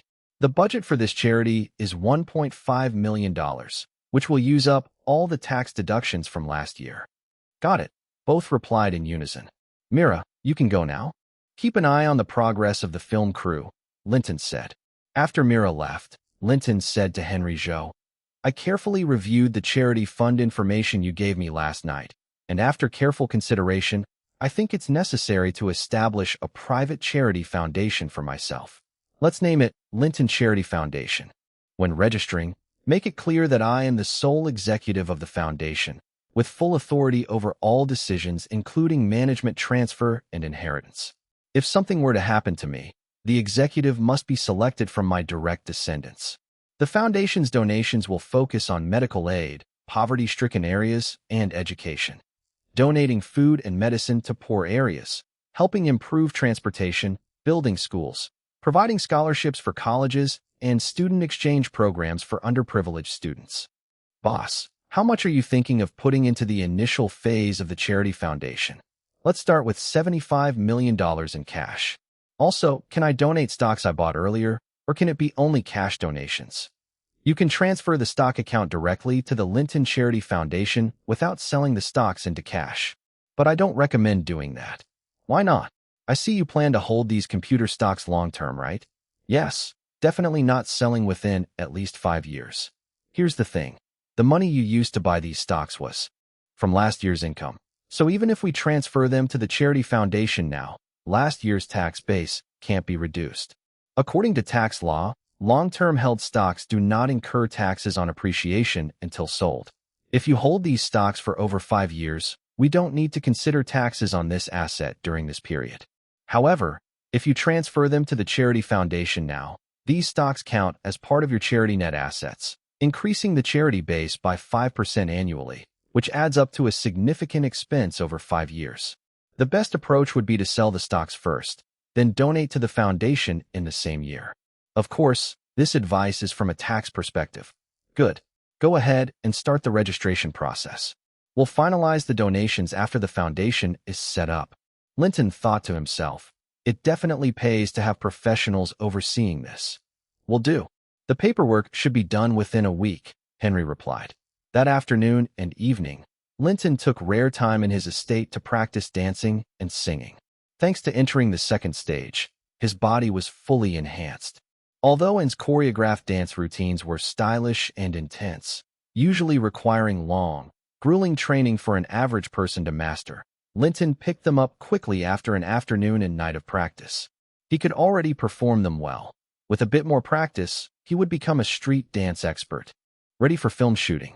As for singing, after almost a year of training combined with his body control from the Starlight Spark, his vocal range and tone greatly improved. His overall skill was on par with top-tier singers.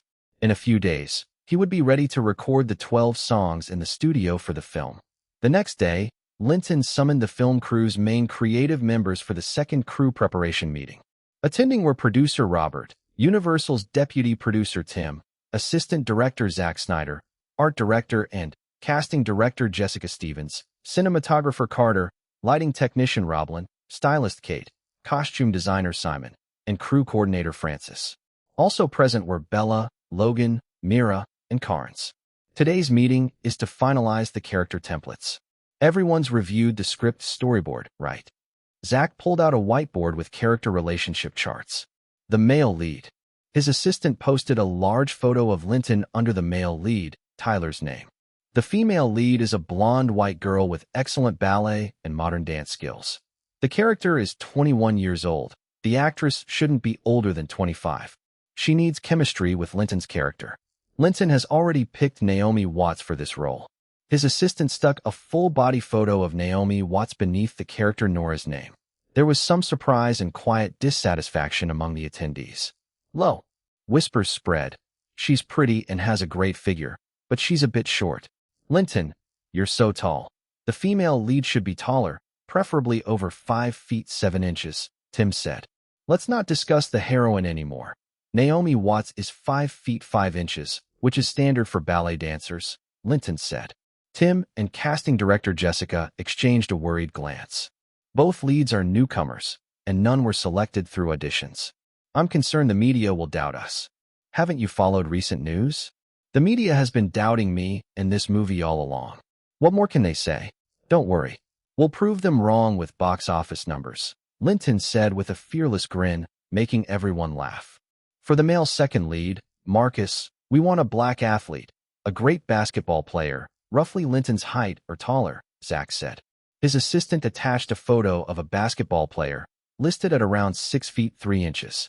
For the female second lead, Zack used Halle Berry's photo. No way. She's too beautiful. She might overshadow the female lead, casting director Jessica objected. That's not a problem. They're different races, a white girl and a black girl. It won't be direct competition.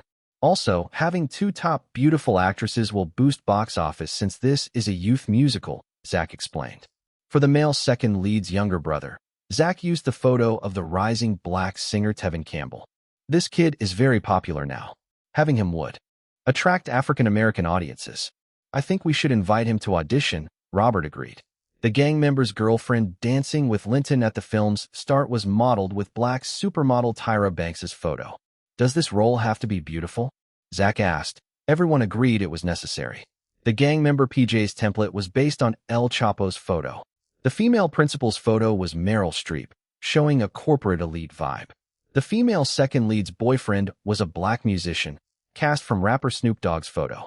The female lead's antagonist boyfriend had no photo posted, only described as a young, handsome white guy. These were the main roles requiring auditions. Jessica, organize these actor templates and send out casting calls immediately. Notify the two main actors' unions and most agencies. 5 days from now, we'll have the first auditions, Robert said. Got it. I'll handle it right away, Jessica replied.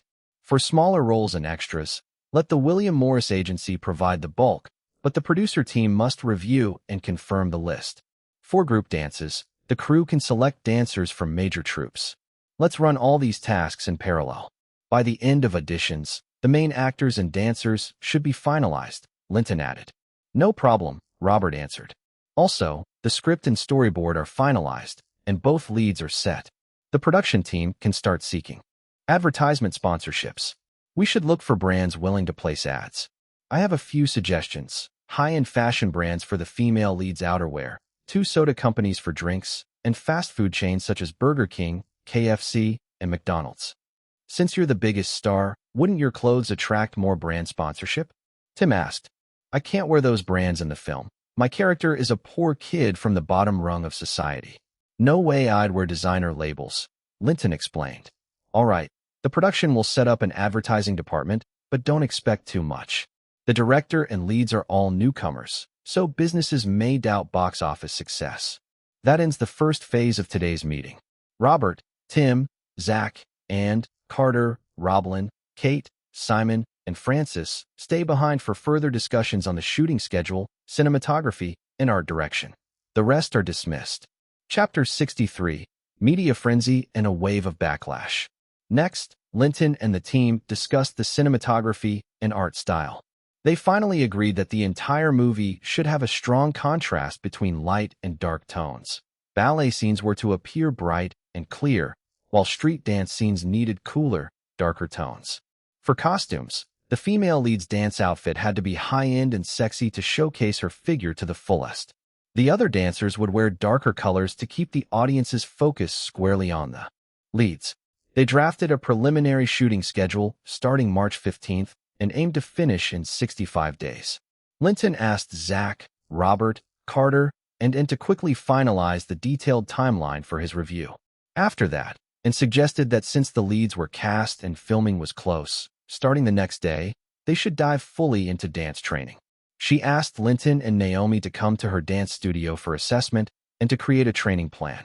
Linton agreed and called Naomi, who nervously asked, "I heard you guys were discussing casting today. There shouldn't be any surprises with my role, right?" "No worries. Although there were some hiccups, they approved it. By the way, how's your ballet training going?" "ENS testing starts tomorrow."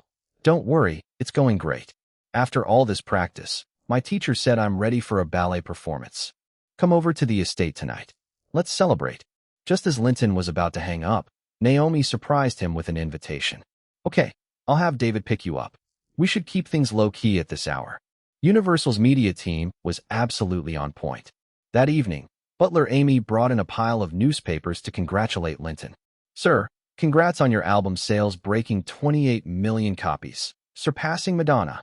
You're officially a superstar. Look, so many papers are praising you as a genuine genius and a prodigy in the music world. Your first album has made history." Linton took the papers, all filled with praise, and felt proud. Everyone's worked hard. "Today I'm in a good mood. Notify everyone that this month, all estate staff get their bonuses doubled." "Yeah, that's great. The boss is the best." Amy joyfully went to spread the news. That night, David discreetly picked up Naomi without alerting any paparazzi. When she saw Linton, she flung herself into his arms and kissed him. "Thank you, Linton. I heard everything about today's meeting. Don't mention it. I believe you'll pull off the role of Nora. Your look and vibe fit perfectly. The key is acting and dancing. If your acting's off, I'll definitely push you during filming. So how's your dancing?" "My coach says I've improved a lot, and there's no problem for the film. Want me to show you something now?" "Sure. Let me see your progress. Maybe we can rehearse together." They changed into dancewear and headed to the studio. Naomi danced a solo ballet piece, showing great improvement. Linton, not a ballet expert, thought she looked nearly on par with professional stage dancers, and would still have the final say, but from a director's perspective, it looked promising for the film. He silently gave her credit. Then they started rehearsing together. The chemistry between them was electric, and before long, they were entangled, starting their own private battle in the dance studio. After the break, they freshened up and went to the master bedroom terrace on the 3rd floor. Opening a bottle of red wine with a beautiful view, they shared recent work achievements and their hopes for the movie. "Linton, the media has been doubting your movie, yet you don't seem fazed at all?" Naomi asked. "I've got a strong heart and confidence this movie will succeed. When it does, box office numbers will shut them up. Besides, you can look at it as free publicity. Step Up hasn't even started filming, but everyone's already talking about it. That's a dream come true for many movies. If our quality's good, this chatter will drive the box office," Linton explained. "But you're a rookie director, and both leads are newcomers. Are you really confident?" "Don't worry. I'm not risking millions for fun. Besides, everyone else is a seasoned pro. Producers, assistant directors, choreographers, cinematographers, lighting, costume, and stylists. They're top-notch. Don't underestimate me. I studied directing in school and earned an A+ on my thesis project. I won't drag us down either. Lately, I practice dancing all day and work with acting coaches at night to study the script. I'm sure I'll give a great performance as Nora, Naomi said, captivated by Linton's confidence. Nora needs to be beautiful, dance well, and portray the proud air of a wealthy upper-class girl with the hazy feelings of young love. Beauty? You've got that. Dancing is improving. Show me a few scenes so I can evaluate. Naomi performed scenes from the script, and Linton was mostly pleased. He pointed out a few areas for improvement, urging her to keep working. Naomi, since you were cast without auditions, the media tomorrow will surely explode with stories. Prepare yourself mentally. I'm ready. I was nervous before, but your strong confidence calmed me, Naomi said firmly. Tomorrow I won't come over. When we're together, I can't focus on dance or the script. Then what are you waiting for? That's true, but tonight I'm staying on top.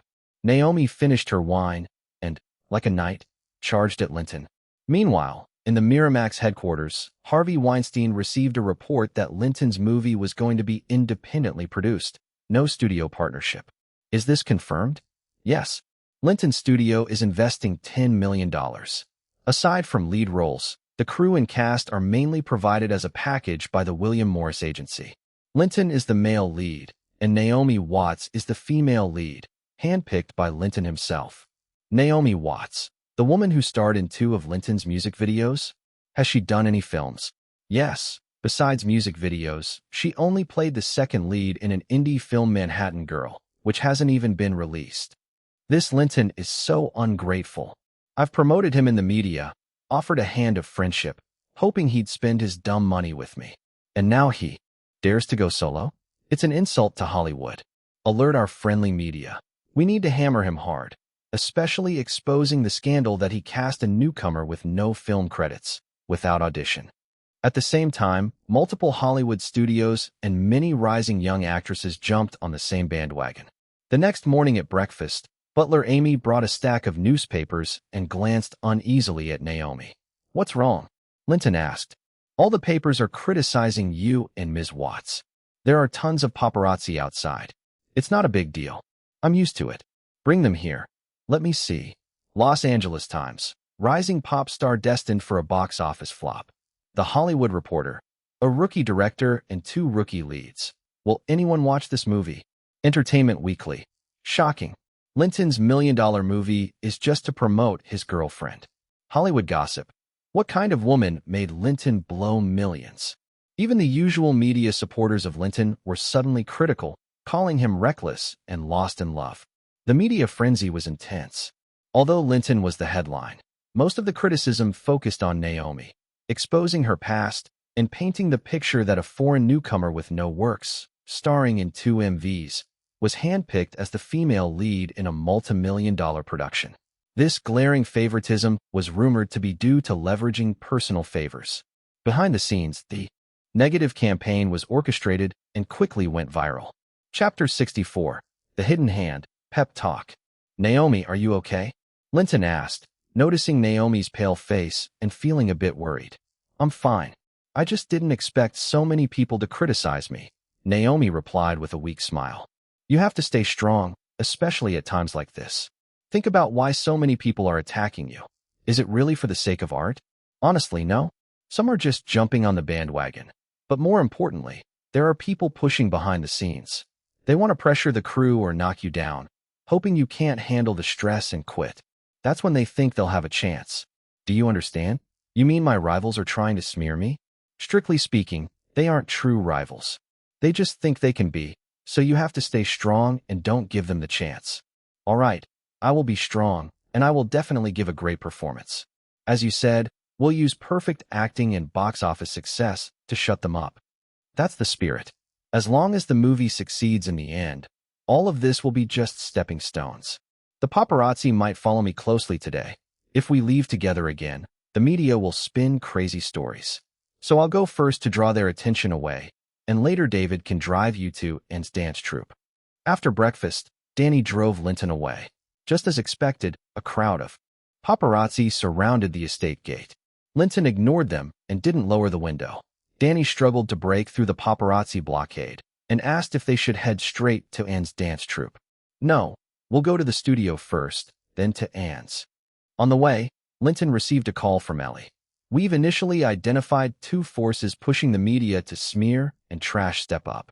One is the film companies Miramax and New Line Cinema, and the other is some emerging young actresses in Hollywood. Linton thought, just as I suspected, these are the ones behind the scenes. Are the Hollywood Big Seven involved? No, not at all. We've secured distribution through Universal, and honestly, they don't even consider our small project worth their attention. Linton breathed a sigh of relief. No big sharks involved. What should we do now? Do you have any suggestions? I'll continue reaching out to familiar media PR contacts to try to get them to retract the negative stories, but it's tough. They're all paid to carry out these tasks unless we offer more PR funding. Forget about buying off the media, Linton replied after some thought, rejecting the PR spending idea. Then my suggestion is to lay low for now. Don't respond, but be careful not to cause any new scandals. If we don't react, the buzz will eventually die down. Actually, this kind of negative attention also serves as publicity for our movie. The key is to make a great film and let the results speak for themselves. Then the media will surely turn around and praise us. Still, Linton made a mental note about Miramax and New Line Cinema.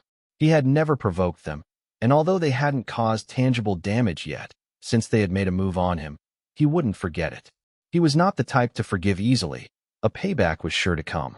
At Linton's studio, Robert, Zach, and the cinematographer were all busy, though they clearly looked distracted due to the collective negative media atmosphere. Linton gathered everyone in a small conference room and gently used soul induction. I know all the media is criticizing us today, saying we're going to make a lousy film. But remember, I'm investing all my own money. I wouldn't waste so much on a joke. I'm serious, and I have confidence that we will make a great movie. We have a fantastic script, great producers, and you're all excellent professionals. There's no reason we can't make a good film. Have faith in me. Have faith in the crew. Trust yourselves. Don't be influenced by the media. We will use a great movie and box office success to slap them right in the face.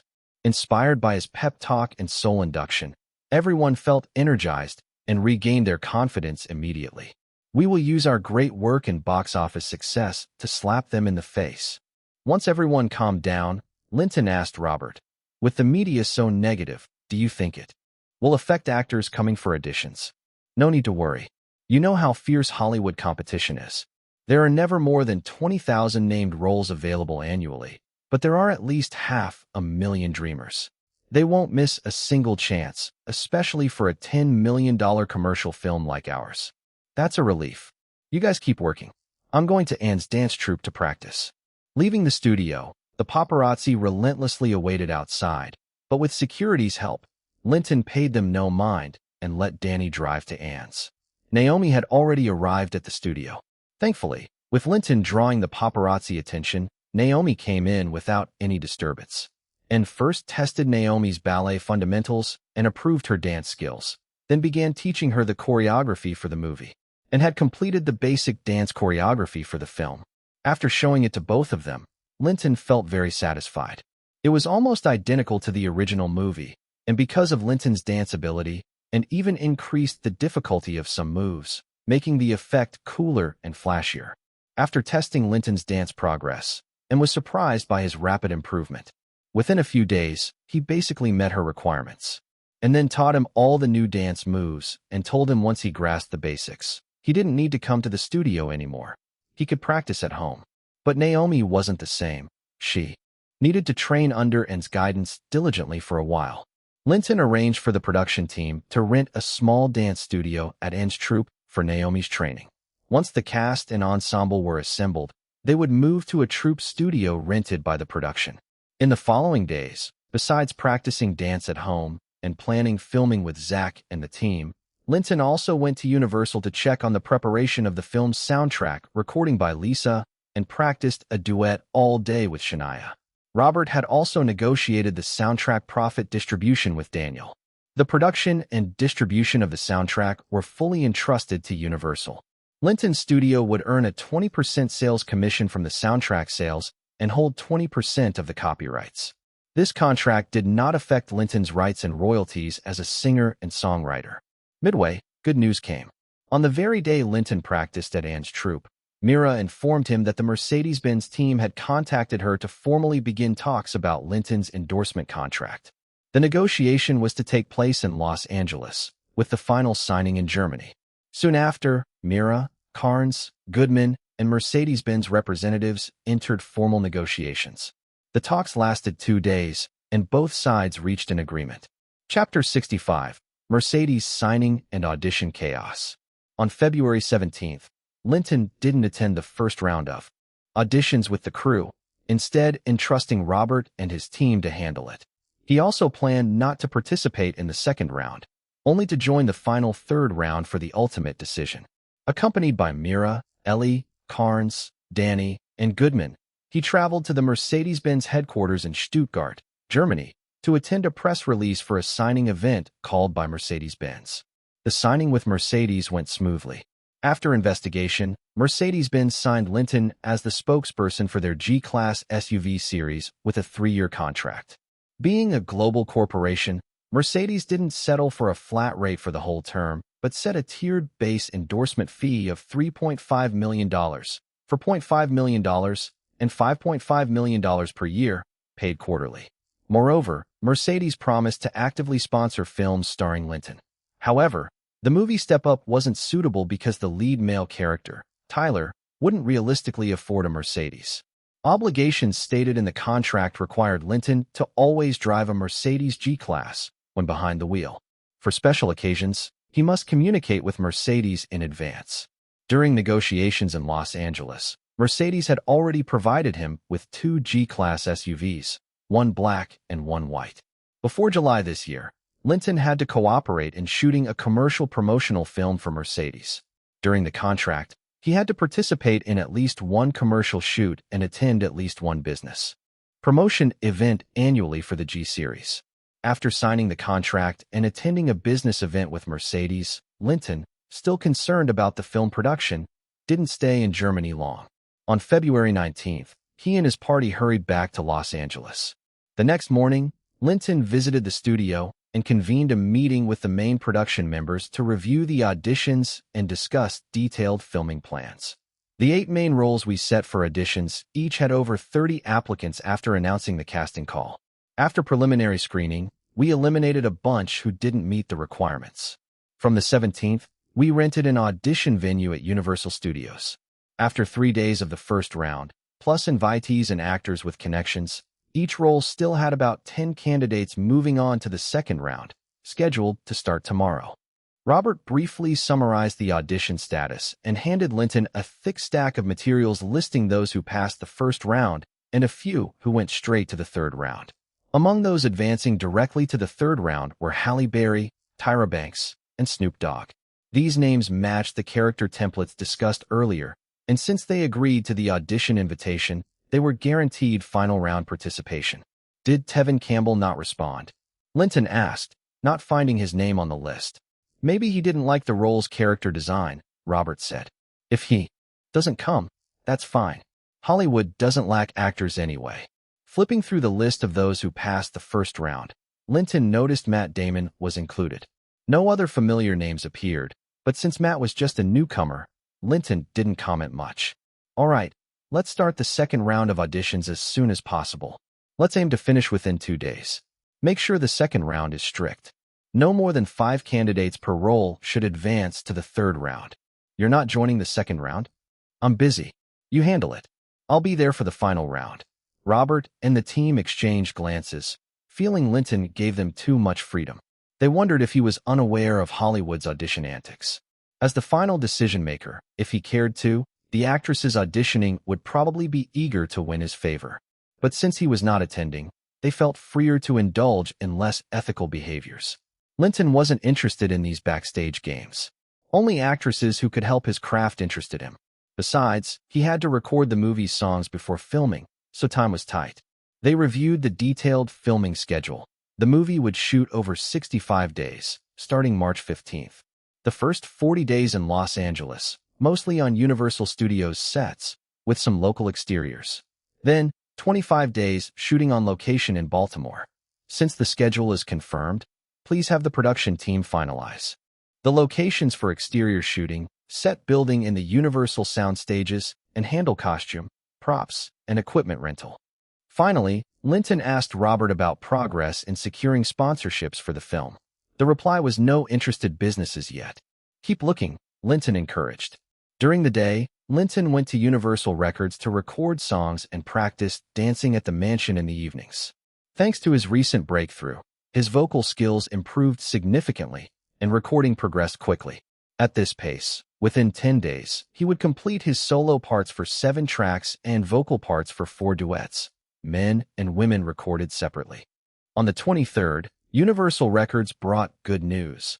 Linton's debut album had officially surpassed 30 million copies in global sales. Universal arranged several media interviews for Linton during the day, where he also promoted Step Up. That evening, Universal hosted a grand celebration dinner. Afterward, Shania naturally came to the mansion to present a special celebration ritual. The two worked well together, with numerous joyful performances. Their lively singing echoed, filling the room with a warm, intimate atmosphere. Amid the busy schedule, time flew. On February 25th, Linton hosted the final round of auditions, swiftly finalizing the 8 main roles. Halle Berry, Tyra Banks, Ice Cube, and Snoop Dogg were all selected. They cast Matt Damon as the villainous boyfriend to the female lead. Given Damon's potential to become a top star, his acting was reliable, and the role required someone not too handsome, making him perfect. Linton didn't remember the other 3 actors, but confirmed their looks and skills fit the requirements. Since the final auditions are done, Robert, please have the production team start salary negotiations with their agents ASAP.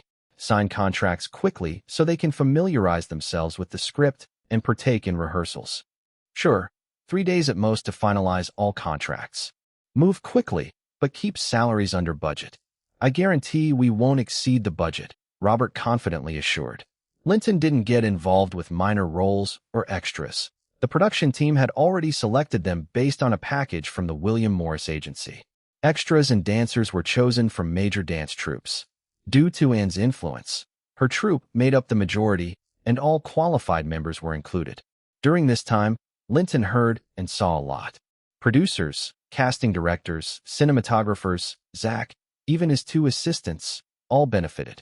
Even low-key crew members had used additions to sleep with several people. Hollywood was chaotic, but he hadn't realized it was this wild. In this film project, nearly everyone used the opportunity to engage in perks and favors. Men with women, men with men, women with men, women with women, all sorts of mess. Gossip spread everywhere within the crew. His assistant Bella diligently collected and organized this information, reporting to Linton, serving as his eyes and ears on set. This gave Linton deeper insight into Hollywood's mess, especially compared to the purity of the music industry.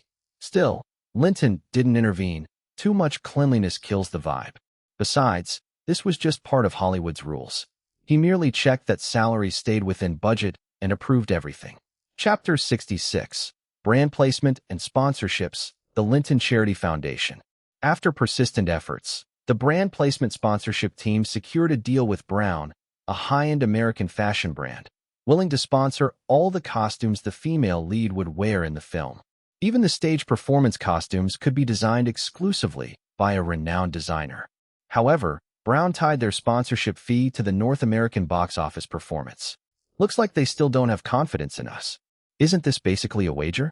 What are the exact conditions?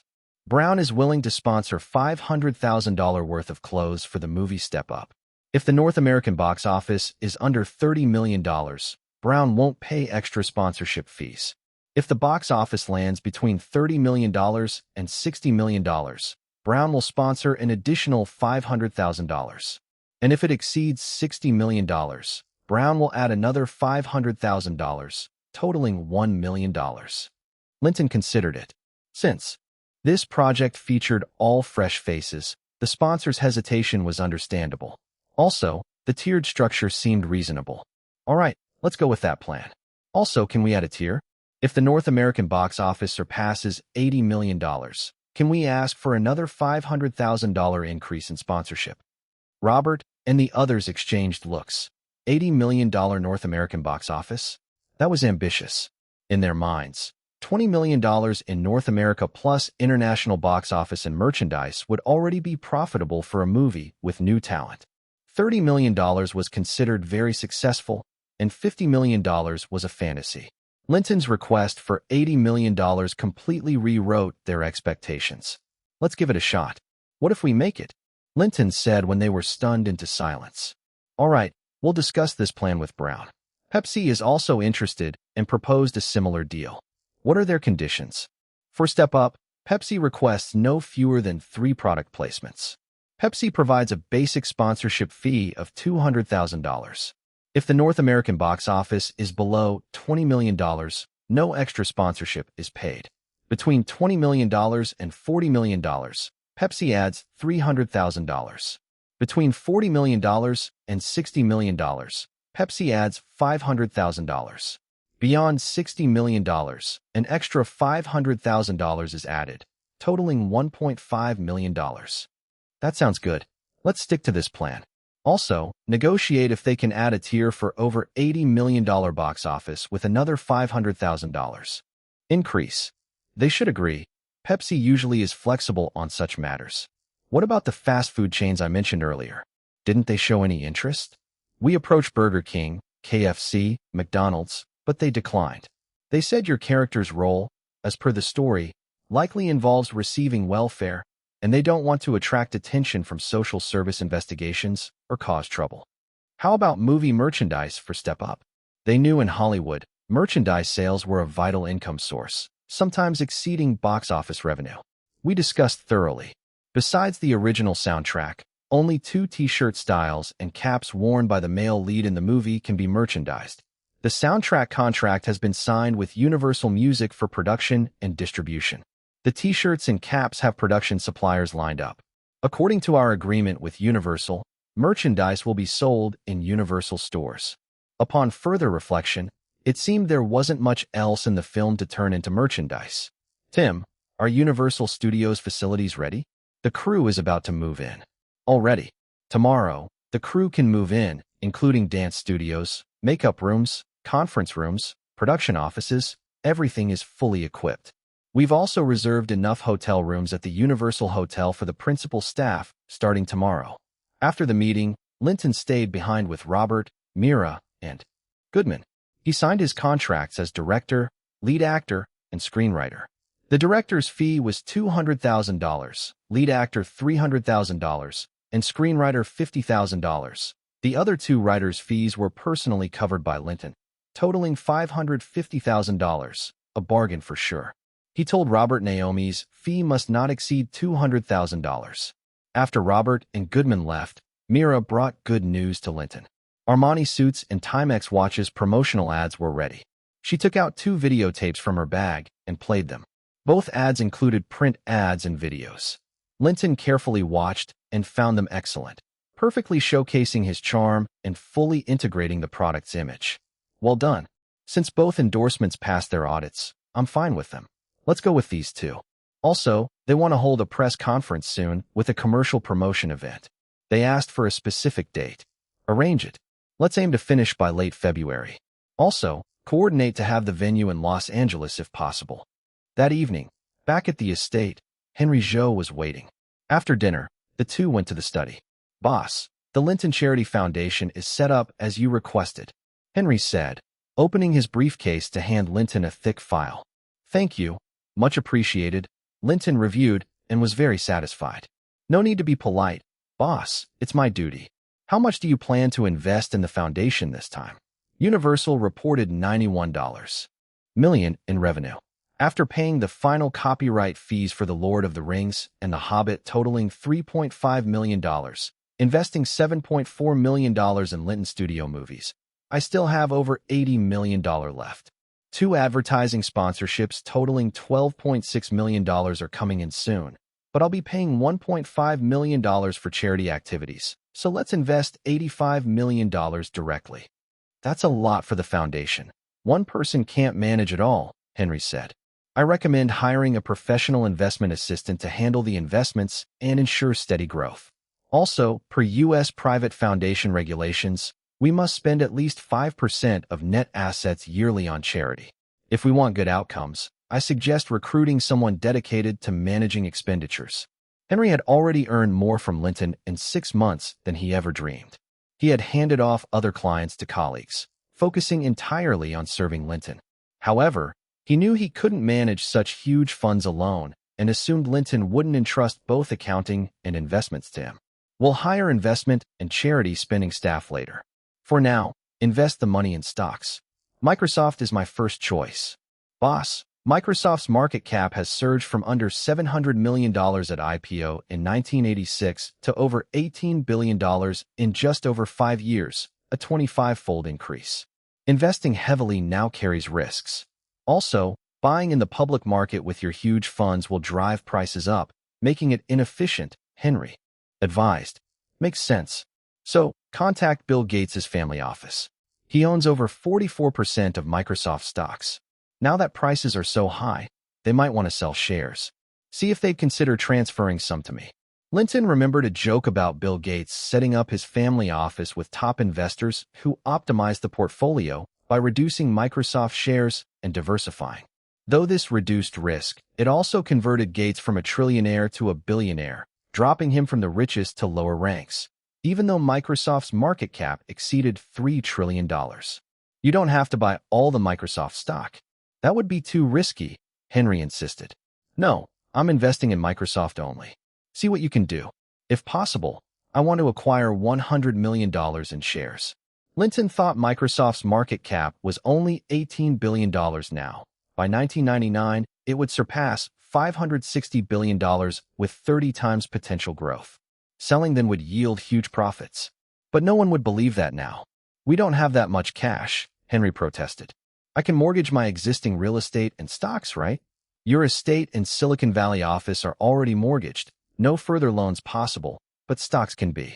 You invested $41 million in the stock market in 3 batches into 4 stocks, all performing well. Now worth over $50 million, a $35 million loan should be feasible. That solves the problem. Contact Bill Gates' family office ASAP. All right, I'll head to Seattle to inquire, Henry said reluctantly. Don't just ask, make this happen. I believe in Microsoft's future.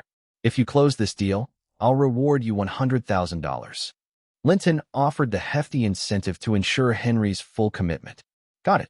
I'll make sure it's done, Henry affirmed and left. Chapter 67. Niche Competition, Mediation. After arranging the work for the film crew and the charity foundation, Linton threw himself fully into recording songs during the day and practicing dance at night. He also attended the advertising launch events and business activities for Armani and Timex. Thanks to Myra's coordination, both companies scheduled their events in Los Angeles, saving Linton from long-distance travel. According to the promotion plans from both brands, TV commercials were set to start airing on March 1st, accompanied by widespread outdoor advertising. On March 1st, the endorsement fees from Armani and Timex arrived, $7 million each, for 2 years, totaling $14 million. After deducting the commission for the William Morris Agency, the net income was $12.6 million. Robert was very efficient. By February 29th, the film crew had signed contracts with all the actors. The budgets were well controlled. The $2 million allocated for the director and main actors wasn't even fully used. Linton's fee was $550,000, Zach's was $100,000, Naomi's $200,000, altogether only $1.8 million. That night, Robert came to the estate to update Linton on the main actor's contract status. Linton took the list of payments for the other 8 lead actors and noticed the highest fee was $250,000 paid to Halle Berry. This was slightly below her usual rate, but since she had just taken a hit with the flop of The Last Boy Scout, a fee cut was expected. The lowest fees went to Tyra Banks and Snoop Dogg, $50,000 and $20,000 respectively. Nowadays, models and singers are all trying to break into Hollywood films. For their first movie role, their pay is always pretty low. Honestly, Snoop Dogg would do it for free, Robert explained. That's great. The production team worked efficiently. Since they have signed contracts, let them join the crew as soon as possible. We'll hold a script reading session the day after tomorrow to align everyone's understanding of the script and acting style, Linton said with satisfaction. They've all been notified. They'll be joining the crew tomorrow. On the morning of March 2nd, Linton arrived at Universal Studios for the Step Up film crew's script reading session with the core creative team. It was clear everyone had done their homework. When discussing their roles and the script, their understanding was basically spot on, much to Linton's satisfaction. The session went very well, but surprisingly, Halle Berry and Tyra Banks clashed hard, bluntly opposing each other. The rest of the crew enjoyed the drama, even stirring the pot and pouring fuel on the fire, which soon began disrupting normal operations. After the meeting, Linton asked Robert, "What's going on with Halle Berry and Tyra Banks?" We overlooked something earlier. They're competitors occupying the same niche. Both young, beautiful, and suited to the girl-next-door type. But in Hollywood, opportunities for young black actresses are scarce, making the competition even fiercer. Halle currently has the edge, having gained some fame, and she wants to firmly hold onto this niche. Tyra Banks is no slouch either. She's a highly popular supermodel, having featured on the covers of Vanity Fair, Elle, and 17 magazines last year, and has walked 25 shows during Paris and New York fashion weeks.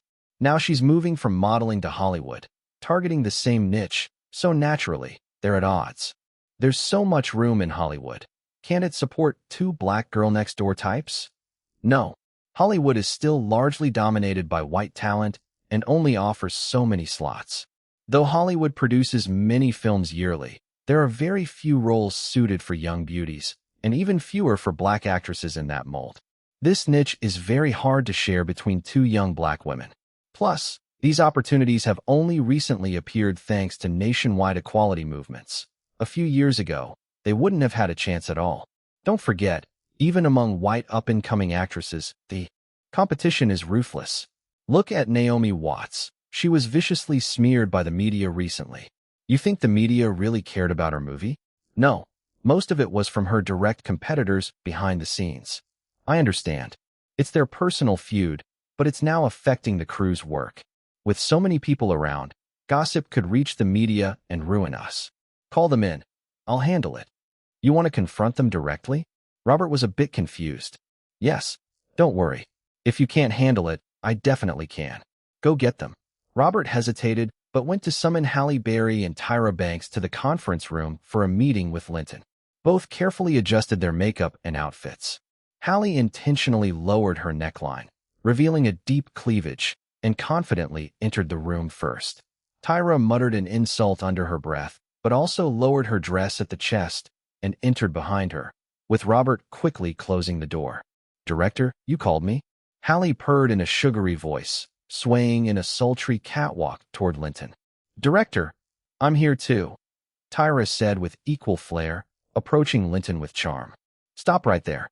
Before either could launch themselves at Linton, a chilling voice filled the room, accompanied by a piercing coldness and an overwhelming mental pressure, as if they stood naked amid a frozen wasteland, surrounded by starving wolves. Both shivered, teeth chattering. Linton had slightly used his mind shock ability on them. A few seconds later, just as they were about to faint, the chill and pressure vanished. A commanding voice replaced it as Linton lowered his mental influence and spoke. "All right, tell me what's going on between you two?" Still shaken, they exchanged glances. Halle finally said, "There's nothing really between us." "We're fine," Tyra echoed. "That's good.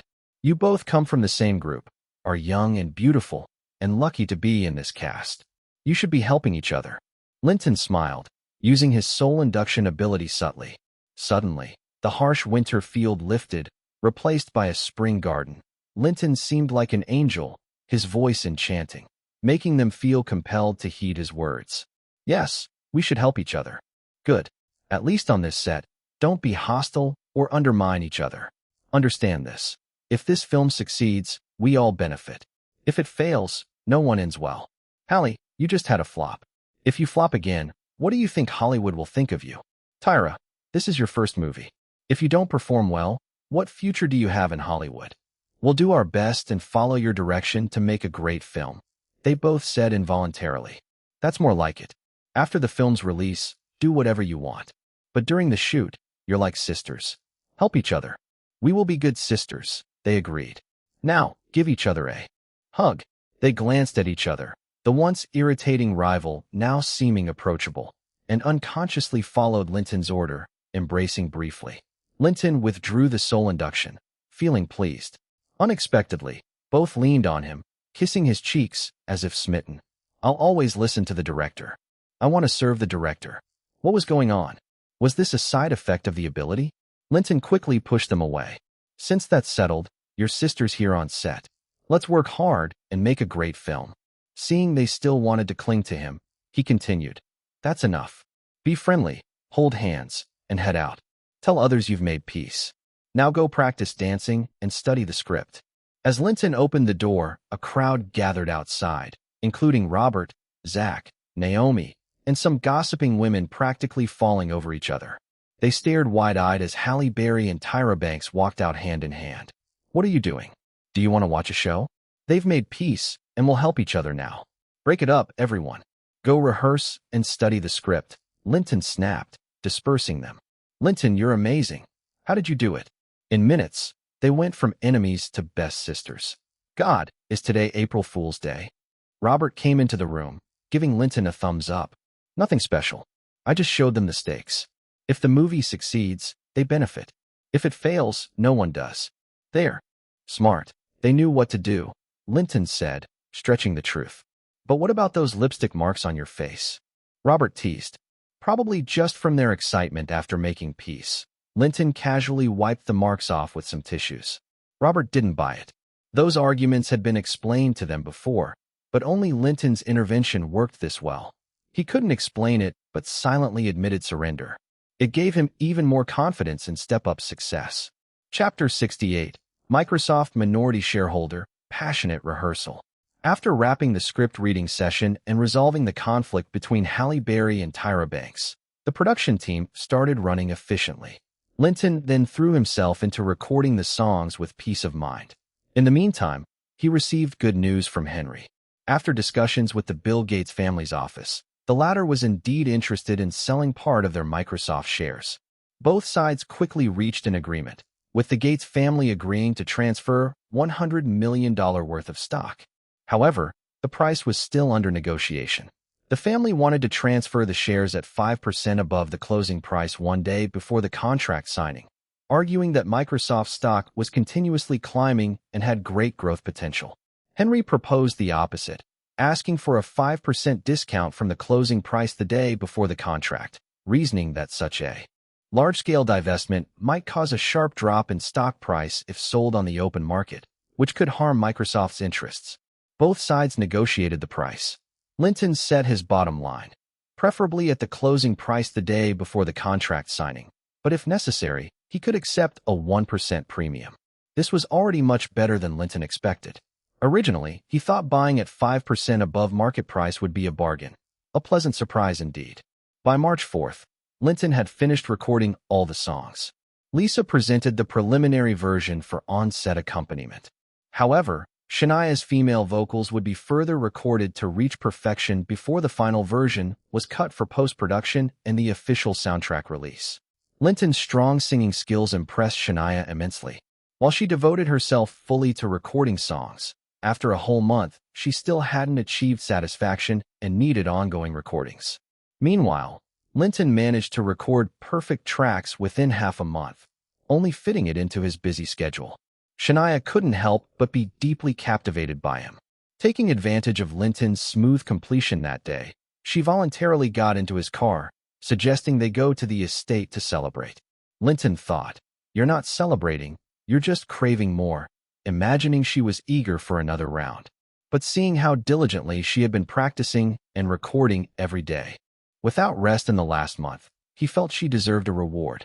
That night, the two of them naturally shared an intimate night filled with passion and their voices echoing through the room.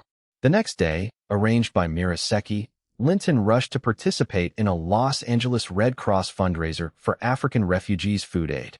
He donated $1.5 million, and several press releases followed, gaining considerable media coverage. In the afternoon, Henry came to the estate to update Linton on the latest news about acquiring Microsoft shares. Now, the seller had lowered the asking price to just 1% above the closing price prior to contract signing. The two sides were expected to finalize the deal within a couple of days, with hopes to agree exactly on the closing price that day. Linton didn't have $100 million in his account, but only $92.6 million. He suggested pledging his current stocks as collateral to loan $20 million, maintaining liquidity. How much loan can I get if I pledge all my stocks? Bank inquiries show your stock's current market value is $52 million.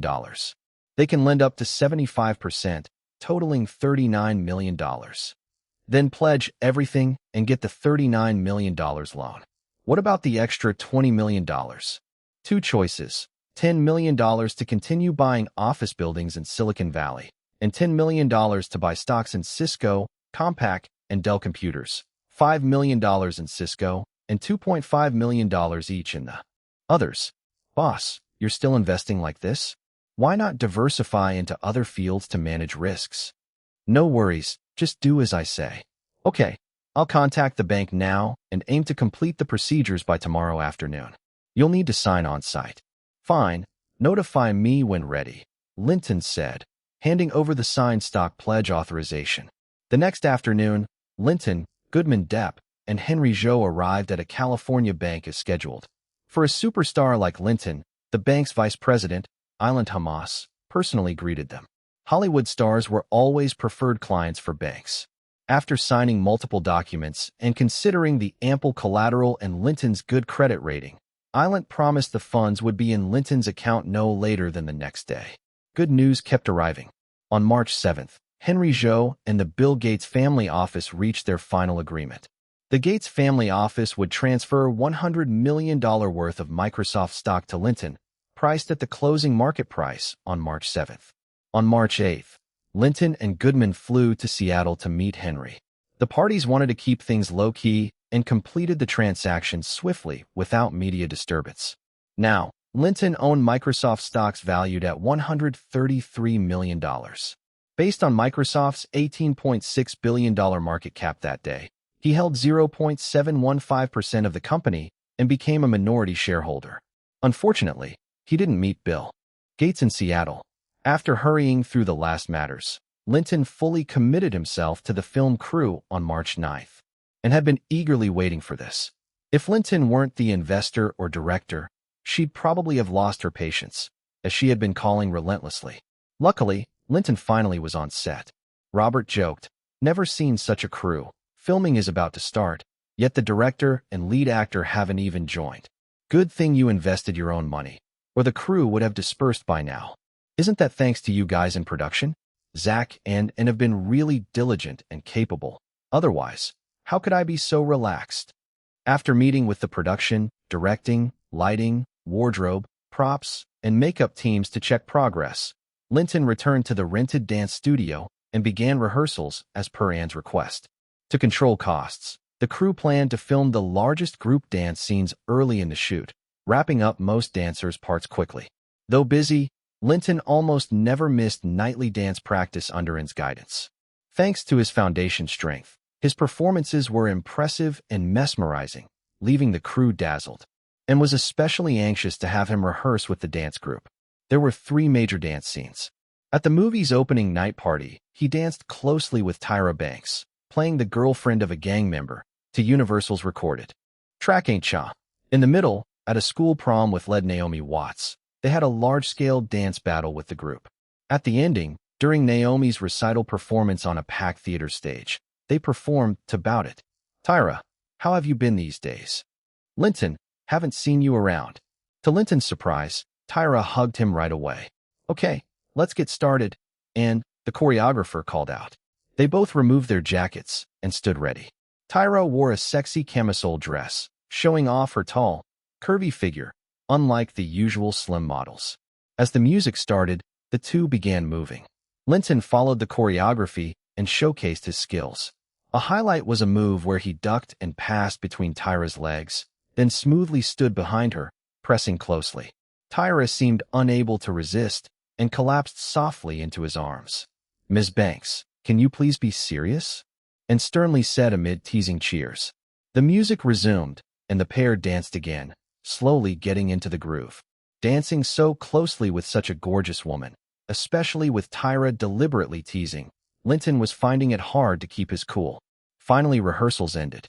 "Your body's really strong," she whispered, laughing near his ear. Her camisole was soaked with sweat, clinging to her alluring form. "I'm heading to take a shower. Want to join?" "Oh, the men's shower is over there." Linton kept his composure. "Then I'll come with you, okay?" Tyra naturally linked arms and leaned close, whispering, "All right, let's go together." Though Tyra wasn't usually Linton's type, this time he couldn't resist. They locked the door to the set's other shower, turned on the water, and let the battle begin.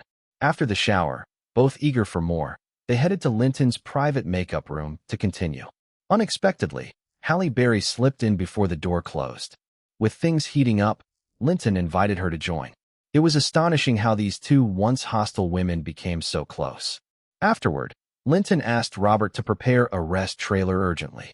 The bathroom and makeup room on set lacked soundproofing badly. Chapter 69, Grammy Night. See You Again, Madonna.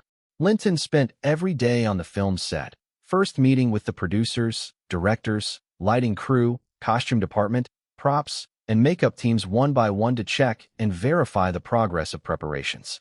Afterward, under In's guidance, he practiced group choreography, followed by rehearsals and discussions of the script with the creative team. The crew began to operate efficiently and orderly. The actors gradually got into their roles, and the large-scale group dance rehearsals became increasingly polished, boosting Linton's confidence. On the night of March 12th, the Grammy Awards ceremony took place at the Radio City Music Hall in Los Angeles. Linton received 4 nominations: Best New Artist, Best Male Pop Vocal Performance, Record of the Year, Single Artist Award, and Song of the Year, Songwriter Award.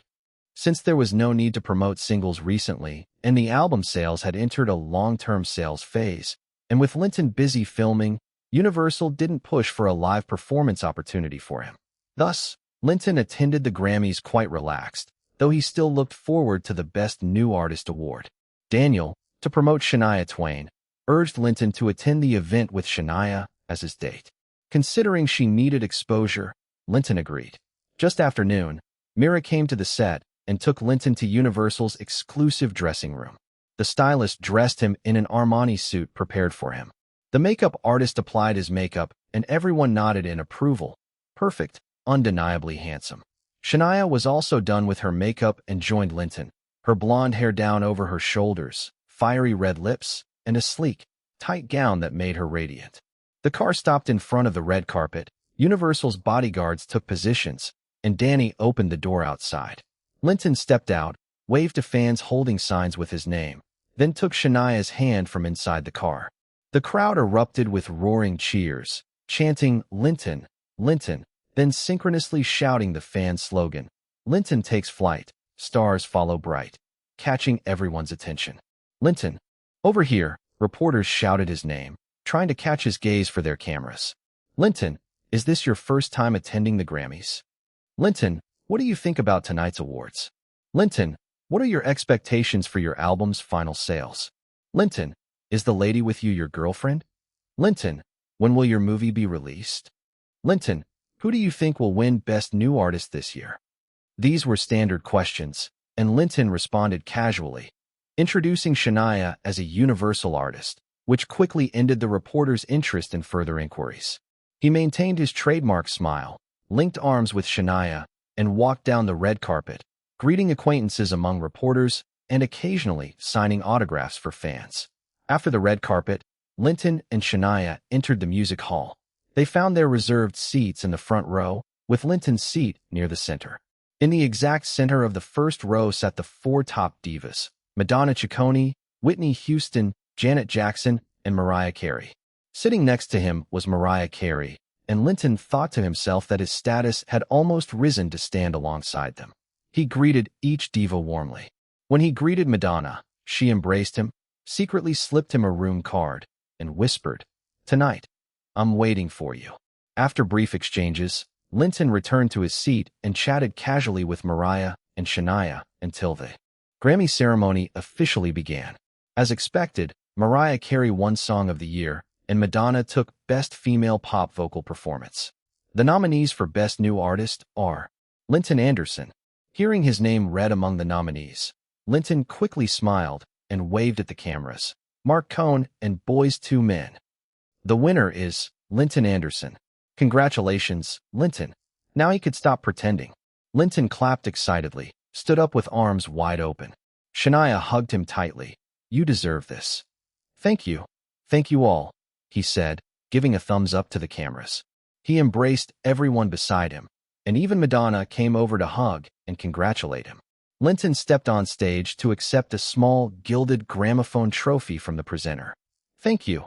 Thank you to the Grammy organizers, Universal Music, Daniel, Lisa, my fans, and everyone watching in the arena and at home. I love you all, thank you. It was perfect. His first Grammy appearance, winning a major award. Back at his seat, Linton felt elated and relaxed, joking easily with Mariah. Shania took the Grammy trophy from him, touched it carefully, and secretly vowed to herself to one day stand on this stage for her own honor. After the ceremony, Linton attended Universal's victory celebration party. At the banquet hall, everyone congratulated Linton warmly, especially on his award and the new high in album sales. Daniel informed Linton that Universal would focus their promotions on his Grammy win starting tomorrow, hoping to boost album sales further. After mingling and socializing, filling up his stomach, Linton told Shania he had to return to the set tonight, quietly slipping away, disappointing her. Danny drove quietly around the block, ensuring no paparazzi followed, before heading to the underground garage of the Ritz-Carlton Hotel. Linton instructed Danny to book a room, switch off his phone, and wait for instructions, then took the elevator directly to the penthouse. Using the room card to open the door, he just stepped inside when a figure jumped into his arms. Darling, you're finally here. Before Linton could say a word, she kissed him. Linton was not shy. He picked up Madonna and a Princess Carrie and carried her inside. They were perfectly matched, rivals and equals, and thus began an earth-shattering battle. As they fought, Linton's ability accumulation accelerated. Both were highly resilient and powerful, trying all manner of moves and positions. Their battle lasted until the next morning. After a full night's accumulation, Linton's ability improved rapidly. Previously, with non-stop media attention from filming and album sales, Linton's popularity soared, accelerating his accumulation speed. In less than 2 months, he had reached the late stage of first level of Radiant Core. With Madonna's help this time, he successfully broke through to level 2, a delightful surprise. Looks like Madonna really is the perfect partner to cultivate with. We definitely have to do this regularly. Linton called room service for a hearty breakfast. While eating, he said to Madonna, "You probably know already, my movie starts shooting the day after tomorrow. There's so much to handle on set these days, so I can't stay tonight. We'll connect after the movie is done. I'm well aware. You've been all over the media. Congratulations in advance on the big success." Madonna understood the pressure he was under, having started from the bottom herself and fought through the ranks. "Thanks. I'm confident this will be a great film. Let me know when you have a role that suits me. I'll lower my fee to star." "Sounds good. Let's find a chance to collaborate." "Darling, finished eating? Let's squeeze in another round." Life goes on, and the fight never ends. Chapter 70. Filming starts. By the time Linton stepped out of the hotel, it was already 10 o'clock. He hurried to the film set. As soon as he arrived, Robert led the core crew in a loud cheer. "Welcome back to our Grammy Best New Artist, back with honors." Right after, Naomi, Hallie, and Tyra each presented flowers and gave him kisses, making Linton feel like a victorious warrior returning from battle. It actually felt quite nice. Linton generously announced, "I'll treat everyone to lunch today," which was met with cheers. In the afternoon, the rehearsal for the group dance continued under N's direction. The core crew discussed scenes together and shot promotional stills. On March 15th, the entire main crew gathered for a brief press conference. Since Step Up had been hyped repeatedly in the media before, mostly skeptically, there were a lot of reporters, a packed crowd, and they were quite lively.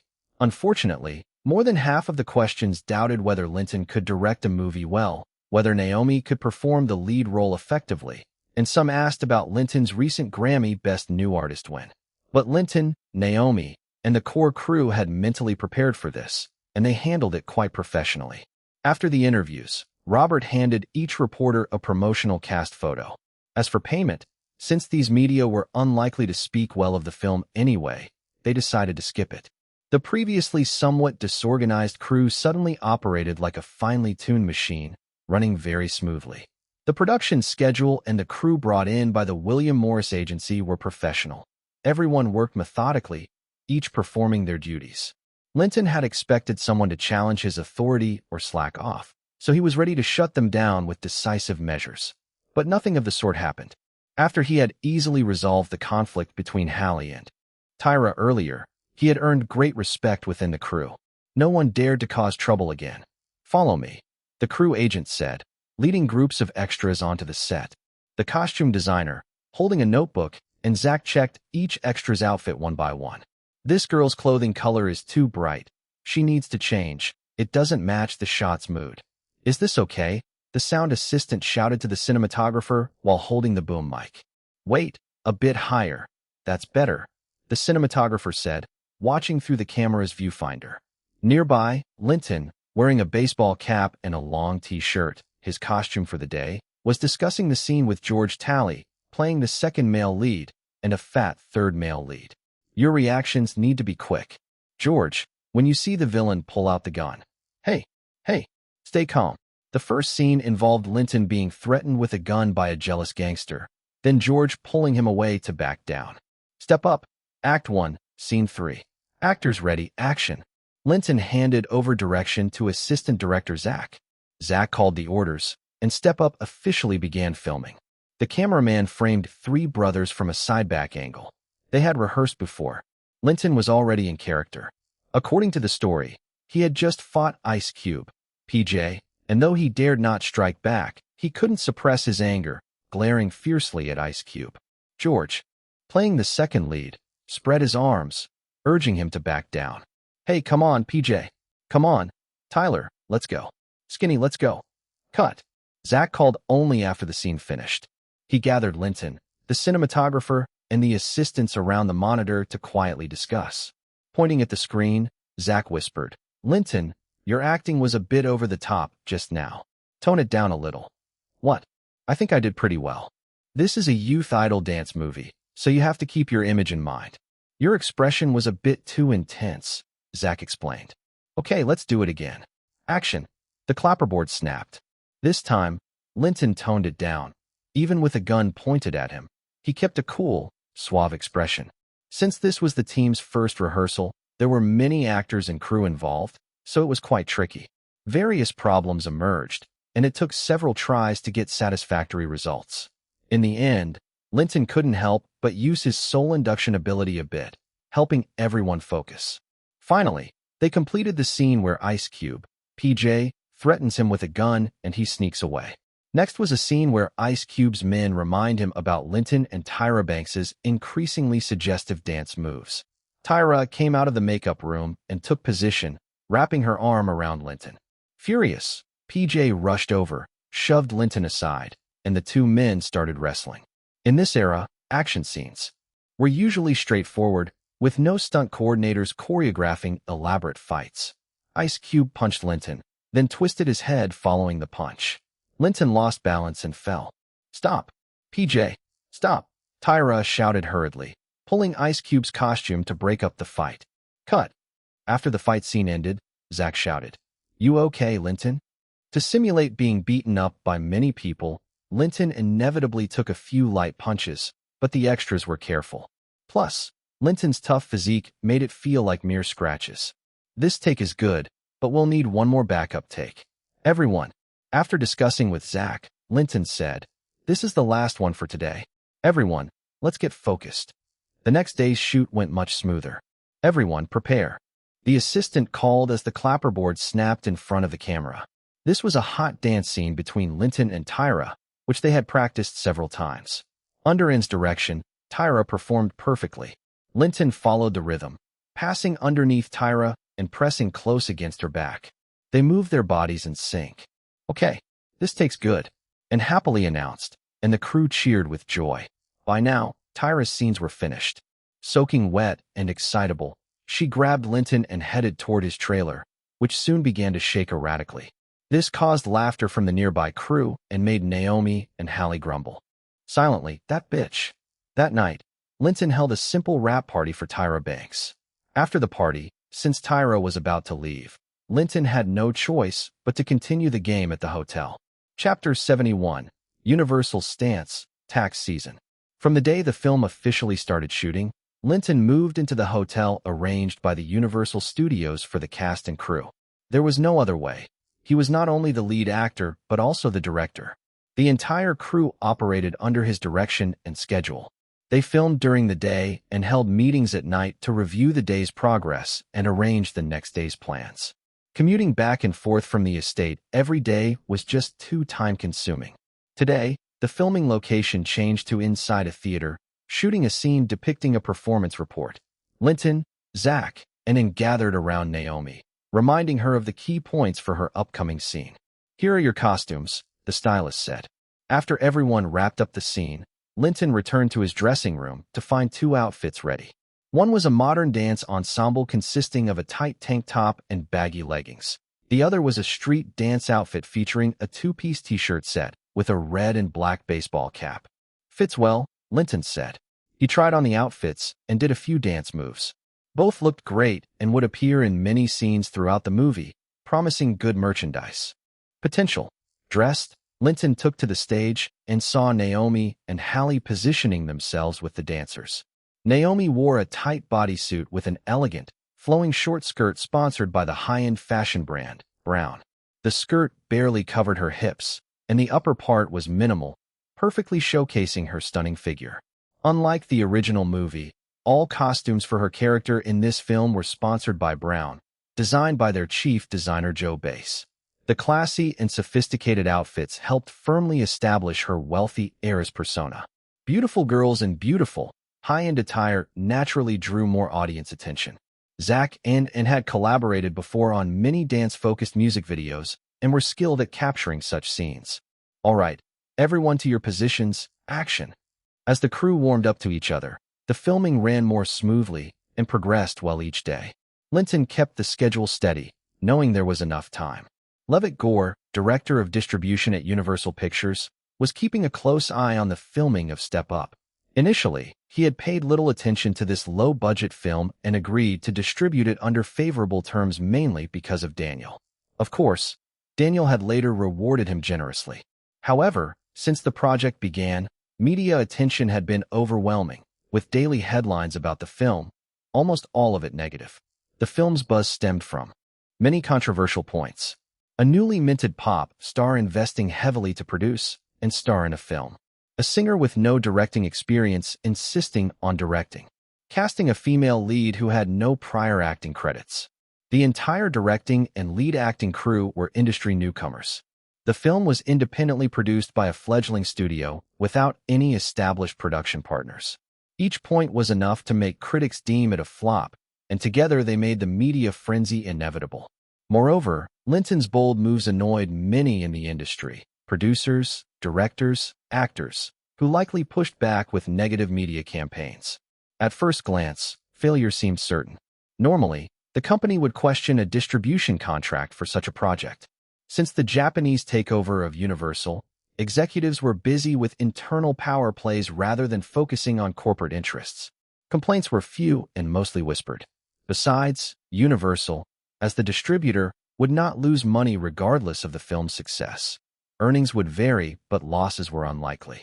One day, while he was at home, Levitt's 16-year-old daughter, Christy, asked about Step Up's release date, saying many of her classmates were eagerly awaiting it. This piqued his interest. "How do you know about this movie?" he asked Christy. "The media reports on it every day. It's hard not to know. Besides, it's my idol Linton's first film." Christy pointed to a newspaper on the table. "But all the press is negative. No one believes Linton can make a good movie." He casually handed her a newspaper. "When do you think people ever trust newspapers? Anyway, all my classmates believe in Linton. He's so talented and handsome, so his movie will definitely be good. And since he invested his own money, we want to support it even more." "Who exactly do you mean by all your classmates? Are there many?" "We, meaning Linton's fans. There are a lot of us. Over 100,000 just in Los Angeles." "Where do you get those numbers?" "From the Linton fan club. I'm a fan, so I joined." What is this Linton fan club? It's a fan-organized group with chapters in every school. We often gather to discuss his songs, albums, awards, daily life, and even gossip about his relationships. Basically, we're interested in everything about him. Hearing this, Levitt's perspective shifted. Linton had significant influence and a large fan base. He seemed like the next Tom Cruise. When Cruise was young, any movie he starred in had strong box office numbers, even if the quality was lacking. To fans, every movie was a must-see. If the quality was good, the box office was guaranteed. As the distribution head at Universal, Levitt understood that the media's negative coverage was, in a way, good publicity. At least a lot of people knew about the film. With proper guidance, the media narrative could be changed, and the movie might even succeed at the box office. With this in mind, he called Tim, the producer assigned to Step Up's crew, to get an update on the filming. He initially expected chaos and low quality, but Tim praised Linton highly on the phone. The crew was well managed, Linton was a capable director, and the filming quality was high. Tim believed the movie had a good chance of success. Was Tim under Linton's spell, or had Levitt underestimated him? He decided to visit the set personally. If Tim's words were true, they could consider upgrading the distribution strategy. April came quickly, marking tax season. Linton had to spend an evening with Henry Zhou and Goodman calculating last year's taxes. Thankfully, only last year's income was counted. Earnings from the first 4 months of this year would be counted next year. Thanks to his purchase of an office building in Silicon Valley, a luxury estate, and a $3 million charitable donation, combined with Henry's smart tax planning, his actual tax burden wasn't high. Is something wrong? Why is it so low? Linton asked, seeing the final tax rate. Not because it was too high, but because it was surprisingly low. His tax rate was only 2.5%, paying just $1.33 million in taxes, far lower than the average American middle class, though the total amount was still substantial. Boss, don't worry. This is the most important annual task. I won't make mistakes. Your income last year was $52.74 million, but you bought $36.71 million in properties and donated $3 million to charity. With my tax avoidance strategies, this is the amount you owe. After reviewing, Linton signed carefully, thinking that professional matters must be handled by professionals. This saved him a significant amount of money. Chapter 72, Film Crew Shoot. All the indoor scenes of the movie Step Up were filmed in Los Angeles. Soon, the few outdoor scenes were completed as well. Next, the filming moved to a large studio at Universal Studios, which had been converted into a spacious dance studio. Most of the main actors' scenes took place there. After several intensive rehearsals for the large group dance scenes, Linton and the others had become quite skilled. After discussing some key points with the crew, he handed the directing reins over to Anne. Today's shoot was the lift scene. Departments ready, action. Lift me up.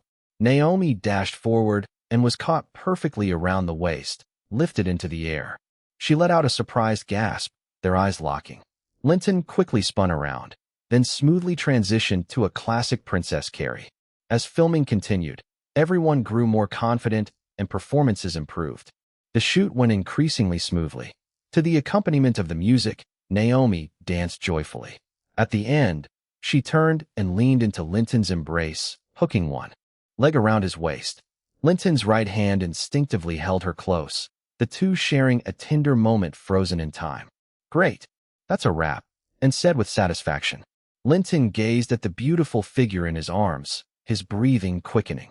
Both were lightly dressed. The extended intimacy was definitely stirring things up. He sensed Naomi's growing emotions, and amid the crew's laughter, he pulled her along toward the trailers to take a break. Soon, the trailer began to shake erratically. An hour later, they returned to the set. Zach immediately shouted, "Get ready for the next scene." Everyone moved quickly. This was the first time the male lead saw the female lead on screen. Among the many dancers, Linton immediately noticed Naomi. Though white, he'd grown up in a tough neighborhood with black friends, used to their straightforward ways of approaching women. They kept it simple. If they saw someone attractive, they'd just walk right up and talk to her. No games, no fancy tricks. If rejected, they moved on and never felt embarrassed. It might sound childish or funny, but that was the blunt honesty of the underclass. Of course, the elites were different. You might think their approach wouldn't work, yet there were plenty of success stories with pretty decent odds. Maybe the woman was lonely, heartbroken, or just looking for a wild night. Seeing how gorgeous Naomi was, Linton saw no reason to hesitate. Even though he was still wearing his janitor uniform, he immediately searched for a chance to approach her. But just as he was about to make a move, her ex-boyfriend showed up. They started kissing, and Linton silently gave up. Matt Damon played the female lead's ex. He warmly greeted Linton and Naomi. Zach explained the scene. Remember to act natural. When the couple meets, start with a warm kiss to build chemistry. At this moment, Tim quietly arrived with two others, not disturbing the crew but watching from the sidelines. Halle Berry and other dancers arrived bit by bit. Naomi and Matt Damon chatted quietly in a corner. We just talked it over. Can we film the kissing scene from different angles? Naomi came back to suggest to Linton, knowing he didn't want to see her get close to someone else. Matt Damon looked annoyed but knew who was boss. As a rookie, he complied.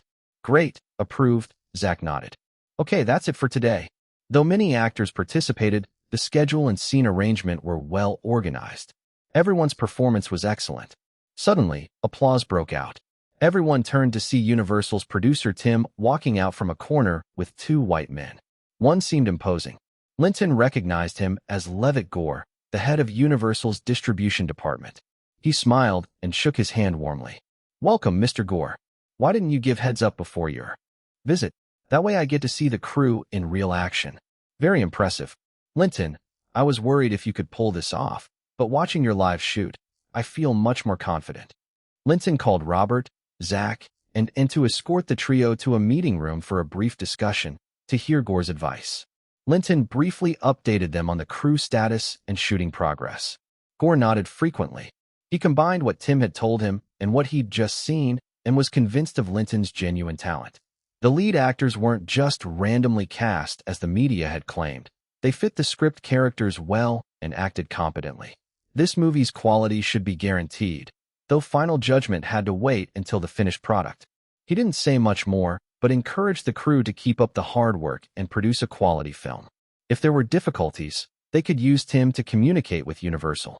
Universal would provide strong support and not to worry about distribution.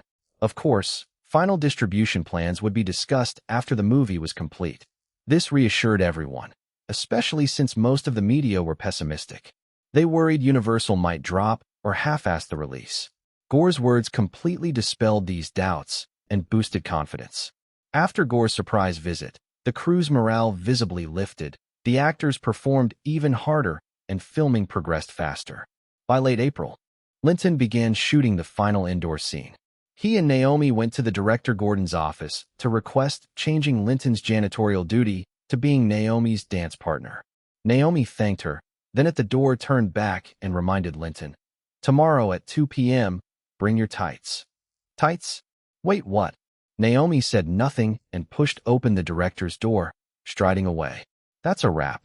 Zach and Linton exchanged excited looks and happily announced to the crew, who cheered. After wrapping this scene, the Los Angeles shoot ended, and the crew moved to Baltimore for location filming. Thanks to smooth cooperation, they were 3 days ahead of schedule. But since the Baltimore outdoor locations were already booked, the schedule couldn't be adjusted. Linton announced a 3-day break, with the crew regrouping at the Baltimore Hotel on April 25th. Chapter 73, Baltimore, Los Angeles Riots. Baltimore is the largest city in Maryland and an important Atlantic port city on the east coast of the United States. It's also a major cultural hub in the East, home to many research institutions and universities. The renowned Maryland Institute College of Art is located here. At the same time, Baltimore is one of the cities with the most severe wealth disparity. The northern part of the city is an upscale residential area with numerous parks and green spaces. The eastern area near the harbor is largely a predominantly black, impoverished neighborhood with widespread signs of neglect and disorder. This perfectly suited the filming needs for Step Up's location scenes. The production crew had pre-rented the Hilton Garden Inn at Baltimore's Inner Harbor, a 3-star hotel. It wasn't luxurious, but was quiet and had enough rooms for the crew's use. Since the largest group dance scenes were already shot in Los Angeles, apart from the crew and a few main actors, only a small number of extras came to Baltimore for filming. Tonight's scenes continued from the earlier club scene with Tyra dancing and the gang member PJ, Ice Cube, threatening them with a gun. The three rushed out from the nightclub onto the street. The production had secured permits from the local government to rent a street in the eastern part of the city from 9 p.m. to 4 a.m. The local police department dispatched officers to maintain order at both ends of the street. Late April in Baltimore was warm. Even at night, there was no chill. By 9:30 p.m., everyone on set was in position. "All right, department's ready," Linton called out, then handed over on-site command to Zach. "Don't push me." Linton impatiently brushed off George Talley's hand from his back. "Hey, you want to be like Rocky? That's a PJ. You can't just go against him like that." There were 4 night scenes all set on this street. By about 3 a.m., they finally wrapped all the scenes. Linton and Zach discussed to ensure nothing was missed, then announced the day's shoot was complete. The entire crew headed back to the hotel to rest. April 29th, in Los Angeles, a shocking nationwide event occurred. At 3:15 p.m. local time, the LA County Court declared all 4 white police officers innocent in the widely publicized case where they violently beat Rodney King, a black man. This verdict sparked massive protests outside the courthouse. Soon, many black citizens took to the streets, engaging in looting and violence, causing widespread clashes. Step Up's crew had several black members, who immediately exploded with anger upon hearing the verdict. Fortunately, Baltimore was 3 hours ahead of Los Angeles. By the time the news reached the crew, their day's work was mostly done, and they were having dinner, so the filming was not affected that day. Linton called Amy, instructing her to keep watch over the estate, advising everyone inside to avoid going out during this period. He then joined Danny to call 4 security staff together and instructed them to be on high alert and authorized to use heavy weapons if necessary to ensure the estate's safety, with any issues to be reported to Danny promptly. He also called his aunt to check in and warned her of the event's seriousness, as the unrest might spread to San Francisco, urging them to stay safe. Next, Linton called Cameron and Winona, learning they were both out of town. He felt somewhat reassured but reminded them to stay vigilant. As for Madonna, well, he decided to call her as well, since she was his prized training furnace. That evening, the core production staff gathered in Linton's room to discuss strategies while the TV aired related news. More and more black people hit the streets, looting and even setting fires. Flickers of fire began appearing sporadically across Los Angeles. Linton actually knew the Los Angeles riots in late April would escalate and eventually become a historic event that shocked the world. But he hadn't remembered the exact date, which was why he was pushing to finish Los Angeles filming before April 25th. Had the crew still been in Los Angeles, production would have halted for a long time, causing massive losses. The film might have even missed its August release. It was already late at night. Everyone understood the severity of the LA situation would inevitably impact the crew. They agreed on the following measures. 1. The crew would not accept any interviews, and no one was to express any opinions about the Rodney King case to the media. 2. Due to the severity of the unrest and the spread of black discontent nationwide, filming in the eastern part of the city was too risky. They declared a 2-day rest period, and no one was allowed to leave the hotel without permission. 3. To adjust the schedule, they moved the beautiful seaside dance scene at the port ahead. The production would quickly coordinate with the port authorities and arrange for helicopters to come earlier, ideally within 2 days. They also notified the hotel to raise food standards during the rest days, but forbade alcohol and any alcoholic beverages. Finally, Linton warned everyone that the Los Angeles riots could erupt into severe violent clashes and urged them to notify family and friends to stay safe. After the meeting, Linton initially wanted Robert to inform the crew of these decisions quickly. However, because several black members were on the crew and he doubted the message would be properly conveyed by the production team alone, he opted to arrange a large meeting room at the hotel to gather everyone. In the hotel's conference room, because of the Rodney King case effect, no one had gone to bed yet. Linton and Robert sat at the podium. Nearly 200 people filled the room, densely packed. Robert briefly reported on the Rodney King case and the escalating LA conflicts, then announced the crew's 3 measures. Unsurprisingly, reactions varied. Most white crew members had little response and mostly agreed with the decisions. But the black members reacted strongly, demanding the crew release a statement supporting Rodney King. Some also wanted to join local protests. Robert repeatedly spoke into the microphone, but the noise continued. Linton took the mic and released his mind shock ability. Everyone felt a cold shiver, as if a huge weight pressed down on their heads. They felt like unarmed individuals facing a fierce tiger alone, shaking all over, but no one dared to speak. After about 5 seconds, Linton withdrew the ability and said solemnly, "I'm not here to debate or negotiate. This is an announcement of the crew's decision. We are in a distant, unfamiliar city and must ensure everyone's safety. Based on that, we will try to maintain normal filming. This must be followed. If you can't accept this, please voluntarily leave the crew peacefully. I won't force anyone. But if anyone pretends to comply while undermining us, I'm sorry. We will fire you immediately and blacklist you within the industry." His eyes swept the room like lightning. Terrified by the mind shock, no one dared even to meet his gaze. At a glance, they looked like startled rabbits lowering their heads, unwilling to oppose. They all expressed agreement, and the meeting ended smoothly. Halle Berry whispered excitedly at the back, "Here we go again. This cold-blooded tiger is amazing. Whenever he gets mad, it feels like the sky is falling. The last time with Tyra was just like this. I love this side of him. Oh no, I'm already turned on." After the meeting, Naomi followed Linton to his room and anxiously asked, "This won't affect our movie's release schedule, right?" "Don't worry. We're in Baltimore, far from LA. There will be some impact for a few days, but we'll speed up later. No problem with the release. I'm a bit scared. Can I stay with you tonight?" Just then, the doorbell rang.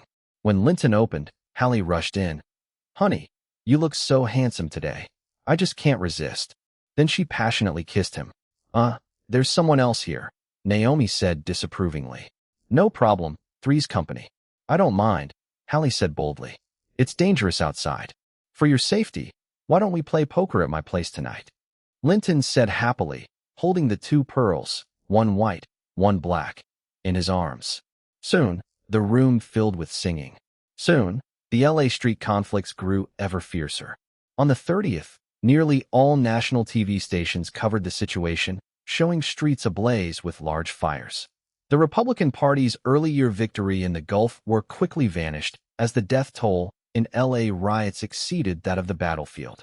At noon, TV showed intense gunfights on rooftops in LA's Koreatown, with men wearing headscarves and carrying rifles fighting the rioting crowds outside. Reports from the hotel indicated, unsurprisingly, that Baltimore's East and Harbor areas also saw unrest. Black residents protested on the streets, with some looting and destruction. Fortunately, police responded promptly, preventing severe consequences. The hotel warned the crew to avoid going out to prevent unnecessary danger. Latest news: Mayor Tom Bradley declared a curfew in Los Angeles.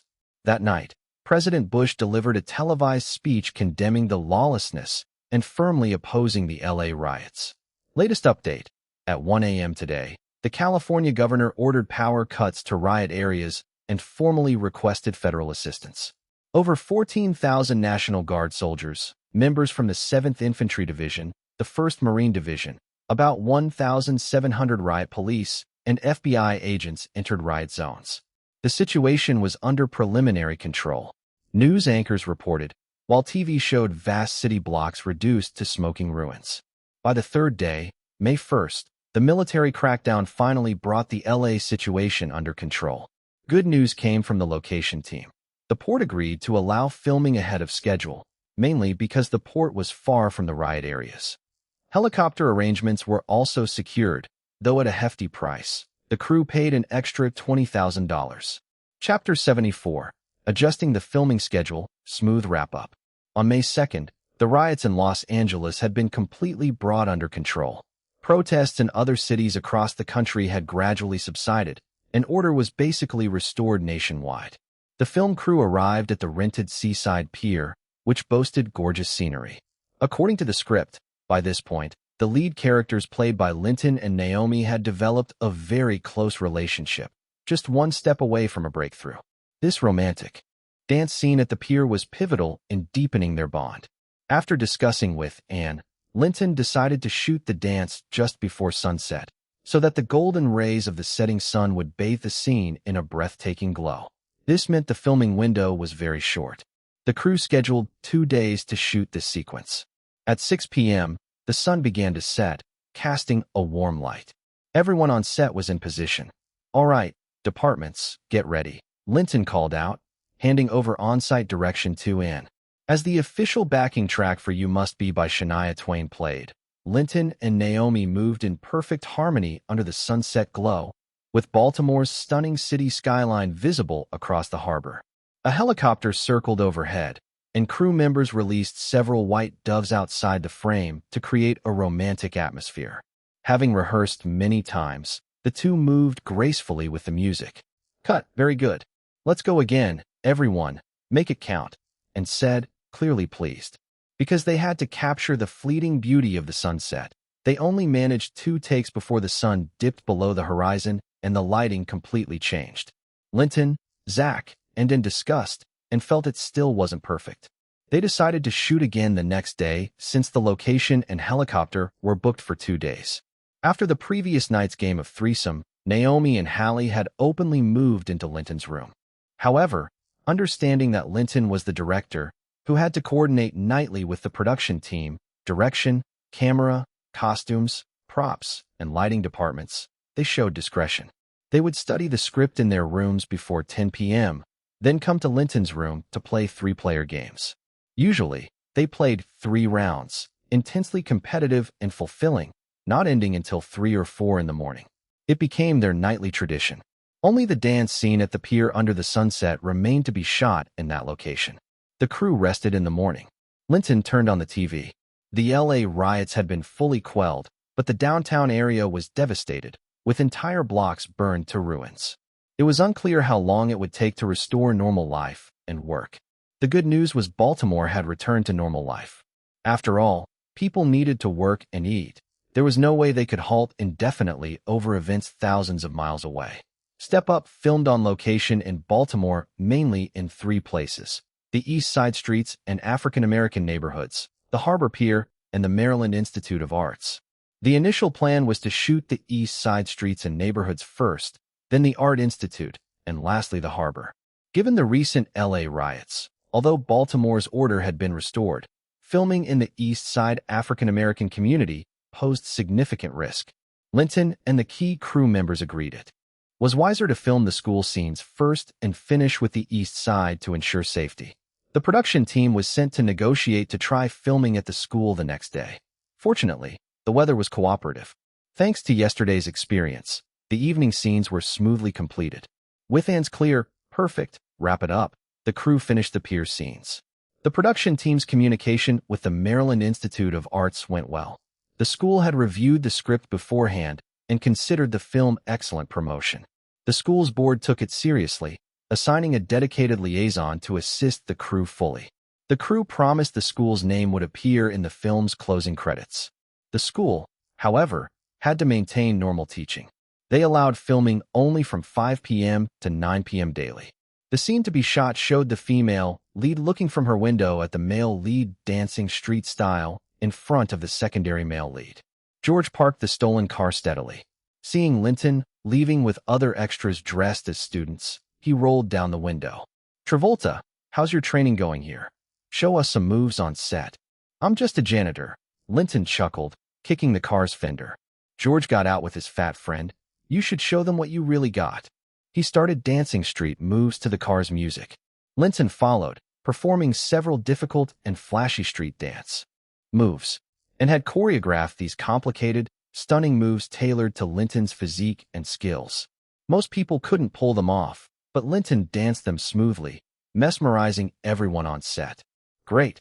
Linton, come here, let's discuss something," Zach said, concerned that although Linton's moves looked cool, they were too difficult for others to learn, hindering mimicry and popularization. Trying to imitate could also lead to injuries and legal issues. Linton and Anne agreed. Since this was a commercial film aimed at the general public, and redesigned the choreography to remain impressive but easier to learn. However, the original dance footage was preserved. Linton planned to include it in the home video release, releasing two versions, a regular one and a director's cut. The director's cut would add trimmed content and behind-the-scenes footage, including the intense dance rehearsals and Linton's high-level moves. Fans would appreciate this. Filming at the school was straightforward. With full cooperation, the crew completed the shooting on schedule within 5 days. After a week, Baltimore had fully recovered to its pre-riot condition, and the local community's emotions had calmed down. With support from the city government, with compensation, filming continued in the East Side. On May 20th, Linton finished a scene playing basketball with George and his fat friend on a rundown court in the East Side. George dribbled past both Linton and his friend for a slick dunk. "Perfect," Zach yelled. All scenes were now wrapped. Linton announced the wrap, and the crew celebrated enthusiastically at the hotel party that night. Though the LA riots disrupted filming midway in Baltimore, the schedule was well managed. The team worked smoothly, and everyone united, finishing just 1 day past the original plan. Linton was even more pleased that expenses stayed within budget. Mary, in charge of finances, received widespread praise. At the party, everyone let loose and went wild. The atmosphere had been tense during the LA riots, with the crew on edge fearing unexpected dangers. Fortunately, filming concluded safely, so the crew celebrated crazily, ending with numerous couples embracing.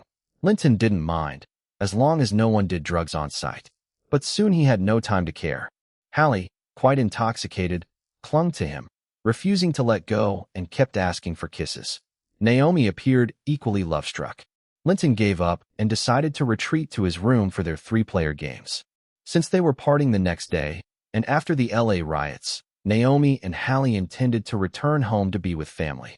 During their games, the three grew more engaged, inventing new tricks and strategies. The battles were especially fierce and long-lasting. Chapter 75, Post-Production. After wrapping filming and lining up, the crew announced on the spot that they were disbanding, but the main actors still needed to participate in dubbing later, with specific times to be notified. Linton and the production team escorted the film reels back to Los Angeles the next day.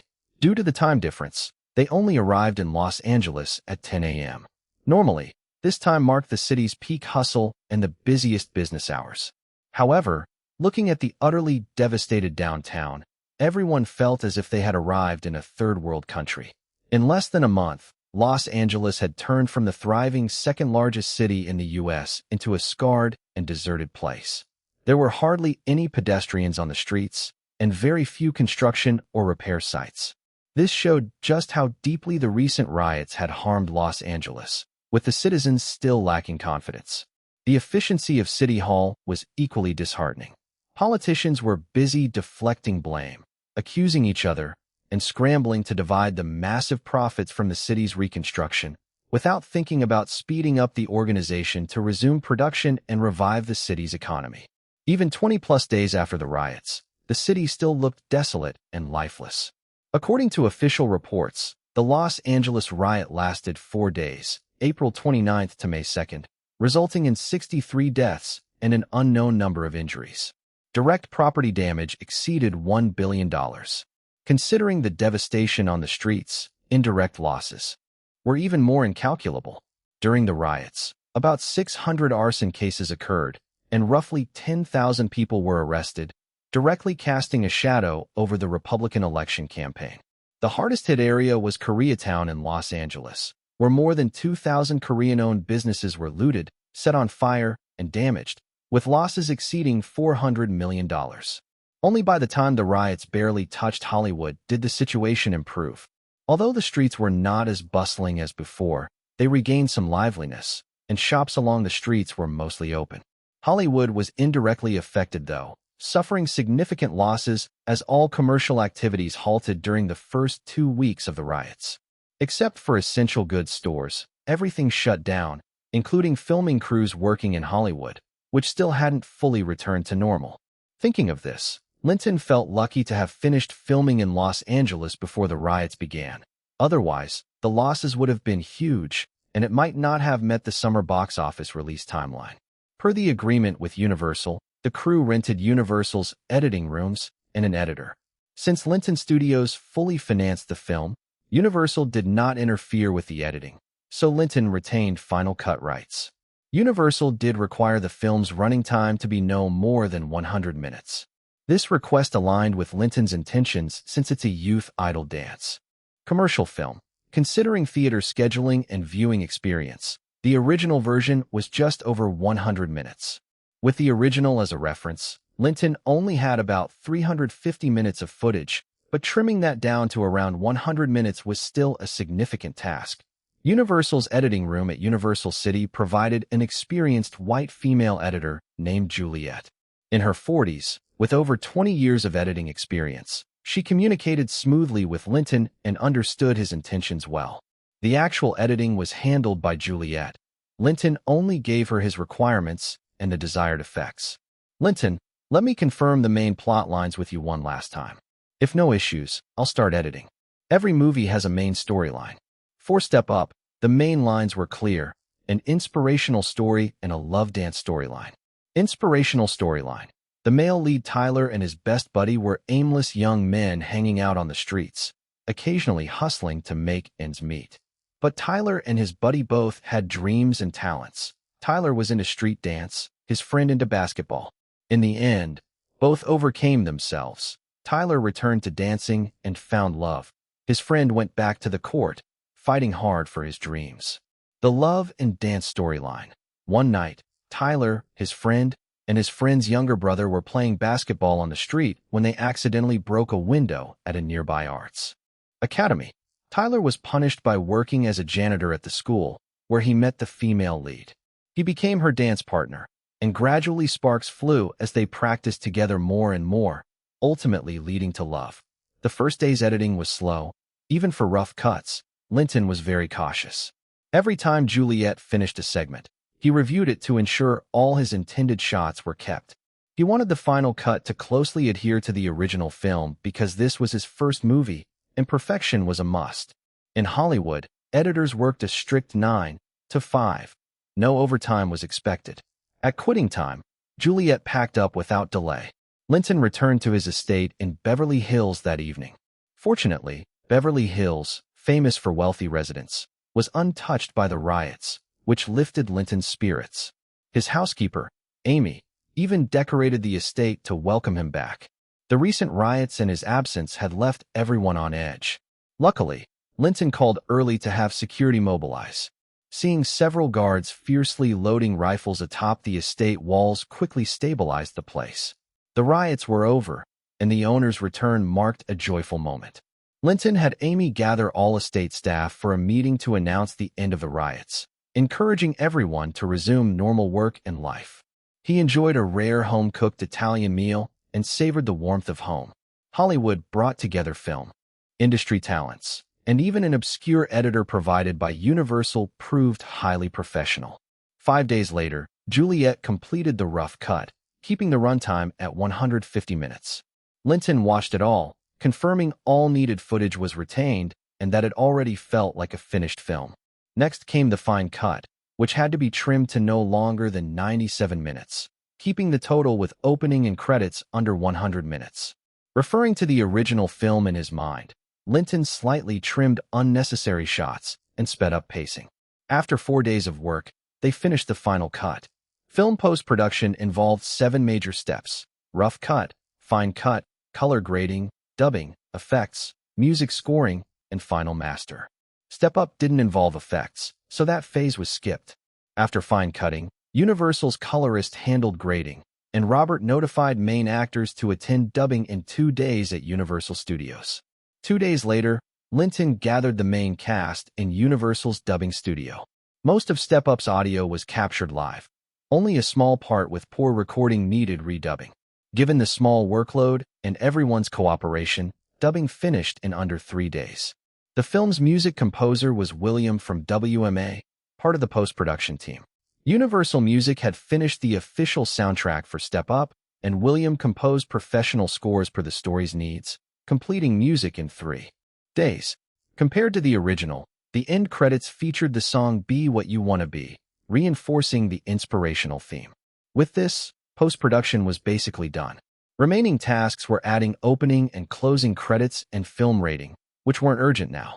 The current focus was gathering relevant personnel, especially Universal's distributors, for a screening. Chapter 76, The Screening.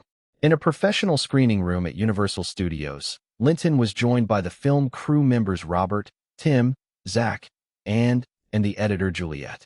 The Universal distribution director Levitt Gore brought several assistants and a few film critics. Considering the movie's soundtrack release, Daniel was also invited.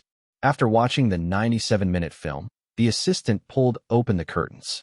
The entire film was basically the same as the original, but it was much more refined and visually appealing.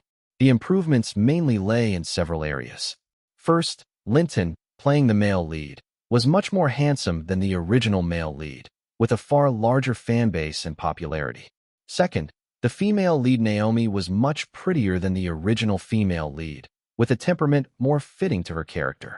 Her figure was better, Kavya, with a slimmer waist. Her wardrobe was higher-end and more seductive. Third, the final climactic dance scene was far better in terms of location, stage design, lighting, backup dancers, and audience atmosphere than the original. Fourth, the film avoided some irrational scenes from the original, such as portraying a private art school with crowds packed like a public high school. Now, it depicted a truly fitting environment for a fine arts academy, with students dressed and behaving more artistically. Wow, wow. Warm applause filled the room, likely because the quality of the movie surpassed everyone's expectations. Alongside the applause, enthusiastic praise continued. The screening's over. Let's hear everyone's opinions. Levitt took over hosting the meeting as the head of distribution. Awesome. I never thought we could make such a great movie. On set, I just knew it looked good, but the final product is perfect. Zach, among the first to speak, complimented honestly. I agree, it's perfect. The dances are cool, completely reinventing the current Hollywood musical style. I believe it will be loved and copied by the youth, and said happily. She had contributed a lot to the movie's success. Furthermore, her dance troupe would gain fame, enabling them to command higher fees and even pursue film directing in the future. The movie is overall great, but didn't it have too little basketball? I remember we filmed a lot of basketball scenes. Sports and motivational themes can be good selling points. Tim hesitated before commenting. No.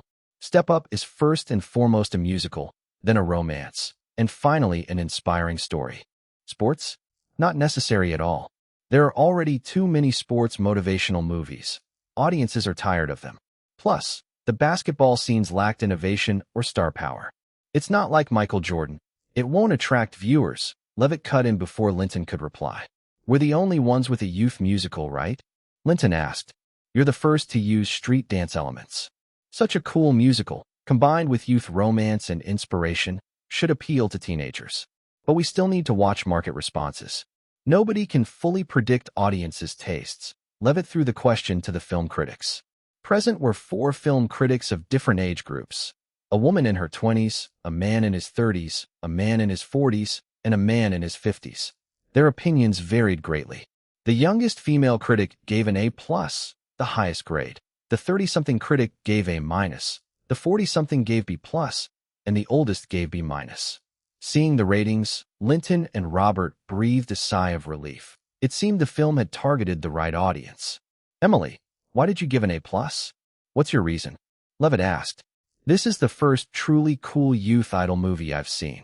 The dances totally overturned traditional Hollywood musicals. The music is fantastic. Watching it, I felt my soul dancing along. I wanted to get up and dance immediately. Unlike other stiff and fake films, this one felt free and unrestrained, with hot, passionate dances that delighted the eyes. Okay, you're not writing a review. Just hit the key points, Levitt interrupted. The key point is this movie will definitely win over teen audiences. With targeted promotion and a good release window, plus Linton's charm and fanbase, as well as the beautiful female leads, it's sure to attract both young guys and girls. The box office will explode. Emily clearly voiced her opinion. Rich, why the B from you? Levitt turned to the oldest critic. Maybe it's a generation gap. Emily said the film is cool and moving, but I found it too loud and the dances too avant-garde. Although the love story is beautiful and inspiring, I just don't like it. But I'll encourage my grandson to watch it, Rich explained. The other two middle-aged critics shared similar views. The film suited younger viewers better, and interest decreased with age. Levitt was greatly satisfied with the screening results. Initially, he thought it was just a favor to Daniel or a business deal, but it turned out Linton really had skills. It looked like the film had a strong chance of success. Still, to be cautious, they planned a few audience test screenings to observe real reactions before deciding the distribution strategy. There's no need to modify the film. Everyone has shared their views, and personally, I'm optimistic. The target audience is clear, teenagers. So we have to schedule the release for the summer, Levitt said. It's early June now. Considering the rating process, promotion, audience screenings, theater negotiations, production, and duplication, let's aim for early August. Universal doesn't have major releases scheduled then, he continued. But the exact strategy depends on test screening results and theater reps' feedback. Lock, Broad, arrange test screenings in New York, Chicago, San Francisco, Houston ASAP. Skip Los Angeles though. People there just went through riots and are not in the mood for movies. Invite over 80% teenagers, but be careful that no more than 30% are Linton's fans. Send me the survey results right after, Levitt instructed. Got it, his two assistants nodded. Daniel, can the soundtrack release be synchronized? Levitt asked. No problem. We're ready and just waiting for your release date confirmation, Daniel replied confidently. Having watched the film and heard its superb musical score, he was more confident than ever about the soundtrack's success. Lisa completed the official soundtrack album for Step Up. Universal Music was optimistic and started manufacturing 5 million copies for the first batch. Great. Since the movie will come out early August, your label will coordinate promotion, right? Be What You Want to Be is the lead track, Levitt confirmed. Exactly. Once you confirm the release date, we'll launch joint promotion and distribution, Daniel nodded. Perfect. Let's combine our efforts. When selling the soundtrack, I want to include movie posters featuring Linton and Naomi together. I want to pick the best shot, Daniel said. Sure, no problem. You can choose any posters you want, Levitt agreed. Being part of the same company and working on this movie project was a win-win situation. Their communication was smooth and positive. Chapter 77, European Cup Betting Strategy, Vacationing with a Beauty. After hosting the screening, Linton finally relaxed. He had done his best, and now it was up to Universal to see how it would go. Since his rebirth early last year, he had been working nonstop, always on edge, never taking a break. His results were impressive. Within a year, he became a top pop star, with his singles and albums selling exceptionally well, earning him a fortune. His first film was also completed and looked promising at the box office. He figured it was time to rest and go on a vacation. Besides, the 1992 European Cup was about to start. It was one of those rare, almost fairy tale tournaments Linton barely remembered. The Denmark team, having failed to qualify for the finals, got a last-minute invitation to replace Yugoslavia. They happily changed their summer plans thinking they'd just be tourists, but astonishingly went on to win the championship. Bookmakers had offered odds of 1,200 to 1 on Denmark winning, and practically no one bet on them. This made the bookmakers rich beyond belief. Although Linton had already achieved financial freedom, who wouldn't want more money? Especially since his goal was to build a media empire. Without billions in capital, it was just a pipe dream. He still had a long way to go, so an opportunity like this was one he couldn't miss. The 1992 European Cup results were simply unforgettable, leaving a deep impression on every soccer fan. However, despite knowing how favorable the odds were for Denmark's win, Linton understood betting wisely was crucial. Taxes on gambling winnings varied greatly by country. The U.S. had a nearly 50% tax rate, France and Germany around 20%, the UK 15%, and Canada offered no gambling taxes, the most favorable. He wondered how big a bet would be appropriate. If he bet $1 million and the upset held, he'd win $1.2 billion. He doubted if the bookmakers would honor such a huge payout and feared they might cheat him. Since his operations were still small, caution was necessary. After careful consideration, he decided to spread his bets across 3 countries, Canada, the UK, and France, wagering $100,000 in each. These top bookmakers were very strong financially, having made billions from this unexpected upset. Asking them for just over $100 million in total payouts shouldn't rattle their nerves. A few days earlier, Sophie Marceau had called to ask when he would be free for vacation. They agreed to meet up and vacation together in the Maldives. Because they were both major stars, widely known in Europe and America, they didn't care much about rumors. The key concern was avoiding paparazzi who could ruin their getaway. So, they chose the Maldives in the Indian Ocean. They arranged to meet on June 13th in the Maldives. To ensure a great time, Linton had Mira contact a travel agency to reserve a high-end private island for 1 week. The recent Los Angeles riots had also unsettled him. For safety, he planned to bring 2 bodyguards, Danny and David, along. After the June 8th screening, Linton handed over operations to Robert and prepared to rest. Before departure, Linton asked Goodman to register an offshore company for him in the British Virgin Islands, naming it Skycrest Capital. On June 10th, Linton traveled with his bodyguards to Toronto, Canada, wearing a baseball cap and large sunglasses, with light makeup.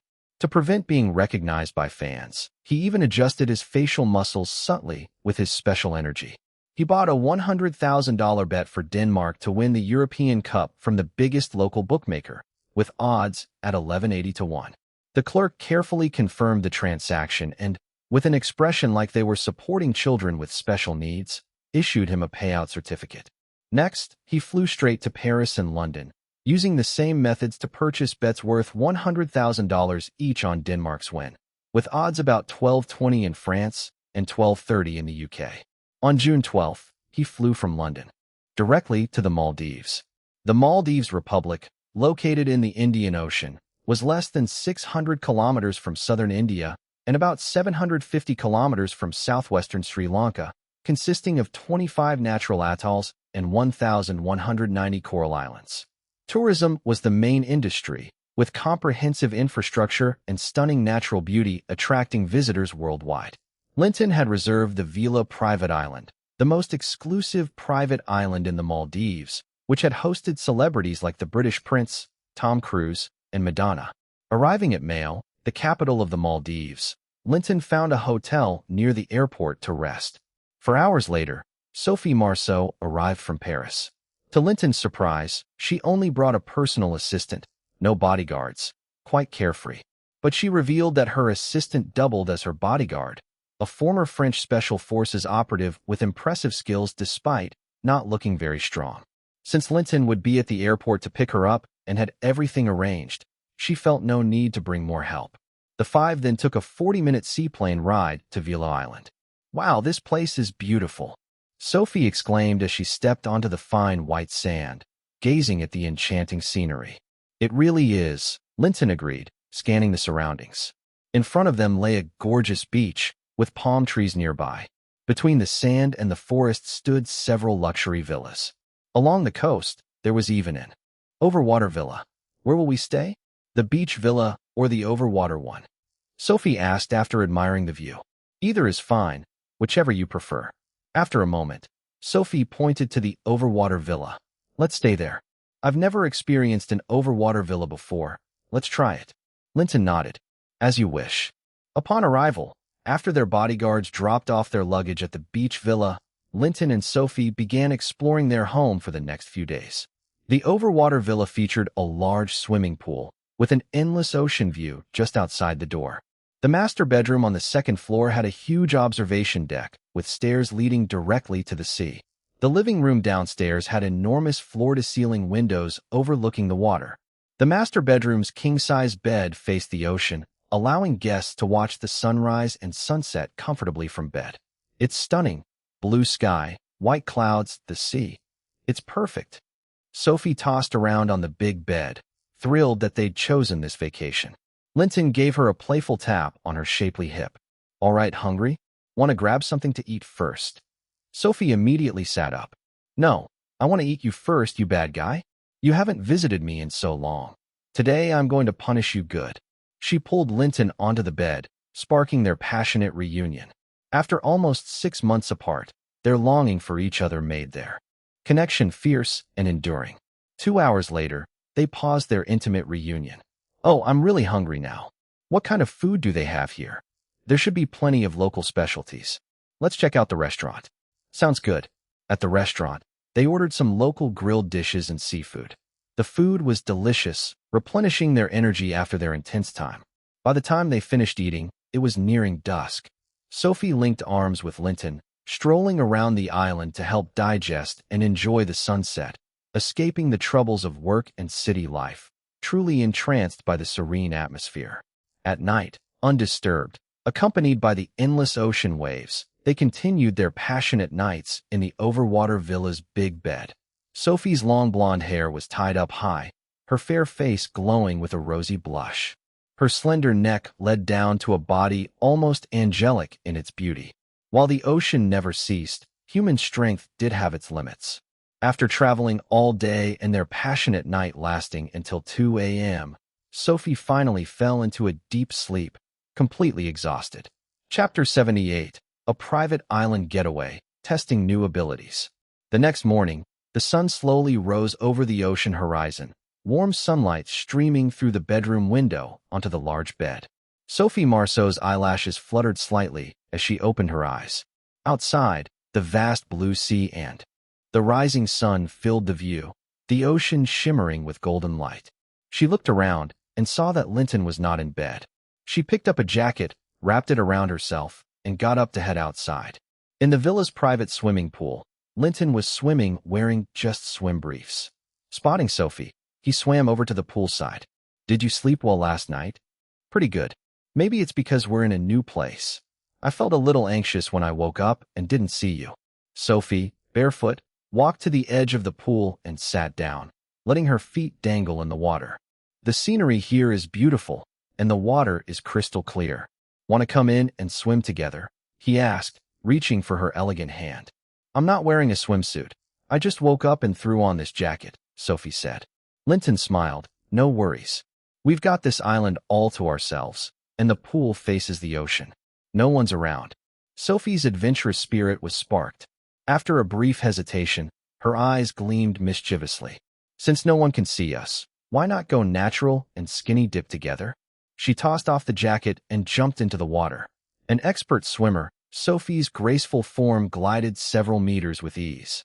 "Well, I can't refuse," Linton replied, quickly shedding his clothes and following with a smooth freestyle swim.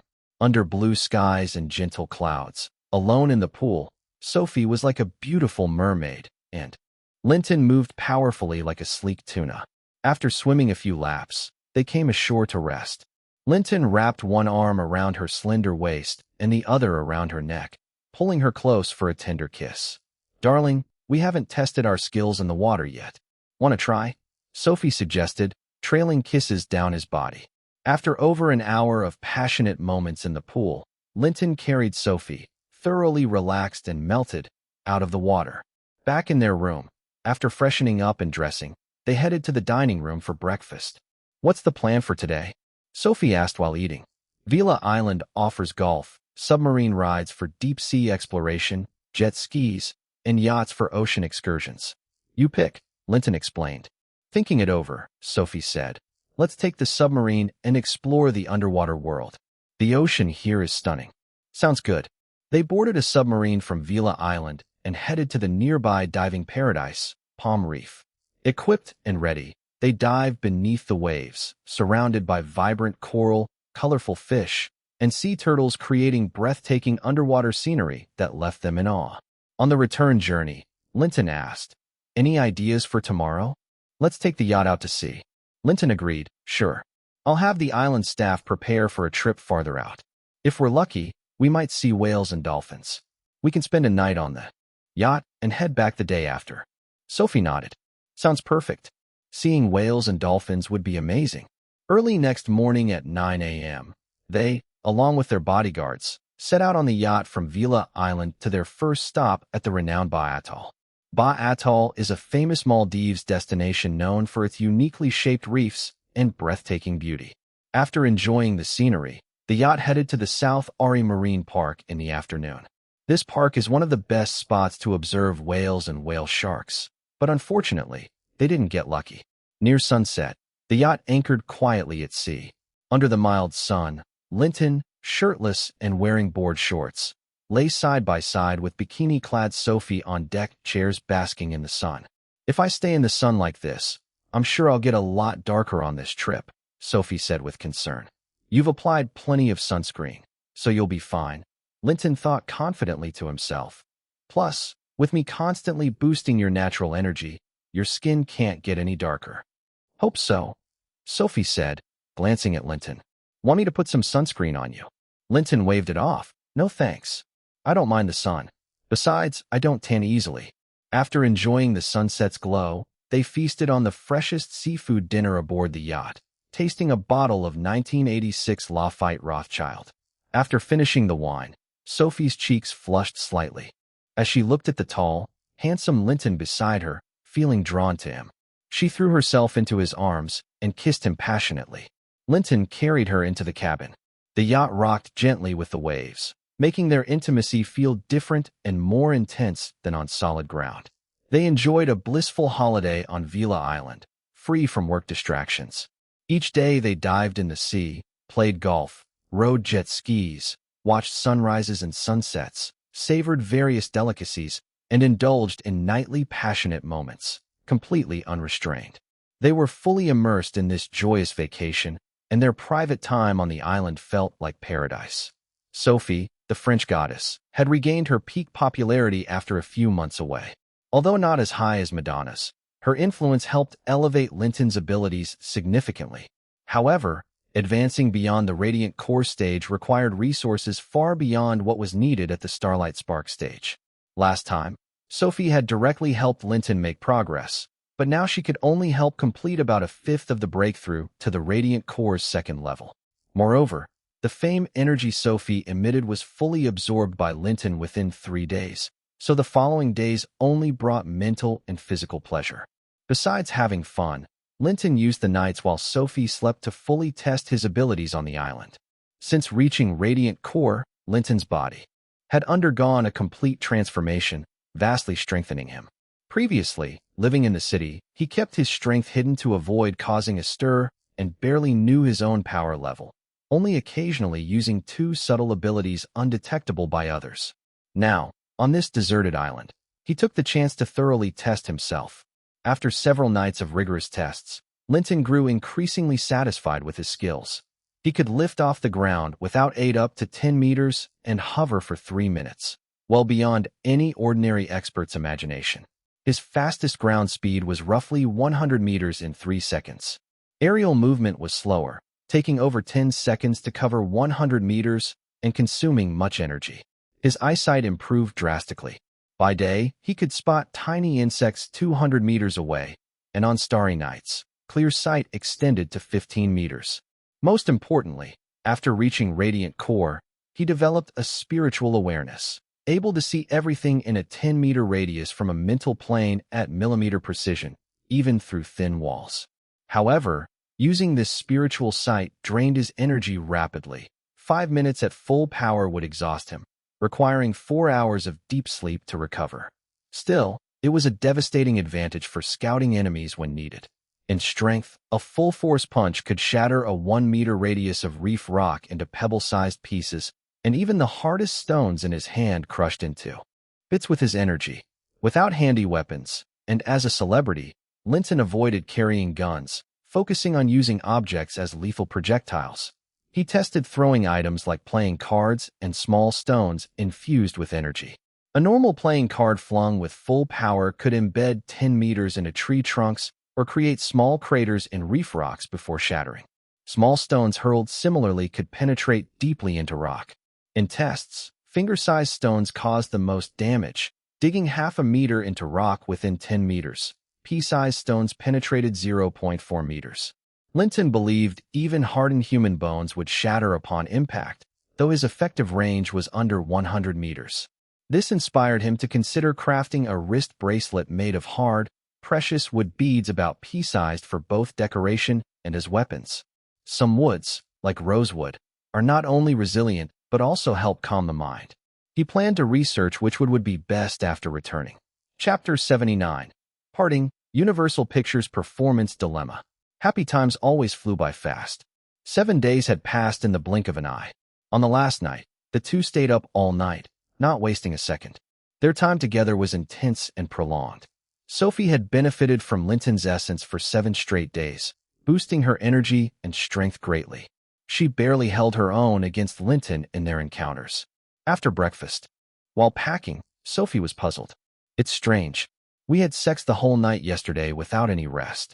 Why don't I feel tired at all? Maybe we've both been completely relaxed these past few days, Linton replied. He thought to himself that it was because he had been giving her the essence daily, improving her physical condition, which made her healthier and more radiant. But he couldn't tell her the real reason and just came up with a casual explanation. Is that so? It does seem like having sex with you has magical effects. Look, we've been sunbathing here for 7 days, yet my skin hasn't darkened at all. It's even brighter and smoother than before. I thought it was the sunscreen and protectant, but now it seems our sessions brought this miracle. I feel younger by a few years and full of energy, Sophie said. It should be.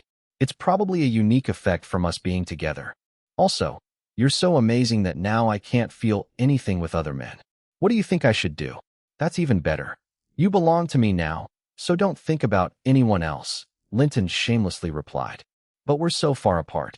Calculate how long it's been since we last met. Half a year. If I hadn't called to invite you this time, who knows when we'd meet again? No way. We need to meet each other more often. I can't go half a year without it. Why don't you come to Hollywood? You've already achieved great success in France with little room to improve. Only Hollywood can take you further, globally. All right, I'll think about it. But if I come to Hollywood, you have to help me a lot. Of course, just give me a heads up before coming. They reluctantly ended their vacation and took a seaplane back to Mail. At the airport, Linton said a heartfelt goodbye to Sophie Marceau, then boarded his flight back to Los Angeles. Back in LA, Linton first went to the Swiss bank's Los Angeles branch to open 2 secret accounts, one for himself and another for Skycrest Capital's offshore funds. Before the U.S. government cracked down hard in 2009, Swiss banks were synonymous with security and secrecy, regarded by countless wealthy elites as a refuge for their fortunes. To avoid trouble, Linton planned to first deposit money won from European Cup betting into his secret Swiss account, then gradually transfer it to Skycrest Capital's account in the Virgin Islands. The main reason was tax avoidance. Under U.S. tax law, if the money went directly to his domestic account, it would be subject to 40% personal income tax without legal avoidance. Also, it was difficult to explain such a large sum's origin to others and more convenient for future overseas investments in real estate. Time truly healed wounds. Nearly 50 days had passed since the LA riots. The streets of downtown LA slowly revived, business activities resumed normally, shops reopened, and foot traffic increased. The government was organizing repairs and demolitions for buildings damaged in the riot. Linton called Mira to his estate to discuss buying a luxury wooden bead bracelet. He asked her to research the best wood types, gather data on the most prized woods, and find the finest processing companies. Ideally, he preferred buying a finished product. Mira brought 2 pieces of good news. Last week, Universal Pictures held premieres of Step Up in New York, Chicago, San Francisco, Houston, and Boston. The response was fantastic. Audience surveys rated it mostly an A, with the lowest being B+, and those very few. Looks like our movie is going to be a blockbuster. That's great. So our tastes align with the audiences. Were the attendees all my fans? No. Universal carefully selected the audience to ensure your fans didn't exceed 30%. Okay, and what's the other good news? Mercedes-Benz in Germany sent word their advertising campaign is ready and asked when we could film. Definitely good news. I'll be busy at the end of June, but early July sounds good. You handle scheduling with them to film quickly. After that, we have the movie promotion. Right, we must promote Step Up well. I'm confident it'll bring strong box office returns. As they spoke, Robert heard about Linton's return and came over excitedly. He hugged Linton warmly and said, "Linton, you really kept your cool. 10+ days with no updates and no concern. For your movie. But you know, the early screenings look very promising. We must talk to Universal about increasing the release scale and setting the premiere date soon, pumping up promotion and aiming for a wide theatrical release." Okay, I'll contact Levitt now to see if he's free tomorrow. Linton promptly called Levitt, who happened to be preparing to reach out to him. They scheduled a meeting at Universal for 9 a.m. tomorrow to discuss distribution details. Meeting set for 9 a.m. tomorrow. Let's go together. Also, inform Tim to join us. This year, Universal Pictures was still performing poorly. Most films they invested in and produced flopped. Though distribution was profitable, they hadn't found any big hits. It appeared none of the top 10 North American box office hits this year involved Universal. Even the highly anticipated film starring Tom Cruise, Far and Away, with a $60 million budget, only earned $59 million domestically. Including overseas, it was a losing venture, relying on long-term rights exploitation to recoup costs. This situation likely meant Universal would remain near the bottom among the Hollywood Big Seven, battling Sony Columbia for second-to-last place, or maybe last. Amid the struggle, unexpectedly, Step Up gave everyone great hope. Levitt's biggest regret was not securing movie rights and sequel priority in the distribution contract. Who'd have thought Linton would produce such a great film? He remembered agreeing out of respect for Daniel, only to be ridiculed by many Universal executives at the time. Chapter 80, Publicity Strategy, Scandal Plan. On the 22nd, Linton brought Robert and Mira to Levitt's office at Universal's distribution department. Levitt arranged a conference room and gathered relevant colleagues to discuss the distribution of the movie Step Up. Levitt first handed Linton a screening report and told him that the movie had already received a PG-13 rating. Then his team presented the screening results from 5 cities. Last week, we held one screening each in New York, Chicago, San Francisco, Houston, and Boston for Step Up. The audience invited were all under 25, with a balanced gender ratio. Linton's fans made up almost 30% of the viewers. After the screenings, we collected 1,467 questionnaires. Among those, 1,125 gave it an A+, 237 gave an A, 96 an A-, and 9 a B+. The reviews were excellent, and after each screening, the audience gave heartfelt, long applause. We also noticed many people started mimicking the dances from the movie right after leaving the theater.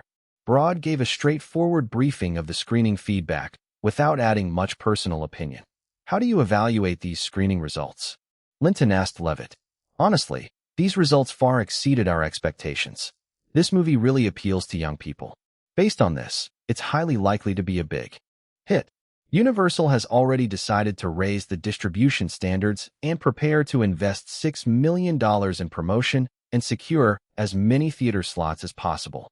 However, Step Up is only a modestly budgeted commercial production. To gain the theater's support, we will hold a screening event for all theater representatives on the afternoon of the 25th, and you all should attend. All right, we will be on time. Do you have a specific release date planned? The target audience for Step Up is teenagers, so it definitely needs to be released in August. We have 2 options, and you can help decide. Universal has already scheduled the release of Death Becomes Her on July 31st, a $40 million comedy big-budget production that we invested in. Its target audience is different from Step Up's, but since our available theaters are limited, and to avoid internal competition, we suggest staggering releases by 2 weeks and choose August 14th for Step Up. Alternatively, releasing on August 7th would extend the summer screening period, although theaters might allocate fewer shows for it. Actually, Universal internally had no confidence in Death Becomes Her's box office. A commercial big-budget film ended up directed by Robert Zemeckis as an art house movie. The box office was hopeless. The hope was to earn a few major awards during awards season to boost the film's licensing revenue to avoid huge losses. Even great directors could be completely trusted. Producers had to keep a tight leash on them. Still, Death Becomes Her was Universal's own investment, their baby, so they had to push hard for its distribution. We should pick August 7th. The week gap avoids direct conflict.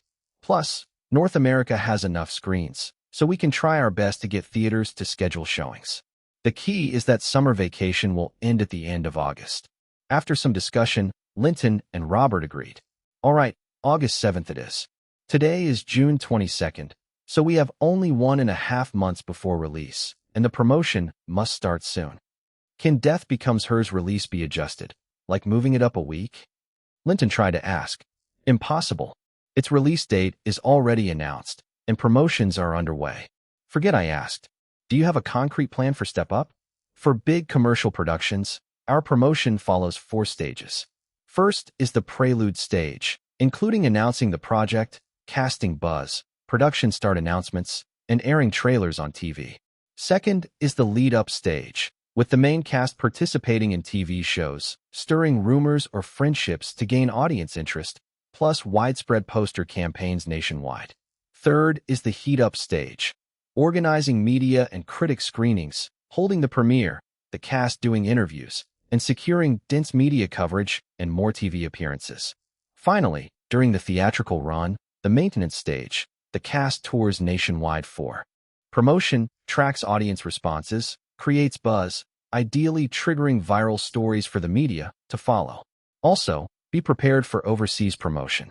Although Step Up is a small commercial production, based on the screening feedback, we will upgrade our standards and promote it following these 4 steps. In fact, you already did great in the first stage. Remember in February, all entertainment media and many mainstream outlets continuously reported on you. Although then the coverage was critical, Step Up already became known nationwide. The meeting room erupted in laughter. No one expected the movie's quality to be so outstanding. With a little guidance, it's easy to create a turnaround and generate new media buzz, which is very beneficial for our promotion. Linton, please edit 2 versions of the promo trailer, one about 1.5 minutes and another around 3 minutes. We'll arrange fast airing on MCA TV, part of Universal, and we already designed 18 poster versions. Please confirm quickly. Starting in July, get the main actors moving, create buzz, or leverage their networks to pull media attention. We'll also arrange some TV shows like talk shows and interviews. However, you are still the main box office driver. You must actively engage with the media. If you and Naomi or Hallie can stir rumors, that would be ideal. No problem. I'll edit the 2 promo versions by tomorrow and confirm the posters later today. For the rumors, I can handle that. But want to check with Naomi first. You're too polite. Honestly, you don't even need to ask. Naomi definitely will agree. No young actress would refuse such a chance. Remember, the biggest beneficiary of your rumored romance wouldn't even be the movie, but Naomi herself. She'd love it. Don't believe me? Ask the others here. The room chuckled warmly and nodded. All right, I'll give you my answer tomorrow morning. As soon as possible. If you're willing to push rumors, our promotion staff will create a complete campaign plan. Should I notify the main cast to attend the screening event on the 25th? I won't force you. You can decide. Anyway, there will be a premiere ceremony before release for them to attend. Also, I have another idea. We can produce the 3-minute trailer on CDs and send them to fan clubs worldwide to spread among fans. Linton recalled how influential fan-based promotion could be. Good idea. Nowadays, everyone has computers, and playing CDs is convenient. Do you forecast box office for Step Up? Robert couldn't help but ask. It's hard to say since the target audience is mainly teenagers, and interest among middle-aged and older viewers might be low. Do you have specific figures? North America around $40 million, and worldwide $100 million shouldn't be a problem. Levitt gave a conservative estimate. Chapter 81, Target Practice. That evening, Naomi arrived at the estate as promised. When she heard about Universal's test screening results and distribution strategy for Step Up, she joyfully hugged Linton and gave him a spontaneous kiss. Honey, is our movie going to be a hit? Yes, very soon you'll be the star of a blockbuster, about to become famous. It's all thanks to you. Tonight, I want to reward you properly, Naomi said as she began to disarm Linton. Wait, there's one more thing I need your opinion on. What is it? Hurry, I can hardly wait. Universal wants us to stir up some romance rumors to boost the movie's hype. Are you okay with that? Absolutely. I'm on board and will fully cooperate. Should we tell your agent? No need. Let's not worry about that now. I can't wait any longer. Given the great news about the movie's imminent success and her upcoming stardom, Naomi was too excited to hold back. She transformed into a bold and energetic knight, launching a passionate advance. The next day, Linton informed Levitt and Robert about the decision to hype a romance rumor. Levitt was delighted and said, I knew you'd agree. Just wait, we'll have the media follow up with the hype. Step Up now has an extra buzz and selling point. With Juliet's help, Linton edited 2 promotional trailers and sent them to Universal. He also handed over a 3-minute teaser to Robert and Bella to produce 5,000 CDs to mail to Linton fan clubs worldwide. By now, there were over 200 fan clubs globally, with over 120 in North America alone. Bella had done an outstanding job. Following the principle of rewarding merit, Linton directly gave her $20,000 plus a 20% raise, which thrilled Bella. She promised to accelerate the establishment of overseas fan clubs. With the movie project temporarily settled and the premiere scheduled for the 25th, Linton had 2 days free. He decided to ask Danny to take him to a shooting club to practice his marksmanship. As a major arms consumer country, the U.S. had many shooting ranges, and Los Angeles was no exception. To avoid causing a fuss, Linton lightly applied some makeup and went with Danny to a shooting club called Wilkie.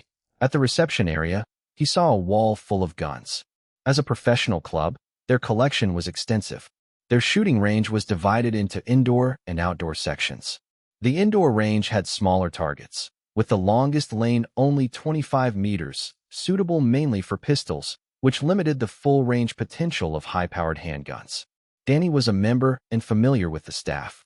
He brought Linton to the counter and asked an attendant, "Bring a few pistols for my friend here. He's a beginner, so let's start with pistols in the indoor range." The attendant fist-bumped Danny and pointed to the pistol rack. "We have a full selection. Rental fees range from $10 to $20, and 9mm ammo is $8 for 10 rounds. Linton knew little about pistols and asked, "I'm a newbie. Can you recommend a common pistol for practice?" "I'd suggest the Glock 17. It's widely used, popular, and has a manageable recoil," Danny said after thinking, and the staff prepared the gun and ammo. Inside the indoor range, they wore noise-canceling earmuffs. The attendant explained pistol shooting basics and standard safety notes. Linton picked up the Glock 17, aimed carefully at a 10-meter target, and fired. The bullet hole landed slightly off-center, and Danny said, "Great. Seems like you have strong shooting talent. First shot, almost a perfect score." Linton thought this was just the beginning, a feel for the gun. The next 9 shots all scored perfect 10s. Danny was amazed. "I take back what I said. You're not just talented, you're a shooting prodigy. Try speeding up your shots. In battle, speed matters as much as accuracy." The attendant handed Linton a fresh magazine. Ignoring careful aiming, Linton fired quickly at the target center. 10 bullets flew rapidly, all hitting near the bullseye. Even the furthest shot was within the high-scoring zone. The staff announced loudly, "Fast shooting score, 96 out of 100. Reload and continue." Linton reloaded, fired another quick 10 shots, and left a big hole in the center, but no shots outside the high-scoring rings. The staff and Danny exchanged surprised looks. "Danny, do you have such an amazing newbie?" Danny was equally stunned, staring at Linton thoughtfully. "Try the 25-meter lane." At 25 meters, hitting all shots within the high-scoring rings was nearly impossible for most shooters. Linton took aim and fired. The system reported a perfect high score. 5 consecutive shots, all hit 10s. The staff couldn't believe it. "Are you sure he's a newbie?" Danny eyed Linton like a rare creature and said, "Try rapid fire next." Linton emptied 4 rounds rapidly with impressive accuracy, 3 perfect 10s and 1 9. Danny was astonished. "You've outdone my expectations. Now try your fastest speed." Linton fired all 10 rounds at full speed. The target remained almost perfect, with a huge central hole, but all within the top scoring rings. Danny sighed and said, "You must be a real shooting genius, or you're hiding some secret training. Even special forces rarely hit your level." Linton smiled but didn't answer. Instead, he asked, "Do you have more powerful pistols?" "Sure, try the Desert Eagle. It has an effective range of 100 meters. After firing 3 magazines with the Desert Eagle, Linton still only hit high-scoring rings. The power was greater. Each 5-shot burst tore into the paper, creating a large central hole. The lethality felt comparable to using his power to hurl tiny stones. "Any more powerful pistols?" Linton asked. "We have the M500. It shoots up to 250 meters and is the most powerful handgun. One shot will tear the target apart, but it has huge recoil. 2 hands are recommended." The M500 was loaded and placed before Linton. He held it one-handed, aimed at a distant target, and fired. The recoil was strong, but his exceptional stamina made it manageable. The shot blew the target to bits, and the loud blast was still clear through ear protection. Danny and the staff were impressed. That's powerful, and you handle it easily? Incredible. After 5 shots, Linton stopped. The staff prepared more giant bullets, but Linton stopped him. 5 shots are enough. Any more powerful guns? Nope. This is the most powerful handgun available. For more power, you need a rifle. Also, I suggest trying the M500 at the outdoor range for full effect. Linton switched to the outdoor range, which had lanes up to 1,000 meters. He chose a 200-meter lane and fired the M500, pulverizing the target. The scoring system confirmed a high-ranking shot. He rapidly fired 4 more shots, all scoring above 8. The staff and Danny were left speechless. Try moving and shooting, Danny suggested. Use the Glock 17 in the obstacle zone. Gunfire echoed continuously as Linton sprinted through obstacles, hitting targets precisely in the head. After emptying 4 magazines, he finished in 1 minute 4 seconds with a total score of 381. Excellent. You could compete in shooting contests. The staff cheered.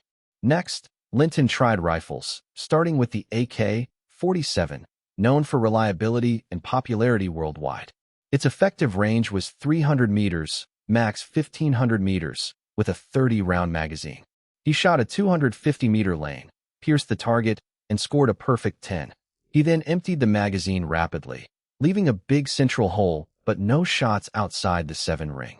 Finally, Linton tried the M2 machine gun, with an effective range of 1,800 meters and bullet speed of 930 meters per second. Its lethality was amazing. Using armor-piercing rounds, steel plates were like paper. He tested the longest lane, achieving consistent hits above 6 rings in rapid fire. Beyond this were sniper rifles, but those were not available at civilian ranges. To practice those, Linton would have to go to LAPD's or military's internal ranges. After this detailed gun session, Linton had a clearer understanding of pistol and rifle lethality. Ordinary pistols posed little threat if he was prepared. He could track bullet trajectories and evade easily. Close-range stealth shots could still injure him seriously. Desert Eagle posed a slightly higher risk, but was manageable at distance. Close shots could cause significant harm, but not fatal. The M500 handgun was much more dangerous. Even prepared, he could not avoid all hits, and close shots threatened his life. Rifles posed less threat than the M500 handgun at distance, but within 100 meters, machine guns could be deadly. He also noted that military equipment like sniper rifles, rocket launchers, grenades, and missiles were even more lethal. He heard that a standard military 155mm howitzer shell had a lethal radius up to 60 meters, with a maximum destructive radius of 350 to 360 meters. A shell landing in the center of a football field could wipe out everything, alive or not. Specialized shells and guided rounds were even deadlier, and missiles more so. He wondered if his senses would warn him of such attacks. If so, that might improve his survival chances. If not, he would be in grave danger, but such threats were impossible to test. Even Danny pointing a gun at him without intent to harm couldn't trigger his senses. After learning all this, Linton felt a new respect for the firearms and realized that despite his powers, he was still relatively weak and should keep a low profile. Chapter 82.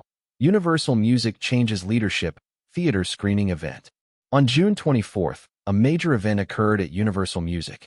John Smith officially retired due to his age, and Daniel Lumen successfully took over as president of Universal Music.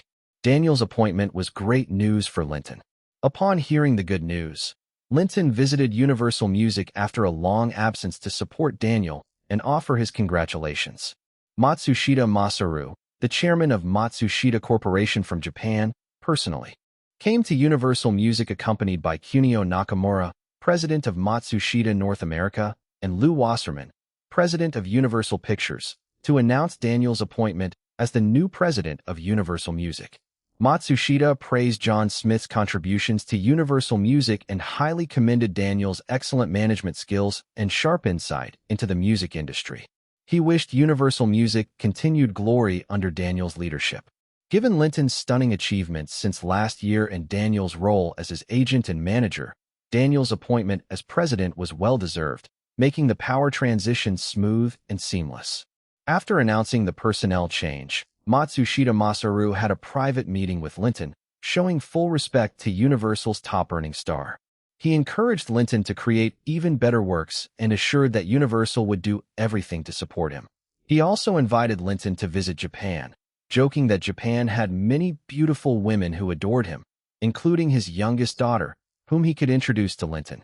Linton was very thankful and said, "Sure, I'll visit when I have the chance. I'll count on you then." That evening, Daniel hosted a small party at his home, and of course, Linton was invited. To Linton's surprise, Levitt was also there, suggesting they had a close relationship or shared interests. No wonder Daniel was so quick to accept Levitt's help with movie distribution. Last time, Shania Twain, a new singer recently discovered and strongly promoted by Sunshine Music, an entity Daniel secretly controlled, also attended. The soundtrack for the movie Step Up had already been produced and would be released simultaneously with the movie. As the lead vocalist of the soundtrack songs, Shania Twain's rise to fame seemed inevitable. Since the Grammy Awards, Linton had been busy with filming and post-production, so the two hadn't met until now. At this gathering, Shania tightly held onto Linton's arm, appearing like a love-struck partner. This didn't surprise anyone. After the party, they naturally returned to Linton's estate to explore life's grand path together. As the saying goes, absence makes the heart grow fonder, and the two poured all their passion into an intense night together.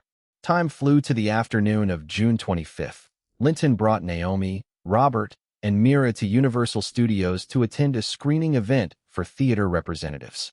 Universal invited almost all of their partner theater chains, including the 4 major chains in the U.S., Regal Cinemas, AMC Theaters, Cinemark, and Carmike Cinemas, along with over 60 small and medium chains. The main criterion for theaters selecting movies was whether the film had box office potential and could attract foot traffic. They would never grant a large number of screens just because a film was distributed by one of the major Hollywood studios. After all, their own profits were at stake.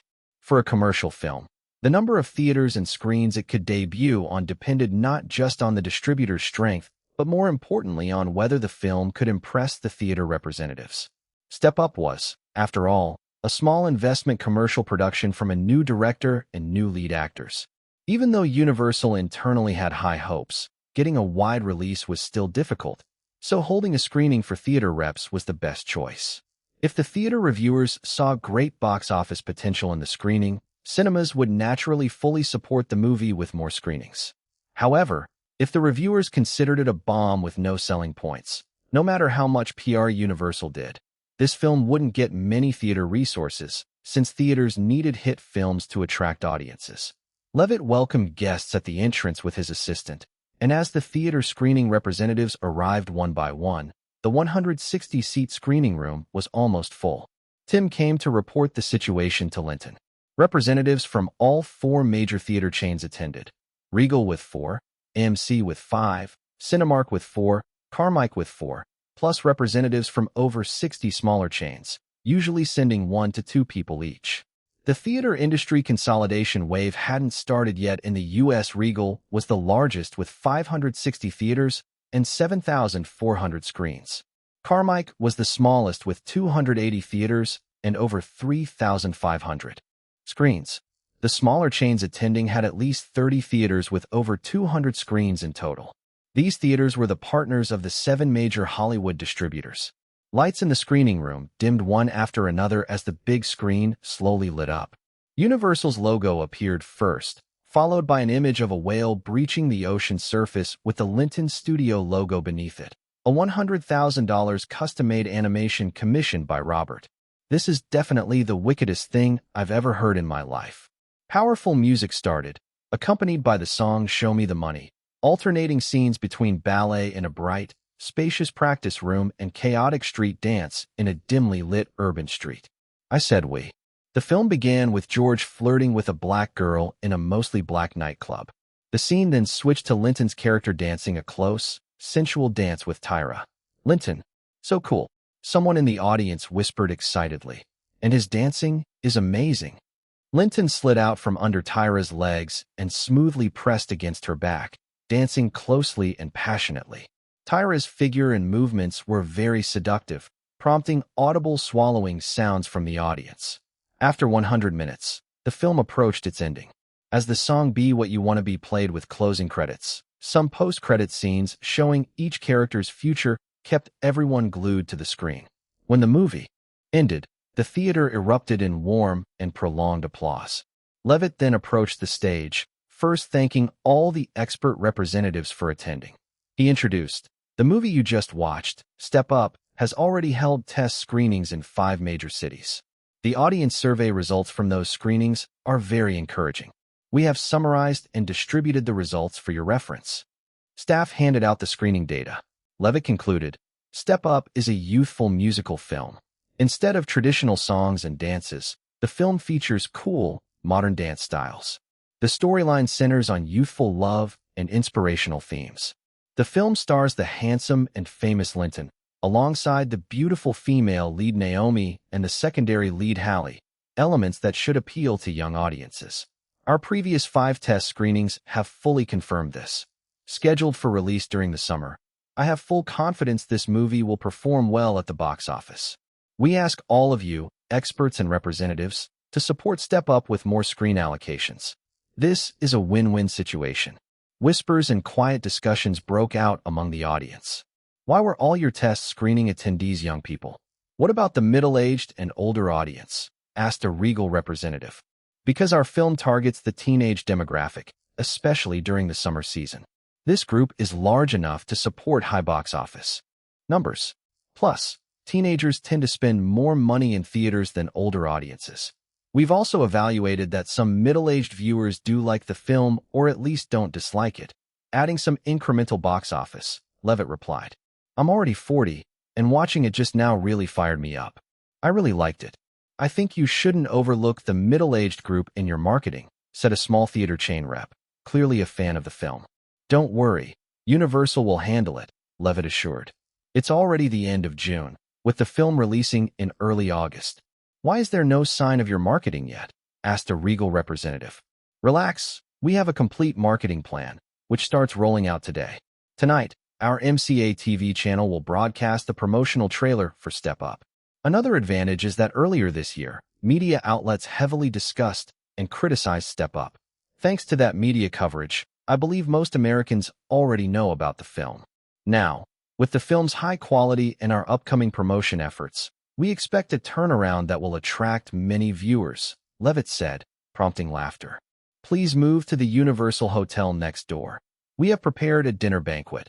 Levitt concluded the screening event. At this point, Linton understood that Step Up had gained recognition from the theater representatives. The next step was to see how much screening time Universal could secure from them. "This is the Regal Movie Selection Representative, Karn Sturr. This is the AMC Movie Selection Representative, Peter Arsenal." Thanks to Myra's introductions, Linton met many theater representatives, humbly greeted them, exchanged business cards, since he still needed their support for screen allocations. Of course, the phone number of his agent Mira was on the business card he took out. "Linton, I really like you. Can you sign an autograph and take a picture with me?" Many young representatives among the theater reps were Linton's fans, so he fulfilled their requests one by one. All these fans promised to arrange as many screenings for Step Up as possible upon returning. Chapter 83. Huge Prize Money, Thrilling Redemption. On June 26, 8 a.m. Los Angeles time, during the live TV broadcast of the European Championship Final, when the referee blew the whistle to signal the end of the match, not only did the Danish team erupt in wild joy upon winning the Champions League, but Linton also jumped up from the couch, excitedly clapping his hands. Denmark's stunning championship win was incredibly thrilling, which meant his $300,000 bet turned into over $360 million. Even after taxes, the actual amount he'd pocket would exceed $320 million. However, with such a massive betting prize, he was cautious about possible risks during the payout. Later, Linton learned that the chance of betting companies renege on payouts was basically zero. Their foundation was built on trust, and if news broke out about them not honoring rewards, they'd quickly lose all customers and go bankrupt. But trustworthiness didn't eliminate danger. Internal employees could collude with local gangs, leaking information about payout claimants, leading to kidnapping or robbery. Or gangs could be directly notified during payout to ambush the winners outside. These were very real threats. Moreover, since each prize was well over $100 million, such enormous wealth could tempt many to take desperate risks. For safety, Linton planned to bring 4 bodyguards with him, leaving one behind to guard the estate. He called Danny in to discuss. Danny, last time when I traveled, I placed bets on the European Championship tickets bought in Canada, UK, and France, and won big. Now I have to claim the prizes, but there might be danger. What do you think is the best way to handle this? What kind of danger? I'm worried some betting company staff might be working with local gangs, revealing our movements. After leaving the betting offices, gangs could ambush us. Is it just gangs? Who else do you think? Like the military or law enforcement? That's unlikely. Only gangs are possible. Just gangs? Don't worry, boss. You've got 5 elite X-Delta under you. Any gang that shows up is done for. One word from you, and they're toast. You're so confident. Boss, I think you might be overestimating the gang's fighting ability. They only bully civilians. Against us, they're just unlucky. Still can't be careless. They have weapons. Even though you all have gun permits, we can't bring our firearms with us. Facing armed gangsters empty-handed would be too dangerous. All right, I've got friends dealing in the black market firearms. I'll contact them to secure weapons for all 3 places. How many do we need? Let's be cautious. Leave one to guard the house, and the other 3 come with us. Who should stay behind? Keep Gully Gott. His tactical skills suit defense better. We'll primarily handle emergencies on the road. He stays at the estate. We feel safer. Good. Call all 4 of them in. I'll explain everything face to face and check their willingness. If no one wants to stay, we'll go with your plan. Danny gathered the 4 bodyguards, Hayden Coleman, David Reed, Sandy Glick, and Gully Gott, into Linton's office. I'm traveling abroad soon, and there might be risks. I need 4 people to accompany me for protection and 1 to stay behind. You're my most trusted guards. Who wants to go?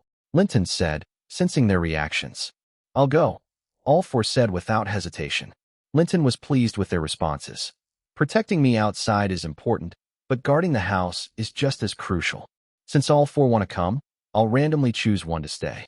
Gully, you stay behind and watch the estate. The other 3 and Danny will come with me. Let me say it again, this trip will be dangerous. Later, discuss tactics and needed equipment with Danny. He'll arrange purchases. I promise if we return safely, each of you 5 will get $200,000. Additional pay if we face danger. And if anyone gets hurt, I'll cover all expenses. We'll complete the mission, they vowed. The high reward motivated them greatly, though Gully seemed reluctant. They were all disciplined ex-soldiers. While protecting the estate was easy, it got boring over time. Escorting the boss abroad was risky but thrilling. They had survived far worse dangers. Instead of fear, their blood stirred with adrenaline. When they learned the threat was merely gangs, they felt the mission was manageable but didn't underestimate the opposition. They quickly planned equipment and tactics. Boss, we've agreed to contact the black market at each location to get walkie-talkies and handguns with 30 bullets each. We'll drive 2 vehicles. David, you and I lead in one, with Hayden and Sandy trailing for backup and observation. We'll use walkie-talkies to communicate. Do you want a handgun too? Sure. Give me one, though I hope not to use it. Can you securely reach the sellers? Is the transaction safe? I'll reach out to my contact. It shouldn't be a problem. This is a tiny deal for them. What about the cars? We can't rent. Normally, it would leave tracks. We can get fake passports on the black market to rent vehicles. All right, get things ready quickly.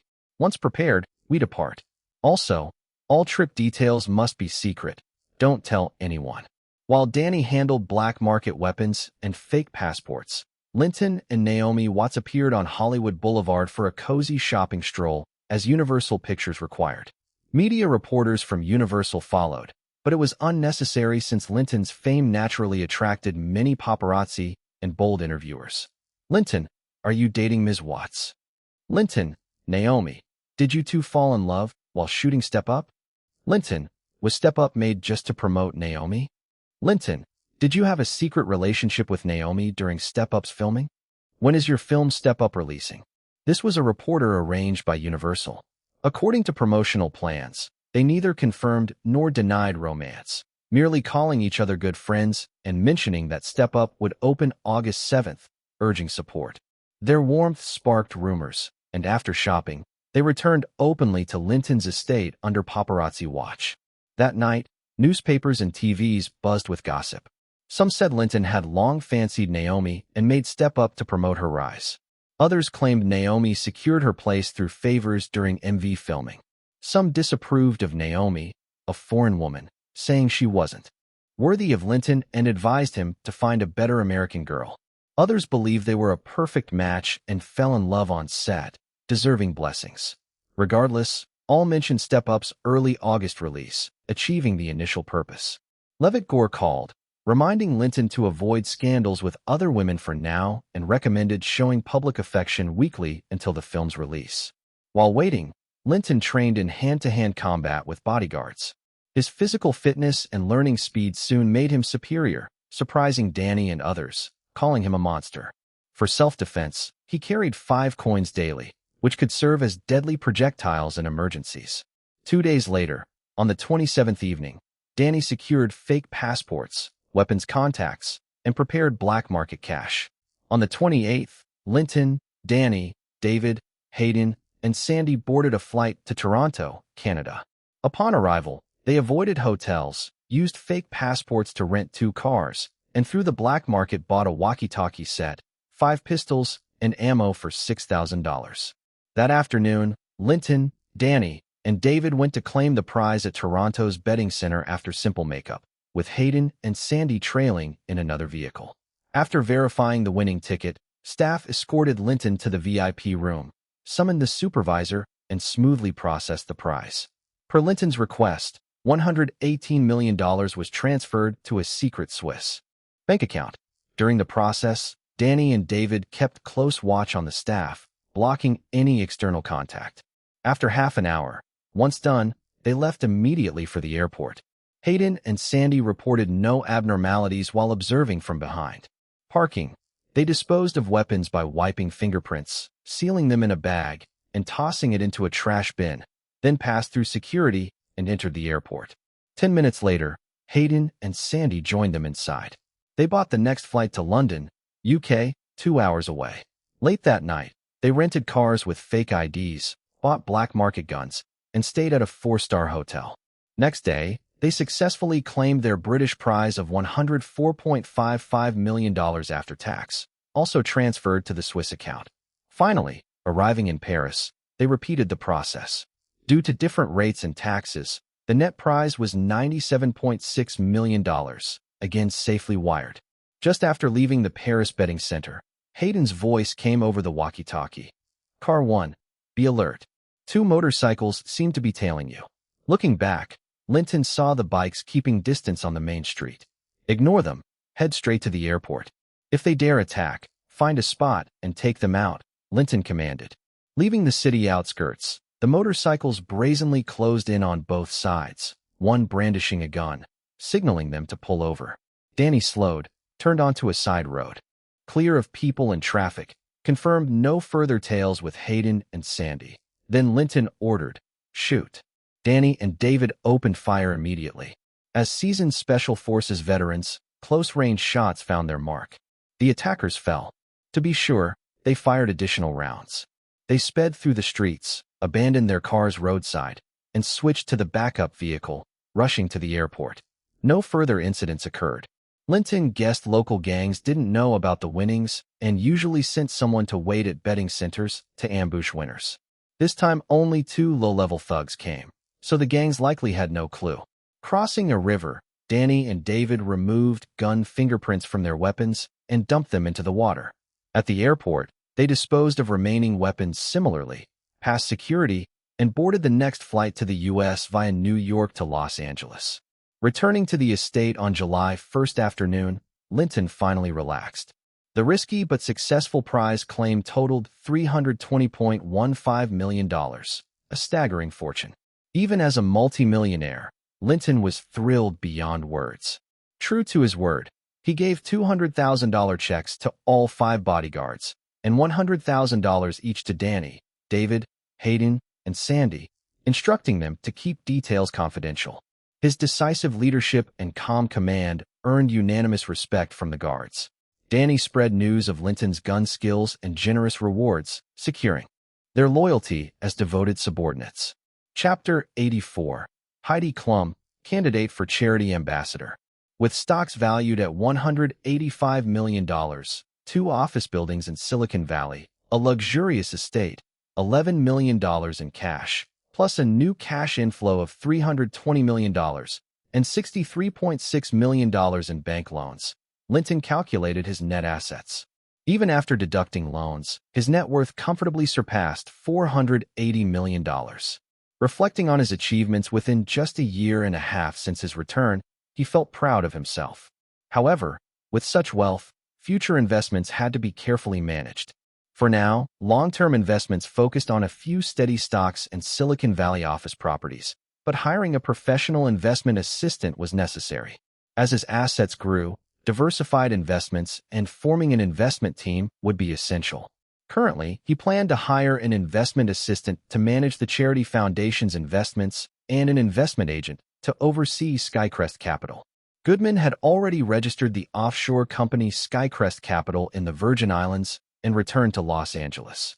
He had arranged to meet Linton at his home to hand over the company's documents. Since the charity foundation was established, charitable activities needed to start, requiring a kind and responsible person to operate it, a reliable individual. Aunt Kelly was perfect for the job, dependable, and now the only family Linton had left. He could also use this opportunity to increase her salary and improve their living standards, if she was willing. Thinking this over, Linton called Aunt Kelly. Aunt Kelly, this is Linton. Judy is on summer break, right? When can you bring her to stay in Los Angeles for a few days? Next week, July 10th. Great. Have your whole family come. Let me know when you're about to leave. He planned to discuss the job with her once she arrived. Not long after, Goodman came to the estate, opened his briefcase, and handed Linton a thick file. Skycrest Capital is registered, and here are all the documents. Good. Help me find a headhunting agency to recruit an investment agent for Skycrest. Also, post 2 job ads to hire an investment assistant for the charity foundation's investments and a personal assistant, Linton said after reviewing the documents. Although he had 2 assistants, Molly was with Universal Music and Bella managed the fan club. Considering his growing workload, he needed a personal assistant. How much capital are you planning to invest in Skycrest? It will help the headhunter find suitable candidates. At least $50 million initially, Linton replied, not mentioning his betting profits from the Euro Cup, just giving a number Goodman could accept. Starting July, Universal began an intense promotional campaign for Step Up. TV channels aired trailers, media rumors and articles flooded in, and offline ads and posters spread everywhere. The main actors actively promoted the film through various channels. Naomi Watts was especially proactive, taking many interviews and sharing fun stories from the shoot. Halle Berry and Tyra Banks, despite some private tension, showcased sisterly affection for the film promotion, even being spotted shopping together. Their efforts were well received by the African American community. Snoop Dogg energetically promoted the movie on various black radio stations and music shows. Zack Snyder and Fletcher also actively attended events for Step Up.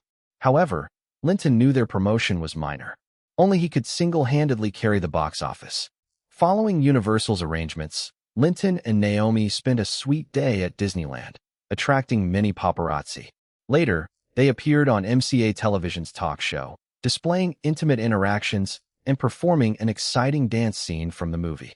The audience erupted with cheers, especially when Linton performed a solo street dance with spectacular moves, igniting excitement.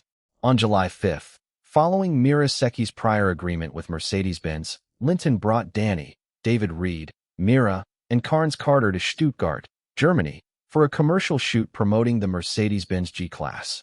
The campaign was straightforward, showcasing the G-Class's agile performance in various environments: city lights, scenic mountains, vast deserts, and torrential rain in wild terrain, naturally including beautiful women and luxury cars. Mercedes hired German supermodel Heidi Klum, a stunning blonde beauty.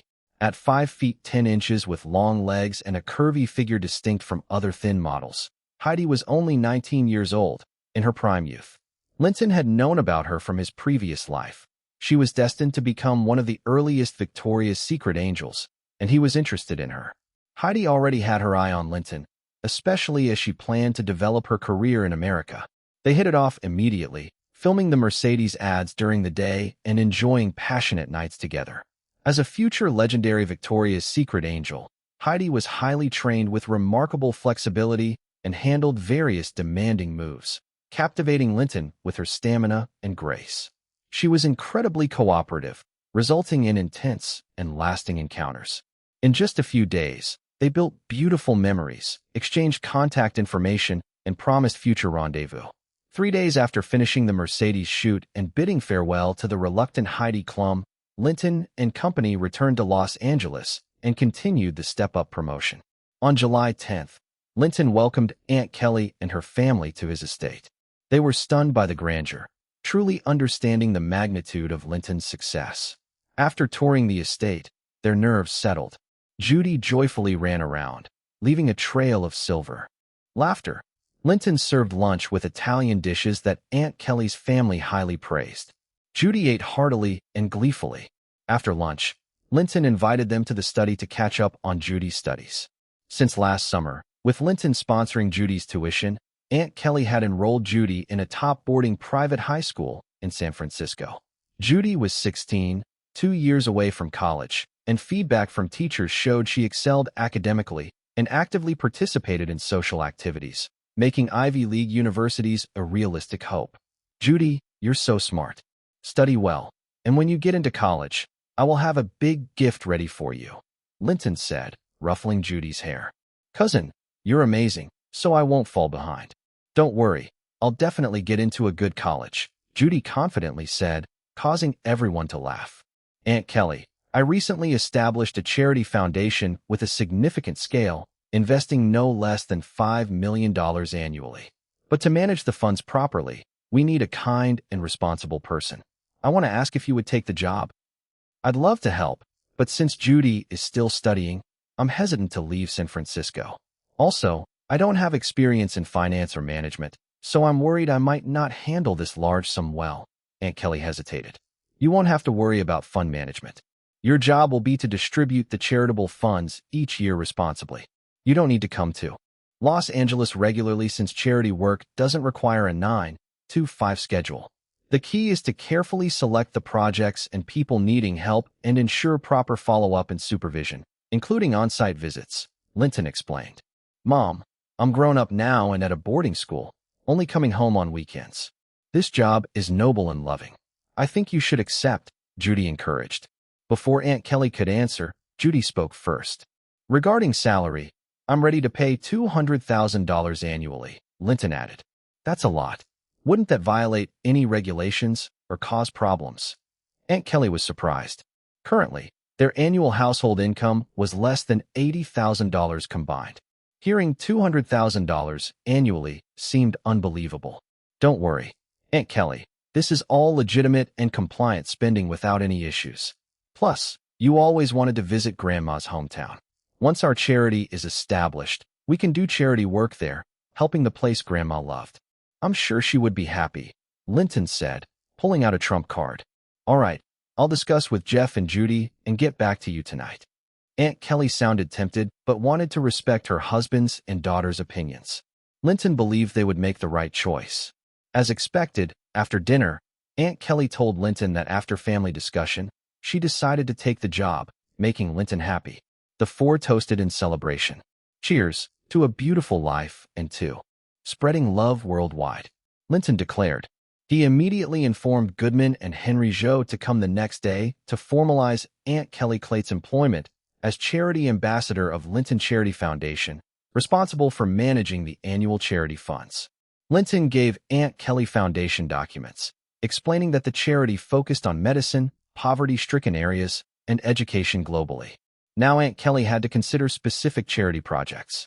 Linton told her this year's budget was set at $5 million, with a possibility of increase. He advised starting with small projects under $500,000 to gain experience. Chapter 85. Beautiful Assistant and the Investment Manager. Aunt Kelly's family didn't stay long at the estate, leaving Los Angeles after just 3 days. After accepting the role of charity ambassador, Aunt Kelly felt a huge sense of mission and urgency. She rushed back to San Francisco to handle her resignation properly, eager to dedicate herself fully to charity work. She had to ensure that Linton's $5 million charity fund for the year was used wisely and not let Linton down. Linton arranged for Goodman to accompany her to San Francisco to help set up the Linton Charity Foundation office. They rented an office near Aunt Kelly's residence and recruited a financial specialist and an office clerk. The foundation's legal and auditing affairs were respectively entrusted to Goodman and Henry Jo's firm. As the movie's release date approached, Universal's promotion intensified. To feed the scandal rumors, Linton and Naomi even watched Batman Returns together. Mira got them the best seats. When they sat, paparazzi followed, and since they made no attempt to hide, they were quickly recognized by fellow audience members. Before the movie began, fans crowded Linton for autographs until the screening started, then quiet settled. The movie continued the dark, gothic style of the first, with many bloody scenes. Naomi used a moment when a supporting actor's face was in close-up, letting out a soft gasp and snuggling into Linton's arms, a scene quickly captured by in-theater paparazzi. The movie was indeed thrilling, and even in its 4th week in theaters, it maintained over 30% occupancy. The box office looked strong. Thankfully, Step Up was scheduled 6 weeks later, so it wasn't a competitor. Linton and Naomi attended several talk shows for promotion. Fortunately, Step Up had been bombarded by media since its inception, and its current attention level kept Linton relaxed. Linton took time to interview assistants, surprised by the huge number of applicants for investment and personal assistant roles.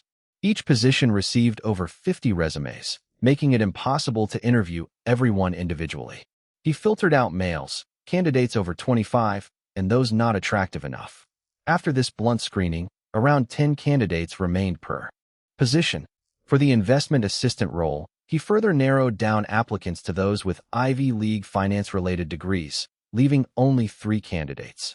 For the personal assistant role, only candidates with college degrees were considered, leaving 5 candidates. During interviews, the last investment assistant candidate walked in, instantly stunning Linton. She wore a white blouse with cuffs rolled back, an all-black business suit, black stockings hugging long legs, and mid-heel strappy crystal sandals. Her delicate features, brown gold shoulder-length hair, and height over 5 feet 9 inches composed a graceful figure. Even among the many beauties in showbiz, her looks and charisma were top-notch, far surpassing her resume photo. "Hello, Mr. Linton. My name is Winnie Gesso.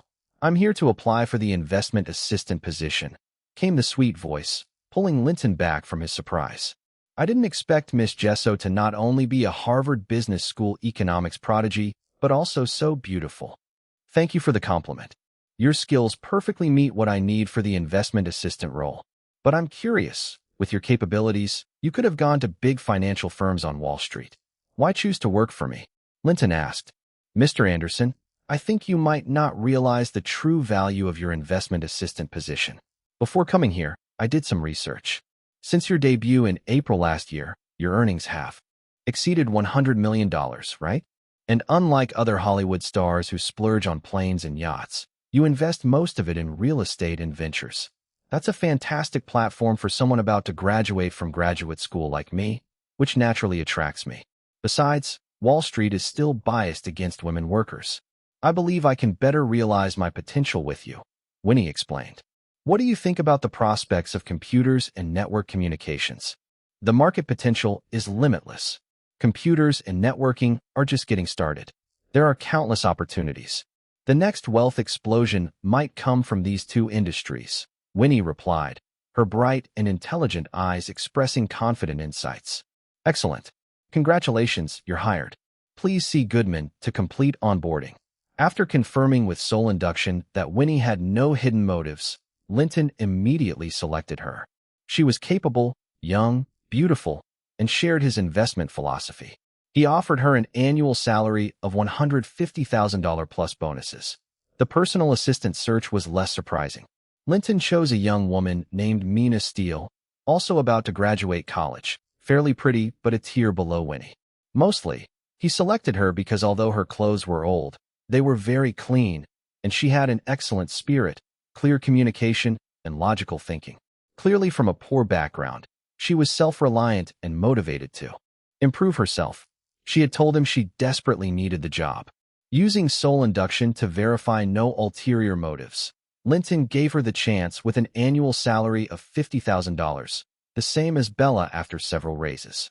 After completing onboarding and signing confidentiality agreements, Goodman even took them for physical exams to ensure their health. Linton brought Henry Joe and Winnie together to brief Winnie on his assets and the foundation's status, telling them to find an office near Universal Studios as the foundation's base. The foundation temporarily split into two parts. One was investment and asset growth, which Winnie would manage, with Goodman helping recruit an office clerk. Legal and accounting tasks were outsourced to Goodman and Henry's firms. The other part was charity fund usage, assigned to Aunt Kelly. With $11 million cash on hand, Linton urged prompt investment. Winnie and Henry were tasked to purchase office buildings in Silicon Valley, buying as many as possible. When Winnie learned of Linton's massive assets, her eyes widened. She felt even more lucky to have chosen to be his investment assistant. Mina quickly adapted to personal assistant duties, moving into Linton's estate.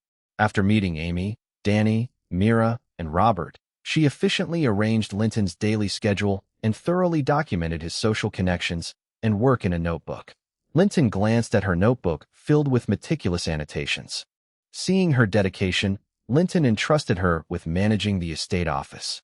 The headhunting company replied with 3 investment agent candidates, all with rich experience. After interviewing them with Goodman, Linton selected Richard Welchie, a white man in his 40s. Richard had worked at Goldman Sachs and later at the Schiff Family Investment Department. Importantly, his investment style was stable, and he was optimistic about the computer and networking sectors, aligning with Linton's vision. After confirming with soul induction that Richard had no malicious intent, Linton hired him with a $300,000 annual salary plus investment performance bonuses. Post-onboarding and signing agreements, Linton handed him documents for the offshore company Skycrest Capital, which Richard would manage. Currently, Richard was a lone operator tasked to find an office near Universal Studios, with 1 financial and 1 clerical staff position. Goodman would assist with recruitment, and legal and accounting would be outsourced. Skycrest Capital's funds totaled $320 million, not $50 million. The current investments were simple, purchasing Microsoft and Cisco stock. Due to the large sum, they couldn't buy from the open market but sought shareholders willing to sell large blocks. Fortunately, the U.S. stock market was sluggish in the first half of the year, partly due to the Los Angeles riots. Microsoft and Cisco stocks saw minimal gains after massive prior increases, so some shareholders might want to cash out. Linton advised Richard to approach the Bill Gates family office for Microsoft shares, who might want to reduce holdings. Cisco stock purchases were Richard's own responsibility. To motivate him, Linton promised a bonus of no less than $300,000 if Richard completed the stock purchases within the year. Chapter 86. Red Sandalwood Bracelet, a Vulnerable Opponent. After some digging, Mira finally found info on the precious wooden bead bracelets. There was a jewelry store in Los Angeles that sold these bracelets. The best ones were made from small leaf red sandalwood, featuring 18 beads per bracelet. Each bracelet was priced at $2,000. Heard that the supplier was a factory based in Hawaii, and they also accepted custom orders for even more precious wood bracelets. After getting the information, Linton immediately went with Mira to the jewelry store. They saw the small leaf red sandalwood bracelets in the shop had a glossy sheen with a faint sandalwood scent. Holding it gave a calm and focused feeling, as if their spirit became more lively.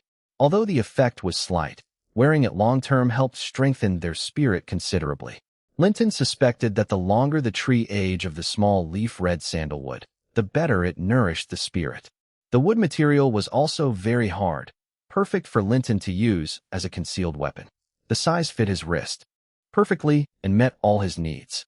He didn't hesitate and spent $10,000 to buy all 5 bracelets in the shop. To Linton, this was a fantastic treasure. It could enhance his demeanor, nourish his spirit, and serve as a self-defense weapon.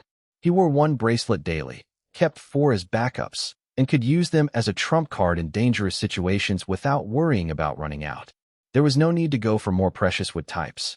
This small leaf red sandalwood bracelet was the best fit for him. He also left his contact information with the shop owner, asking to be notified immediately when new stock arrived. He commissioned the owner to help find older small leaf red sandalwood to make bracelets, offering to buy at high prices. On July 29th, Linton and Naomi were invited to the premiere of Death Becomes Her, produced and distributed by Universal Pictures. The film was directed by Robert Zemeckis and starred big names like Goldie Hawn, Bruce Willis, and Meryl Streep. The announced budget was $40 million, a bona fide major commercial production, and a direct competitor to Step Up. The two walked the red carpet, posed for the paparazzi, then entered the theater and found their seats. "Do you think this film will flop at the box office?" Naomi asked. "Do you really hope it does?" Linton smiled and countered, "I heard if it does well, it might affect Universal's support for Step Up." Linton chuckled. The number of theaters and screens in North America was fixed. If one movie took more, others got less. Especially when movies from the same distributor were released close together, conflicts over distribution resources happened. He quietly explained, "I heard the early limited screenings got poor audience reactions. Universal itself isn't optimistic." Haha. Naomi brightened. "Then Universal should support Step Up more, right?"